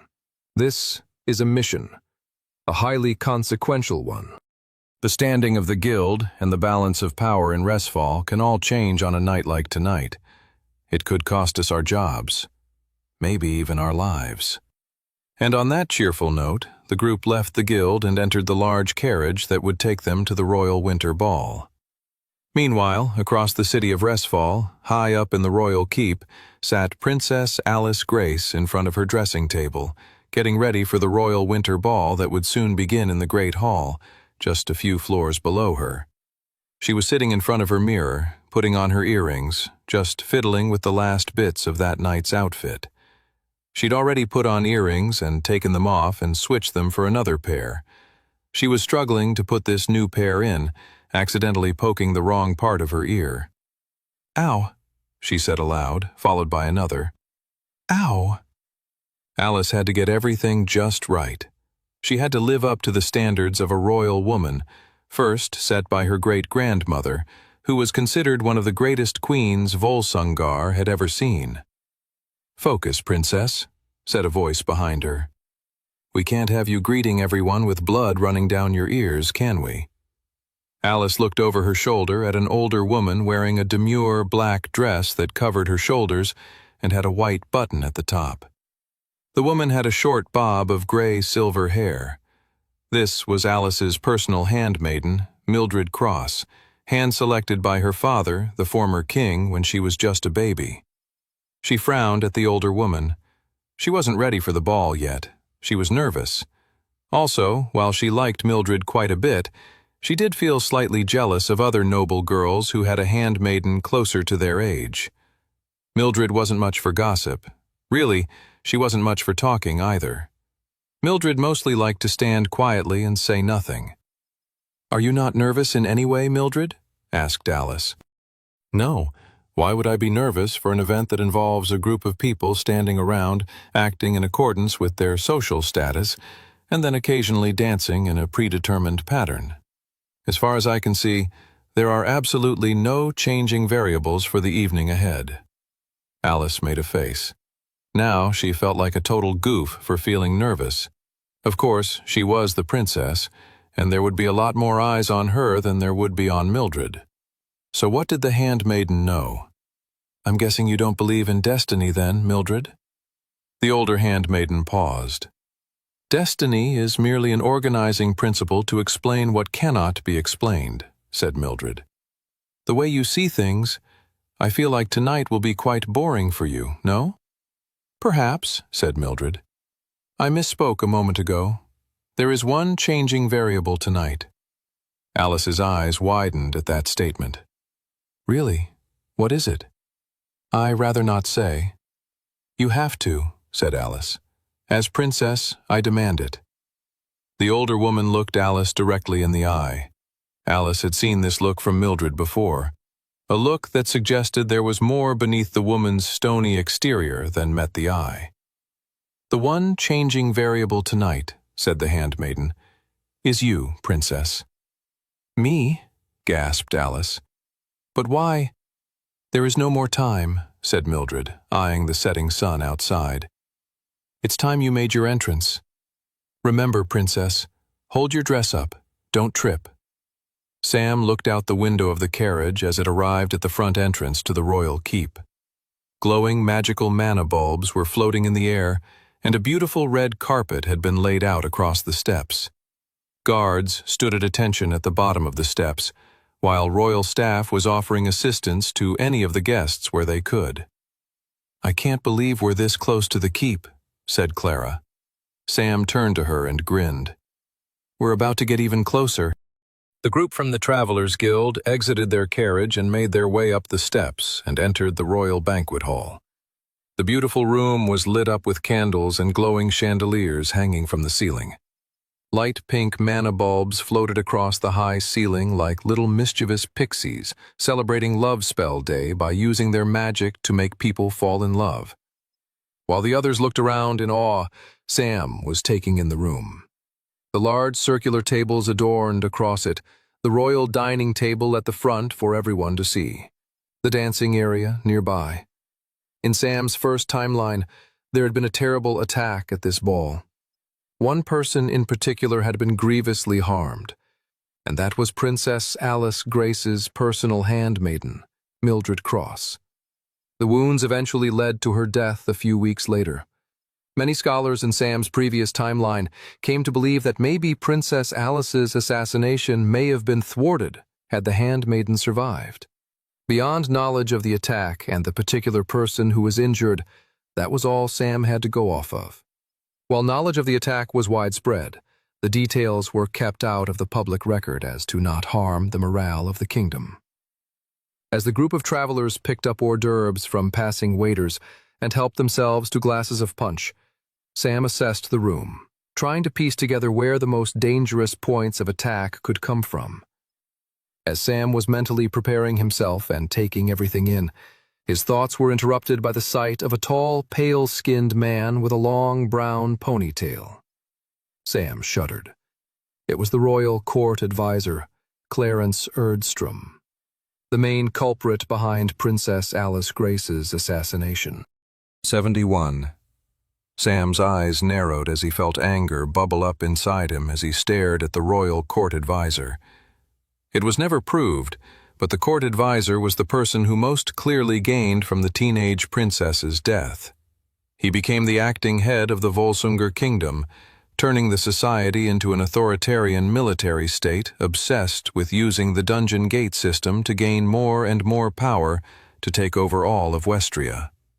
Resfall, under Clarence Erdstrom's rule, featured daily executions of traitors and weaklings. Their bodies hung up in public spaces to remind and instill fear in all of the citizens.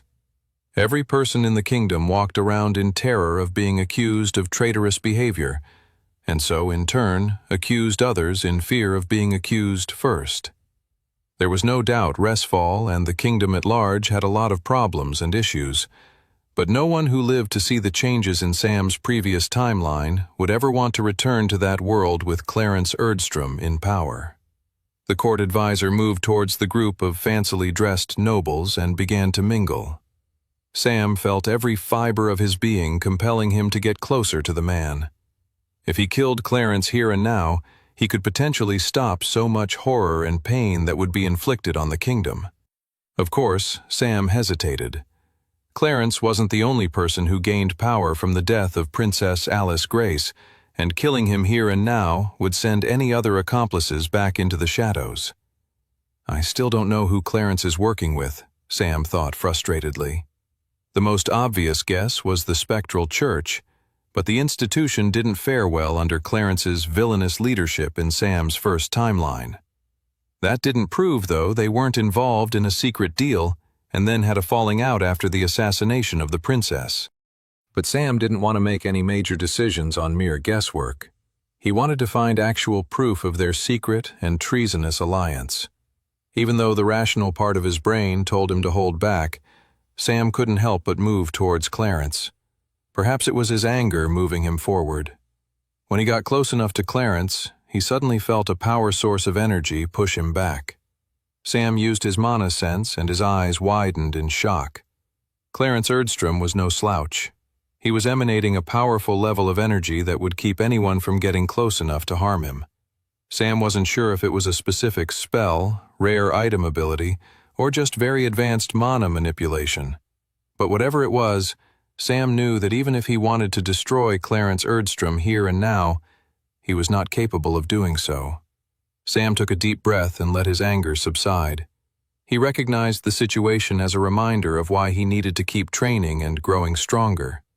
Even though he was gaining power and strength and impressing those around him, he still had not yet caught up to his current most important enemies. Sam backed off and returned to his group of colleagues, who were bombarding one servant, eagerly taking little sausages with toothpicks. "Stop harassing the poor lady," barked Edgar. "You're making the Travelers Guild look like a bunch of heathens." All of the travelers except the guildmaster gulped down their food with the awkward look of children who had just been scolded. "What were you doing heading over that way?" asked Toby. "By the way," Toby pulled him to the side and whispered, "there's some really fancy, noble-looking dudes at this thing. Do you really think they're all going to zero in on Clara?" Before Sam could even answer, a huge procession of royal staff entered the hall, and an older, well-dressed gentleman announced, "The princess will join us now." The entire room fell into hushed silence, excitedly waiting for the arrival of the princess. After a moment of bated breath, Princess Alice Grace stepped into the hall. Sam's heart immediately started racing. This young woman didn't know him. She'd never heard of him, but in the background he was doing everything he could to stop her future murder. But Sam's heart was racing for another reason. He had never met the princess in his previous lifetime, but he had heard stories of her beauty.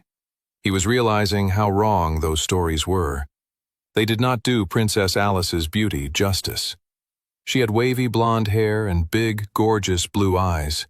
She had a cute nose and a smile that could inspire hours upon hours of daydreaming. She wore a peach-colored dress with thin straps. She looked like something out of a painting or a storybook. She was the embodiment of elegance. Her bright blue eyes locked onto Sam's, and he felt an intense fluttering feeling in his chest. "She's not looking at me?" Sam thought in disbelief. She couldn't be, could she? Before Sam could even process the thoughts rushing through his head, the princess suddenly tripped on her dress and went flying towards the floor. 72, Mildred Cross placed her hand on her forehead. "I told the princess one thing, and she couldn't even do that." The princess cried as she fell towards the floor, about to land on her face in front of the most influential people in the entire kingdom. "Ah!" Without calling any attention to her speed of movement, Mildred was in front of the princess faster than the crowd of nobles could even gasp. The handmaiden caught the princess before she hit the floor, and had her back on her feet before an even more embarrassing scenario could ensue. Under her breath, Mildred said, "What happened, princess? I told you not to trip." "Easier said than done," whispered Alice. "There are far too many frills on the bottom of this dress. It's practically an obstacle course in and of itself." "Is that really it?" smirked Mildred. "I noticed your eye flicker into the crowd for a moment. There was this boy." "A handsome boy?" said Mildred knowingly. "Another noble, perhaps." The princess crossed her arms and huffed. "He's certainly not handsome. If he hadn't been gawking at me like he had, maybe I wouldn't have tripped and embarrassed myself. I don't even know why you're inquiring. You're not one normally for gossip." Mildred's face went serious. She may have exposed more of her emotional self to the princess than she had intended, but it was important to know who Alice was looking at. "Who is it?" The princess eyes a young man across the hall. It was an older teenage boy with shaggy black hair and striking red eyes. "A traveler, huh? You need to be careful with them." "I don't need to be careful about anything," huffed Alice, "because that boy means absolutely nothing to me beyond irritated annoyance at his impolite gawking behavior." "All right. Well, everyone is looking at us now," said the handmaiden. "Better to continue on with the ceremonies so we can move on from your disastrous entrance." "Disastrous?" "Now you've made me more nervous," hissed Alice. "Just keep going," said Mildred. "It's time you welcomed and thanked everyone for coming." After a brief moment of fear with the princess tripping, the royal winter ball continued without incident. They all sat down for a wonderful dinner, which was then followed by a string quartet playing lively songs to commence the dancing portion of the evening. Toby stood by himself and chugged another glass of punch. Clara had left to use the bathroom, and Sam seemed preoccupied with something else. What are you doing?" said Brock, approaching Toby. "I need liquid courage," said Toby. "But there's no alcohol in there," said the dwarf. "Though if that's what you're after." Brock opened up his blazer to surreptitiously show the top of a silver flask. "I find that in these types of situations it's always better to drink hype juice rather than haterade." "No," said Toby. "Alcohol will add too many variables to how something which should be so simple could go so very, very wrong." "What's the matter, lad?" "I need to ask someone to dance." "Ah, I see," said the Brock, looking across the dance hall to Olivia and Curtis slow dancing. "Are you sad that Curtis is dancing with Olivia?" asked Toby. "Nah," said Brock. "He may be winning the battle right now, but the war is far from over." "Really?" "Well, I danced with her last year and he didn't," said Brock. "So in my book, we're tied for that glorious woman's affection." The dwarf sighed. "But enough about me. You better make your move before someone else does. Just be happy there aren't any more conniving know-it-all elves at this ball." Toby sighed. "You're right. Just remember, lad, when it comes to courage, you just need to strike." At that moment, Toby saw Clara return from the washroom and cast her eye across the dance floor. She definitely wants to dance, Toby thought, his heart fluttering. He started to move across the great hall towards his childhood friend. It felt like time slowed as he got closer and closer to her. This is it, he thought. This is the moment I ask her to dance and I tell her how I feel. It was just seconds away. A life of love and happiness existed on the other side of this moment. What is it, Tobes? Have you finally thought of something nice to say? Or are you still blubbering weirdly? Said Clara, blinking at him with her beautiful green eyes. I take that back, actually. I know how you feel. I feel a bit nervous here amidst all these nobles and glamour. Toby didn't say anything. Are you all right, Tobes? Toby's lips trembled. Yeah, well, how about I don't know, dance. At that exact moment, the large windows of the banquet hall shattered as 3 attackers intruded on the royal winter ball, swinging in from the cold, wintry night. 73. Edgar Redfield immediately stood up, alert and ready for battle, as the glass shattered and the 3 intruders landed in the center of the banquet hall. The nobles scattered to the edges of the room, screaming in terror. "Protect the princess at all costs," shouted the guildmaster. The 3 attackers wore light armor with cloaked hoods to conceal their identities. All 3 of them materialized large scimitars and rushed into the crowd, adding to the chaos they had already created with their glass-shattering entrance. This is bad, Redfield thought, rushing into the fight. But nevertheless, he smirked to himself. An opportunity for the guild. Sam materialized his berserker sword and rushed to one of the attackers. Finally, Sam thought to himself as he ran to engage in the battle.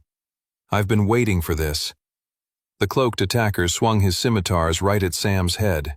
Sam spun on his feet and knocked an elbow blow right into the attacker's face. The attacker went stumbling back. Sam narrowed his eyes and went for a precision slice as he slashed his powerful berserker sword. The novice-tier traveler's attack cut through the intruder and had him falling to his knees in pain. Sam knocked him out with the touch of his sword. He figured it was better to keep these killers alive to extort more information from them. Sam went on to take the other 2 that were fighting with the other travelers. "Leave them alive," he shouted. "We need to know who is behind this." Mildred Cross scanned the battlefield. The travelers had pushed forward and were making quick work of the attackers.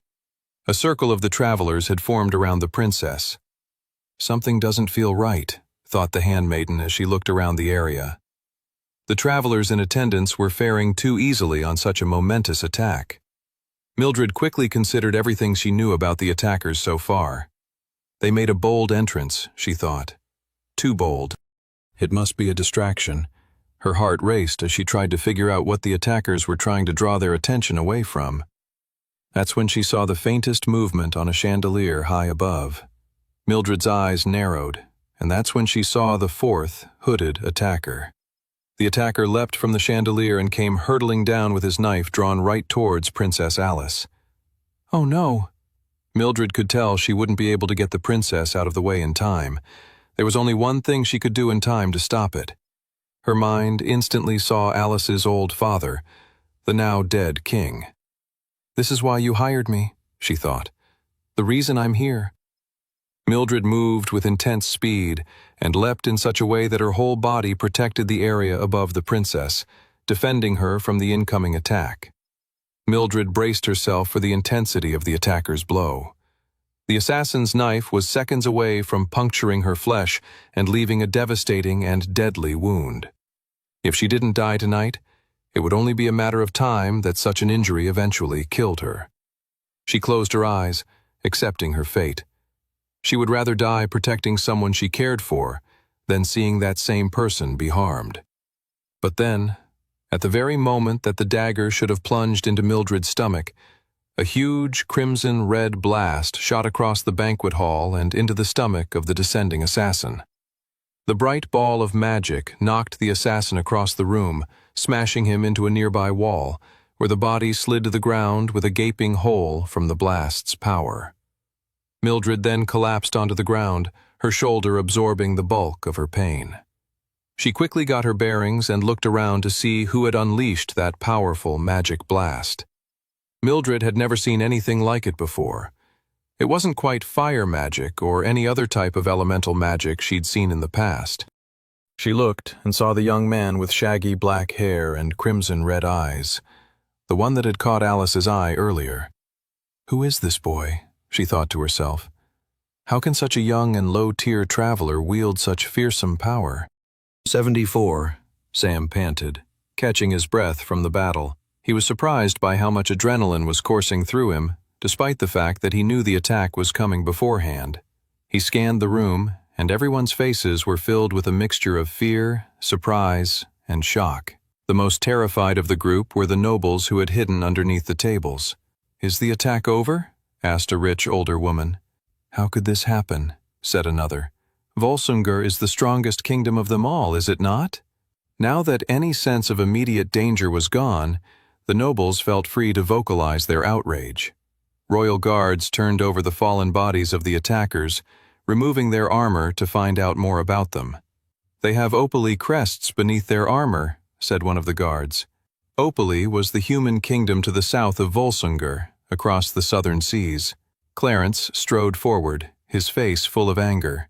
Black smoke swirled around his hands as he grabbed the unconscious body of the attacker and triggered his shadow spike attack, finishing him off. "What are you doing?" shouted Sam. "These attackers should be questioned." "Pah!" shouted the court advisor.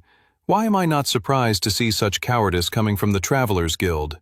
An attack on our country should be punished as soon as it occurs." Sam scowled at the man. It was total nonsense what the court advisor was saying. Sam knew it. Even the court advisor knew it. The man was a cunning political operative. He'd never choose wrath over information. Unless he knew what information the attackers already held. Before Sam could do anything about it, Clarence had destroyed all the remaining attackers, putting them to death. "We don't know for sure whether this is Opaly or someone orchestrating an attack to look like Opali," said Sam. The room erupted into debate. The nobles were shouting over top of one another, same with the royal guards. Even the other travelers present were fighting over the other voices to have their opinion heard. Clarence smirked at Sam before spinning away on his feet and leaving the room. Within a few minutes, things calmed down. Princess Alice Grace assured everyone that she was indeed okay, thanked them all for coming, and called for the royal winter ball to an early close. A few hours later, Edgar Redfield sat in his office, musing over the night that had just passed. He looked down to the drawers of his desk, deciding which of his vices he wanted to pursue that evening. He went for the middle drawer and pulled out a bottle of the finest dwarven whiskey money could buy. He then pulled out a glass, then paused and pulled out a second glass. "I know you're there, Mildred," said Edgar. "You might as well come in." The window outside suddenly opened, and slipping in from the shadowy winter night almost like a silent ghost was none other than the royal handmaiden, Mildred Cross. "We're a bit old to be sneaking into each other's rooms, aren't we, Mildred?" "You wish I was sneaking in, you dirty old man," said Mildred. "I never made my presence a secret. I let you detect my mana straight away." "I did wonder why you did that," said Redfield, pouring himself a glass of whiskey. He then looked up to her. "You like a drink?" "Sorry, Edgar, but I know better than to let you plow me with drinks," she said. "What other ways could one plow?" Mildred's cheeks blushed before her face went completely stern. "I'm not staying long, Edgar. I want you to tell me about that new recruit of yours, the one with the black hair and red eyes." Edgar chuckled. "He's an impressive young man, isn't he?" "I don't know if impressive is the word I'd use," said Mildred. "He looks like a demon. That sword he wields, what is that? Are you sure he's one of the good guys?" Edgar slammed his glass down. He recalled the night he first met the young man in question. He led a group of children through the dead of night, being chased by some of the most powerful forces in all of Resfall. He recalled the determination that had been on the boy's face, his moral sense of right and wrong, the heroism only a true warrior, one who has faced many hard decisions, was clear as day across the young man's face. It was especially clear to Edgar on the night he first met Sam, and was reinforced with every subsequent dealings he had with the young man. "I don't doubt that young man's loyalty to the guild or the overall good of the kingdom for a second," said the guildmaster. "And neither should you." Mildred nodded. "Well, impressive certainly describes the boy's ability to win over a cranky old grump like you, that's for sure." She then walked over to the window from which she came. "Any more questions, Mildred?" But the handmaiden had already disappeared into the night before she even heard the end of Edgar's question. Edgar finished off his glass of whiskey and thought over the interaction he'd just had with Mildred Cross. He couldn't help but get the feeling that, despite what he had said to her, she didn't believe a single word out of his mouth. 75. The following day, Sam woke up bright and early. Everyone was sleeping in after the eventful night of the Royal Winter Ball. Many of them believed they had earned themselves a break. Sam did not feel the same way at all. If anything, after the events of the Royal Winter Ball, he felt more inspired than ever to continue raising his stats, finding better equipment and leveling up his abilities. He had a quick breakfast on his own in the dining hall. He then downed a mug of coffee as he shoveled scrambled eggs, bacon, and potato wedges into his mouth. He probably would have eaten slower if there was anyone there to witness him, but seeing as he was on his own, he figured he could eat ravenously without upsetting anyone's sense of impropriety. Even thinking in that way caused Sam a brief moment of pause. "I think even the little bit of time hanging out with those nobles last night is rubbing off on me," he thought, and not in a good way. Following his breakfast, he went by the mission board to see what was available for novice-tier travelers with 3 stars and under. A new mission had come in from a newly spotted blue dungeon gate that had appeared outside the city. He put his name down for the mission with one of the clerks and then headed off to start his day. The streets of Resfall were quiet that morning as Sam walked towards the city's eastern gate. The few people he did see were all yawning with bags under their eyes. It looked as if the whole city had taken the night off to celebrate Lovespell and the Royal Winter Ball. Even if many of them weren't invited, they had chosen to celebrate the occasion at home or with others. Sam smiled at a few passers-by and continued towards the gate. The sky was clear, and for brief moments, Sam would catch a whiff of spring in the air, only for seconds later to feel the wind pick up and remember it was still very much winter and would continue to be so for at least another few weeks. He was about 5 minutes from the gate when he got the peculiar sense of someone tracking him. He triggered his mana sense and didn't pick up anything. That didn't put Sam at ease. He could tell he was being followed. He could also tell that whoever was following him was also a decent practitioner of mana manipulation. Sam moved around the corner, trying to shake the tail of whoever was following him. Except, when he went around the corner, he had no idea what happened, but somebody was there waiting for him and knocked him out cold. Sam's vision was blurry and his head hurt. He felt groggy, like he was waking up from a bad dream. Only when he was a little more awake did he realize that he wasn't waking up from a bad dream, but rather a bad day. He had been abducted, kidnapped. He tried to move and instantly discovered his arms were tied behind a chair in a thick, powerful knot. Crap, he thought. From the looks of things, he was underground somewhere, most likely in a forgotten passage in one of the many sewers of Resfall. In the distance was the echo of dripping water and scurrying mice. This is bad, Sam thought. He racked his brain to figure out who would try to kidnap him, and why now. The prime suspect would have been the Spectral Church.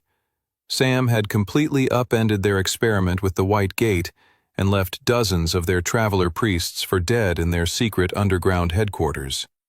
Except none of his current surroundings had the air of the Spectral Church. It made no sense for the Spectral Church to take him to the sewers when they had their own hidden passages beneath their cathedrals. So if it wasn't the Spectral Church, who was it? Could it be whoever was behind the attack last night at the Royal Winter Ball? Clarence Erdstrom and his associates? It must be. Sam was mentally kicking himself. Had he displayed too much power at the Royal Ball last night? Had he painted a target on his back? 2 shadowy figures emerged just ahead of him, concealed in the darkness. "Who are you?" shouted Sam. Let me go! In a muffled, strangely artificial-sounding voice, someone spoke. What do you know about the attack last night at the Royal Winter Ball? Sam's eyebrows furrowed. What an odd question, he thought. Even still, the question made him pause. Did he reveal what he believed happened, or did he stick to the current story going around the royal keep? There were 4 intruders who tried to assassinate the princess, answered Sam. Many in the keep believe it to have been orchestrated by the southern human kingdom of Opali. What do you think? Do you think it was Opali? Sam paused. This whole abduction and interrogation was getting stranger and stranger. Why would the people behind the attack want to know what Sam thought? Unless they were trying to figure out how much he knew already. Fair enough. Those hoping to overthrow the social order of the kingdom wanted to be thorough. That made sense. The 2 shadowy figures in front of him started arguing. You're not asking the right questions, said the other one, reaching for whatever device the first one was using to distort their voices.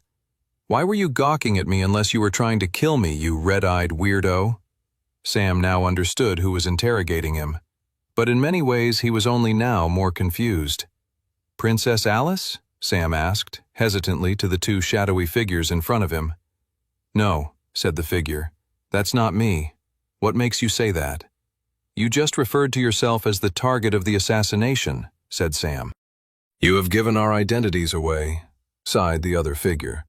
We might as well reveal ourselves.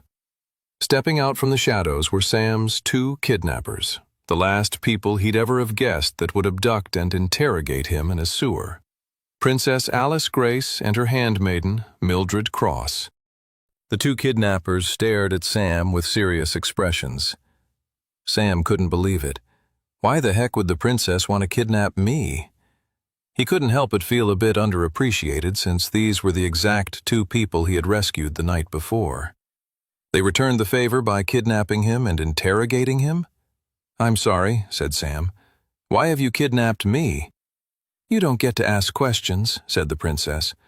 I just feel you 2 are being a bit ungrateful considering last night I saved the both of you, he said. Saved me? You caused me to nearly trip and embarrass myself in front of the whole kingdom with your annoying, scrutinizing staring.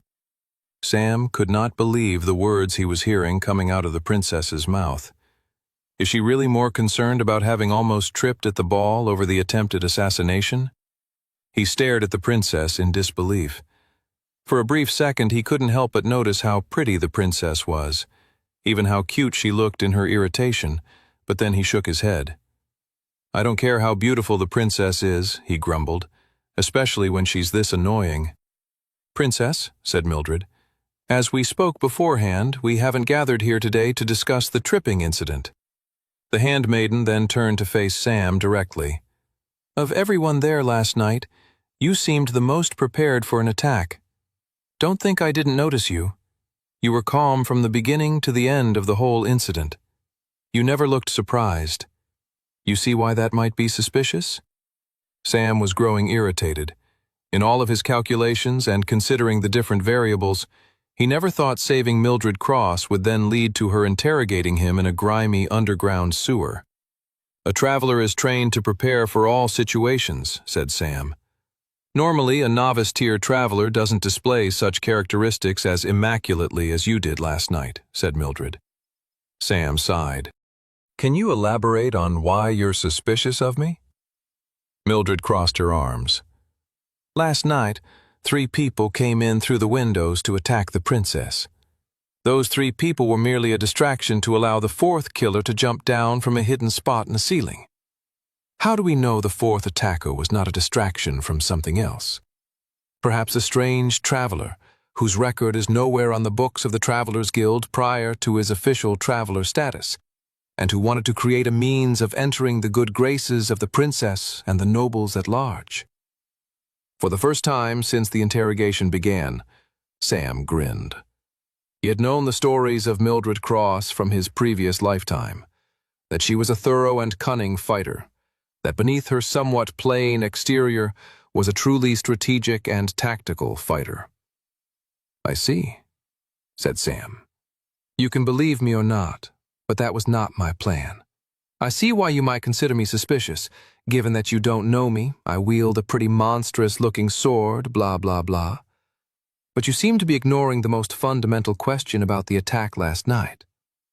How did the fourth assassin get on the wall? Mildred crossed her arms. You're not actually listening to this rubbish, said the princess. This boy is clearly a scoundrel. Shh, said Mildred. I take your point, young man. The fourth attacker could have been a traveler with some kind of ability to move through walls, no? You're right, said Sam. But we'll never know because someone killed them all last night before we could interrogate them. The older woman smirked. You think Clarence is behind this? If not him, said Sam. Certainly someone on the inside. Clarence was a trusted advisor to my father, said Alice. He wouldn't betray us. I find that very hard to believe. Correct me if I'm wrong, said Sam. But Clarence rose to power in your father's circle due to incredible political and diplomatic advice. He's a keen strategist with an eye for gaining power. He's the kind of man who feeds off power and control. His appetite for it is insatiable. That is the most outrageous— I trust him, said Mildred, cutting the princess off. The princess looked to her handmaiden in shock. Mildred, you can't be serious. Mildred walked up behind Sam and untied the knots. If you follow the passage that way and turn left, then right, you'll find an exit to the city's surface, Mildred explained. Princess Alice blushed. Okay, well, if Mildred says you're okay, then I believe her. So you've gotten off being put in a dungeon for now. Just know we have our eye on you.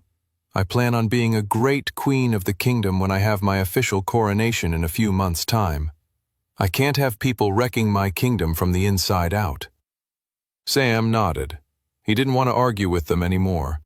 They had reached an understanding, and in many ways, they had helped him further his goals more than he had initially suspected.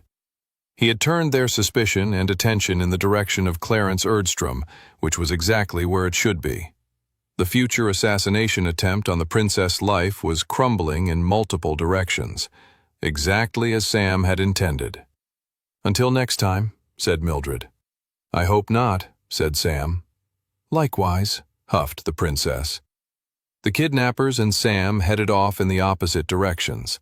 Sam followed the handmaiden's instructions on getting back to the city's surface. As he went through the dark passage, he couldn't help but think that the historians in his previous timeline had really omitted a lot about the princess, like how she was annoying, spoiled, and obsessed with not embarrassing herself, while maybe possibly being the clumsiest person he had ever met. She is strikingly pretty, though, he sighed to himself. He shook his head. Just another example of how one's eyes can play tricks on you, he thought. Despite finding the beautiful princess incredibly irritating, he knew that it was best for the world at large for him to save her. Still, after interacting with her today, he couldn't help but second-guess himself. 77. In the evening following Love Spell's day and the royal winter ball, there was a flatness in the air. All the excitement that had been bubbling throughout the guild had suddenly evaporated, leaving a dull feeling amongst the travelers. I feel a bit disappointed, said Clara as they sat down for dinner in the dining hall. After all that, no one even asked me to dance. Toby said, before looking down to his feet in nervousness and defeat. The moment was no longer right. Across the dining hall sat Curtis and Brock, bickering as usual. Curtis was lording over Brock the fact that he had danced with General Reeves and the other did not. See, we know where her feelings lie now, said Curtis. Face the facts, you imbecile. What facts? She danced with me at the previous winter ball, so as far as I see it, we're tied. That was a pity dance, said Curtis. Look how much shorter you are than her. She wants someone a little bit taller. Height means nothing if you're a twig that can be snapped in half. Their bickering quieted down, just as Olivia sat down to join them. What are you two arguing about? Both travelers blushed and looked away. Just what our, favorite vegetable is, explained Curtis. That's right, I like potatoes, said Brock. but Curtis here likes broccoli." Olivia looked at the two of them with a tired confusion on her face. She shook her head and focused on her meal. "What an odd conversation," she said as she took a bite into her food. "Though I guess I do prefer potatoes over broccoli." The two men suddenly shared a look at that statement, Curtis scowling while a knowing glint of glee sparkled in Brock's eyes. Sam had eaten dinner earlier than everyone else and was now resting in the dormitory away from the dining hall. He had lost a day of training due to the incident with Princess Alice Grace and Mildred Cross. He would have to make up for lost time tomorrow. The thing that he was ruminating on, however, was the sheer power Clarence Erdstrom had displayed on the night of the Royal Winter Ball. The man was a strong traveler. Whether that meant he had unlocked his class and skills through the White Gate or through the class stones as so many nobles had done, he wasn't sure. Either way, he had cultivated his new power and had clearly become a force to be reckoned with. If Sam was going to stop him from succeeding at his plans to take over the royal throne, he'd have to keep training. The spring festival was getting closer and closer. It was only a few months away in the month of Mai, at the tail end of spring, when the days grew significantly warmer, but the nights were still brisk and cool. "I won't let you down, goddess," Sam said to himself as he rolled over and tried to get some sleep. "I won't let you down." Edgar Redfield stared out the window of his office and sighed. Ever since Mildred had visited his office, he couldn't stop thinking about her. "It's been a long time since we chatted so frankly, hasn't it, Mildred?" He lifted a glass and took a sip of whiskey. He thought he could see the tiniest first buds of leaves growing on the branches of a tree. Thank the goddess, Love Spells Day is done for another year. 78. Soon the month of Marshki arrived, and the spring season was ushered into the city of Resfall. Birds chirped with glee as they sat on leafy branches, while bees buzzed and drew pollen from the newly blossomed flowers. The days began to grow warmer, and a friendly optimism swept through the air. In a shadowy, long-forgotten bar, Sam exchanged some coins with a strange man with an eye patch and a mustache. It was a simple exchange. Sam was giving the man money to gather more intel on Clarence Erdstrom.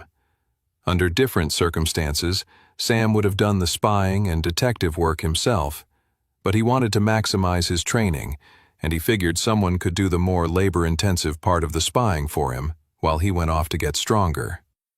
With his clandestine arrangement forged, Sam returned to the Travelers Guild before the majority of travelers had even awoken and managed to finish their breakfast and get started for the day. Having eaten before he had set off to hire the private spy to gather information on Clarence Erdstrom, Sam skipped greeting anybody in the dining hall and went straight to the Guild's mission board. He looked through the different 3-star novice-tier missions available, and nothing caught his eye. Even taking a quick glance at the 1-star apprentice tier 1-star missions, there wasn't anything that felt like it would lead to an optimal use of his training time. There was a dungeon gate he was planning on entering the following month, but he wanted to find something worthwhile before then. He was about to start scouring the 2-star apprentice tier missions, guild rules be damned, when a sudden commotion interrupted his contemplation. A scout burst through the front entrance of the guild. His face was red and he was panting. He'd clearly rushed in from his scouting mission. "A new blue gate has appeared," said the scout between large panting breaths. The guild clerks and assistants all got to work, adding the new details of the gate to the ledger. At that same moment, Clara and Toby came strolling towards the mission board area. "Hey, there you are," said Clara. "We have a day off from our training with Brock and Curtis. Did you maybe want to go on a few missions with us?" Sam didn't want to disappoint his friends, but at the same time he was deeply concerned they'd slow him down. "Yeah," said Toby. "It would be cool to show off some of our new skills to you." They both looked at Sam with excitement. He could tell that they were still amazed and grateful from their fighting together in the White Gate, and they wanted to show him what they'd done with the classes they had unlocked. Sam considered it. There were no super-optimal dungeon gates to clear at the moment, and he might need extra hands in his preparations for whatever was going to happen at the upcoming spring festival. It would be worthwhile to know what abilities and skills Clara and Toby had unlocked, even some good combo strategies for the three of them. "Yeah, let's do it," said Sam. "I just heard that there's a new blue dungeon gate that we can go tackle." A few hours later, Sam and his friends arrived outside the blue dungeon gate that had only just recently been discovered by the Traveler Scout earlier that day. Both Clara and Toby stood on either side of Sam as they faced the looming glow of the blue dungeon gate. Sam grinned. In this new life, he was always happier when spending time with the friends he'd lost so early on in his career as a traveler in his first timeline. He was also impressed with their development. They had changed and grown since their time in the White Gate. Sam recalled their first blue dungeon gate together, how he had to lead them there, how they were so hesitant to enter. Now they stood on either side of him, not as fearful orphans scared of what happened next, but as fellow travelers, equals, compatriots. "Ready?" said Sam. Toby gulped back whatever paranoid possibility he wanted to vocalize and nodded his head with a steely determination. "Heck yeah," answered Clara. The three friends then walked forward in lockstep and entered the blue dungeon gate together. 79. Sam looked around the dungeon world, taking in his new surroundings. Even after entering countless dungeon gates across not just one but two timelines, Sam still couldn't get over the wondrousness and magic of the dungeon gate system. One second he was in one world, one reality, and instantaneously he was in another. Sam wasn't sure he'd ever get over the novelty, the magic, and the sheer otherworldliness of the dungeon gate system. They had left the early days of Marshki with its flower buds and its first hints of warmth for something much bolder. They had entered a world of bright blue skies, a sweltering sun, sand dunes, and canyons. "Ah, nice," thought Sam, "a desert canyon realm." "Wow," said Clara. "All my life in the orphanage I never thought I'd get to see the desert lands of Westria." "Is this technically even considered Westria anymore?" said Toby. "If so, could we expect one of the nomadic orc tribes to attack us and feast on our flesh? Because that would be beyond terrible. I'm too young to be an orc's supper." "Relax, Tobes," said Sam. "This isn't Westria. Little is known about how the dungeon gate system works or where it takes us when we step through them. But I can say pretty confidently it doesn't teleport us to another part of Westria. No, this is another reality separate from ours. Why and how they've become connected via the gates is a mystery to not only myself, but to many others." "In short, Tobes," said Clara, "you won't be an orc's supper. Not in here, at least. That said, you might get eaten by whatever is approaching us right now. Incoming, guys!" The sand nearby vibrated as some kind of subterranean monster headed towards the three young travelers. Sam got ready to take out the creature, materializing his berserker sword. A great cloud of sand shot forward as the monster burst from underground, revealing itself. It was a giant black scorpion with powerful pincers and an extremely durable chitinous outer layer. Sam triggered Pain Ring and rushed towards it, except before he could attack the monster, Clara was ahead of him, thrusting her spear forward, creating a powerful force of bright energy. The scorpion toppled over onto its back, exposing its weaker side, its legs scurrying as it tried to get back upright. Sam's eyes widened at this. Incredible, he thought. Brock had taught Clara well. She was utilizing the first unlocked ability of the warrior class. The ability was known simply as Attack Burst. It was an astonishingly powerful attack that turned a warrior's weapon attack into a heightened energy-filled blast. A sword or axe-wielding traveler would create an energy slash with the Attack Burst ability, but because Clara had chosen a spear as her weapon of choice, it took on the appearance more of a forward energy beam than slash. The ability was simple, powerful, and easy to use. It was why, among the common classes, warrior was the most popular. It was the ability's own strengths that were also its own weakness. It was a straightforward, blunt, and powerful ability, but it very much had a ceiling to its strength, which was its main downfall. A novice tier attack burst was always going to be beaten by an apprentice tier version of the same attack. One could not make the same argument for an ability like Sam's Pain Ring, for instance. While, on the face of it, a less informed person would have been excused to believe the warrior's novice tier ability was better than Sam's Blood Knight ability, and, if wielded in less capable hands, they would be right. But what Sam lost in raw power and ease of use with his Pain Ring ability, he more than gained in terms of the ability's unlimited potential for growth in power during battle. Nevertheless, Sam was blown away by Clara's use of her spear and seamless use of the attack burst ability to knock the attacking scorpion monster on its back. He was impressed and excited. Clara had set him up to finish the monster off, and he rushed forward. Except when he got in range to plunge his sword into the monster's weak point, a huge water blast knocked the scorpion forward and off the ledge of the canyon towards its demise. Both Sam and Clara turned around towards Toby, stunned. The pudgy boy was in a fighting stance, holding his magic wizard staff in one hand and his magic conjuring manipulating hand in the other. "It's not just Clara who has learned some new moves," he grinned. Clearly, thought Sam, full of pride for his old friend. Just like what Brock had done with Clara, so too had Curtis clearly taught Toby well. The boy had learned how to draw mana with his wizard staff, and then how to manipulate it with his spell-weaving hand. Plus, he'd committed to an element as well. Water was a very interesting element to wield. It was less flashy than fire or earth elemental wielding, but it had some incredible potential that only got better over time. Plus, Toby's ability to create a powerful swirling water ball of power was fearsome on its own. "Holy smokes, Tobes," said Clara. "That was amazing." Toby blushed. "You did knock it far away from us, though," said Clara. "We've definitely lost out on the mana stone on that one." Toby laughed nervously. "Sorry about that. My bad." "No need to apologize," said Sam. "You guys have come a long way, and I have a feeling with your new moves we'll be able to grind through a lot more monsters." With that, the three friends set off on their desert monster hunt.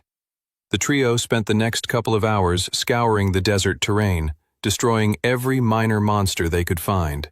They fought more scorpions, bugs, snakes, and a tricky monster known as an oasis fox. By the end of it, they had gathered a countless number of monster stones and managed to raise their stats. Sam looked over his profile with glee. Sam, class, Blood Knight, super rare, rank, novice tier, ability, Pain Ring, novice tier, level 2. Mark part of the battlefield as yours. Within that circle, the more you are hurt, the more powerful your attacks. Battle awareness also now increases as you take more damage. Class, Deathlord, legendary, rank, novice tier. Ability, Blood Flame, novice tier, level 2. Morph all spilled blood in a nearby radius into a powerful magical fire. Can also create blood flame projectiles in hand from spilled blood. Strength, 22.8. Agility, 21.7. Endurance, 20.2. Magic Affinity, 23.8. Skill quests. Pain Ring, level 3. Destroy 3,000 monsters with the aid of battle awareness. 0/3000. Blood Flame, level 3. Seek the enlightenment of the Blood Flame. 2/10. All of Sam's stats were over 20 now, and he couldn't be happier. With his strength over 20, he was now stronger than a normal peak-performing human athlete. He was entering the new realms of power known only to travelers. He had only just surpassed peak human power, but that gap would only grow larger and larger over time now. When he started this new journey in this second timeline, he probably wouldn't have been able to beat any of the fighters he had bet on to earn cash when he first traveled back in time. Now, he'd be able to take them all on at once. With his agility stat over 20, such foes wouldn't be able to perceive his attacks in time, and if they did manage to land a hit on him, with his endurance just breaking 20 now, he'd barely even feel it. He was most pleased with his magic affinity stat. Now at 23.8, he was getting closer and closer to apprentice tier magic affinity. His mana and its core would change color from blue to green, and his body would then be able to handle more advanced forms of mana manipulation. He could not wait. He was pleased with his progression and glad he had decided to train with his friends. Once they were finished resting, draining mana stones, and going over their stats, the trio agreed there was only one thing left to do in the dungeon world: take on the boss. 80. The difficulty with a desert canyon dungeon world was that it was such a vast territory to cover that it made it harder to locate the boss area. In a cavern realm, there was a fairly linear map one had to travel to find it, whereas with a desert canyon realm, things weren't so simple. There wasn't a direct beginning and end point to a realm like the one they currently occupied. After a few more hours of searching, they realized the boss area was actually in the center of the map at the bottom of the large canyon. "Doesn't it feel a bit like we're walking into a trap?" asked Toby fearfully. "You'd say that if there was a trap or not," sighed Clara, looking up towards the canyon cliffs that now shadowed over them. "You're just being paranoid. One day, my so-called paranoia will be proven to be actually a reasonable level of caution," said Toby. "Look," said Sam, cutting his two friends off. A wave of drifting sand swirled nearby, and flickering near the bottom of it was a purple line of energy. "We've found it," said Sam. "The boss room." The trio made a quick plan, materialized their weapons, and then stepped into the boss area. As soon as they entered, a large rattling sound echoed around them. "I don't like the sound of that," said Toby, shivering. "Shh," said Clara. "You're not supposed to like it, you goof. Otherwise it wouldn't be a boss room." The rattling sound came from a large bone site that looked like the fossilized remains of a dragon. The bones were clattering against each other, gathering energy somehow. Suddenly, a swirl of sand and magic infused with the bones, and a giant sand dragon came alive right in front of the trio. The newly resurrected sand dragon had fearsome, glowing red eyes, and let out a powerful, wailing scream right in front of the trio. The shrill blast of noise was so powerful it created a gust of wind and sent all of their hair flowing backwards, as if they were facing straight onto a torrential storm. "We could just leave, couldn't we?" suggested Toby, wiping sand dragon saliva residue off his face. "Like there's nothing stopping us from turning around and running. I'd feel much more comfortable coming back here with Guildmaster Redfield and some of the others. In fact, why don't they just come back here without us? I like that plan. I vote for that plan. Let's all raise our hands in favor of Operation Get the Heck Out of Here." The only answer Toby received to his own raised hand was the fearless charge forward by Clara and Sam. For, "Stick to the plan, Tobes," shouted Clara. "My vote goes Operation Shut the Heck Up and help us beat this boss." Sam rushed forward, triggering Pain Ring. A red circle shot out from him, taking over a large radius of the boss area. "Attack the monster on the side," said Sam, commanding Clara. "I need to take the hits to power up." Clara nodded with determination and peeled off from their forward charge. Sam rushed up to the sand dragon and leaped forward, swinging his berserker sword. The sand drake craned its neck and blocked the attack. A little bit of damage went through, but not much. Thankfully, the berserker sword's special ability triggered, and the sand drake locked onto Sam with an intense, hateful, and violent frenzy. The creature now had tunnel vision and wanted to kill only Sam, forgetting about his two other companions. It was perfect timing for the sword's ability to trigger, as right after Sam had slashed at the sand drake, Clara had unleashed a powerful blow with her new attack burst ability.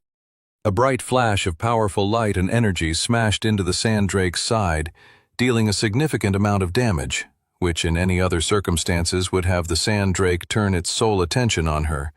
But thanks to Sam's special sword ability, the sand drake stayed focused on him. The other added benefit to Clara's attack was that it managed to puncture through the sand drake's reincarnated flesh, spilling blood on the ground. "Perfect," thought Sam. He turned around and started retreating. Toby, who swung a massive water ball at the sand drake, looked shocked to see Sam retreating. "Why are you running towards me?" "Watch," Sam grinned. As the sand dragon came rushing after Sam, the young black-haired traveler triggered his level 2 blood flame ability. He drew upon the spilled blood and created a large ball of blood flame in his free hand. He then whipped the powerful magic projectile in the direction of the sand dragon that was mindlessly chasing after him across the boss area. "We've got it locked in now," said Sam. "Let's whittle it away." They continued in lockstep like this for a good 10 minutes, Clara stabbing the dragon in the side as Sam and Toby threw magic projectiles at it, all while the sand dragon chased after Sam. "Why isn't it dying?" grumbled Clara as she stabbed the sand dragon in frustration. Sam was confused as well. Even if their attacks weren't a perfect matchup for how powerful the boss creature was, they had dealt enough of them that they should have had an effect. But the sand dragon looked as strong as it had from the start of the battle, despite dripping blood all over the place. "Okay, change of tactic," shouted Sam, rushing forward. He ran headlong into the vicious dragon. The dragon shot its head out, wanting to rip Sam to pieces. Sam leapt forward, swerving his shoulder in the direction of the monster's teeth. He tried to reinforce that portion of his body with mana from his mana core as he braced himself to take the deadly attack. The sand dragon's teeth pierced into him, and Sam winced with pain. But the hurt didn't last too long. The pain ring transformed the horrible suffering entering his body into a newfound sense of power. Sam pushed himself free from the sand dragon, rolling back onto the desert ground. He got up on his feet and felt the new power swirling through him. "This is good," he thought, but not enough. He spent the next minute slashing at the sand dragon with his newfound power, and it was definitely making a dent in the monster. But even then, Sam knew they were missing something. Sheer power wouldn't be enough to destroy this boss. They need to figure out its weak point.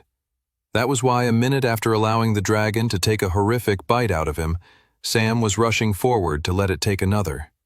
He jumped towards the monster with his other, less mangled shoulder as the sand dragon slashed its sharp, bony claws against him. A sharp ridge of blood and flesh ripped through Sam, and he screamed out in pain.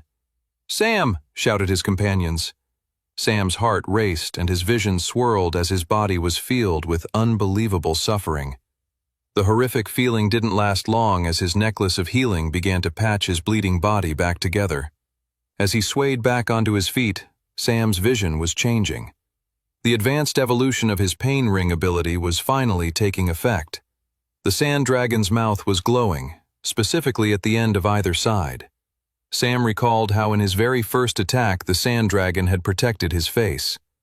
"I figured out its weak point," shouted Sam.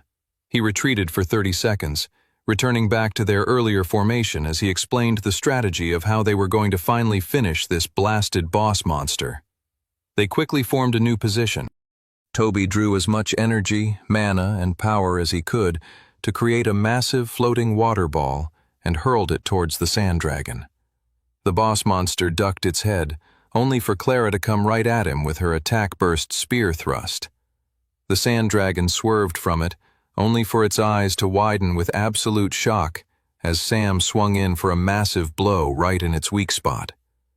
Using all of his accumulated power from his pain ring ability, Sam slashed the berserker sword through the back of the sand dragon's lips. The battle awareness from the pain ring hadn't lied to him about the boss monster's weak point. Sam's berserker sword cleanly cut through the back of the monster's lips, cutting the creature in half. Sam landed the finishing blow. 81. Sam caught his breath and wiped sweat off his brow as he stood over the fallen remains of the sand dragon. The boss monster soon disintegrated down into a large mana stone and treasure chest. They all gasped at the sight of the mana stone. It was a different color from many that they had seen before. It was a green mana stone, an apprentice tier mana stone. "That must really help with raising your magic affinity," Clara said. "I want it. Can I have it?" This was always the problem with taking on dungeons in a group. How the heck did you split the loot? Sam grinned and said, "Let's see what's in the treasure chest before we say who gets what." In the end, the treasure chest held great new items for both Toby and Clara. Clara got a new apprentice-tier mithril spear with a magical engraving, and Toby got a journeyman-tier elven wooden wizard staff. "Ooh, the spear comes with a special ability," said Clara. "Tell me more," said Sam. I'm going to keep it as a surprise for now, she grinned. All right, I guess that means I get the mana stone, Sam chuckled, picking up the green stone and vanishing it into his inventory. With the loot sorted, they headed back to the dungeon gate entrance, satisfied with a good day's work. A few nights later, Clarence Erdstrom strode through the streets of Resfall. He rarely left the keep nowadays in fear of attracting suspicion, but he needed to have a word with his fellow associates.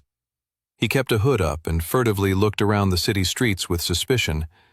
Someone had followed him a few nights earlier, but he was now prepared for any nighttime stalkers this time. If anyone chose to follow him, they were going to suffer for it.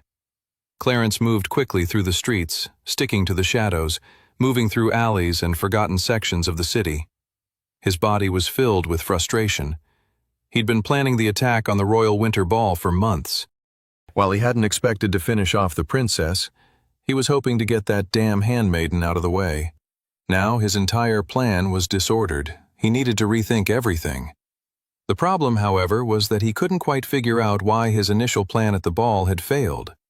He couldn't put his finger on it, but it felt almost as if people were prepared for the attack to happen. But how would that have even been possible? Was there a mole among his associates? Clarence shook his head. He didn't think so, but he couldn't come up with a better explanation for why his plans weren't working out properly. It will be good to speak with my allies tonight, Clarence thought as he picked up his pace, striding through the night. Unbeknownst to Clarence, however, a new shadowy figure stalked him. For anyone observing, they would have caught the subtlest glint of red from the shadow following in Clarence's footsteps. Sam made sure to keep himself a good distance away from Clarence. He made sure to conceal his mana and not draw suspicion to himself, which mainly meant staying out of sight and keeping his movements gentle and quiet. He tiptoed quickly across the slated rooftops of Resfall beneath the night sky, following Clarence. It was mostly a cloudy night, which made it darker and helped Sam with his nocturnal stalking. There was the occasional patch of moonlight that would poke through an opening in the drifting clouds, so Sam made sure to be slow and cautious at such crucial moments. Sam had known to follow Clarence that night after meeting up with the spy he had hired and learned more about the court advisor's comings and goings over the last few days. According to the spy, Clarence Erdstrom rarely left the royal keep and only ever did so under the cover of night. "What are you up to, Clarence?" Sam wondered as he tracked the court advisor through the city streets. "Who are you working with?" If Sam hoped to stop the assassination of Princess Alice Grace at the upcoming Spring Festival in a few months' time, he had to figure out who Clarence was working with. There was no way they would try to assassinate the princess without a plan B. That meant that even if Sam stopped the initial assassination, there was a backup plan he had to worry about and prepare for. The princess's life was at stake. The fate of everyone who lived in Resfall was at stake. The demise of Westria and all of its people was pretty much guaranteed if Sam didn't stop whatever monstrous plans were being formed for the upcoming spring festival. Sam slowed down his movement as Clarence suddenly stopped. Sam crouched and hid behind a chimney and poked his head out to see what the court advisor did next. The man entered a building. Sam waited for a second and then, just beyond the top-floor window, he saw Clarence re-emerge. Another man emerged from the shadows of the room. The man had clearly been waiting for Clarence. Sam crept a bit closer to get a better look at who the strange man was. The clouds drifted and a patch of moonlight shone through the dark night onto the room Sam was spying on. His eyes widened as he saw who Clarence had met with. So, it's as I expected, Sam thought. But now I have proof. Meeting with Clarence Erdstrom was none other than the head of the Spectral Church, Archbishop Balin. 82. Sam watched the two powerful figures continue with their clandestine meeting. The royal court advisor and the highest member of the Spectral Church. Sam crept a little bit closer. If only I could hear what's being discussed in there, thought Sam. To be fair, Sam could piece together the larger points. They were clearly working together towards assassinating Princess Alice Grace. But Sam wanted to know more of the particulars. I bet it connects back to the experiments I found in Creekdale, Sam thought. Sam realized he needed to know more. He started looking around for ways to jump from the roof and get closer to the Archbishop and the court advisor so he could eavesdrop more effectively. He looked across the shadowy night, trying to figure out a way to proceed. He needed to get closer. The lives of so many depended on him figuring out the greater details of the powerful men's plans. Sam took in the narrow street that separated the roof from the one where the meeting was taking place. On the one hand, it wasn't too big a gap, and Sam should easily be able to make it across. But there were two problems. The first problem, and Sam lurched even thinking about it, if he screwed up the jump, it was a long fall to the cobblestones. Even with his higher stats, he'd be worried about taking a serious injury, especially if he didn't land correctly. The second problem was, even if he landed, he'd create a lot of noise, which Sam definitely didn't want to do. One of his greatest advantages in this timeline was that no one knew about his extensive knowledge of the future. He needed to protect that advantage at all costs. Sam saw the solution to his predicament and didn't hesitate as soon as it became clear to him. He sent mana to his feet, creating a level of calm balance in them that allowed him to make his movements as quiet as the night. He then hurried a few rooftops over where he could make the jump and not disturb the secret meeting he wanted to spy on. He took a deep breath, ran down the slated roof, and jumped off it at the last moment, catching his breath as he landed on his feet. In any other circumstances, he would have wanted to take a breather and soak in the relief for making the big jump, but he didn't have time to waste. He crept back to the room where the meeting was being held and slid down to the edge of the room just near the window. He placed his ear against the roof, and he could just barely make out the conversation. "So the plan will be ready just in time for the spring festival," said a voice, which Sam easily recognized as Clarence Erdstrom. "And what if things don't go as you suspect them to, much like what happened the other night?" said a different voice, clearly the Archbishop. "That's where you come in," said Clarence. "I presume the artificial dungeon experiments are going well?" "They are," said the Archbishop. "Well, we'll have an army of corrupted magic beasts and actual monsters to help us take the throne by brute force, in the event killing that silly princess is made difficult. Let's hope for the sake of so many in this city that it doesn't come to that," said the Archbishop. "The streets will flow with blood if we do that," Clarence replied. "The blood of the innocent is nothing but the ink of history, my good friend. We're almost there. Just another month or so. Until then, I bid you good night." The two men said goodbye, and the meeting came to a close. Sam stayed concealed in the shadows, making sure to hide his mana. He felt an anger swell in him. He wished he could have smashed through the glass and finished off the two evil plotters there and then. But he could feel the powerful pulse of Clarence's mana even through the roof. "I'm not ready yet," Sam sighed. "But I will be soon." The two men went off into the night, and a few minutes later, Sam stood up to head back to the Travelers' Guild. The final training and preparation had to start now if they were going to save the princess from the assassination and the entire city at large. Sam took a step in the direction of the guild, when suddenly flashing through the night was a silver dagger aimed right at his head. 83. A few minutes earlier, an assassination squad of traveler priests took position across a series of rooftops in a forgotten quarter of the city. The second in command of the squad was Gregor Regas, an apprentice-tier traveler priest with the assassin class. Even without the class he unlocked from the White Gate a few years ago, Gregor had always been a killer. It was simply what he loved to do. He unsheathed his silver dagger as he eyed up the shadows of their target a few rooftops away. The target, whoever he was, hadn't noticed them in the night. They had taken great pains to conceal their mana and keep a greater distance from the target than they normally would when tracking someone.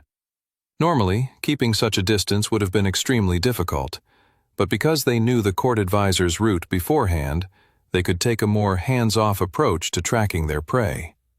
Gregor's silver dagger glinted beneath the starlight. It was time to incapacitate the target and discover who exactly had been tracking the court advisor.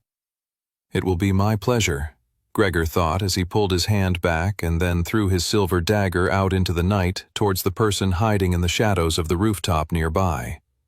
Sam ducked at the last second, managing to dodge the incoming dagger attack. The silver dagger punctured the roof behind him, cracking one of the roof tiles into dust, which Sam couldn't help but think was what would have happened to his skull and brain had the dagger landed where it was supposed to. Sam scrambled from his rooftop position and took shelter behind a large brick chimney. He triggered his mana sense to see where the attack was coming from. He didn't pick up anything, telling him he was dealing with a professional, and most likely, proficient assassin. Sam quickly pieced together what must have happened. Clarence must have spotted one of the trackers that Sam had hired a few nights earlier. The court advisor had then responded by having himself followed by hidden guards to keep an eye out for any unwanted stalkers in the night. Sam had managed to keep himself quite concealed over the course of the evening, so he came to the conclusion his best course of action was to get out of there as swiftly as possible.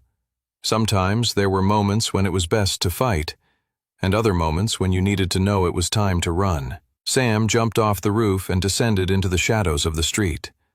As he fell through the air, he sent mana into his feet, which helped cushion his landing as his boots met the cobblestones of the dark alleyway. As soon as his feet hit the ground, he was pushing forward into the darkness. He needed to escape. He couldn't let these hunters know who he was. If they found out his identity, it would put his ability to save the princess, the city, and even the entire world at jeopardy. His heart began to pound as he rushed forward. He kept his ears alert, as he knew the assassin was good at concealing his mana leak. Sam turned a corner, only to find 3 traveler priests rushing towards him. "Aw, crap," Sam thought, realizing that there was more than one killer coming after him. The 3 traveler priests rushing towards him all got a good look at his face. "Looks like I might have to change my original plan." Gregor, along with his other assassin colleagues, moved quickly to surround the target. The target was clearly under such duress he had lost control of his mana leak, and now they could all see where he was going. "The fool is about to head into a dead end," Gregor grinned. It was important to Gregor that he finished off the target. He needed to redeem himself after his initial dagger attack had failed him. As the other traveler priests ran straight towards the target, Gregor figured he'd creep up to the side. He spotted the target. His eyes widened with shock when he saw a black-haired boy with red eyes. He was nothing but a mere teenager. "Doesn't matter," Gregor thought. "I can't wait to kill him." Gregor pulled out another 2 daggers and silently fell into the alleyway right behind the boy. "The idiotic child doesn't even notice me," snickered Gregor to himself.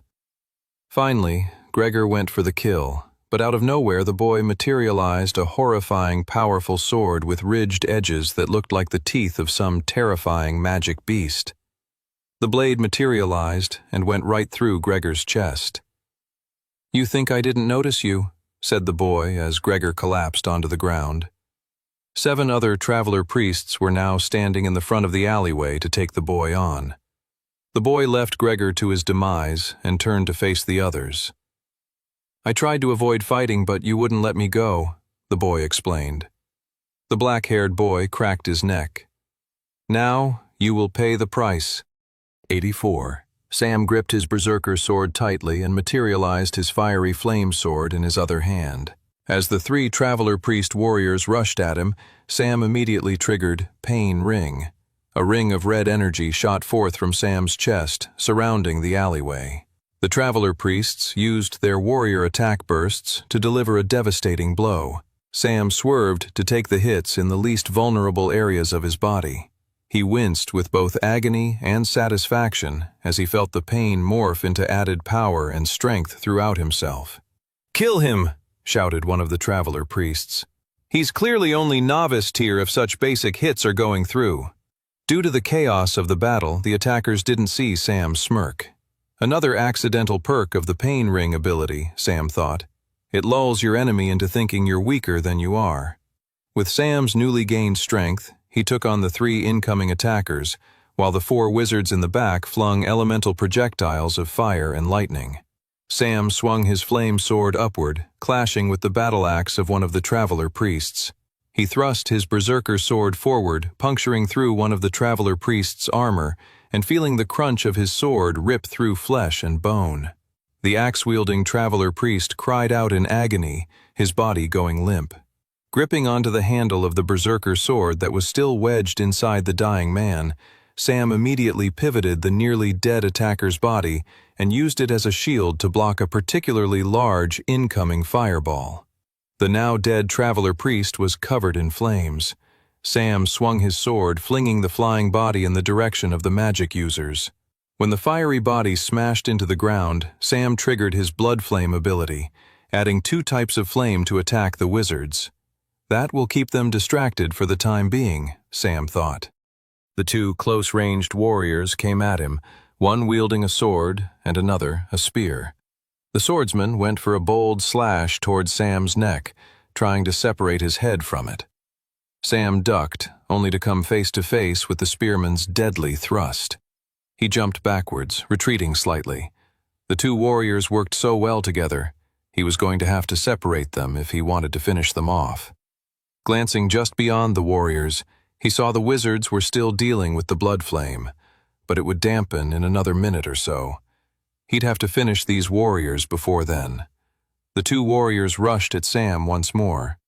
Sam dematerialized his fiery flame sword in one hand and then triggered the level 2 evolution of blood flame, drawing spilled blood from the ground into the palm of his hand, turning it into a powerful crimson ball of magic.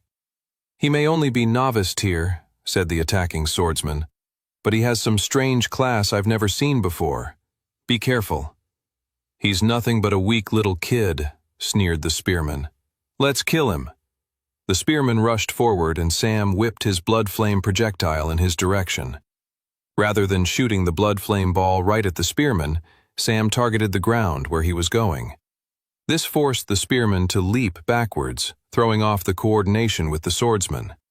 As soon as their formation was off, Sam rushed forward and slashed his berserker sword towards the swordsman's head. The swordsman blocked. Sam materialized his flame sword once more in his free hand and thrust it forward. The evil swordsman smirked and grabbed hold of the fiery blade with his gauntlet hand. Sam's eyes widened. "I won't fall for the same trick as my stupid colleague," said the swordsman. They were now deadlocked. Worse, the blood flame had cleared up and the spearman was rushing full speed ahead. "Crap," thought Sam. "What am I going to do?"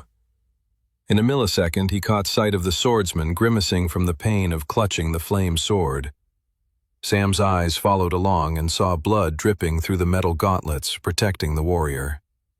As soon as the drops of blood hit the cobblestones of the alley, only mere seconds before the spearman was about to thrust the pointed blade right through Sam's skull, Sam triggered blood flame once more.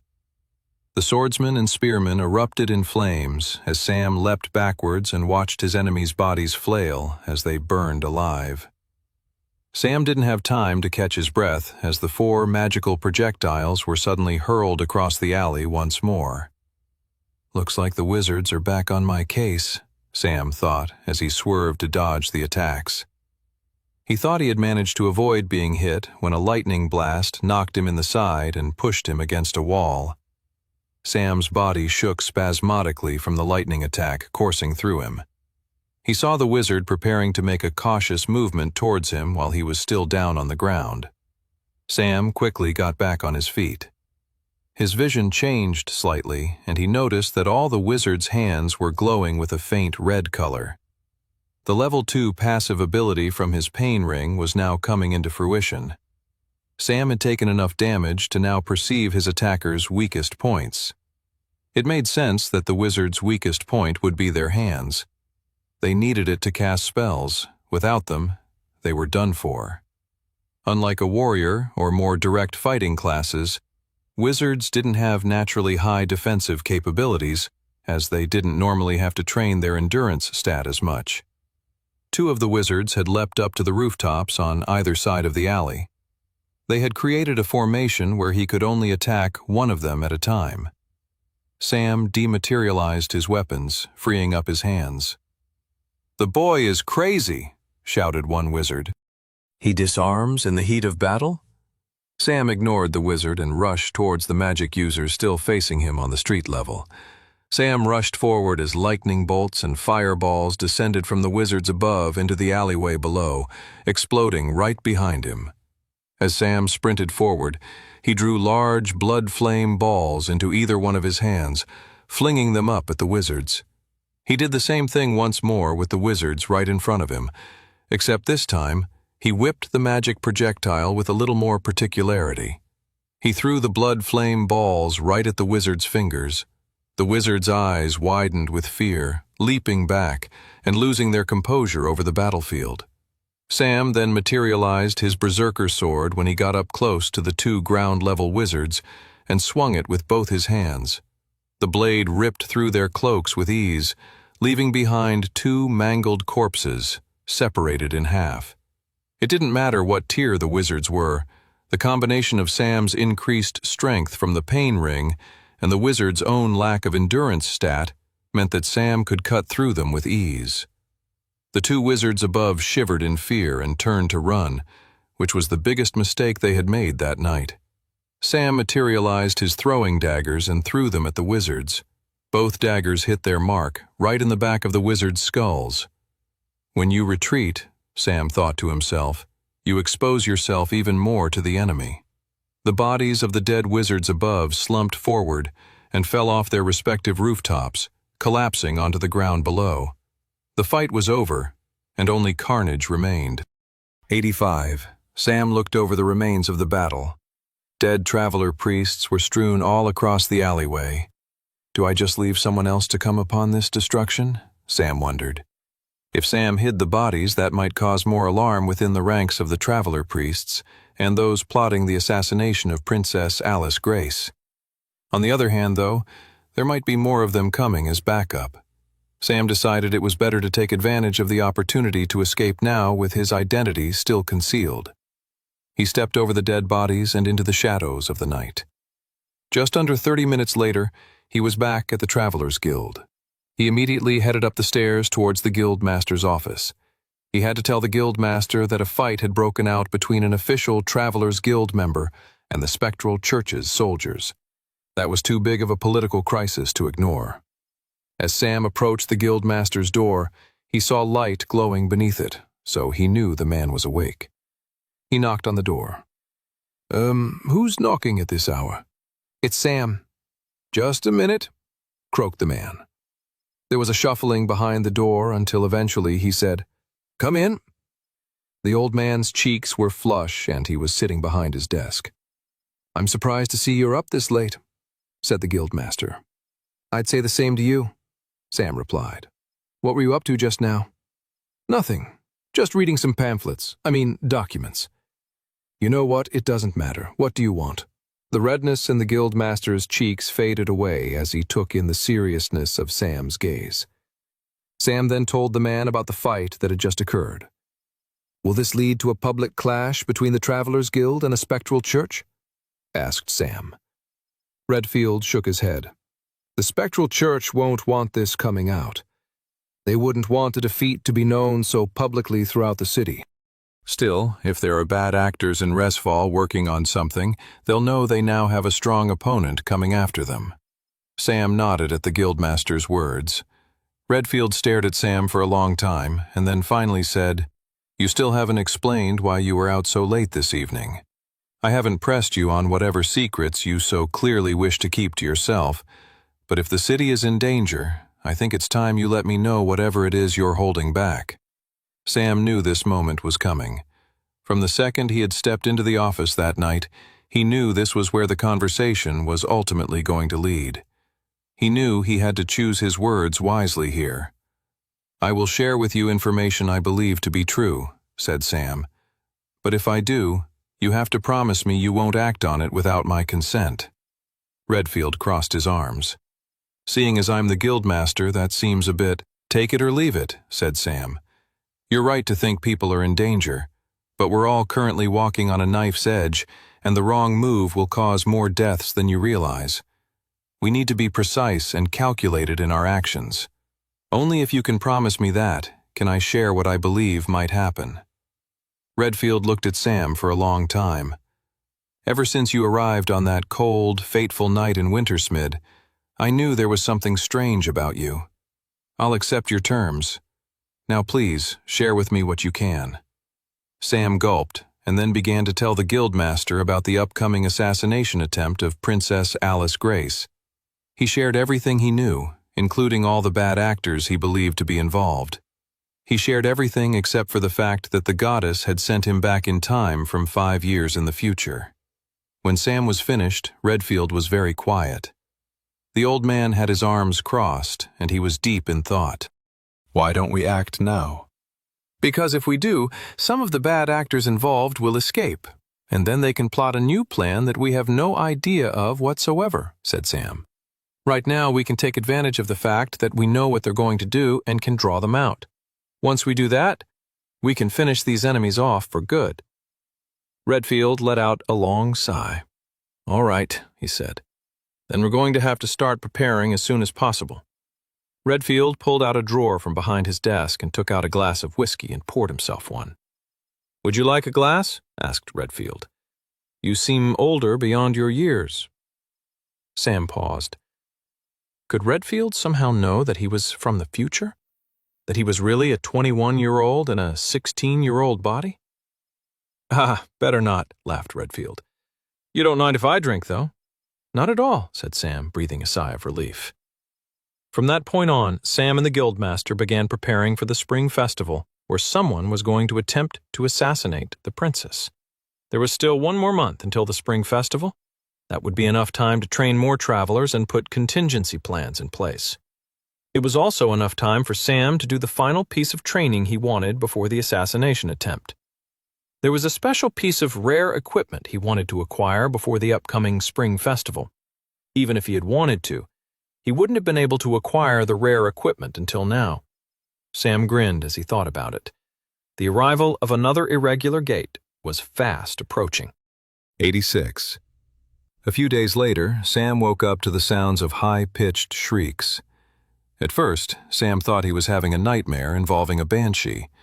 Then he realized the screams were coming from nearby and that he wasn't dreaming. It wasn't a banshee screaming, it was Toby. "I'm going to die! I'm going to die! I'm going to die!" Sam immediately jumped out of bed. Has the spectral church launched an attack on the Guildhall, or has there been a sudden dungeon break? "Toby, what's happening?" Sam asked, full of concern. Puffy-eyed and red in the face, Toby began to explain the situation.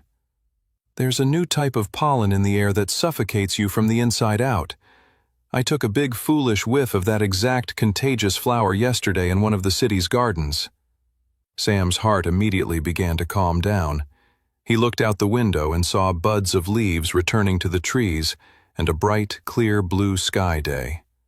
It was the 1st of April. "Have you forgotten what day it is?" Toby blinked. "What do you mean?" Sam grinned and shook his head in disbelief that Toby had been duped so well. To be fair, he was a bit of an easy target. The 1st of April was also known as April Tricks Day. Centuries ago, there was a court jester who always pulled elaborate pranks on the nobility on the 1st of April. As time went on, the tradition took hold, and it became a celebratory day of trickery and pranks throughout Volsungar and Westria at large. Suddenly, Clara, who had been deadly silent nearby, burst out laughing. Wiping a mirthful tear from her eye, Clara said, "Ah, Toby, you're cute when you're stressed." Toby blushed. "Cute? Did I say cute? I meant ridiculous," chuckled Clara, who was also blushing at that point. "Another April Tricks Day joke for you." Both Toby and Clara went silent and looked down to their feet. Sam wasn't sure why they were both so awkwardly silent, but what he did know was that today was going to be an incredibly important day of training, one that he was eager to get started with. "Well, Tobes," said Sam, "I appreciated your shrieks. They were a good alarm clock. Shall we get breakfast?" The Travelers' Guild dining hall that morning was full of mayhem. Many of the younger travelers were laughing and screaming as pranks and tricks erupted constantly across the dining hall, from fart cushions to small firecrackers. Sam ignored it all and went straight to the food station, first pouring himself a mug of coffee, and then loading his plate up with scrambled eggs and sausages. As he took his tray to sit down, Sam couldn't help but notice Curtis pour a splash of prune juice into Brock's coffee when the dwarf wasn't looking. Uh-oh, Sam thought. A lot of pranks can be laughed at, but to mess with a man's coffee first thing in the morning, this will be bad. Sam began munching on his breakfast in trepidation of Brock's reaction. The dwarf admired all the tricks going on around him and then picked up his mug to take a sip. He spat it out instantly, sputtering it all over his breakfast, wrecking his food in the process. Curtis snickered with glee. Brock wasted no time, standing up and walking over to his elf-wizard colleague. The dwarf materialized a piece of rope and began tying it around the elf's chair. "What the heck do you think you're doing?" squirmed Curtis. "This isn't even a trick, you numbskull. This is purely brute force bullying." "That'll show you to put your prune juice in my coffee." Everyone laughed as the dwarf and elf bickered with each other. Sam continued to eat, not wanting to get caught up in any more pranks. He had a big day ahead of him. Once Sam was finished eating, he wished everyone a good day and headed off to the mission board. He saw a group of travelers as eager as him, looking at the available missions on offer. They were a group of 3-star novice-tier travelers just like him. They glanced over at Sam, nonchalantly. They knew him as a rising star in the guild, but that was it. Sam, on the other hand, knew that in his previous timeline, all 4 of the travelers would be dead by the end of the day. He looked over at a large warrior in the group. He had a massive, broad sword strapped to his back. The man had a soft, kind face. It was hard to believe he would be the one to kill his entire party later that day. "Hey, what's the big idea?" said a feisty wizard girl nearby. "Stop staring at us, you weirdo." Sam shook his head and apologized. He looked at the mission that the 4 travelers were eyeing up. "Hey, this is ours," said the wizard girl once more. Sam nodded and then headed out of the room. "What a strange guy," said the wizard girl. "He didn't even pick a mission." Sam didn't have to. He was going to beat the group to the mission they were about to embark on. In the previous timeline, Aspral Trix Day in the year of 1767 of the Royal Westrian calendar became the start of a terrible moment in the history of the Volsungur country. The tragedy became less well known over the years of Sam's original lifetime, as it was completely overshadowed by the assassination of Princess Alice Grace a few weeks later. But it was a tragedy nevertheless, and it only added to the chaos in the build-up to the brutal killing of the princess. Sam shook his head as he walked out the door of the guild hall. He wanted to live in a world where both tragic incidents didn't occur. He strode forward with determination. He was going to save that group of travelers' lives and many more by what he was about to do. Sam marched forward, heading off to complete the final piece of training before the upcoming spring festival. 87. Half a day's travel outside of Resfall was the small hamlet of Lembrokeshire. It was mostly farmland. As Sam arrived and took in the scenery, he couldn't help but wince at the memory of this idyllic place covered in flames. The tragedy of Lembrokeshire left hundreds dead and more wounded, all because of an irregular gate. From where Sam stood up on a hill, he could already make out the glowing blue contours of a nearby dungeon gate. He bristled at the sight of it. Anyone looking at it would have thought it was nothing more than your average, low-level dungeon gate. Only Sam knew it was anything but. Sam took a step down the hill towards the dangerous dungeon portal. As he headed towards the recently formed dungeon gate, he saw farm folk hurrying away from it. "I must look insane to them," Sam mused. "I'm the only one heading in the direction of the gate rather than away from it." An old farmer with a large family was hurrying up the same trail as Sam. When they crossed paths, the farmer said, "Thank goodness one of you travelers is here to help. Don't you have others?" "I'm not sure one will be enough to take that thing on." Sam nodded. "Thank you for the warning, sir." The farmer held out his hand and said, "No, we're the ones who should be thanking you." "Don't thank me just yet," said Sam. "You guys should head to the nearest town and seek shelter there. That would be your best bet. If you see any travelers on your way, let them know that I've entered the gate already." With that, Sam strode off in a hurry towards the gate. The farmer and his family just stood there stunned as they watched him go. "But wait, young man, are you really going to go in on your own?" Sam was too focused on stopping the upcoming tragedy to reply. 30 minutes later, Sam was standing in front of the blue dungeon gate. The portal to a dangerous other world loomed over him, beckoning him forward. Sam closed his eyes, taking in a brief moment of respite and calm, before setting off on the large task in front of him. "Let's do this," he thought, and marched right into the blue dungeon gate. The environment changed instantly. He went from the cool spring air of the Volsinger countryside into a pulsing, hot environment of a volcanic landscape. A strange sound echoed behind him. Sam turned around to see the blue dungeon gate he had just entered was changing color. It shifted from blue to green. And right after it did that, the gate shrunk until it disappeared entirely. This was not normal. A dungeon gate did not change color once inside. A standard dungeon gate did not close, trapping whoever entered it inside. It was a special type of irregular dungeon gate known as a trap gate. Not only did the difficulty of the gate increase by an entire tier, but one's ability to exit the gate had been taken away. In Sam's first timeline, the group of travelers he'd recently seen at the guild right before leaving on this mission had entered the gate, and only 1 out of the 4 came back alive. It was the warrior he had seen earlier. The man had exited the trap gate and revealed himself to be a rogue traveler, and went on to massacre everyone in the surrounding area, destroying all the lives, homes, and farmland that he could. No one ever got to the bottom of why the young man had gone insane, or whether he'd been holding back a murderous craving for a long time. One thing was for certain, though. The young man had left the trap gate with a new, powerful set of soul-bound silver armor. It was one of the reasons why Sam had come here today. He wanted that armor. Sam turned away from where the dungeon gate had been and took in his new surroundings. He was in a volcanic and mountainous terrain. The ground was black rock with rivulets of lava running through them. The trap gate did not let him have a moment's respite, however. As before Sam could fully get his bearings, bursting out from the black ground were 3 goblins with glowing orange skin, magma goblins. The newly arrived monsters rushed towards Sam, who materialized his berserker sword along with his mithril blade. Sam figured his fiery flame sword might be of less effective use against monsters who lived in a regularly volcanic environment. The magma goblins were all wielding shiny blades, and they descended on him en masse. Sam triggered his pain ring ability.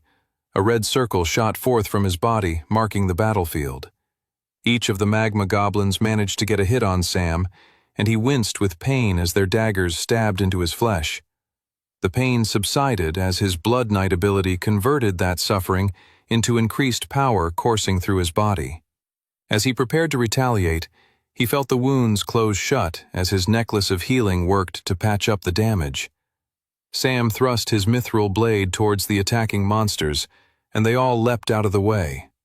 Sam grinned. He had them on the back foot. He was now dictating the terms of the battlefield.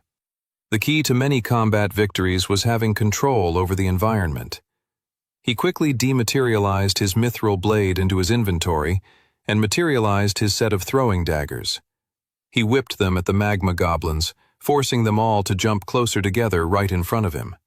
As they did that, Sam had already leapt in the air, pretty much as soon as he had thrown the daggers, and was now descending towards them with an epic swing of his berserker sword, his enemy's eyes widening fearfully as death came raining down upon them.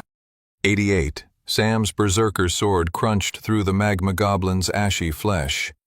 He had expected all 3 of them to collapse on the ground and disintegrate into monster stones, but when he landed on his feet and ripped his berserker sword from their mutilated flesh, they were very much still alive. They were wobbling and disoriented, near death for sure, but alive enough to retaliate. The 3 of them came swinging at Sam with their daggers. Sam kicked one with his foot, sending it tumbling backwards. He then made quick work of the other 2. They were both half blinded by blood dripping down their face, that it didn't take long to overwhelm them and leave a critical attack of his sword right through their necks.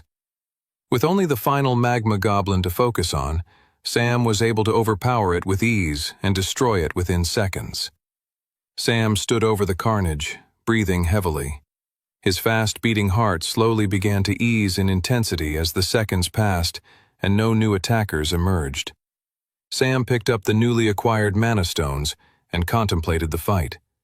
He could sense the difference in power from the green dungeon gate compared to the blue dungeon gate already. The magma goblins must have been lesser monsters in this environment, as Sam had made fairly quick work of them. That said, he hadn't crushed them with as much ease as he had initially anticipated, and their dagger attacks had felt more painful than anything he'd faced in a blue dungeon gate in quite a while. Sam didn't mind, however.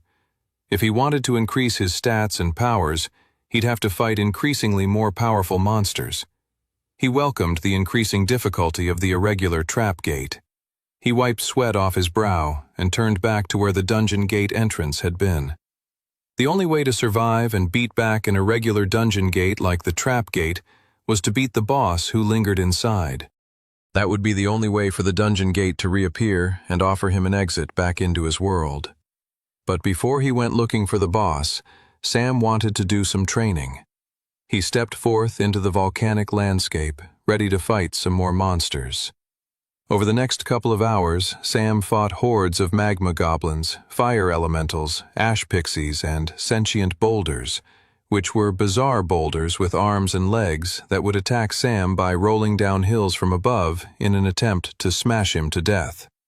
Sam had encountered variations of this type of monster in his previous timeline and knew their blind spots and weaknesses and exploited them mercilessly. After hours of fighting and hunting down monsters, Sam eventually took a moment to catch his breath, eat some food he'd brought with him in his inventory, and work on draining all the mana stones he'd acquired so far from his time inside the irregular dungeon. When he was finished draining his newly acquired monster stones, he reviewed his new stat gains from his training. Sam, class, Blood Knight, super rare. Rank, novice tier. Ability, Pain Ring, novice tier, level 2. Mark part of the battlefield as yours. Within that circle, the more you are hurt, the more powerful your attacks. Battle awareness also now increases as you take more damage. Class, Deathlord, legendary. Rank, novice tier. Ability, Blood Flame, novice tier, level 2. Morph all spilled blood in a nearby radius into a powerful magical fire. Can also create blood flame projectiles in hand from spilled blood. Strength, 23.7. Agility, 22.9.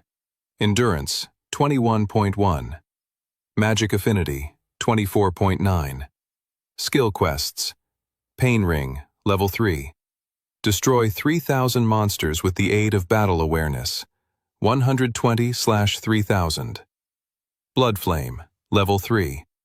Seek the enlightenment of the Blood Flame. 2/10. Sam grinned at the increases to his stats. They weren't dramatic. Most of his stats had gone up by about 1 full point, but that was good for only an hour's work. As he got closer to ranking up and going from novice tier to apprentice tier, raising his stats would only become a greater and greater challenge, so every step forward was a welcome one. He was ever so slightly disappointed with his development on leveling up Pain Ring to level 3, but that had been a somewhat conscious choice. The skill quest demanded he destroy monsters with battle awareness, which only happened after he'd hit a certain threshold of pain during an individual battle.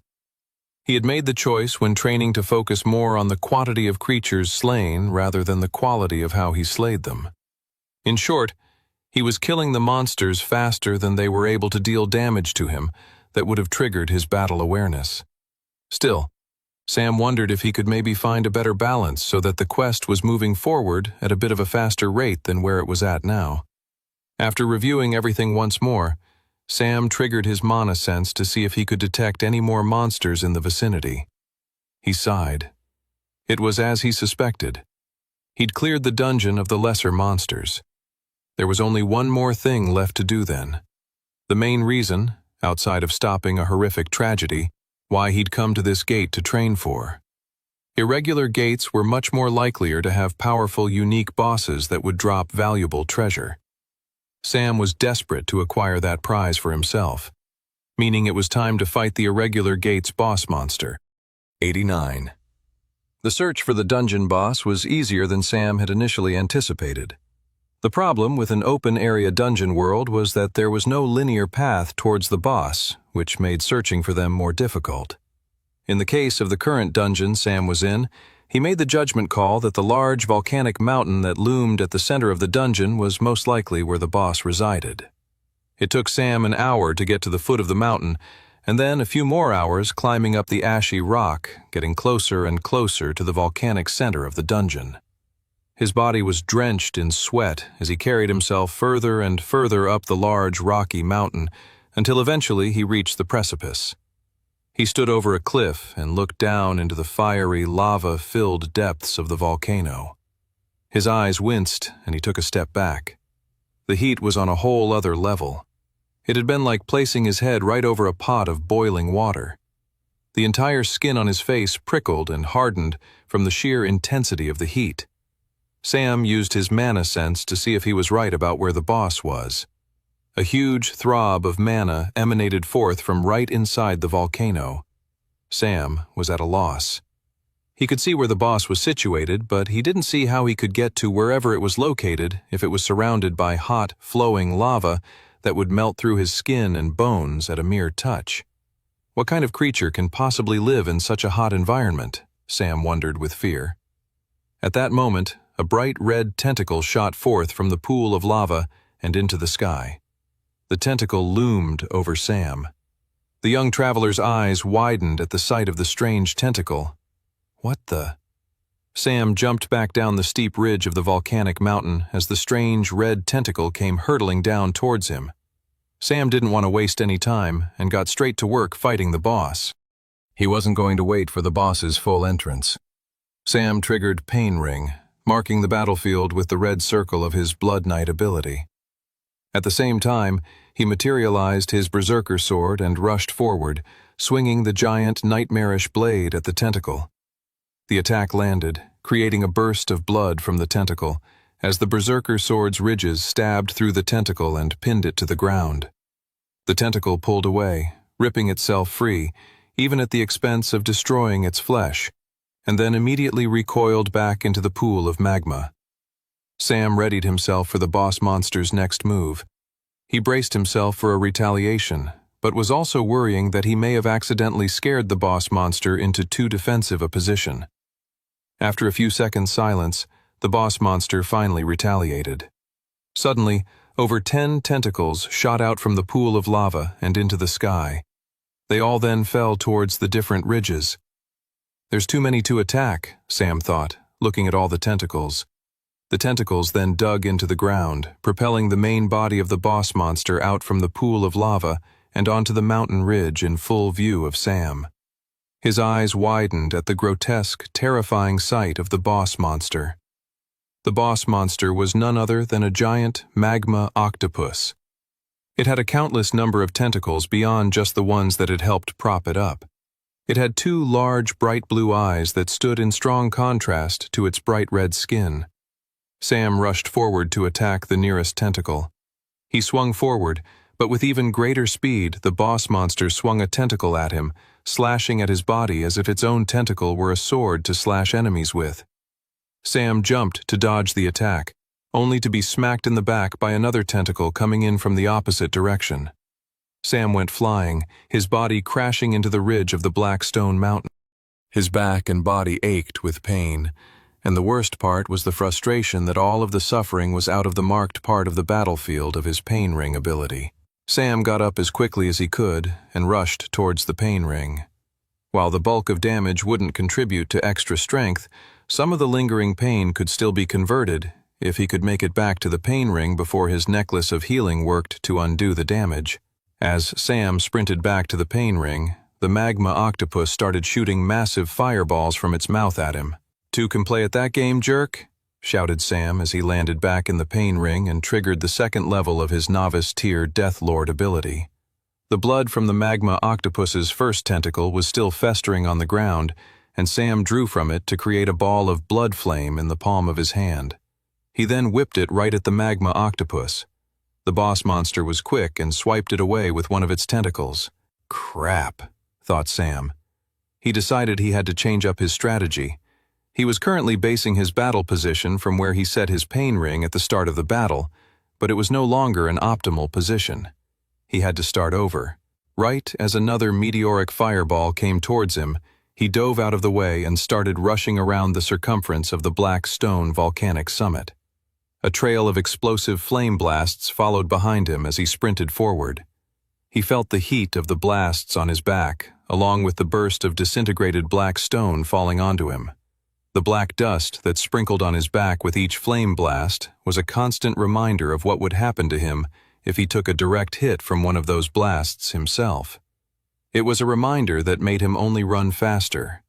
Finally, he got on the opposite end of the volcanic summit, facing the back of the octopus and a swarm of its tentacles. Perfect, Sam thought. He rushed forward and triggered Pain Ring. He lost all of his power gains from the previous ring, but his positioning was far superior than it had been before. He triggered the ability as close as he possibly could to the boss monster, before it pushed him back with its tentacles. The pain hurt, but Sam felt it convert into power throughout his body. He then rushed forward and materialized his mithril blade alongside his berserker sword.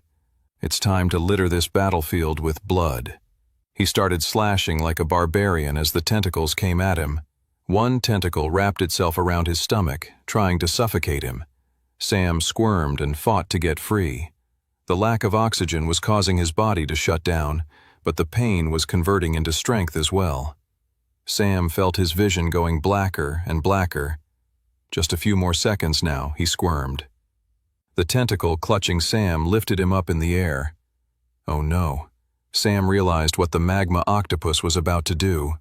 It was going to drop him right into the pit of lava.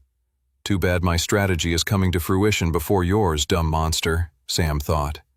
Right as he was about to fall unconscious from the bind the octopus had him in, Sam triggered the level 1 version of Blood Flame. This erupted a powerful and deadly flame in the area right near the back of the magma octopus and its countless tentacles. It was a fire that even the magma octopus's body could not endure. In fact, the blood flame was incredibly powerful against the magma octopus. The tentacle wrapped around Sam let go of him. It squirmed and recoiled as the entire monster was in deep agony, leaving Sam to his own devices high above in the air. Sam squirmed as he began falling. He gripped his berserker sword as he fell towards the top of the magma octopus, newfound power surging through him from his most recent near-death experience by suffocation. His berserker sword landed right into the top of the magma's octopus's head and effortlessly drilled forward through its skull and brain. 90, Sam was surrounded by dark, hot flesh and raging tendrils of his conjured blood flame until the boss monster disintegrated around him, leaving him on the ridge of the volcanic mountain in front of a large green monster stone and a large treasure chest. Holy smokes, Sam thought as he caught his breath. He still felt the sinking feeling in his stomach, though, from when he thought he was about to be dropped directly into the deadly pit of lava. That was close, he thought as he panted and felt his chest heave. But that was the nature of his Blood Knight class. High risk, followed by high rewards. Sam picked up the green mana stone and dematerialized it into his inventory, and then walked up to the big treasure chest. He grinned. This was an important part of why he had entered the trap gate. He could have easily stopped the tragedy of Lembrikshire by letting the group of travelers in and slaying the rogue traveler when he came back and began his massacre of terror. But he needed to come in here to gather the powerful gear that lay inside. Gear that hopefully existed within this treasure chest. Sam walked up to it and the chest opened, revealing a glowing item scroll. Sam was both elated and frustrated. An item scroll undoubtedly meant an agonizingly difficult choice. It was also a unique type of item scroll known as an illuminated item scroll, which was different from the item scrolls he'd so far encountered.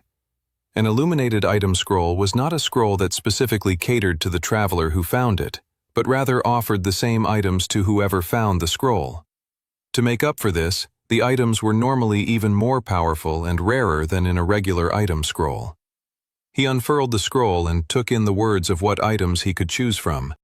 Silver Dragon Armor Set, Adept Tier, Mythic. Composed from the remains of the ancient and powerful Silver Dragon, this heavy armor absorbs damage and pain and allows for redistribution into different parts of the body. Also can hold damage that can be unleashed later. Armor cannot be removed if damage is being held. The inside of the armor is lined with tiny teeth of the Silver Dragon that constantly draw blood upon the user. This set of ancient armor has killed many of those who have chosen to wear it. Or, the True Sword of Strength, Master Tier, Mythic. An ancient and powerful blade adds +20 to base strength power. Sam's eyes widened as he looked over both items. They were both incredible. He was simultaneously full of excitement as well as agony, knowing that he could only have one of them.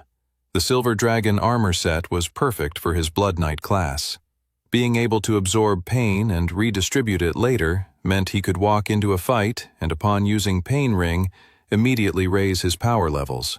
Beyond that, the silver teeth would mean that as soon as he triggered Pain Ring, his power level would be on the rise. It was perfect. But the True Sword of Strength was also appealing. It would raise the power level of its user by a full tier with 0 extra conditions. That could have incredible advantages fighting opponents who would underestimate him or were a tier higher than him. Plus, the sword's power could be more meaningful long-term. While in his current timeline, no one had surpassed Master Tier, but Sam knew there were tiers higher than that. Wherever the ceiling of strength was, this sword promised an extra tier of power on top of that. It was truly incredible. Sam stood there, stumped. He read over the item's description once more and deliberated. When he came to his choice, he sighed. I really wish I could have both, Sam thought. He made his decision. The item scroll burst into smoke, and in front of him was the beautiful set of Silver Dragon armor. Sam's eyes widened at the sight of it. It was the most beautiful and incredible armor set he had ever seen in his entire life. It was also terrifying as he saw the insides of the tiny bits of dragon teeth. The armor almost looked alive, a monster in and of itself. Sam couldn't wait to equip it to his body. While he was disappointed to not have the True Sword of Strength, he made the decision that the Silver Dragon armor was in fact the more optimal choice. While the armor didn't have the simple raw power of the sword, it had the potential and scalability to add more than +20 base power when necessary, and for that, Sam deemed it the better of the two options. He was slightly concerned about the Silver Dragon teeth and didn't want to be another dead body left behind by the powerful set of armor. He figured, though, his necklace of healing would offset it, and if it wasn't enough, he had enough coins in his inventory to buy a few more rings of healing to balance things out in his favor. Sam then began to equip the new mythic armor set he'd just acquired. He winced with pain as the Silver Dragon armor chestplate covered his body and little dragon teeth sunk into his flesh. It stung, but his ring of numbing helped ease the pain, followed by his necklace of healing, but the pain never fully went away. It was a constant, so long as he kept the armor equipped, it would be. But Sam was more than happy to carry the burden of extra pain if it made him stronger and more capable of helping his friends and saving the innocent. After putting the full Silver Dragon armor set on, he had to sit down and meditate with the rhythm of the dragon teeth sinking in and out of his body. He had to get used to the near constant pain the armor was causing him. His eyes twitched as he focused in on each stinging dragon's tooth sinking into his flesh again and again. If he didn't have the ring of numbing and the necklace of healing, this armor would have surely killed him within a minute. With the near constant stinging sensation, he was beginning to regret his choice of not choosing the True Sword of Strength. But after 5 minutes of sitting with the pain, Sam began to grow more used to the rhythm of the Silver Dragon teeth's bites, and slowly the pain, while there became less overwhelmingly noticeable. I can live with this, Sam grinned. The rewards will be worth it. He was also extra pleased that it seemed the powerful armor could be worn over top of his bracers of expansion, so he didn't lose out on that item's ability either. Sam then began to ponder other things. Could it have been the pain of this armor that had led the young rogue warrior traveler to go on the murder spree back in his previous timeline? Or perhaps if the pain overwhelmed and killed whoever wore it, did the armor then possess the wearer? Something isn't adding up, Sam thought. It was at that moment that Sam noticed far in the distance where he had come from, no gate had re-emerged. But I beat the boss, Sam thought. What the heck is going on? A loud, horrible screech then echoed from the sky above. Sam looked up and his eyes widened. It looked as if the irregular trap gate had more than one trick up its sleeve. 91. Sam couldn't believe it. The trap dungeon was throwing an entirely second boss at him. Now that's a trick I wasn't expecting, Sam thought. The new boss descended from the skies above. It had the look of an angel, if angels were composed of hot ember and ash. Its eyes burned with hot, glowing fire. Sam gulped and prepared himself for another battle. It will be good to test the increased power from the silver dragon armor, he thought. The magma angel threw out 2 fireballs toward Sam, which he immediately jumped backwards to avoid. When the fireballs exploded into the ground, they transformed into mini lava golems. A boss that can spawn minions, Sam thought. That's much trickier than the previous magma octopus boss. Sam triggered Pain Ring. For the first time since acquiring the Pain Ring skill, he felt its benefits straight away. The gnawing teeth from the silver dragon set quickly began to convert into raw power into his body immediately, and it didn't abate in the slightest. His power just kept increasing, second by second, as his body constantly took in more damage and pain. The magma golems rushed towards him. Sam slashed his berserker sword at an incoming golem and straight away felt the sword slash through the creature like it was nothing but butter. The second golem was destroyed with an equal amount of ease. These were apprentice tier level monsters, a full tier above him, and yet he was making quick work of them as his strength levels kept rising from the pain converted into raw power via the silver dragon armor set. Sam quickly drew upon the disintegrated flesh of the magma golems, creating a ball of blood flame in his palm before whipping it up at the magma angel lording over him. The angel dodged the attack with ease, simply flying out of the way. "Come fight me down here, you coward!" Sam yelled at the boss monster. The boss ignored Sam's taunt and whipped a few more fireballs towards him. Sam took this opportunity to test his new armor in other ways. He ran forward and leapt in front of the incoming fireball to take the hit head-on. As soon as the flame ball hit his chest, he could feel his silver dragon armor absorb the pain. He didn't feel any of it, or rather, he sensed the pain almost like how he sensed his own mana flowing through him. The silver dragon armor created a separation between the pain and himself. The damage became an abstraction. He understood that the damage he'd taken in the chest could be distributed elsewhere. He could put all the damage in his right leg if he wanted, or his left arm, or, as he explored across his entire body, dissipating the impact of a powerful attack. This is incredible, Sam thought, as he took in the sheer magnitude of his new equipment's power. More than that, he didn't have to release pain in the armor straight away. He could hold on to it at the cost of not being able to remove the armor until he did so. There was also the danger and risk that the pain could be accumulated and could reach a point that it could kill him outright if he let enough of it gather inside the silver dragon armor. He decided to keep the pain at bay and trigger it as soon as the magma angel swooped in, using the fresh burst of pain to power a deadly attack. "Just come at me," Sam said, gritting his teeth at the deadly boss monster. "I dare you." But then the magma did something Sam wasn't expecting. In fact, Sam wasn't even sure if it was the magma angel doing it. A huge reverberation went through Sam's body, and he suddenly collapsed onto his knees. Something strange and peculiar was happening. He tried to stand up, but he couldn't. He tried to look up, but he couldn't. He had somehow lost control of his body. "Your body will become mine, you fool," said a voice inside Sam's mind. "Who's that?" Sam replied between gritted teeth as he struggled to move his body from the disadvantageous position it had fallen into. "I am the angel of this realm, "And you will be the surrogate by which I exit this dungeon," hissed the voice in his mind. As the overwhelming psychic pain overtook Sam's body, a whole bunch of things clicked together. The warrior who massacred Lembrickshire hadn't been a rogue traveler after all. He had been possessed by a boss monster from the dungeon, the very boss monster Sam was currently fighting. Sam felt his vision go blurry as the magma angel used its telepathic assault to destroy him from inside out. "I cannot wait to cause destruction using your body, you arrogant fool," laughed the magma angel inside Sam's mind. Everything around him began to go black. "Is this really it? No," he thought. "I refuse." Then something snapped in Sam's mind, and he pushed back against the magma angel's psychic assault. The pain ring did not just convert physical pain into strength, but mental pain as well. He pushed back with all of his might and felt the magma angel's presence disappear from his body and mind.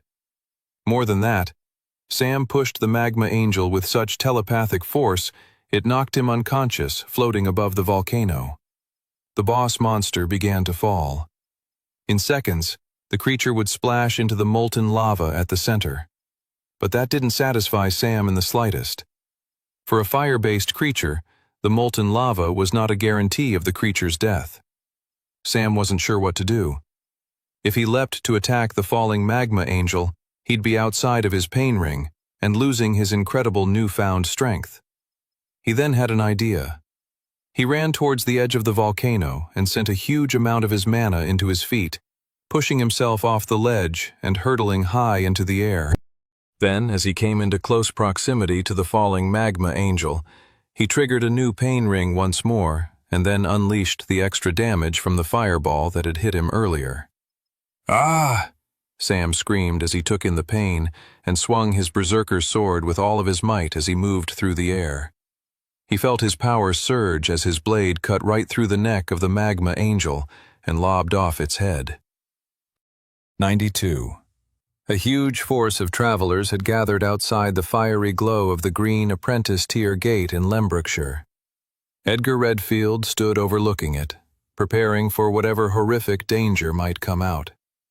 As soon as reports came in that a dungeon gate had suddenly changed tier after a traveler had gone inside, the guildmaster knew something was wrong. Plus, none of them could enter the gate since it had changed color. Redfield figured the gate's exit had probably completely disappeared on the other side. Even though the gate formerly looked like a standard blue dungeon gate and now had the appearance of a standard green dungeon gate, it was clearly far from standard. This was, without a doubt, a new type of irregular dungeon gate. Redfield had never witnessed or heard of a dungeon gate behaving in such a manner. Worse, this strange dungeon gate had gobbled up one of their best new recruits, the black-haired and red-eyed orphan, Sam. The boy had incredible potential, but Redfield struggled to see how a novice-tier traveler would be able to survive and take on a dungeon gate a whole tier level above him. The situation had a devastating dungeon break written all over it. That was why Redfield had gathered a huge squad of travelers to guard the green dungeon gate. If the gate was going to break open and release hordes of deadly monsters to kill them, they'd be ready to nip the disaster in the bud as soon as possible. Still, Edgar Redfield hoped that the young boy inside could survive. He struggled to see how it would be possible, but he hoped nevertheless. An assistant came up to the guildmaster. "Guildmaster Redfield, sir," said the assistant. "Our scanners are picking up a strong force of mana coming from inside the gate." Redfield's eyes narrowed at the glowing green fire of the apprentice-tier dungeon gate. "Get ready, everyone," said the guildmaster. "The monsters are coming. Let's make quick work of them." Everyone raised their weapons in preparation for a massive-scale attack on the first horde of monsters. "The mana source will exit in 3, 2, 1. Everyone gasped with shock. Emerging from the green apprentice-tier dungeon gate wasn't a horde of monsters, but a single person. A black-haired boy with crimson-red eyes. Redfield let out a sigh of relief. The kid actually made it out, grinned Redfield to himself. I shouldn't have been surprised. Later that night, when Sam returned to the Resfall Travelers Guild, everyone was in awe of his newly acquired armor. "It's so shiny," said Clara. "Does it really have teeth biting into you?" shivered Toby. "That sounds awful." "No, it's totally unbelievably brave, selfless, and warriorific," said Brock. "I very much approve." "I hate to agree with the brute," said Curtis, looking at the silver armor closely. "But you'll have to let me study this armor later. It is truly one of a kind." There was one group of travelers who were not impressed with Sam's new equipment, and that was the group who were originally meant to enter the irregular gate that day. They had their arms crossed and stared with hostility at Sam from across the dining hall. "Ah, they're just jealous," said Olivia. "They think that armor should be theirs. Same with the glory that's being heaped onto you, young man. I'll make sure they get a good mission with some extra rewards to soothe any saltiness they have towards you." "Thanks," said Sam, looking over at the group of travelers staring at him venomously. He'd take the group's antagonistic looks any day over what he knew happened in his previous timeline. He had saved their lives and countless others. If he had to suffer the brunt of some ill feeling among colleagues, he was more than happy to take it. After dinner, Sam and Guildmaster Redfield had a private meeting in his office. The preparations for the upcoming spring festival were well underway. Sam could feel it over the coming days. An intense seriousness was permeating the guild hall. Everyone was training extra hard. Military drills were being practiced. Many travelers had no idea what was about to happen, but they were smart enough to know something big was on the horizon. The calendar turned to the month of Mai, and on one particular morning, the citizens of Resfall were up bright and early along with the clear blue sky and the warm glow of the sun. The day of the spring festival had finally arrived. Many citizens and volunteers had stayed up the night before, setting up colorful bunting across all the streets of the city that led directly to the central city square where the main festival grounds were held. The laughter of children echoed through the streets, while the adults couldn't help but wear big smiles on their faces. It was hard not to be happy on such a beautiful day, and on such a celebratory occasion like the spring festival. Even the more destitute citizens of Resfall felt more cheerful on a day like today. The general consensus was that you couldn't get a day better than the one they had currently woken up to. Only a select few throughout the city knew to think otherwise. The royal carriage stopped at a quiet street near the central square. Mildred, the princess's handmaiden, looked out to the shadows of the building nearby, making sure there was nothing dangerous nearby. She then gave a subtle nod to the 3 guards stationed with her and the princess to step out of the carriage. Mildred was next, and she held her hand out to help the princess exit the vehicle without any hiccups. After being the princess's handmaiden for many years, Mildred knew to keep an eye out for potential mishaps. The princess had a very curious way of taking the most benign of circumstances and creating accidental chaos around her. That was why, as they walked through the quiet, cordoned-off streets towards the royal tent, where they would sit and overlook the day's festivities, Mildred made sure to subtly kick any nearby rocks or pebbles that stood in the princess's path. It took very little to cause the princess to trip over herself. "You don't have to do that, you know," huffed Alice. "I can perfectly see those rocks from my, A small street mouse had managed to appear right in the front of the princess's footpath, causing her to wobble. Mildred had already pulled out her hairpin to rid the street of the rodent, but Alice regained her balance and grabbed hold of her handmaiden. "Let the cute mouse go, Mildred," said Alice. "He's probably just as excited as we all are." "As you desire," said Mildred, "though I wouldn't use the word excited to describe my feelings for today." "What would be more appropriate then, Mildred?" "I don't know. Something like, 'I am prepared to tolerate today,'" the handmaiden grumbled. "You're no fun," said Alice, as they continued forward. Mildred kept her eyes peeled at all the buildings nearby. She didn't care if the princess thought she was fun or not. Her duty was to protect her at all costs. This duty meant that she was regularly on edge, constantly preparing herself for the worst-case scenario. But recent events had made her even more alert. Despite the beautiful day Mildred and everyone else had woken up to, she still felt a sense of worry and concern. A few nights earlier, she had received a message from Guildmaster Redfield, telling her to be on guard. Something big was about to happen. Mildred mentally prepared herself for whatever Redfield's warning might entail. "I'm sure we'll find out what that is soon enough," she sighed, and continued escorting the princess to her assigned location. Guildmaster Redfield stepped into Resfall's central city square with a stern and focused expression on his face. He had 2 journeyman-tier travelers at his side, and had stationed many more travelers all across the central square. Every actively working traveler in the guild was on duty today. Redfield had made sure of it. Between the colorful bunting, jugglers, market stalls, lute-playing bards, and fairground rides of the spring festival, you would find a traveler with his or her signature blue cloak, metal badge, and adorned stars standing guard nearby. Across the grounds, he watched Mildred and Princess Alice Grace take their seats on a raised platform. They were soon joined by a few other nobles, including the court advisor Clarence Erdstrom, and then the Archbishop Balin of the Spectral Church. Both high-ranking members of the Volsunger royal court were smiling with glee. Redfield bristled at the sight. Seeing his enemy's happiness did not bring the old guildmaster any joy. He reminded himself that his guild was prepared for a multitude of scenarios. "We're ready," he kept telling himself as he stared at Clarence and Balin. "Do your worst," he thought, "because we're ready to hit back as soon as you even try." Sam stepped into the central square from one corner and took in the celebratory joy on display across the spring festival. He saw the princess sit down at her raised platform, overlooking the fun being had by the citizens of Resfall. "It's all happening just like last time," Sam thought quietly to himself. The clear blue sky, the sunshine, the cheer. Sam couldn't help but marvel at how it all had been so similar in his previous timeline.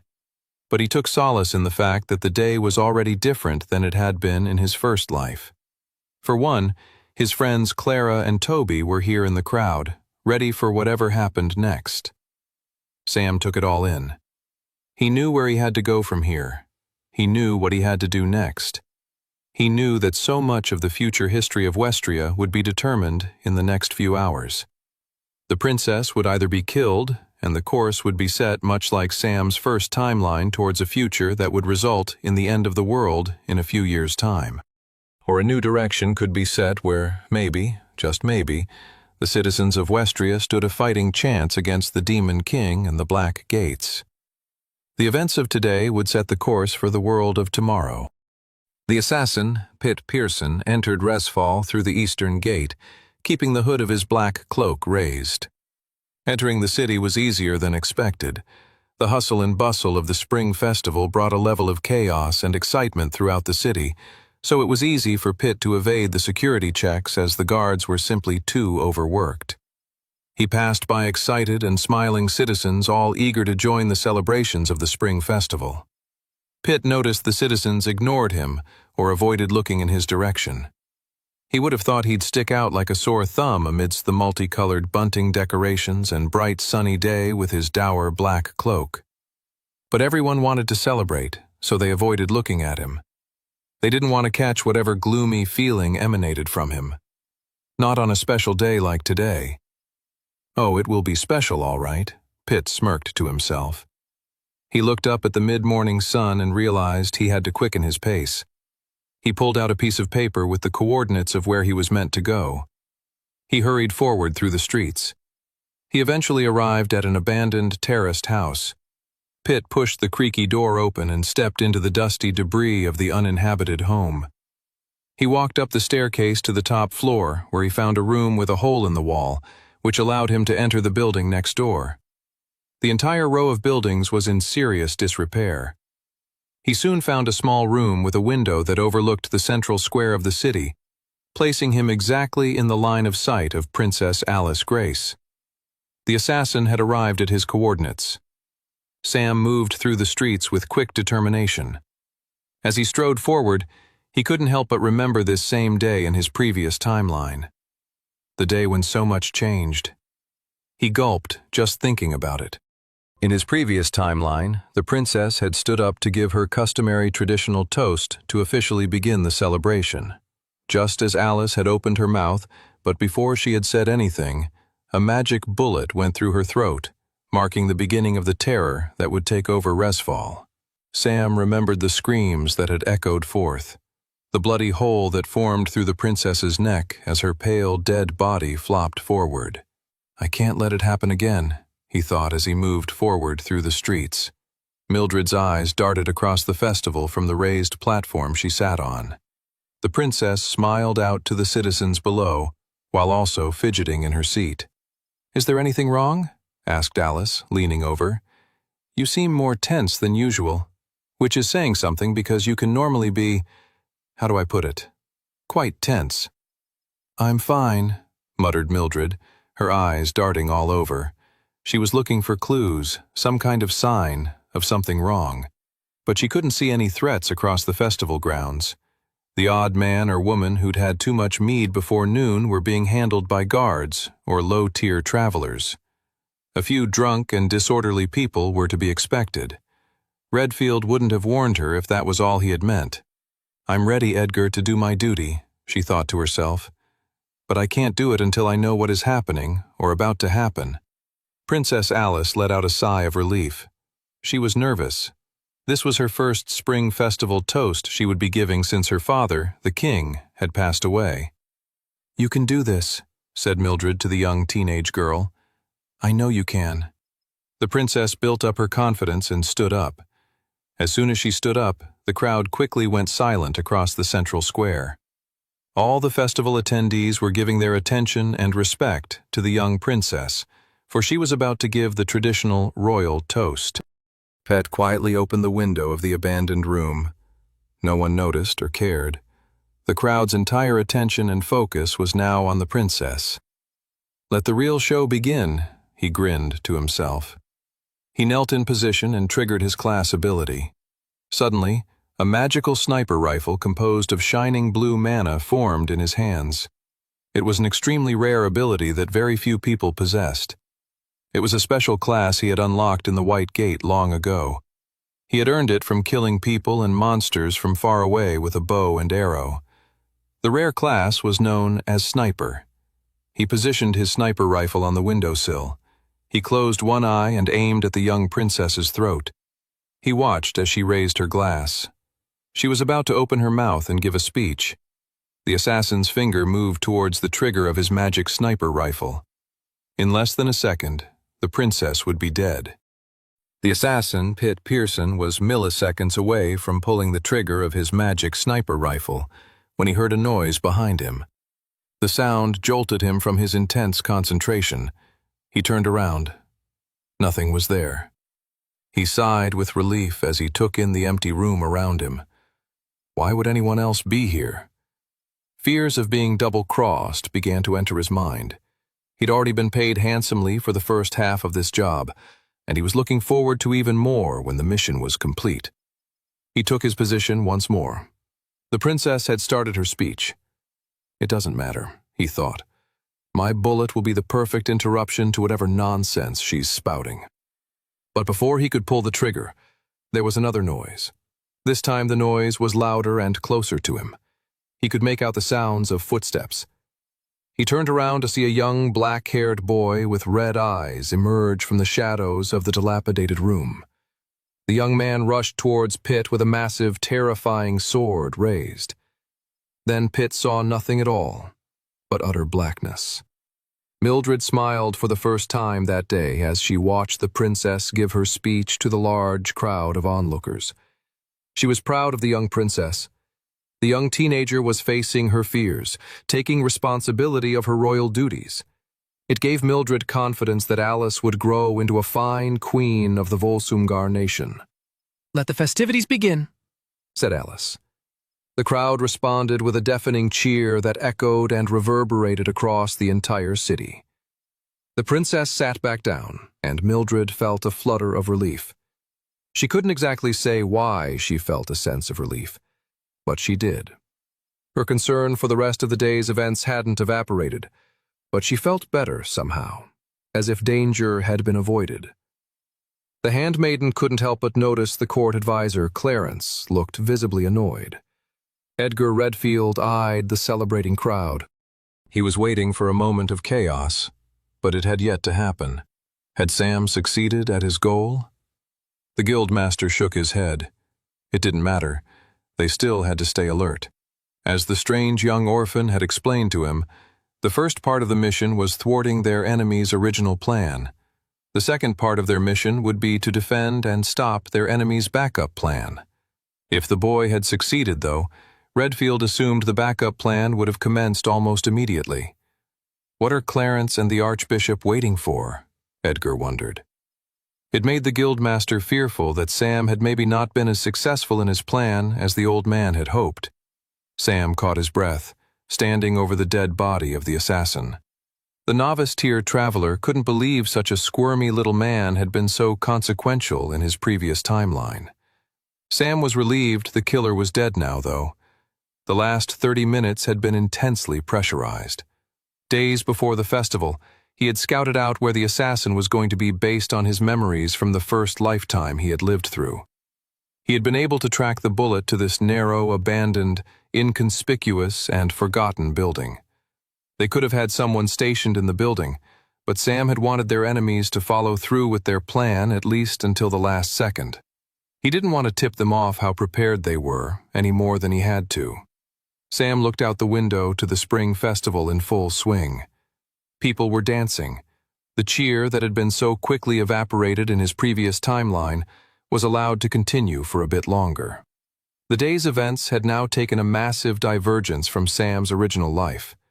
They had succeeded at their initial mission. Stage 1 of the plan was complete. 96. Clarence Erdstrom tried to contain the fury reverberating throughout his body. He attempted a grin as he looked over to the princess, congratulating her for making such a fabulous speech. I thought I would be done pretending, he thought to himself, irritably. Why is this little wench of a princess still alive? Across the table on the raised platform, the Archbishop lifted his glass and nodded towards the court advisor, his co-conspirator. Beneath the Archbishop's false grin, anger and frustration raged. He was wondering the exact same thing as Clarence. The court advisor turned and looked out across the central square, beyond the market tents, the bunting, and the dancing citizens to a narrow, forgotten building and the dark, shadowy window.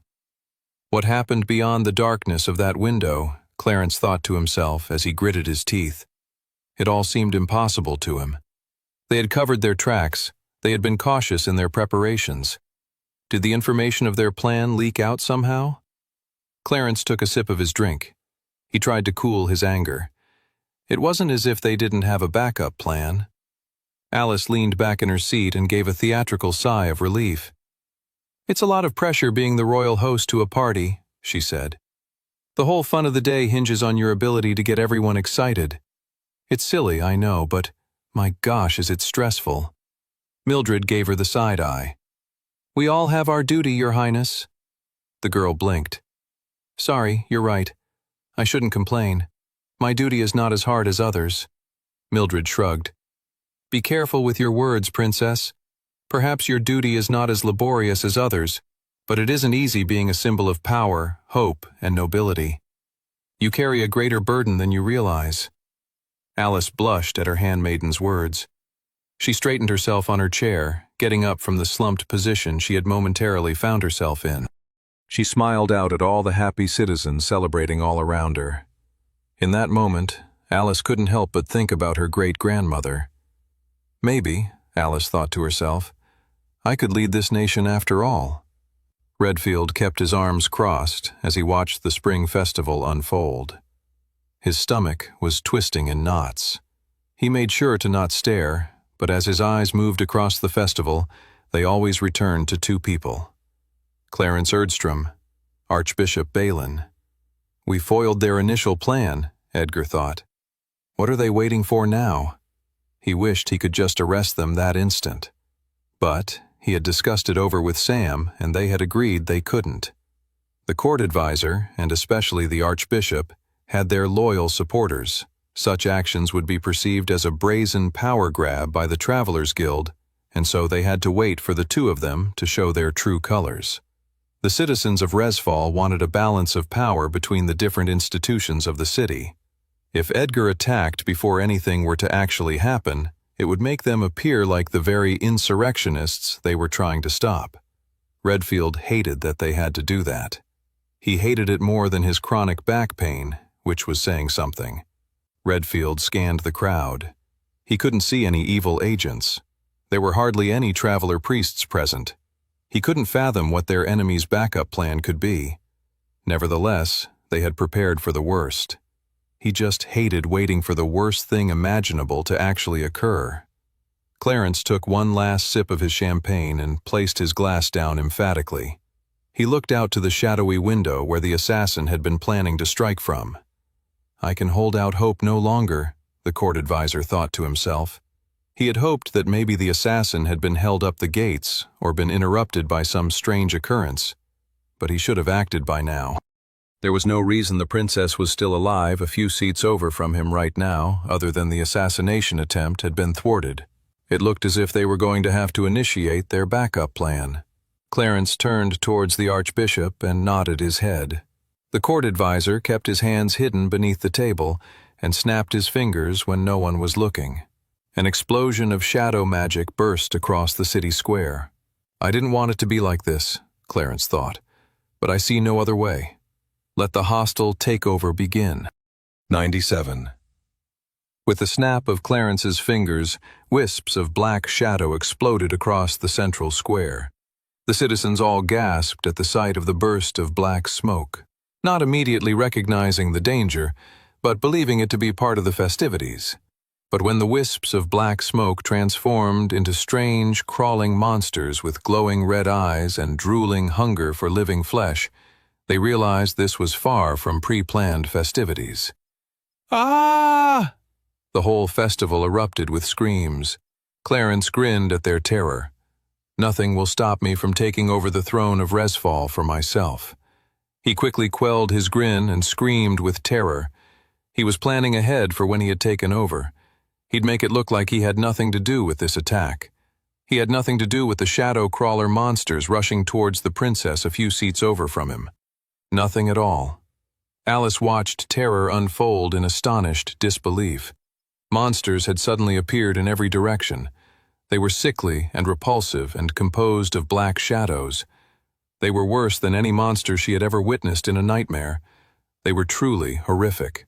A traveler sliced one in half, spluttering black blood across the white tents of the festival in a truly grotesque fashion. Worse, some of the shadow crawlers were rushing up towards her on the raised platform. Oh no, she thought. What am I going to do?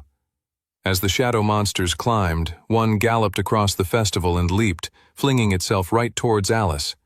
It opened its massive jaws wide as it got closer and closer to the princess, revealing its large, nightmarish molars that would surely chomp through her flesh with absolute ease. But before it could land its attack, her handmaiden Mildred had stood in front of her, appearing with such speed it felt like she'd teleported right in front of her. The handmaiden pulled out a hairpin from the back of her head, revealing it to be actually a very slim knife. With speed and grace, Mildred swiped it upwards, slicing the drooling shadow monster in half. The creature collapsed into a puddle of black ichor. "Stand back, princess," said the handmaiden sternly. Mildred made quick work of the 3 shadow crawlers that had tried to climb up the raised platform, obliterating them with quick, precise strikes. Alice blinked with shock. She always knew her handmaiden had some tricks up her sleeve. She didn't realize how powerful the old woman actually was. "Don't worry, princess," said Mildred, preparing to fight an onslaught of shadow monsters. "My duty is to protect you, and I will fight until I die to make sure I live up to that duty." "Travelers, protect the innocent!" shouted Redfield. The festival grounds had turned into a chaotic battlefield of vicious shadow monsters and terrified civilians. He rushed up to one horrible shadow monsters and, imbuing his master-tier level mana into his fists, obliterated the lesser monster in a single punch. He looked around and saw the travelers of his guild all take on the monsters with a similar zeal. The other travelers were organized, some slaying the shadow monsters, while others herded the innocent civilians out of danger, clearing up the square of bystanders who could get hurt accidentally in the carnage. He felt a flutter of pride as he saw all the travelers, many of whom he had mentored, work so harmoniously together to protect the citizens of Resfall. His eyes narrowed at the sight of Clarence. The court advisor had been hiding the true level of his abilities for a long time. He must have been secretly training his powers out of sight for many years now. He must have been adept tier at least, if not higher, with the ability to summon so many monsters with ease. Even if no one was directly pointing at the court advisor as the instigator of these shadow monsters' sudden appearance, people would believe Redfield now if he told them Clarence was the culprit. It was time to finally remove him as a threat. Redfield rushed forward, imbuing mana into his feet to propel him with great speed. He then jumped in the air, and with the gift of flight he'd gained from having master-tier magic affinity, he flew towards the court advisor with his fist raised. Special mana imbued around his fist, different from the punch he'd dealt on the lesser shadow creature seconds before. This was an attack he only displayed in moments of great portent. He was using one of the abilities of his mythic class that he rarely displayed. He threw out his fist of spirit energy gathering around his clenched hand. The bright, somewhat transparent energy turned into a powerful fist of destruction as it met the flesh of Clarence Erdstrom's face. The court advisor's head exploded. But it wasn't an explosion of flesh and blood. The court advisor burst into a cloud of black smoke. What? A doppelganger? Redfield looked around. Before he could even attack the Archbishop, he too burst into a cloud of smoke. Redfield gritted his teeth in rage. All across the central square, travelers unleashed their class skills and fought the horde of shadow monsters that Clarence Erdstrom had so viciously summoned to attack them with. Magical projectiles flew in every direction, exploding with destructive violence. Black blood from the shadow creatures coated the ground and mixed with the red blood from wounded travelers. "Push forward, travelers, and take back the square," bellowed Redfield for everyone to hear. The battle for Resfall had begun. 98. Sam leapt out from where the assassin had previously perched his magic sniper rifle and landed 4 stories below in the town square. He made sure to imbue his feet with mana to protect him from taking damage from the long fall. He ran up to a trio of shadow crawlers and triggered Pain Ring. A red ring of magic burst forth from his chest and created the limits of his battlefield. The silver dragon armor dug into his flesh, causing him pain and raising his strength second by second. He materialized his berserker sword as he swung his hand upward, the grip of the blade materializing and slicing through the unsuspecting shadow crawler within seconds. The creature dripped black shadow blood, and Sam wasted no time triggering his Deathlord ability, Blood Flame. The blood of the shadow creature ignited into a burst of bright red flame, burning the 2 remaining shadow creatures alive. They hissed and squealed as their bodies roasted, and then they suddenly burst into nothingness. Sam assessed the town square and quickly rushed to his next target. Their enemies had revealed their backup plan, and it was as Sam had expected. A more direct, hostile takeover. Sam and Guildmaster Redfield had prepared themselves for such a scenario, but preparation was a lot different from execution. They now had to fight their way through their enemies' minions. First, they had to reclaim the central square, and from there, take out the rest of the insurgency. Sam pushed ahead, gripping the hilt of his berserker sword tightly. His heart raced as he slashed through another shadow crawler. He was trying to simultaneously assess the battlefield while also making sure his allies were okay. Through the throngs of chaos, he made out Clara and Toby together, fighting alongside Olivia. Meanwhile, Curtis and Brock were on the opposite end of square, taking on a horde of shadow crawlers all on their own. They were all in this together. They were pushing back the shadow crawlers and showing them who was boss. Thankfully, many of the citizens and bystanders had been shepherded into nearby buildings and temporary shelter, so the travelers could fight the invading monster unimpeded. Things are in our favor, Sam thought, gripping his berserker sword. At that exact moment, however, all the shadow crawlers let out a scream of rage and began to fight with greater fury. The shadow crawlers pushed back against the group of travelers in the square. Their attacks were suddenly fiercer and bolder. One particularly nasty shadow crawler dodged the sword swings of a group of young novice-tier travelers. It jumped forward, opening its horrific jaws, preparing to rip off one of the young travelers' heads and swallow it down. Then, it readied itself to feast on another. "Stay away from them!" yelled Sam, rushing forward. He slashed his berserker sword into the back of the monster.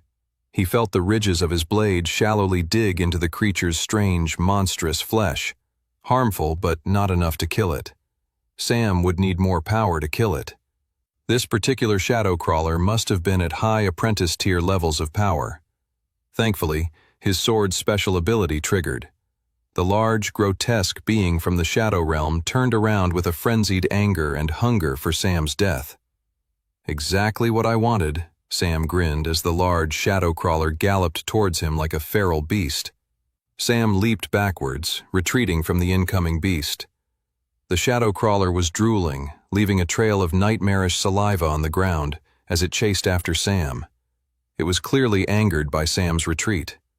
If the monster could speak, it would have called Sam a coward. But Sam wasn't a coward. He was just leading the beast back into his pain ring, where his power had already increased. As the monster jumped forward to attack him, level 2 of Sam's pain ring ability triggered, and Sam could suddenly make out the creature's weak point. It wasn't the head, or the heart. It was the creature's back, the spine just below the neck area. He just had to get behind the creature to deal the fatal blow. This wasn't too difficult thanks to his berserker sword's special ability. Because the powerful shadow crawler was attacking in a frenzied, hostile state, it was very easy to predict the monster's movements. Like, for instance, the creature was currently flinging forward rapidly in an attempt to tackle Sam and chomp on his skull and brains. Sam quickly spun on the balls of his feet and easily sidestepped the creature's attack.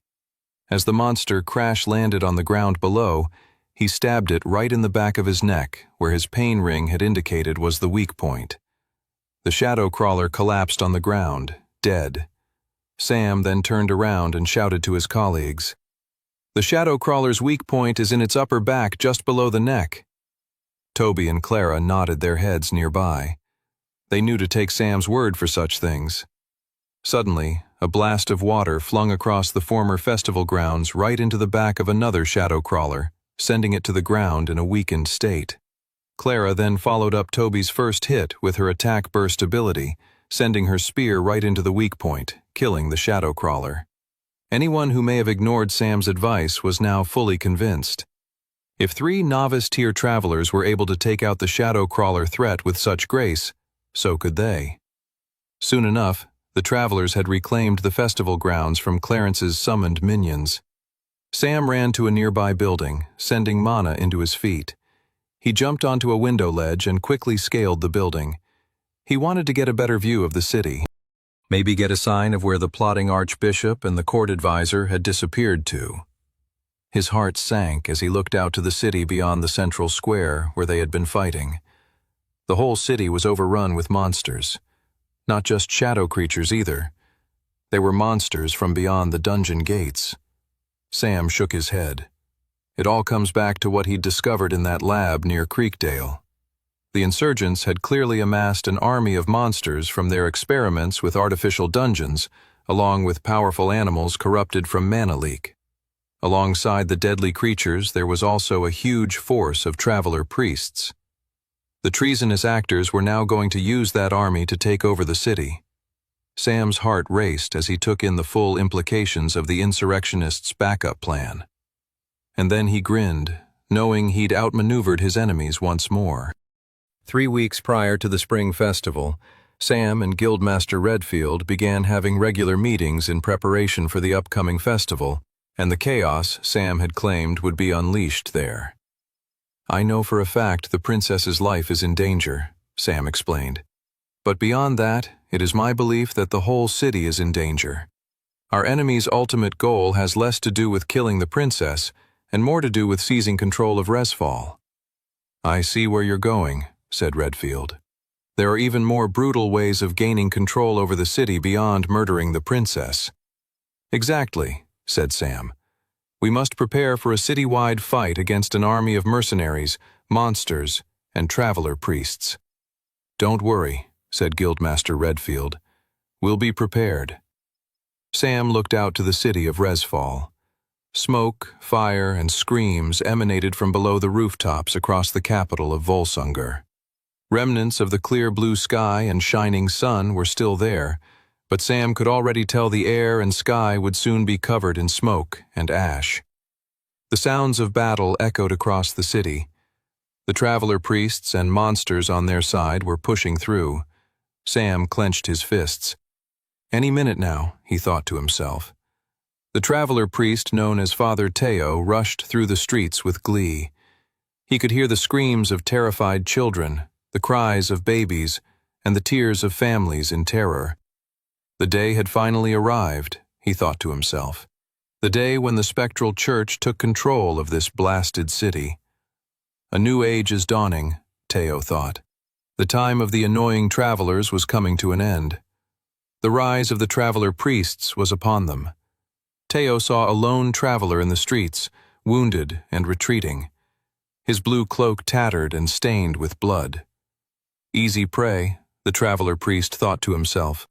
He conjured another fireball in his hands and readied himself to whip it at the weakened and defenseless traveler. Right as he was about to kill the traveler, Teo felt a sharp pain. He looked down to see a silver blade sticking through his stomach. What? A sharp, ripping pain coursed through his body as the blade of the sword was pulled out. What's going on? Father Teo couldn't understand. They had worked on this plan for months. All the fighters should have been focused around the festival grounds, not here in the middle of a random neighborhood. As Teo collapsed on the ground and his vision blurred, he witnessed multiple blue cloaks step out from the houses around them. Impossible, Father Teo thought. They knew we were coming. The last thing Father Teo heard before dying was a massive horn echoing across the entire city. The Travelers Guild reinforcements had arrived. Father Fernando crouched in the shadows at the bottom of a long tunnel beneath a sewer grate. From the darkness he hid in, he looked upwards to the shards of sunlight poking down towards him. He had been told to wait here until he heard the fighting begin. Finally, Fernando could hear with satisfaction the sounds of magical explosions and the screams of terrified citizens from up above. He'd received the final signal. The flare had gone up. It was time to act. It was time to take this city and make it theirs. He turned from his crouched position and went over to a cage full of dread bats. Large vampiric bats who could rip through the flesh of most non-travelers with utter ease. Once released from the cage, they would leave a mess of chaos and carnage behind them. I can't wait, Fernando grinned. Right as the traveler priest was about to open up the cage with his right hand, a glint of silver appeared from the shadows out of nowhere, swinging downward, sending Fernando's right arm onto the ground, where it then rolled into the nearby sewer water. Won't be opening anything with that arm anytime soon, said a voice from the darkness.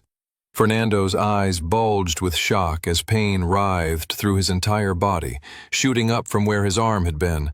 He swung his left arm to retaliate, but he soon found that arm was no longer connected to his other shoulder either. The attacks are coming at me too quickly.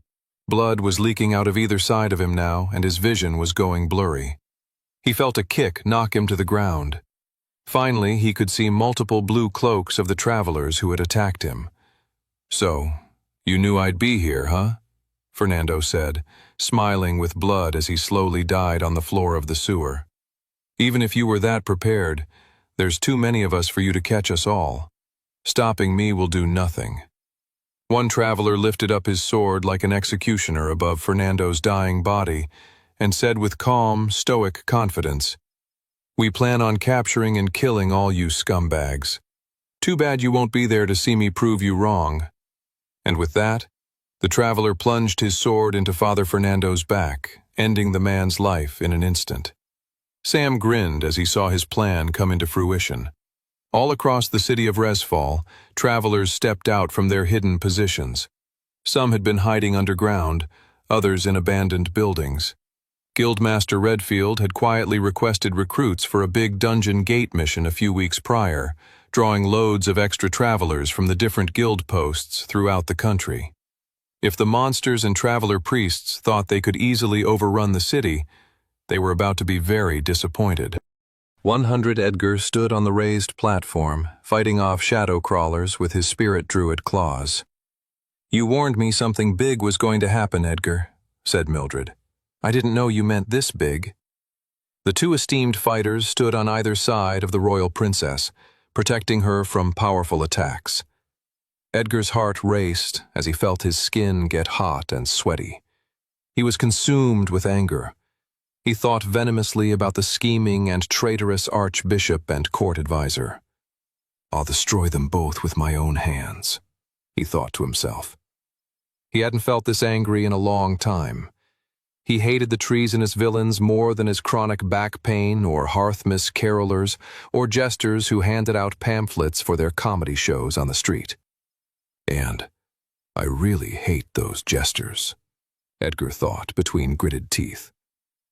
He prepared himself to jump off the raised platform and penetrate deeper into the battle. "Edgar!" shouted Mildred. "Where are you going?" The guildmaster turned to the handmaiden. "Get the princess to safety. Protect her at all costs." "Like I don't know that already?" said Mildred, slicing a minor shadow crawler with her hairpin. "I'm not some lackey of your guild. I don't take orders from you." "I mean, protecting my life does sound like a good idea, though, doesn't it?"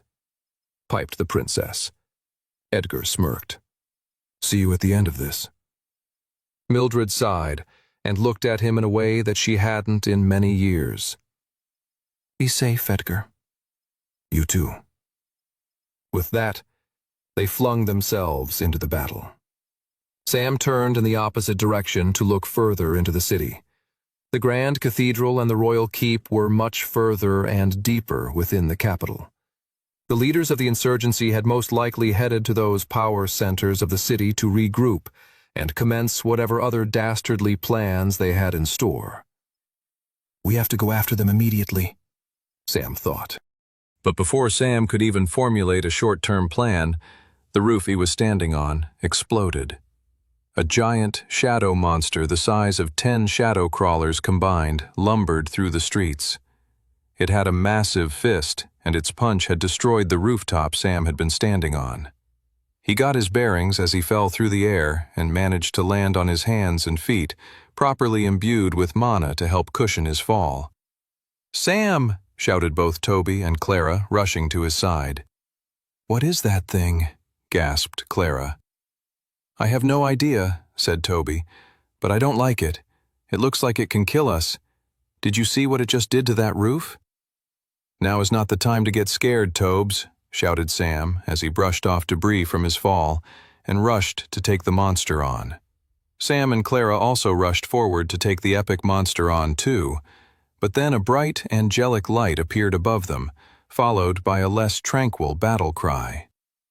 "Die, you foul beast!"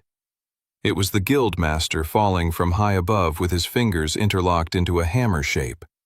Powerful mana, unlike Sam had ever seen, rippled around his fists. That's the special mana, Sam realized with awe, of the mythic spirit druid class.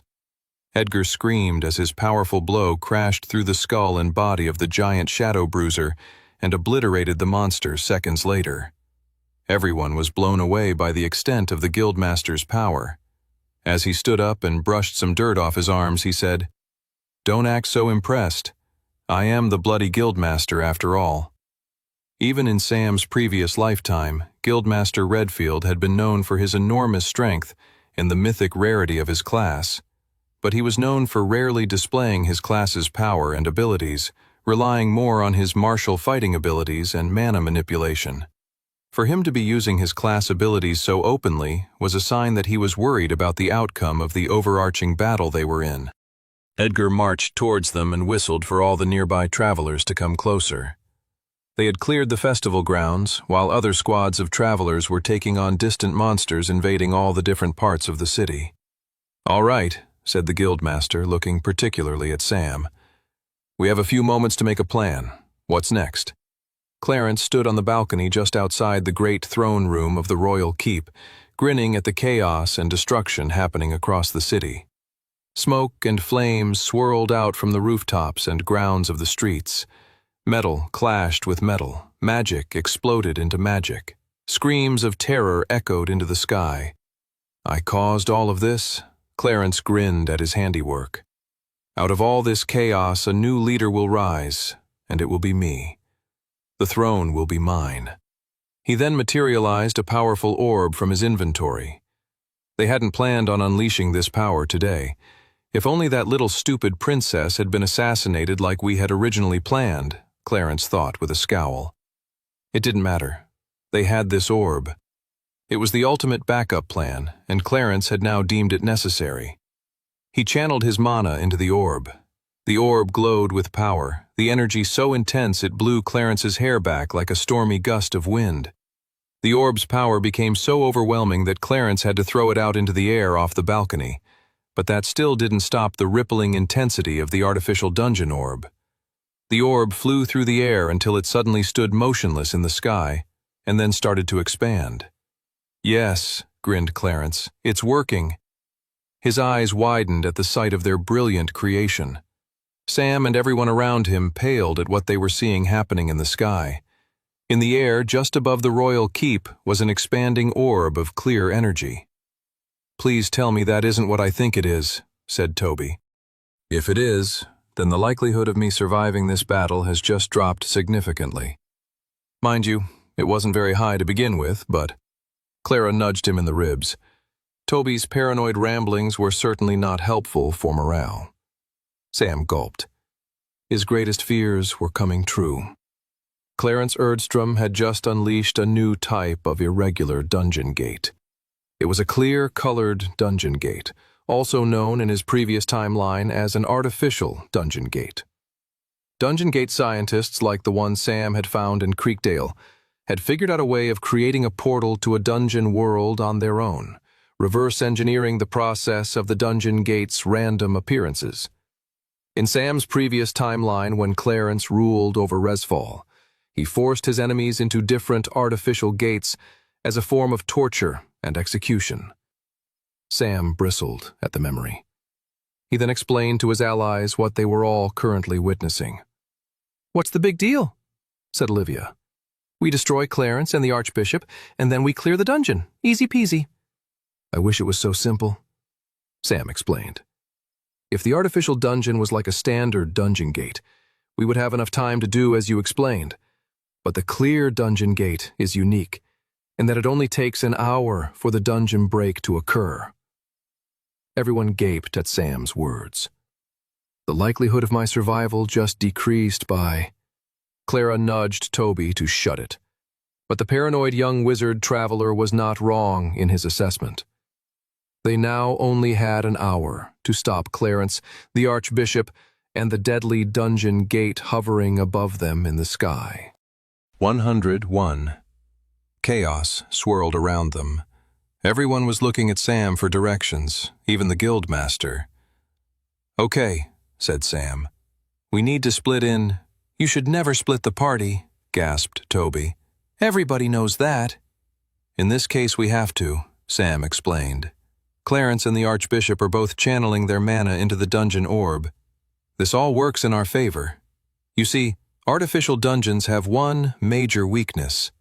The mana coursing through the original orb relies on a large amount of mana from others, so if you destroy the people whose mana are powering the artificial dungeon, the dungeon gate will be destroyed.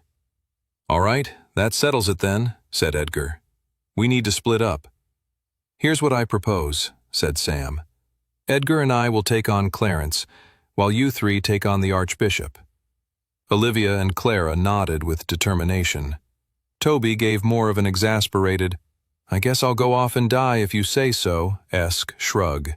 The three of them then hurried off in the direction of the spectral church's grand cathedral. Edgar and Sam hurried in the direction of the royal keep. When Olivia and her squad were out of sight, Edgar looked to Sam. You kept our part of the plan secret, huh? Said the guildmaster.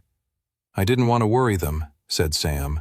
Sam and Edgar had discussed a variation of this scenario in their planning and preparation in the lead-up to the Spring Festival.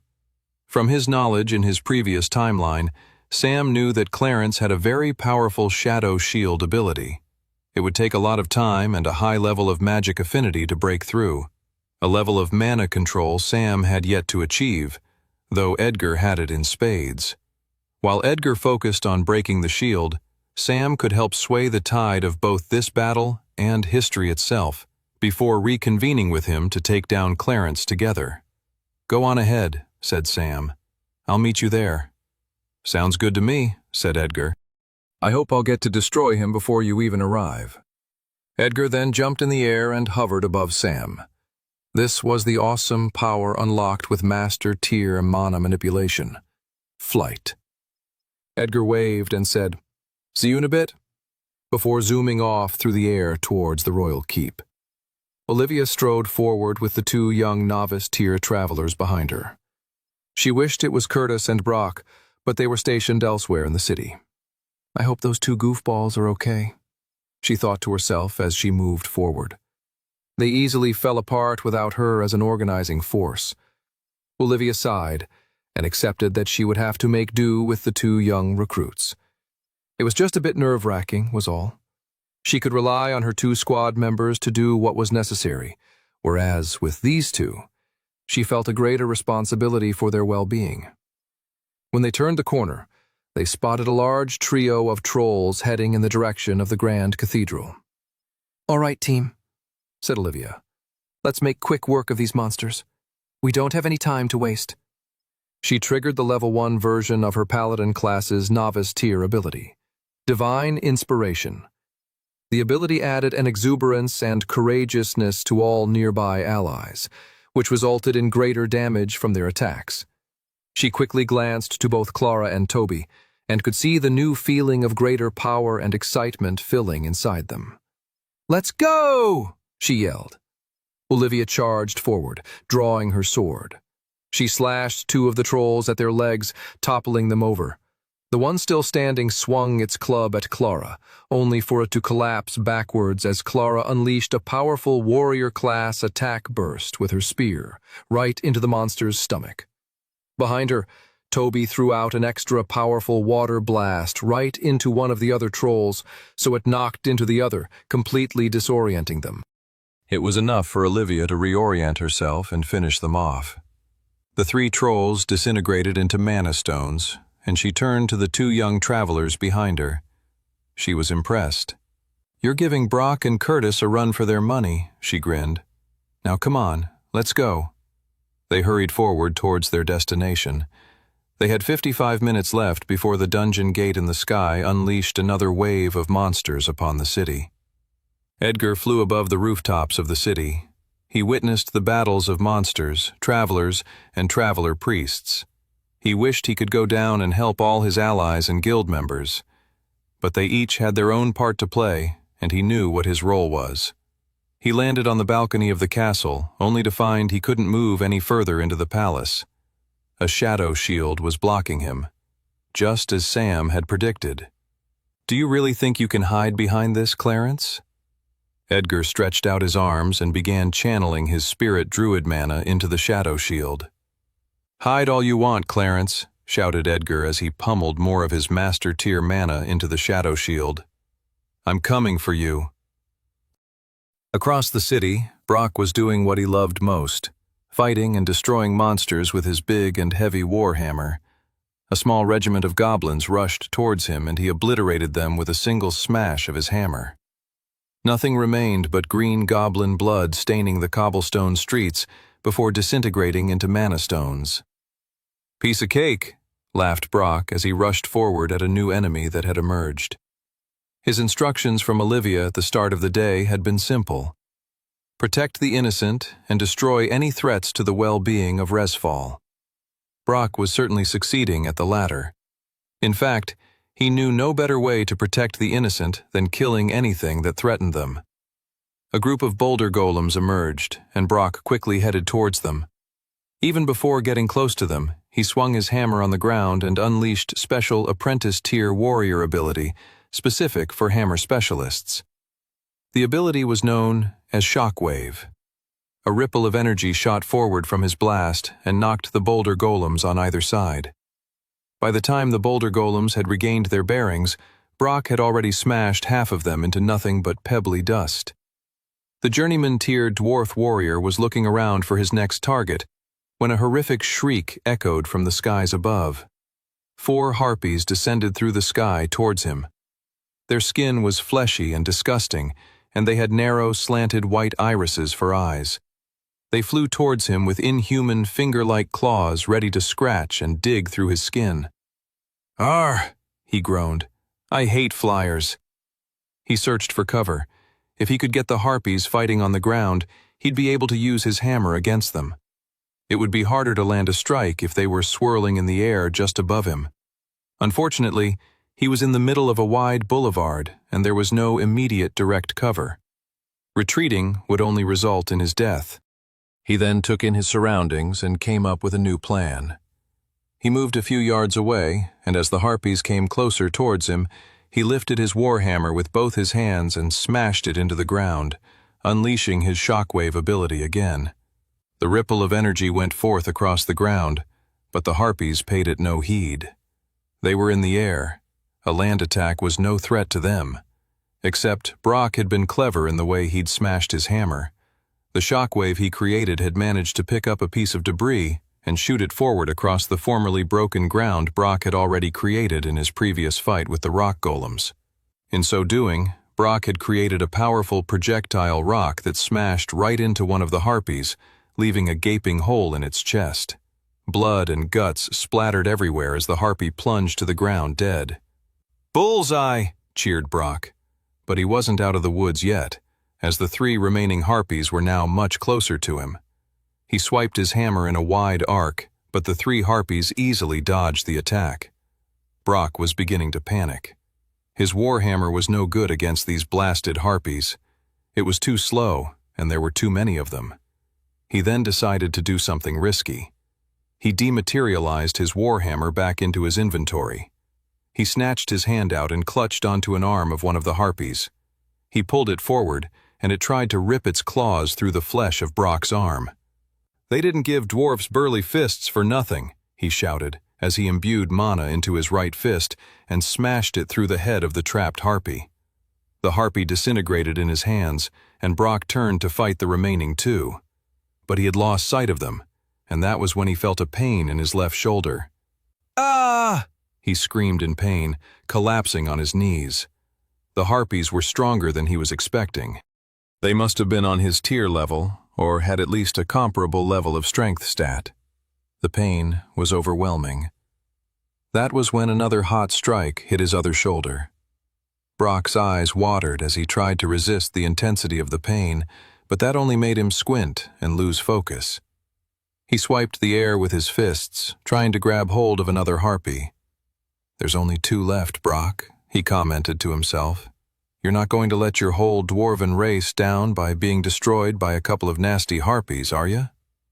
He swiped the air once more, but now that he'd lost focus and the pain had slowed down his movements, the harpies were leveraging their air advantage, along with the fact that it was 2 against 1. Another painful scratch ripped into his back, and Brock found it a struggle to hold himself up. "They're too bloody fast," he thought. "I can't keep up with them." The harpies were moving so fast around him, he was continuing to lose focus. Is this really it? Just as Brock was about to pass out, a sound of crackling electricity filled the air. One of the harpies screamed out as a burst of lightning magic shot through its chest. It was bright purple and blue lightning magic in the shape of powerful interlocking chains with a massive hook at the end of it. The lightning hook first emerged through the front of one of the harpies' stomach. Its eyes bulged as it took in the newly formed hole in its stomach and then coughed out blood. Then, the lightning chain hook pulled back and flung the harpy into a nearby building, destroying it instantly upon impact. What? Brock couldn't believe his eyes. Across the street was his colleague Curtis, wielding his special lightning chain ability, spinning it in the air before throwing out the hook with such precision that it wrapped around the final harpy's neck. In milliseconds, the harpy was vibrating from the intense shock of electricity, and milliseconds later, the vibrating electric hook had cleanly removed the harpy's head from its neck. Curtis ran over and materialized a healing potion and poured it into Brock's mouth. As soon as the healing potion cleared up Brock's wounds, the dwarf got up and shoved Curtis away. "Thank you, Curtis," he spat the words, hating his own gratitude to his colleague. "You're welcome," smirked the wizard-class traveler. "Oh, don't look at me so smugly, elf." 103. The royal handmaiden Mildred held onto the princess's wrist tightly as she led the two of them through the dangerous, battle-torn streets of Resfall. Mildred's whole purpose in life, since she had accepted the role of taking care of the princess, was to protect her at all costs. The stability of the country depended on the princess staying alive. If she were to die, chaos would reign, and arrogant slimes like Clarence or Archbishop Balin would try and take hold of power, just as they were doing now. Even if they lost the city into today's fight, if the princess survived, so did hope for all of Resfall and Volsungar at large. Mildred felt that responsibility as she tugged the princess forward. "This way," whispered the handmaiden, as she saw a trio of traveler priests lock eyes onto them. They turned a corner. Mildred's heart raced. She kicked down a nearby door of an old abandoned building and shuffled the princess up the stairs. "Come on," said Mildred as they hurried up the stairwell. The handmaiden's mana sense could see the three traveler priests coming after them. The archbishop probably had special squads whose sole purpose in the fight right now was to find and kill the two of them. The three traveler priests were not going to let them go, not without a fight at the very least. Mildred and Alice were on the top floor. "What are we going to do, Mildred?" cried the princess. "Get behind that shelf over there," commanded Mildred. The princess did as she was told, and Mildred then walked over to a nearby wooden table, flipped it over, and then shoved it right in the doorway, blocking the entrance. Mildred then hid by the entrance to the room and held her breath. She continued to track the three men hunting them down with her mana sense, following their movements as they came up the stairs. She closed her eyes, counting the seconds to their arrival. They were getting closer and closer. 3, 2, 1. The killers were moving so fast that the first member of the group got shoved over the table as they all crashed into each other. Clutching her hairpin, Mildred moved her hand out with lightning quickness, stabbing one traveler priest and then the other in the center of their foreheads. She left the fallen over one for last, stabbing him through the throat. She pulled her hairpin out from the dead attacker and wiped the blood off of it with her shirt. Fools, she thought to herself. The biggest mistake anyone who'd been through the White Gate and survived could make was that they thought they were somehow invincible, that their new powers were a guarantee of victory. So many travelers over-relied on their abilities, foregoing common sense and good strategy. The princess nearby shivered and made a gasping sound. You killed them with such ease," shivered she. "That is my job, Your Grace," said Mildred, whose eyes darted to the nearby window. "Duck!" The glass windows shattered as two more traveler priests kicked the windows down and swung into the room from outside. Mildred smirked. So, the first set of attackers weren't so foolish after all, she thought. They were smart enough to call for backup and tell them where they were going. No matter, I'll make quick work of these two as well. From her mana sense, Mildred gathered that these two priests were journeyman-tier travelers with high mana capacity, which meant only one thing. They could wield magic. One priest lifted up her arm and conjured a vine whip out of the air, while the other conjured an axe composed of fire. The vine whip woman rushed Mildred, while the flame axe went for the princess. Mildred moved with lightning quickness. At Adept tier, she was faster than either of the two traveler priests by a long shot. She tripped the flame axe wielder, and he slammed into the ground. She then focused in on the man with her hairpin. She started stabbing him at random points across his body, and his flame axe suddenly flickered out of existence. "What have you done to my weapon?" gasped the evil traveler priest. Why can't I conjure it? Mildred picked him up by the head and then kicked him out the window to his death. She turned to the vine whip priest, who suddenly looked horrified. What did you do to my partner? She yelled. I'll kill you! Mildred sidestepped the woman traveler priestess and landed the same strikes on her back as she had on her partner's. The grass specialist wizard's vine whip disappeared, just like her partner's flame axe. What? It's my ninja ability, Channel Sight, explained Mildred. I can see your mana points and I can disrupt them so your abilities don't work. I don't mind telling you, as you're about to... Mildred finished the traveler priest off with another smooth attack to the forehead, with her hairpin going right through the brain of the enemy. The princess looked at her handmaiden with horror, not realizing the violence Mildred was truly capable of. Mildred cleaned up the blood from her hairpin once more, with a patch of cloth from her humble dress. Then, as if to assuage the princess of her newfound horror, the older woman turned to Alice and bowed. I am merely fulfilling my duty, Your Grace.